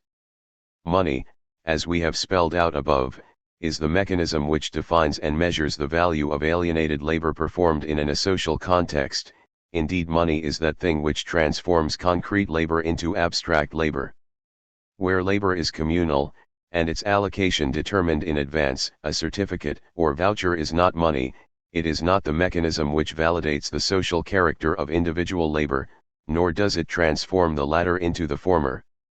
While such certificates represent a means of exchange, they do not perform the function of informing the producers of the social value of their private labor. Labor certificates would merely establish a basis on which a given expenditure of labor could be exchanged for a share of the general stock of the products of social labor. But this is not commodity exchange, since the value of labor, its antediment to share of social wealth, is established prior to production. As a result, the communal character of production would make the product into a communal, general product from the outset. Elaborating on such a system of production, Marx contrasts it with commodity production in the following way. On the basis of exchange values, labor is posited as general only through exchange. But on this foundation communal economy it would be posited as such before exchange, i.e. the exchange of products would in no way be the medium by which the participation of the individual in general production is mediated. 48. The role of labor certificates is to allow mediation of individual and social labor to take place. But this is not a mediation which establishes the social value of individual labor, since this has been established from the start. It is merely a means of mediating the exchange of labor for labor. Thus, what Marx says about Owen's labor money applies with equal force to his own labor certificate. It is no more money than a theater ticket is. 49 Nevertheless, social allocation by means of labor certificates is merely a transitional form, one still stigmatized by a bourgeois limitation. How, then, does this form of social allocation wither away? The heart of the issue here is the continued growth of the socialized consumption sector of the transitional economy, that sector governed by need not ability. To the degree to which housing, basic diet, clothing, healthcare, education, childcare, electricity, water, sanitation, transportation, and access to cultural and recreational activities are guaranteed as social rights, the realm of bourgeois right contracts. Within advanced capitalism, tendencies towards the socialization of services such as health and education have existed for a long time, as a result of working class pressure and capital's need for the physical and cultural reproduction of labor power, albeit tendencies distorted by and subordinated to capital accumulation. In an economy freed from the dynamics of exploitation, and disengaging from the pressures of accumulation, this realm of guaranteed social consumption could increasingly encroach on that governed by exchange. Material and cultural subsistence would decreasingly depend on transactions involving labor certificates or any such pseudo-money. The expansion of the guaranteed consumption sector would thus be one side of the decommodification of labor power. Subsistence, enjoyment, and cultural self-development would decreasingly depend on individual purchases governed by the value of individual labor performed, although the requirement of social labor for healthy adults would always remain. Indeed, with the development of productive forces and cultural levels, socially guaranteed consumption would regularly expand. Increasingly, the allocation of social wealth would be governed by rights based on individual needs. Thus, the sphere of individual consumption through the market, in which many prices might be regulated as I discuss below, would contract in relative, although perhaps not absolute, terms. While they would play a subsidiary role for the satisfaction of unique, personal needs best realized outside the socialized consumption sector, such markets would occupy a marginal, if nevertheless significant, role as the expansion of the socialized sector pursued the logic of demarketization, decommodification, and demonetization of economic life. The model I am discussing need not dictate individual consumption patterns. There is no reason, for example, why a socially guaranteed consumption package could not be constructed to cater to individual preferences by allowing a variety of menus with a range of possible substitutions, e.g. a trade-off of better than average housing for reduced claims elsewhere, or of transportation vouchers, some combination of air, rail, and automotive transport coupons, for increased claims for clothing or musical instruments, or by allowing individuals to engage in more social labor, and thus forego time for personal self-development, so that they might make more purchases from the regulated market. Moreover, flexibility would also be provided through face-to-face exchanges by individuals of various goods, vouchers, or coupons, e.g. transport coupons for tickets to cultural events. Such transactions are not, of course, commodity exchange, they are merely the exchange of use values, and even when they are governed by regulated market prices, they do not involve universal regulation of the reproduction of individuals by a representative of abstract labor. The question of calculation.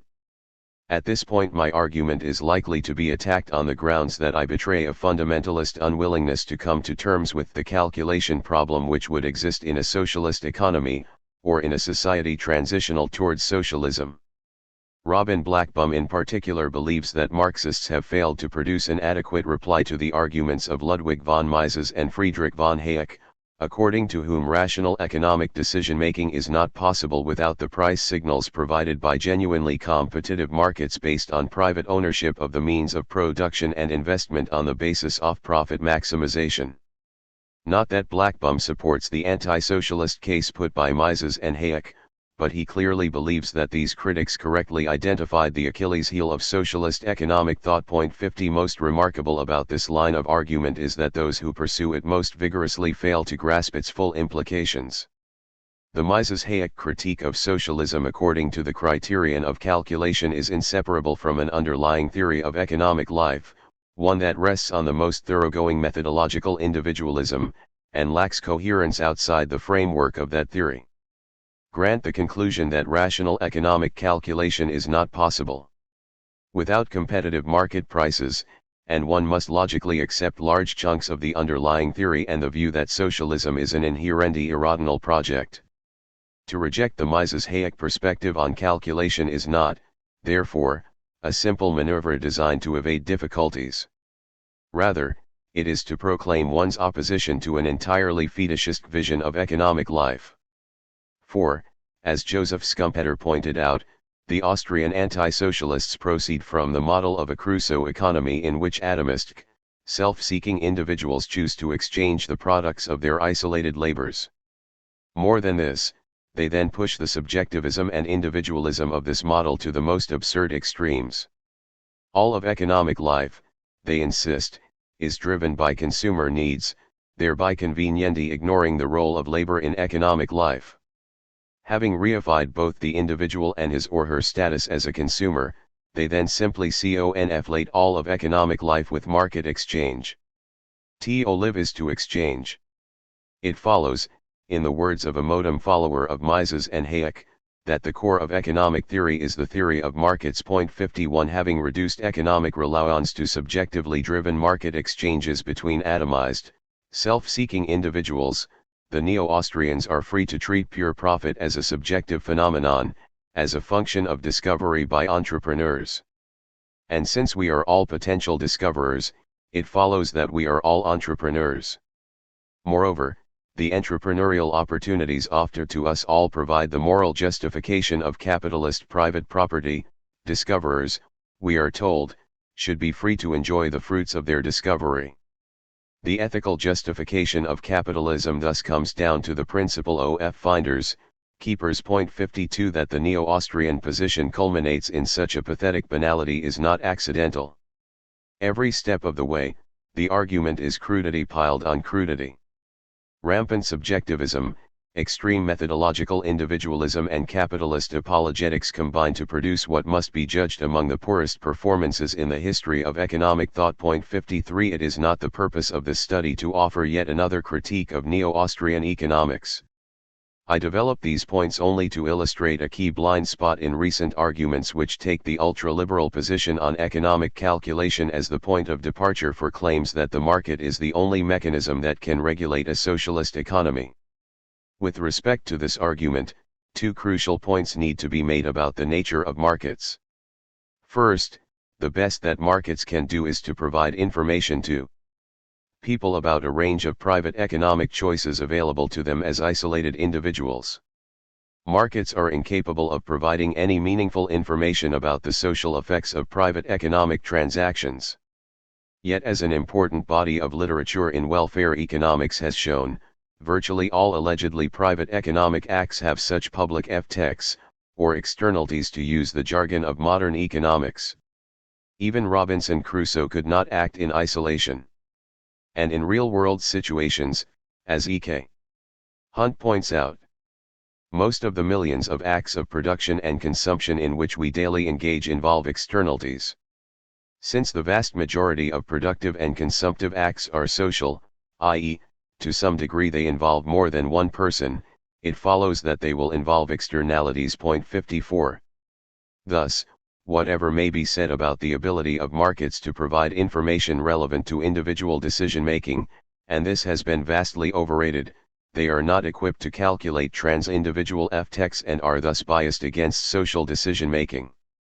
Calculation of public effects of economic action requires information that markets do not and cannot provide.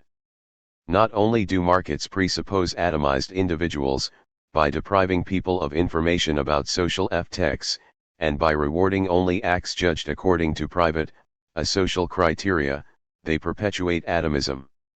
Moreover, because they produce unregulated social effects, markets create enormous social inefficiencies.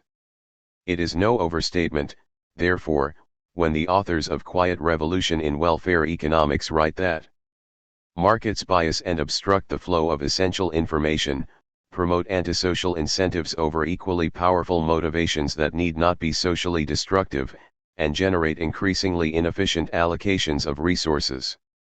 In sum, markets promote snowballing individualism that is demonstrably non-optimal regardless of whether they are combined with private or public enterprise. 36. It is also worth noting in this regard that an important line of argument has demonstrated convincingly that market-based hierarchies within the firm also create inefficiencies within the individual unit of production. 56. This brings us to the second general point that needs to be made about markets. Market information is equally incapable of providing rational criteria for investment. Austrian and neo-Austrian economics have been unable to construct a meaningful theory of capital and investment, a failing which is thinly disguised by rhetoric about uncertainty, entrepreneurship and discovery. 57. Markets provide no rational criteria which could guide the building of roads, sewers, steel mills, communication networks, schools, parks, clothing factories, child care centers, hospitals, bakeries, or hydroelectric stations. No individual entrepreneur, writes one economist, can estimate on the basis of market data alone, the productivity of investment until the investment plans of other entrepreneurs are determined. How can they say what the productivity of investment in a particular town will be until one knows whether or not that new railway line is to be laid down? We have here something analogous to external effects in production. 58. Such investment decisions require long-run estimates of collective needs. Yet the whole point about prices is that they reflect present data. Investment inevitably changes these data over time by creating new incomes, changing technical conditions of production, altering consumer preferences, by providing new goods, and so on. The longer the time horizon, the more glaring this problem becomes. How is the market to regulate decisions with respect to public goods which will, at least in large measure, be consumed by the next generation? Once we move outside the fictionalized world of Crusoe economics, it becomes clear that markets are entirely incapable of guiding economic decisions that affect the well-being of large numbers of people, whether these involve a long time horizon or choices concerning public goods like hospitals and parks. For this reason, one economist rightly notes that market theory offers no satisfactory competitive solution to the problems of the horizon and terminal capital equipment or of investment generally. 59 Indeed, the neo-Austrians implicitly recognize this fact when they reject the fictional world of general equilibrium theory. Precisely because investment decisions are a step into the unknown in a world governed by price signals, they create enormous instability. In an unregulated system, many investments will fail, some will be precarious, others will be too successful, hence inflationary. It follows that investment in a market-regulated system will produce disequilibrium, not the self-adjusting equilibrium of neoclassical economics. 60 The ultraliberal theory of calculation rests, therefore, on the flimsiest of assumptions, that rational economic decision-making can reasonably be conceptualized according to a model of consumption.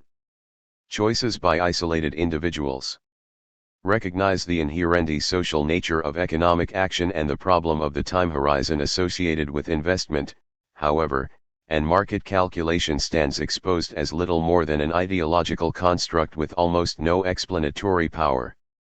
That socialist writers could so blithely treat the market as a central mechanism of socialist economy is testimony to the current sway of fetishistic thinking on the left.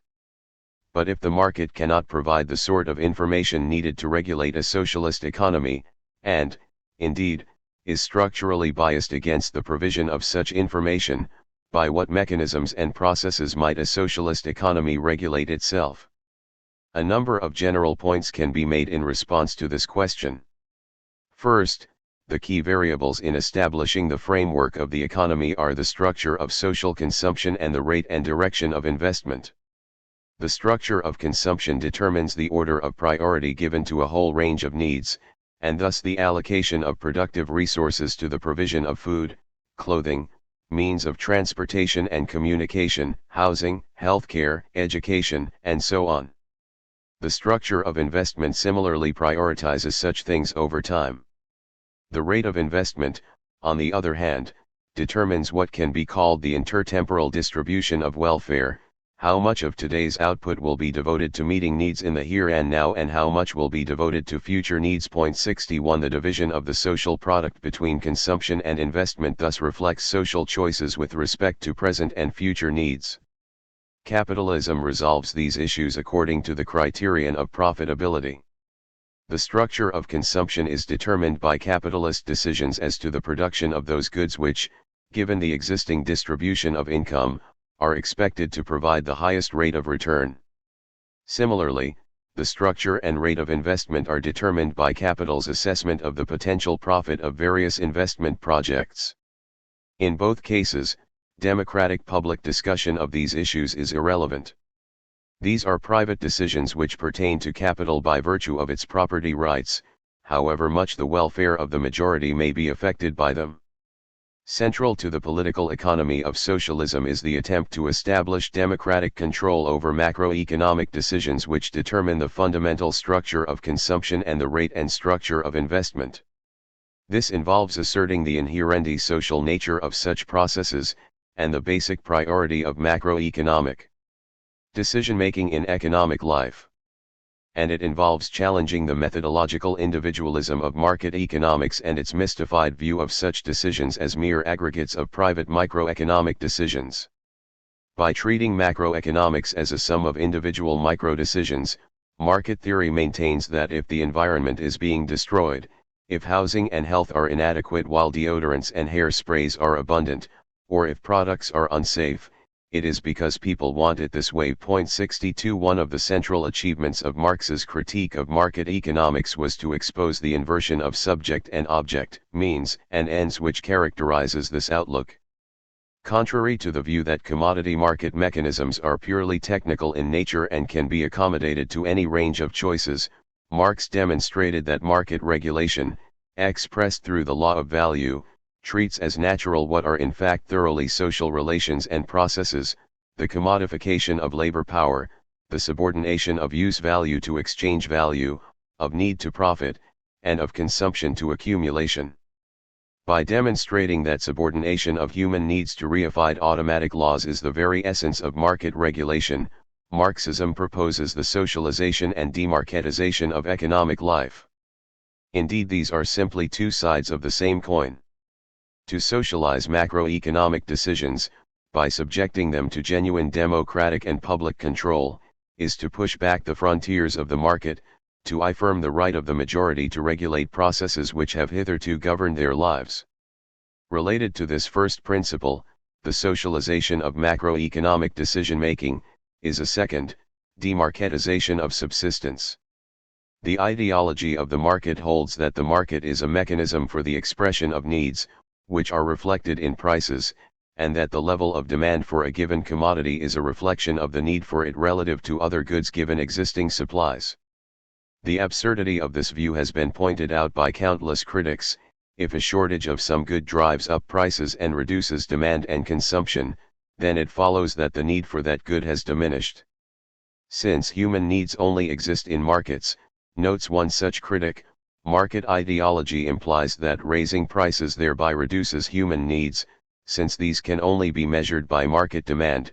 Point 63. A simple example, that of famine, illustrates the obscenity of this argument. It is commonplace in a market-regulated economy for people to starve while food is being exported from the famine region. This is a completely rational outcome in terms of market principles. Indeed, since domestic demand for food, measured by ability to pay, is low, market economics suggests that there is no domestic need the exported food. Here a basic truth is revealed: the market does not and cannot acknowledge needs which do not obey its dictate, the provision of means of exchange, a representative of abstract human labor. For it is not needs which are the issue, it is entitlement, the ability to pay in terms of the universal equivalent of the market. Thus, in the words of Amartya Sen, food being exported from famine-stricken areas may be a natural characteristic of the market, which respects entitlements rather than needs. Point 64. Against this inverted logic, socialism asserts the priority of directly ascertaining needs. It rejects the notion that these exist only to the degree to which they are mediated by market relations and money. Socialism thus aspires to detach access to subsistence from market exchange, which entails, as I have argued above, the growth of the social wage provided through the socialized consumption sector. The struggle to liberate distribution of wealth from market regulation is a drive to supersede the principle of fee for service. What applies to socialized healthcare and education, at least to some degree in most advanced capitalist nations, can equally apply to housing, basic diet, transportation, communication, energy, recreation, and so on. It is obvious that a whole range of material, cultural and historical factors would determine the rate at which progress towards this goal could be achieved. But that such a goal is possible and feasible is demonstrated by the partial socialization of a limited range of services within capitalist society. Market socialists have offered no compelling argument as to why socialization, freed from the rule of capital, could not be radically extended.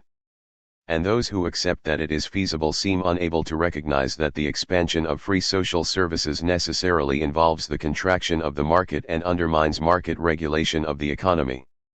At this point, the impatient critic is likely to throw down two more challenges. First, can one reasonably imagine that social planning could provide appropriate supplies of the multiplicity of goods and services to which most people in advanced capitalist society have become accustomed? And second, do I mean to suggest that socialist economy will be indifferent to efficiencies of production and distribution? To both questions my answer is no. But this involves much less of a concession to the market than my critic is likely to believe. Let me start by granting that it is not reasonable to expect society to plan precise output levels for hundreds of thousands of goods. I see no reason, however, to be especially troubled by this fact. To begin with, the bulk of human subsistence consists of a fairly limited range of basic goods. Even in the case of the advanced capitalist countries, Ernest Mondale points out, Private consumers may purchase a few thousand different goods in the course of their whole life cycle, even that would be an exaggerated estimate for many of them.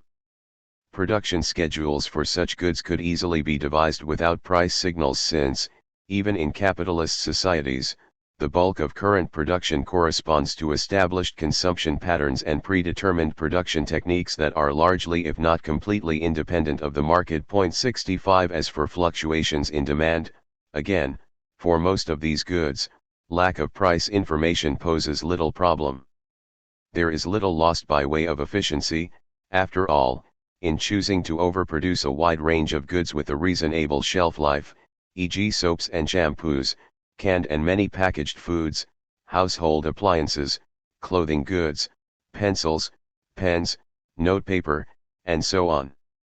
The same applies to many industrial goods, from ball bearings to aluminium and electrical generators.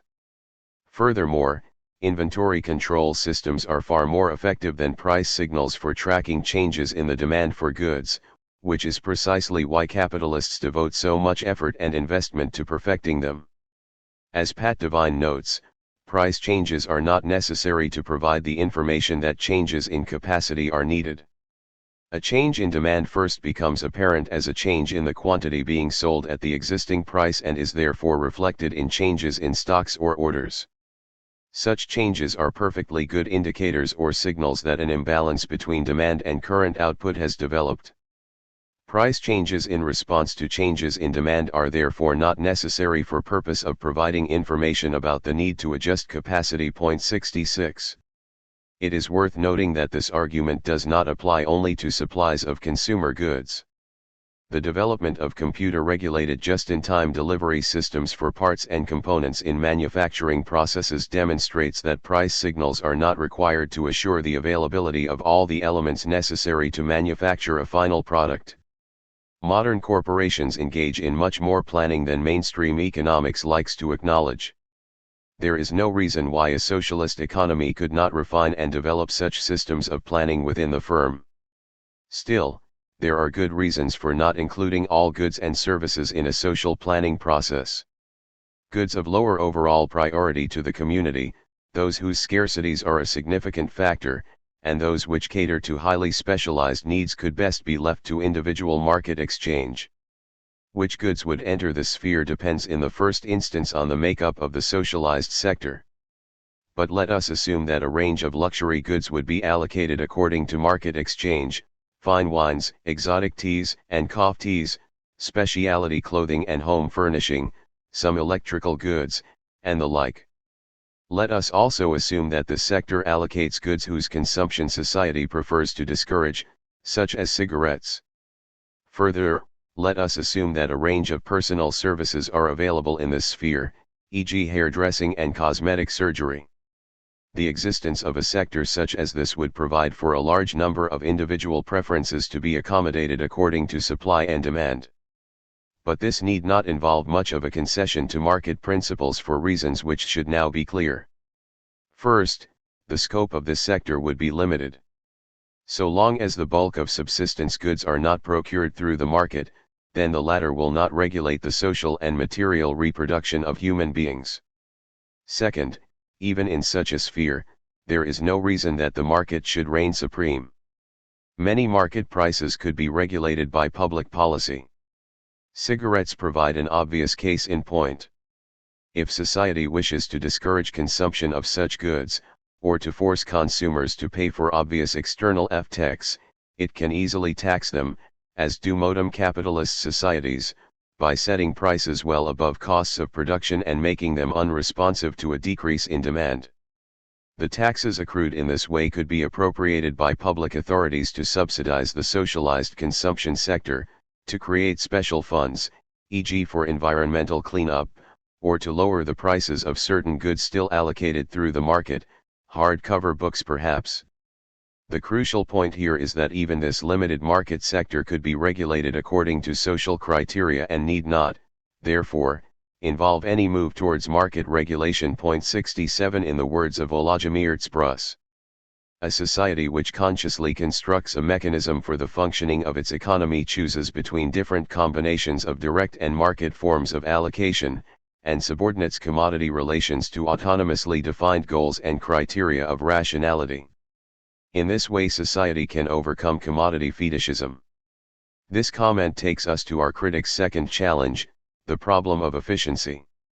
Note that Bruss refers to criteria of rationality which are autonomously defined. The emphasis here is on the plural form, criteria.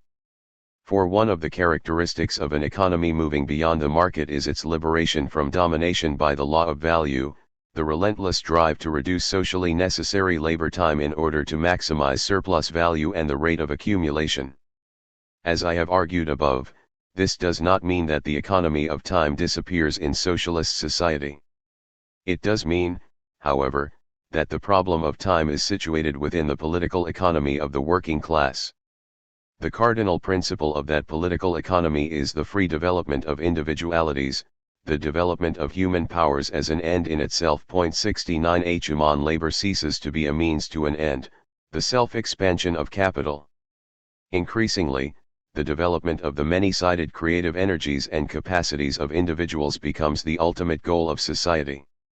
Of course, our biological and social constitution make necessary social labor inevitable. But socialist society strives to reduce such labor in order to maximize time for individual self-development. For wealth, as Marx puts it, is disposable time and nothing more. 70 It follows that socialist economy does possess an inbuilt drive to increase the efficiency of production, the impetus to maximize free, disposable time. And THB drive can be developed as a structural incentive within the worker-controlled firm. Once output targets are set for the individual workplace, on the basis of planning according to social demand, available resources and technology and the allocation of labor, workers should be free to introduce innovations which enable them to meet those targets in fewer hours subject to quality control criteria. 1 So long as workers meet their output target in less time than anticipated with no diminution in quality, they ought to be free to dispose of their increased time away from social labor as they please. Their options should include taking on more social labor elsewhere in order to meet an unanticipated increase in demand for some good, provided they have the requisite skills, so that they might supplement their money wages for increased purchases from the market. But if socialism is based on the maximization of time for self-development, what does it mean to insist on a plurality of criteria of economic rationality in socialist society? Part of the answer to this question is implied in our reference above to quality control. While wealth consists to an important extent of disposable time, it is also more than this for the political economy of the working class.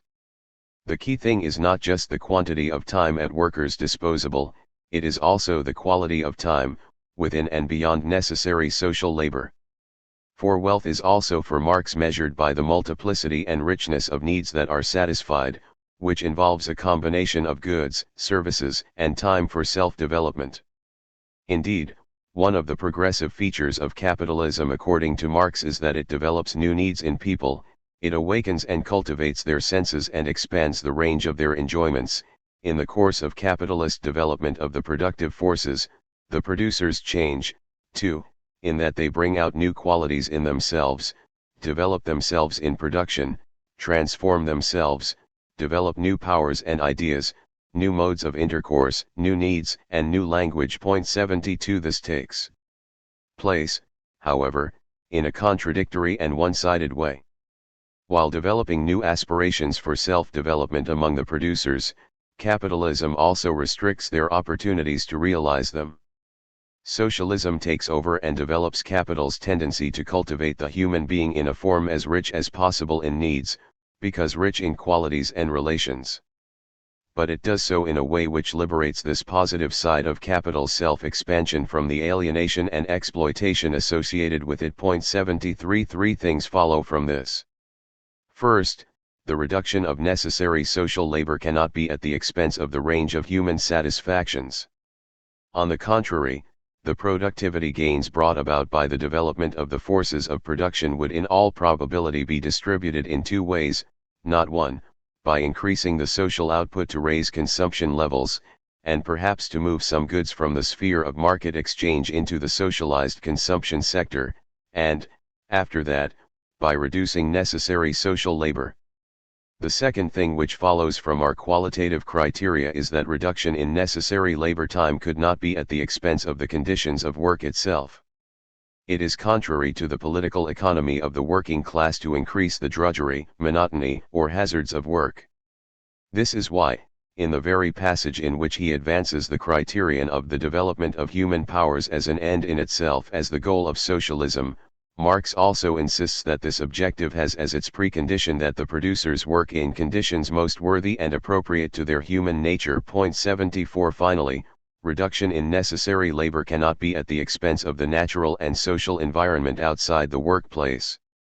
Central to Marx's outlook is the view that man is a part of nature, that nature is the human being's inorganic body. 73 The health and well-being of this body is a genuine human need. It would be unacceptable, therefore, to have one group of workers introduce an innovation which improved productivity within the workplace while adding dangerous pollutants to the land, water, or atmosphere. Moreover, environmentally hazardous increases in productivity within the workplace would be socially inefficient since they would require increased labor inputs for new pollution control systems, environmental cleanup projects, and the like. It is characteristic of capitalism that, as Engels puts it, in relation to nature, as to society, it is predominantly concerned about only the immediate, the most tangible result. Capitalism thus treats nature as a mere means to an end, the self-expansion of capital. But this leads to terrible devastation. Moreover, nature takes its revenge on us for violating its inherent characteristics. As part of nature, human beings suffer from its despoilation. Using the example of capitalist agriculture, Marx argued that this mode of production only increases output by simultaneously undermining the original sources of all wealth, the soil and the worker. 76 Socialism would obey a different logic. The short-run efficiencies which dominate a mode of production governed by the maximization of surplus value result in degradation of the worker and despoilation of the environment. For the political economy of the working class, the health of the environment, clean air and water, protection of the ozone layer, restoration of rainforests and so on, is just as much a need as is the disalienation of the labor process. The needs of socialist citizens could not be reduced, therefore, simply to the desire to minimize necessary social labor, however important that would be. Their needs would be rich and varied. And as there is no single measure of the multiplicity of human needs, it follows that a number of separate but interrelated criteria would have to guide the planning process. In general terms, we can summarize the most fundamental objectives that would guide socialist planning as follows: I. Increasing the quantity and quality of per capita consumption, and especially its guaranteed component. 2. Decreasing necessary social labor in order to maximize disposable time. 3. Improving the conditions of work in order to eliminate hazards and reduce monotony and drudgery. 4. Reducing private labor performed in the household, e.g. cooking, cleaning, laundry, through the creation of communal kitchens, dining areas, and lawn drives, whose use would be entirely voluntary, and through the provision of household appliances. 5. Protection of the well-being of the natural and social environment. 6. Planned relative overproduction. Of course, these objectives will often point in different directions. And the choices involved cannot be translated into a single measure or means of calculation, a point which was neglected by socialist writers who intervened in the calculation debate, thus weakening their critique of the neo-Austrian position. One of the advances represented by socialist planning is precisely that the rich and varied needs which are central to modern human existence would not be subordinated automatically to a monolithic economic law. The essence of socialist planning is that people democratically participate in the deliberations by which these criteria, and others, are balanced. Indeed, this is what it means to move from the realm of blind necessity to the realm of freedom. There is nothing metaphysical in the idea. It simply refers to the fact that democracy and conscious human deliberation would direct the basic pattern of economic reproduction of society. In such a context, the criterion of efficiency would become a means to human ends, not an end in itself to which all needs are subordinated. But what of calculating efficiencies where these are consistent with the criteria which would guide socialist planning? Aren't indices of relative costs crucial here? And is not the great advantage of prices that they provide precisely such indices? How does one calculate the greater or lesser efficiency of various methods of production without a means of measuring all the inputs involved according to some common standard? The very way in which these questions are posed indicates much of what is wrong with current thinking about the market. For it betrays an inability to conceive of calculation without market prices. Yet, as Oscar Lange pointed out in his principal contribution to the calculation debate, such a position confuses prices in the narrower sense, i.e., the exchange ratios of commodities on a market, with prices in the wider sense of terms on which alternatives are of THIRD-WORLDISM and, notwithstanding Mises, Hayek and their acolytes, there is in principle no reason why such relative indices, or planning prices, could not be devised without resorting to market regulation. Indeed, one enormous advantage of devising them outside the market is that the cost of externalities could enter directly into price calculation. Planning prices could thus be freed from the information constraints inherent in market calculation. In addition, unlike the static data provided by the market, planning prices could be adjusted, through an equational system, to take account of the changing economic parameters brought about by investment. Posed in these terms, it is clear that Schumpeter was right when he concluded that there is nothing wrong with the pure logic of socialism and, indeed, that at the level of logical analysis, the socialist blueprint is drawn at a higher level of rationality than the pure theory of capitalism. 78 A common objection to this argument is that, logic aside, the sheer scale of the calculations involved would render any planning process impracticable. Let us note that this objection involves a wild exaggeration of the number of price solutions with which planning would have to cope. 79 Equally important, there is little doubt that Lange was right too when he pointed to the superiority of computers over markets for solving a system of simultaneous equations, a superiority which has to do principally with calculating economic dynamics. Computer programs can incorporate the FTEX of changes brought about by growth, investment and public policy decisions in a way that completely eludes the price system of the market. The computer is not just a substitute for the market, therefore, it has calculative capacities different from those of the market. After setting up an objective function, for instance maximizing the increase of national income over a certain period, and certain constraints, future shadow prices can be calculated. These shadow prices serve as an instrument of economic accounting in long-term development plans. Actual market equilibrium prices do not suffice here, knowledge of the programmed future shadow prices is needed. Mathematical programming turns out to be an essential instrument of optimal long-term economic planning. Here, the electronic computer does not replace the market. It fulfills a function the market was never able to perform. Non-market prices thus have a number of real advantages over market prices with respect to economic calculation. They can incorporate social costs, externalities, they can respond to changing parameters brought about by decisions outside the scope of a single firm, and they can be adjusted to take account of the anticipated effects of long-term development plans.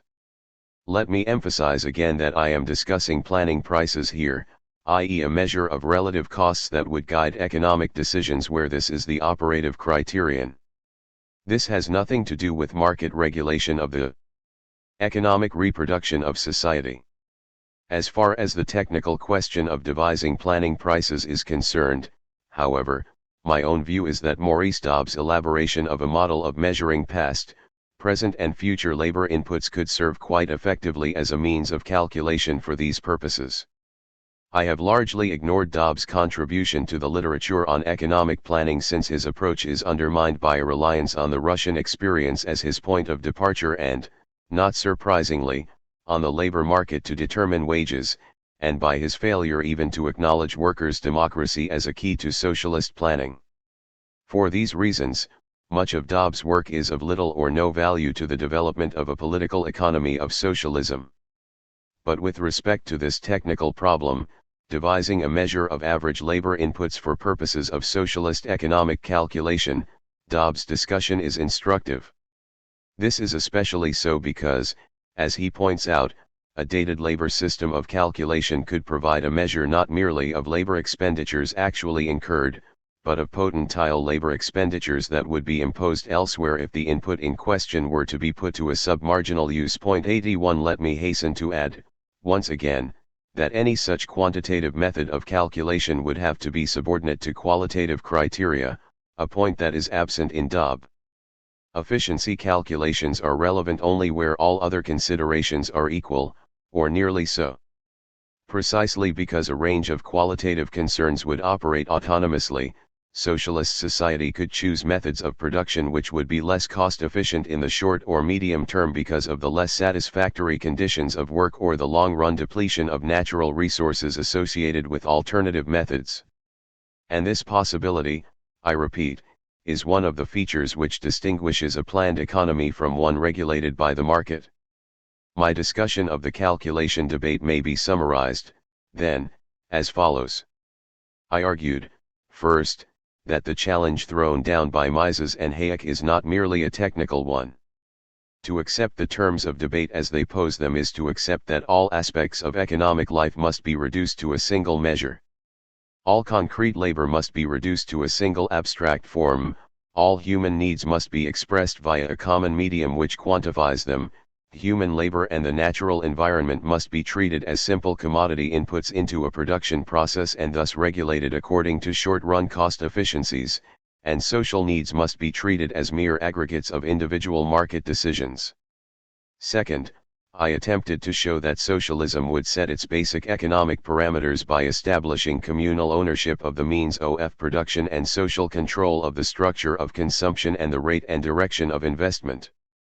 Remove these macroeconomic issues from the market and a framework plan for the economy would be in place. Connected to this, third, is the idea that the economic reproduction of human beings would be demarketized. Bulk of means of subsistence would increasingly be provided through a socialized sector based on provision of free goods and services not governed by market prices. I pointed out, fourth, that provision of a whole range of consumer goods could be regulated by inventory control systems more efficiently than by price signals, a fact that is recognized by modern capitalist firms. And I suggested in this regard that the methods of just-in-time delivery of parts and components could provide much of the information necessary to the supply of these items within manufacturing systems. Fifth, I argued that, given the sorts of parameters involved in democratically establishing a framework plan for the economy, there need be no insoluble problem involved with calculating planning prices which would allow efficient choices to be made with respect to the implementation of an economic plan. None of this need involve notions of omniscience. It involves the claim that there is an alternative to market regulation, the shortcomings of which have been obscured by the fetishistic notions prevalent among market socialists. At the same time I claimed, sixth, that there are valid reasons for leaving the allocation of a wide range of goods to individual market exchange. But even here, I pointed out, many prices could be regulated, through taxes and subsidies, according to public policy. I then took up, seventh, the efficiency argument. I maintained that the governing efficiency criterion of socialism would be the maximization of disposable time and that this provides an impetus to the development of the forces of production. But I insisted that the richness of human needs, itself a key measure of wealth, would require that this efficiency criterion be balanced by a number of qualitative concerns with respect to the quality of products, of the work process, and of the natural and social environments. While there is a single logic guiding the political economy of socialism, the satisfaction of human needs, these cannot be reduced to a single measure. Democratic debate and decision-making will be the very heart and soul of a, far from infallible, process by which people will weigh their needs and come to a set of trade-offs incorporated in an economic plan. Finally, I argued that where a measure of efficiency is relevant, a number of comparative measures of costs could be devised. I am inclined to think that Dobbs' method of measuring past, present and future labor inputs could be especially useful here. Whether I am right on this technical question is not decisive. But it seems clear that Schumpeter was correct to acknowledge the economic rationality of socialism. And given the possibilities of using computers for linear programming, there is in principle no reason why accountable agencies could not devise planning prices much more comprehensive and dynamic than those which regulate the market. A socialism that does not capitulate to the market is both feasible and viable. It is, ironically, market regulation, not socialist planning, which should be on trial. Socialized markets or market reformism. At first glance my position may seem close to Diane Elson's theory of socialized markets. Elson advocates an economic arrangement in which the process of production and reproduction of labor power is the independent variable to which the accumulation process accommodates. She suggests, in other words, that the social and material reproduction of people should be guaranteed outside of exchange. To this end, she argues for public provision of health, education, water, and sanitation services free of charge, the guarantee of a minimum money income to cover the purchase of sufficient food, clothing, shelter, and household goods for a very basic living standard, and, finally, for free provision of access to information networks, print, telephone, photocopiers, fax machines, computers, etc. 82 This approach clearly has the merit of implying that labor power be decommodified and that society move in the direction of demarketizing economic life. Yet Elson recoils from the full implications of her own analysis. She criticizes anti-price Marxists for failing to appreciate the progressive aspects of market coordination, and for not understanding that a decentralized socialist economy needs a decentralized price mechanism. Indeed, she reverts at times to an entirely mainstream view of economy, as when she claims that the crucial point about money and prices is that they enable us to consider alternatives. 83 Now, as I have shown, this is not at all the case. The crucial thing about money and prices is that they embody a profound social contradiction, the alienation of individual from society, of use value from exchange value, of concrete from abstract labor, which requires an alien third party, a thing beyond laborers and their products, to reconcile these separated elements. And this thing then comes to dominate the economic lives of the producers. The existence of money presupposes the objectification of the social bond. Money can have a social property only because individuals have alienated their own social relationship from themselves so that it takes the form of a thing. 84. Elson appears to see none of this. It comes as no surprise then that her discussion of Marx's concept of commodity fetishism is woefully inadequate. Rather than seeing it as a theory of the value form specific to capitalism, where the sociality of human labor takes the abstract, externalized form of a thing, she reduces it to merely a dramatic metaphor for the isolation problem in which a given individual or firm does not have access to all the information necessary to make fully informed market decisions. As a result, Elson dulls the razor-sharp edge of Marx's critique of capitalism. Where Marx had intended his notion of commodity fetishism to underline the inherently alienating nature of economic life governed by commodity-money relations, Elson treats it as little more than a critique of restricted access to market information. In the end, she discusses socialization of economic life not principally as a question of decommodification, but rather as a problem of fair and equal access to market information. 85 Given this confusion, Elson ends up trying to reconcile the irreconcilable. Her useful insights as to how the production and reproduction of labor power could be guaranteed outside the market are vitiated by her efforts to cling to market-determined money prices as the regulators of a wide array of economic transactions. 4. Insofar as she grants real autonomy to a decentralized price mechanism to allocate labor, goods, and services, she gives an asocial mechanism the power to govern the economic metabolism of society, and thus undermines socialization. If enterprises are to be governed by the laws of the market, after all, they will be compelled to accumulate in order to achieve, or better, socially necessary labor times.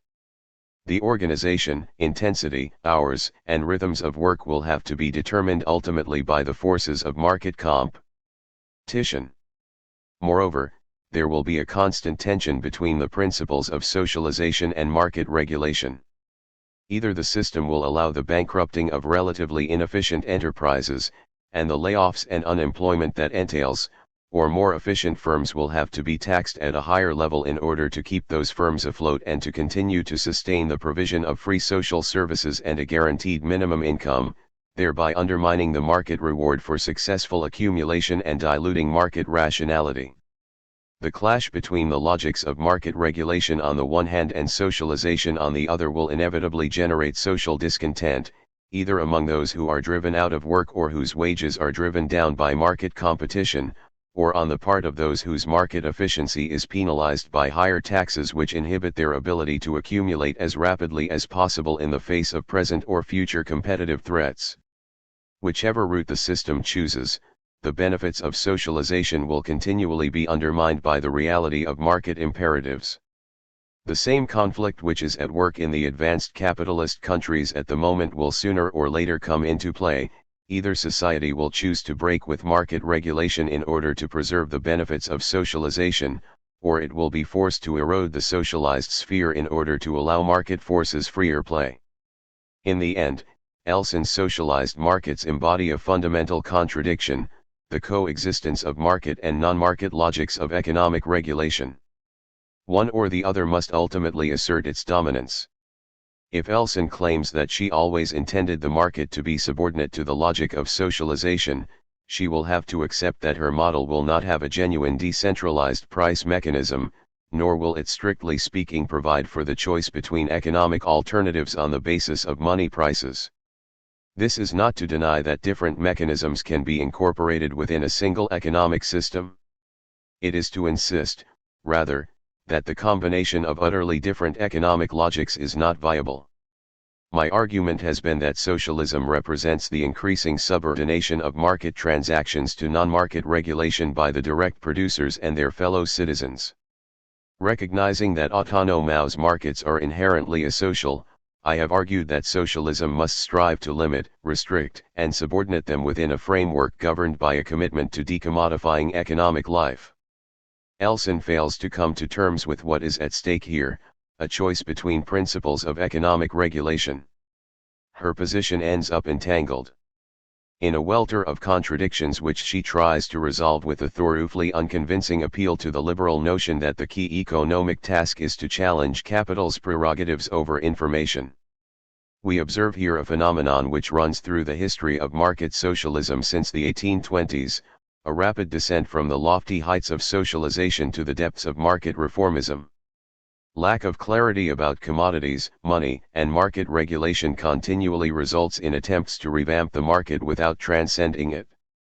In Elson's case, market reformism fixes itself not on a call for cooperative stores and workshops or currency reform, but on an appeal for a campaign around open access to information. 86 This, regrettably, is the inevitable fruit of adaptation to the ideology of the market. The effort to distance oneself from the barbaric legacy of Stalinism by means of compromise with the market can only lead to retreat from genuine socialism. Indeed, the trajectory of much of the left in the aftermath of the collapse of Stalinism has been precisely that, towards accommodation with liberalism, as if trying to fit in with the dominant ideological discourse is the best way to preserve critical thought.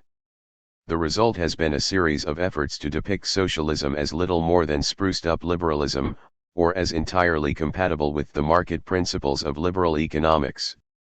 Considered in these terms, modern market socialism is just one facet of a general intellectual and political retreat. 87 Moreover, this retreat threatens the very integrity of the revolutionary socialist project.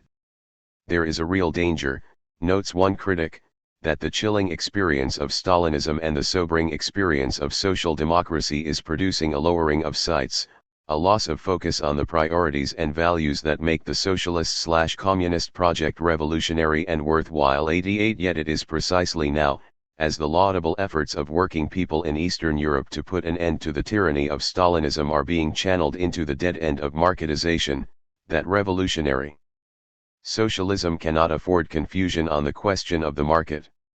For what is happening to the economies of Eastern Europe at the moment is merely a local example of a global process of restructuring according to the dictates of the market, price competition, cost minimization, profit maximization.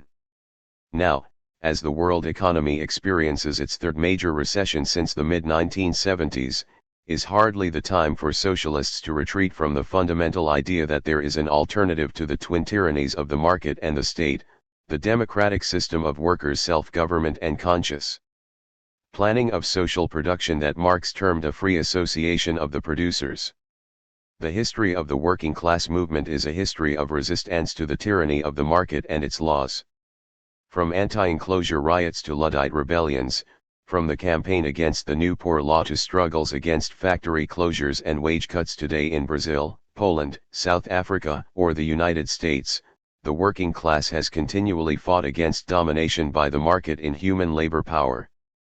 It was the great achievement of Karl Marx to have theorized that struggle, to have shown the inherently alienating, competitive and exploitative nature of an economy based on the commodification of labor power, and to have constructed a socialist perspective which demonstrated that proletarian struggles could triumph only by breaking the rule of capital, and that this meant overturning commodity and market relations. The trend of many on the left today to embrace the market, to denounce anti-price Marxists, to turn to Mises and Hayek for the challenge necessary to renew socialism leads towards a renunciation of that entire legacy, and of its vision of socialism as a society in which human beings are no longer dominated by the products of their own labor. Following that path is not the service we owe the working class movement as it confronts the immense misery and destruction of the late 20th century. Socialist advance today requires a recovery of all that was best in Marx's critique of the capitalist market and the vision of self-emancipation which flowed from it. There, not in the ideology of the market, will we find resources for socialist renewal. We have covered a lot of ground. Now let us draw some conclusions. It has been the central argument of this book that the market economy, in which market exchange is the mechanism through which society reproduces itself economically, is necessarily a capitalist economy. Market regulation presupposes the commodification of human labor power, without which the market cannot impose its rationality on the economic process. As I have demonstrated in the first 3 chapters, this was grasped, however crudely, by the earliest ideologists of the market. The ideology of the market was constructed as part of a multifaceted attack on the working class. Its proponents set themselves on a crusade to destroy the moral economy of the poor, to undermine their claim to a right of subsistence. From Edmund Burke's objection to the old poor law that labor is a commodity, to Malthus's insistence that the individual has no claim of right on society for the smallest portion of food, beyond that which his labor would purchase, the ideology of the market has been concerned centrally with the creation and maintenance of a market in human labor power. 1 To that end, all fetters on that market, from common lands, to perquisites, to the old poor law, were defined as violations of economic liberty which would have to be destroyed. And destroyed in large measure they were. Belying its pompous declarations about the sanctity of property, the market glorified in this ideology has always rested on the propertylessness of the direct producers. Until the working poor were divested of any significant means of production of their own, there could be no truly free market in labor. The original market ideologists, from early advocates of enclosure to hard-nosed opponents of poor relief, understood this. And they insisted that, since the poor would not seek for labor, i.e. wage labor, until they are compelled to do it, economic compulsion would have to be the order of the day. 2 Through enclosure, extinction of common rights, elimination of perquisites, erosion of apprenticeship regulations and more, laborers were rendered increasingly dependent on the market for their economic survival. And the destruction of the old poor law sealed the process. With the new poor law of 1834, pre-capitalist forms of economy were essentially destroyed. As a result of the abolition of a supposed right to live, the market system proper was released. 3 Released from the restraints of customary and communal rights, a market system can be made to appear the most natural of things, and an ideology of the market can grow up in which the propertylessness of the poor, their utter dependence on the market for their subsistence, appears as something which has existed from time immemorial. By identifying the market in labor as an essential feature of humanity's march to liberty, that condition which best conforms to its nature, Adam Smith contributed to precisely such a naturalistic doctrine. Uncritical acceptance of the labor market defeated his social ethics, just as it did the efforts of Smithian socialists to construct a market-based alternative to exploitation. Smith's great blind spot was his thoroughly unhistorical attitude towards wage labor. The actual history of enclosure and expropriation, a legacy of force and violence, makes no appearance in the wealth of nations. In this one crucial respect, Smith was surpassed by his contemporary, Sir James Steuart. For Steuart posed the creation of a class of wage laborers as a problem in need of explanation. As a result, commented Marx, he gives a great deal of attention to this genesis of capital. He examines the process particularly in agriculture, and he rightly considers that manufacturing industry proper only came into being through this process of separation in agriculture. In Adam Smith's writings this process of separation is assumed to be already completed. 4 From Smith onward, uncritical acceptance of this separation, the secret of the primitive accumulation of capital, became a cornerstone of the ideology of the market. While earlier writers had acknowledged the compulsion necessary to create a labor market, the wealth of nations contributed decisively to the tendency to treat the dispossession of the poor as a fact of nature. But debate over the matter was not closed. It raged again during the upsurge of British radicalism, associated with the French Revolution. And this time the principal point of contention was not enclosure, it was the Poor Law. It was Malthus's achievement in this context to have completed political economy's naturalization of the labor market, which involved vulgarizing Smith, by making relief of poverty incompatible with the laws of nature. The ideology of the market thus culminated in a harsh fatalism with respect to the plight of the poor. Poverty and hunger were no longer issues of social and political policy, they were inevitable products of nature's laws. Capitalist social relations were thus made to appear as unchanging as the law of gravitation. We have every reason to believe, wrote Malthus, that society will always consist of a class of proprietors and a class of labourers. 5 Wage labour had become part of the natural order of things. This naturalization of wage labour corresponded to an underlying reality. Once workers are separated from the means of production and subsistence, a market-regulated economy tends to perpetuate the state of tiers. The surplus product of wage laborers continuously sustains and augments capital, and thus reproduces its monopoly of the means of production. Even if real wages rise, workers will as a rule remain dependent on the market for their means of subsistence. The market in labor thus tends to perpetuate capital and that essential condition on which it rests, the separation of labor from property. 6 This gives rise to that fetishism unique to the capitalist economy. Since the interaction of things on the market tends to reproduce wage labor and capital, these appear to be material, not social, phenomena. Moreover, since the original compulsion on which capitalism rests, the separation of producers from means of production, is now reproduced automatically through the market, extra economic force can pull back from center stage. The perception of capitalist social relations as natural is thus reinforced. For the ideologists of the market, nothing is easier, therefore, than to believe that these relations are themselves natural laws independent of the influence of time. They are eternal laws which must always govern society. 7 Precisely such fetishism plagued the efforts of the first popular critics of political economy. While seeking to eliminate exploitation, these radicals sought to do so within the framework of commodity/market relations. They undertook to purify these relations, not transcend them, by pouring new content into capitalist forms. This involved them in the fruitless exercise of trying to retain commodities and prices without a money commodity, profits without exploitation, capital without capitalists. To be sure, These popular political economists often sensed the magnitude of the problems that confronted them and were thus driven to repudiate one condition of bourgeois production after another. 8 When they did so, they pointed beyond the horizon of generalized commodity production and the market. But they could do little actually to move beyond that horizon, handicapped as they were by a desire to retain specifically capitalist forms of economic life.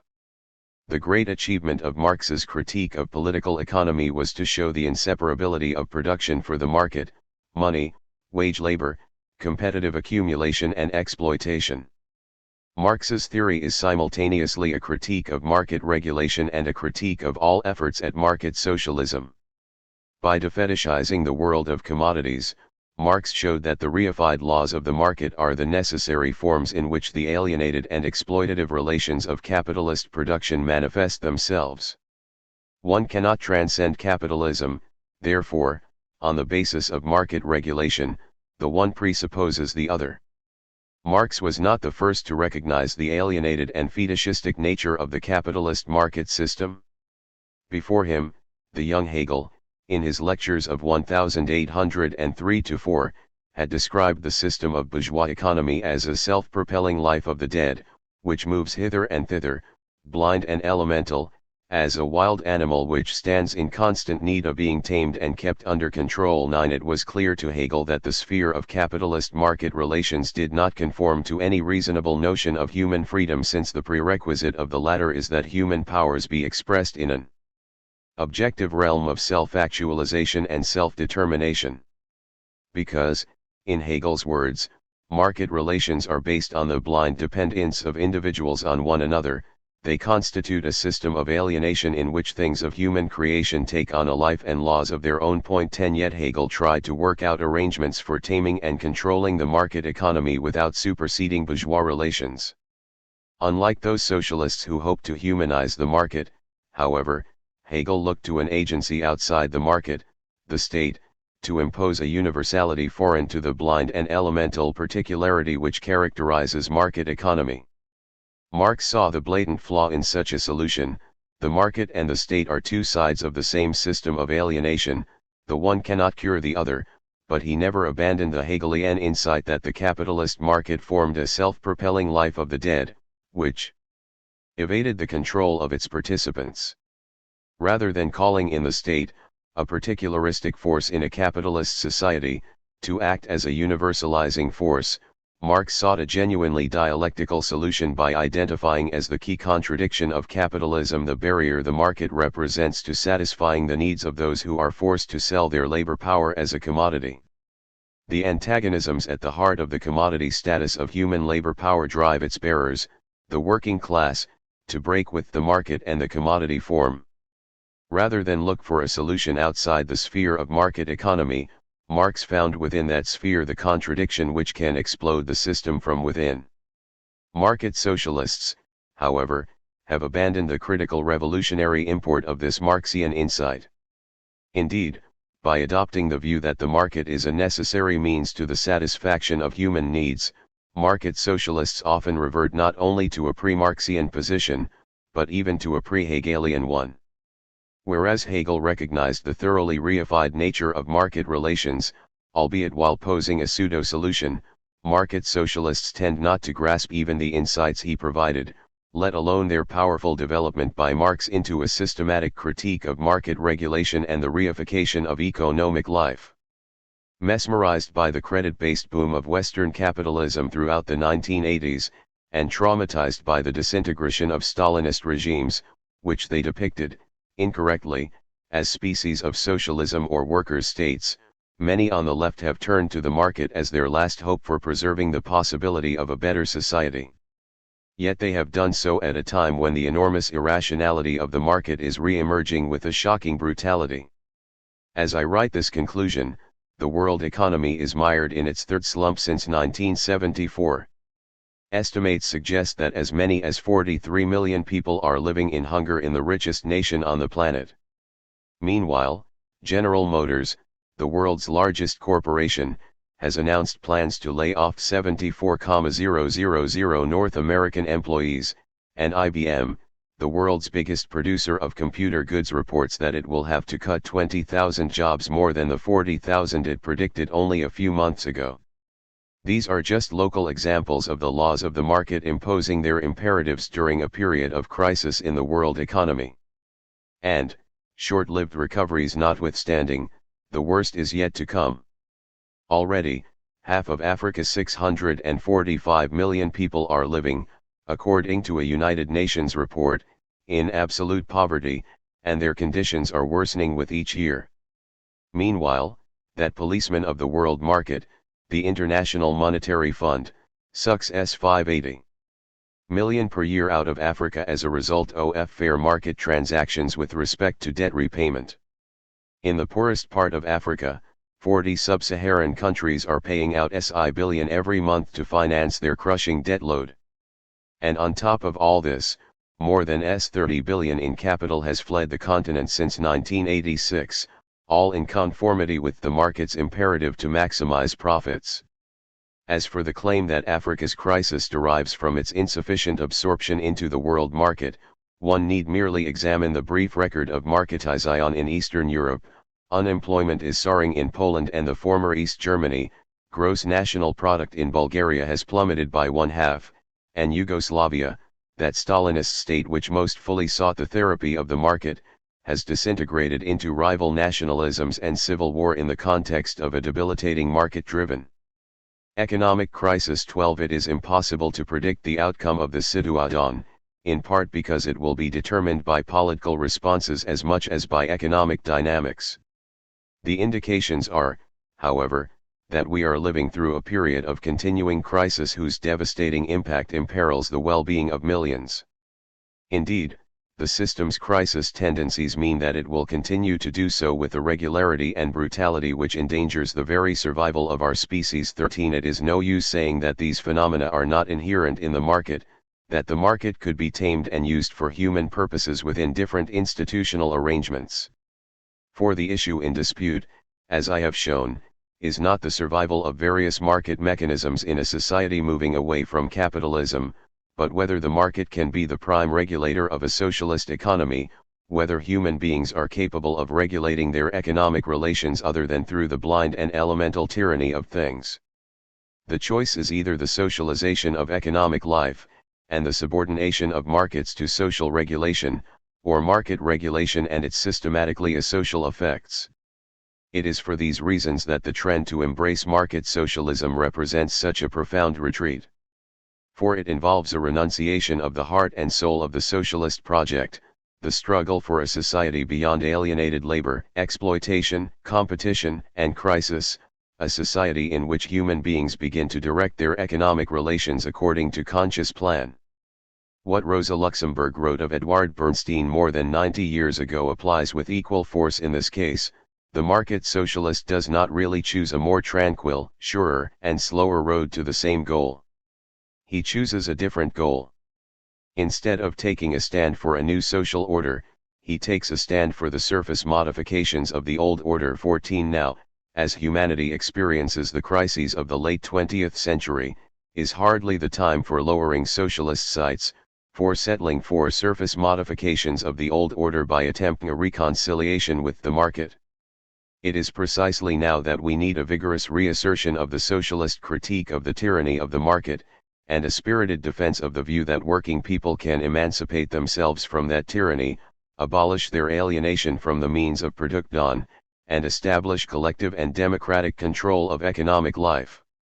That goal, in various forms, has been the inspiration for millions who have braved repression, jail, torture and death in their fight for a world based on the emancipation of labor. And so it will continue to be for those who are today resisting the devastation wrought by the market, be they in Asia, Africa, North or South America, Eastern or Western Europe. However much the ideology of the market may have come to dominate political discourse, even in socialist circles, the reality of the market will produce opposition and revolt. A perspective which abandons the critique of alienation, exploitation, and the market developed by Marx, and which seeks a reconciliation with the market, can be no guide for those who wage such struggles. And it does not deserve the mantle of socialism.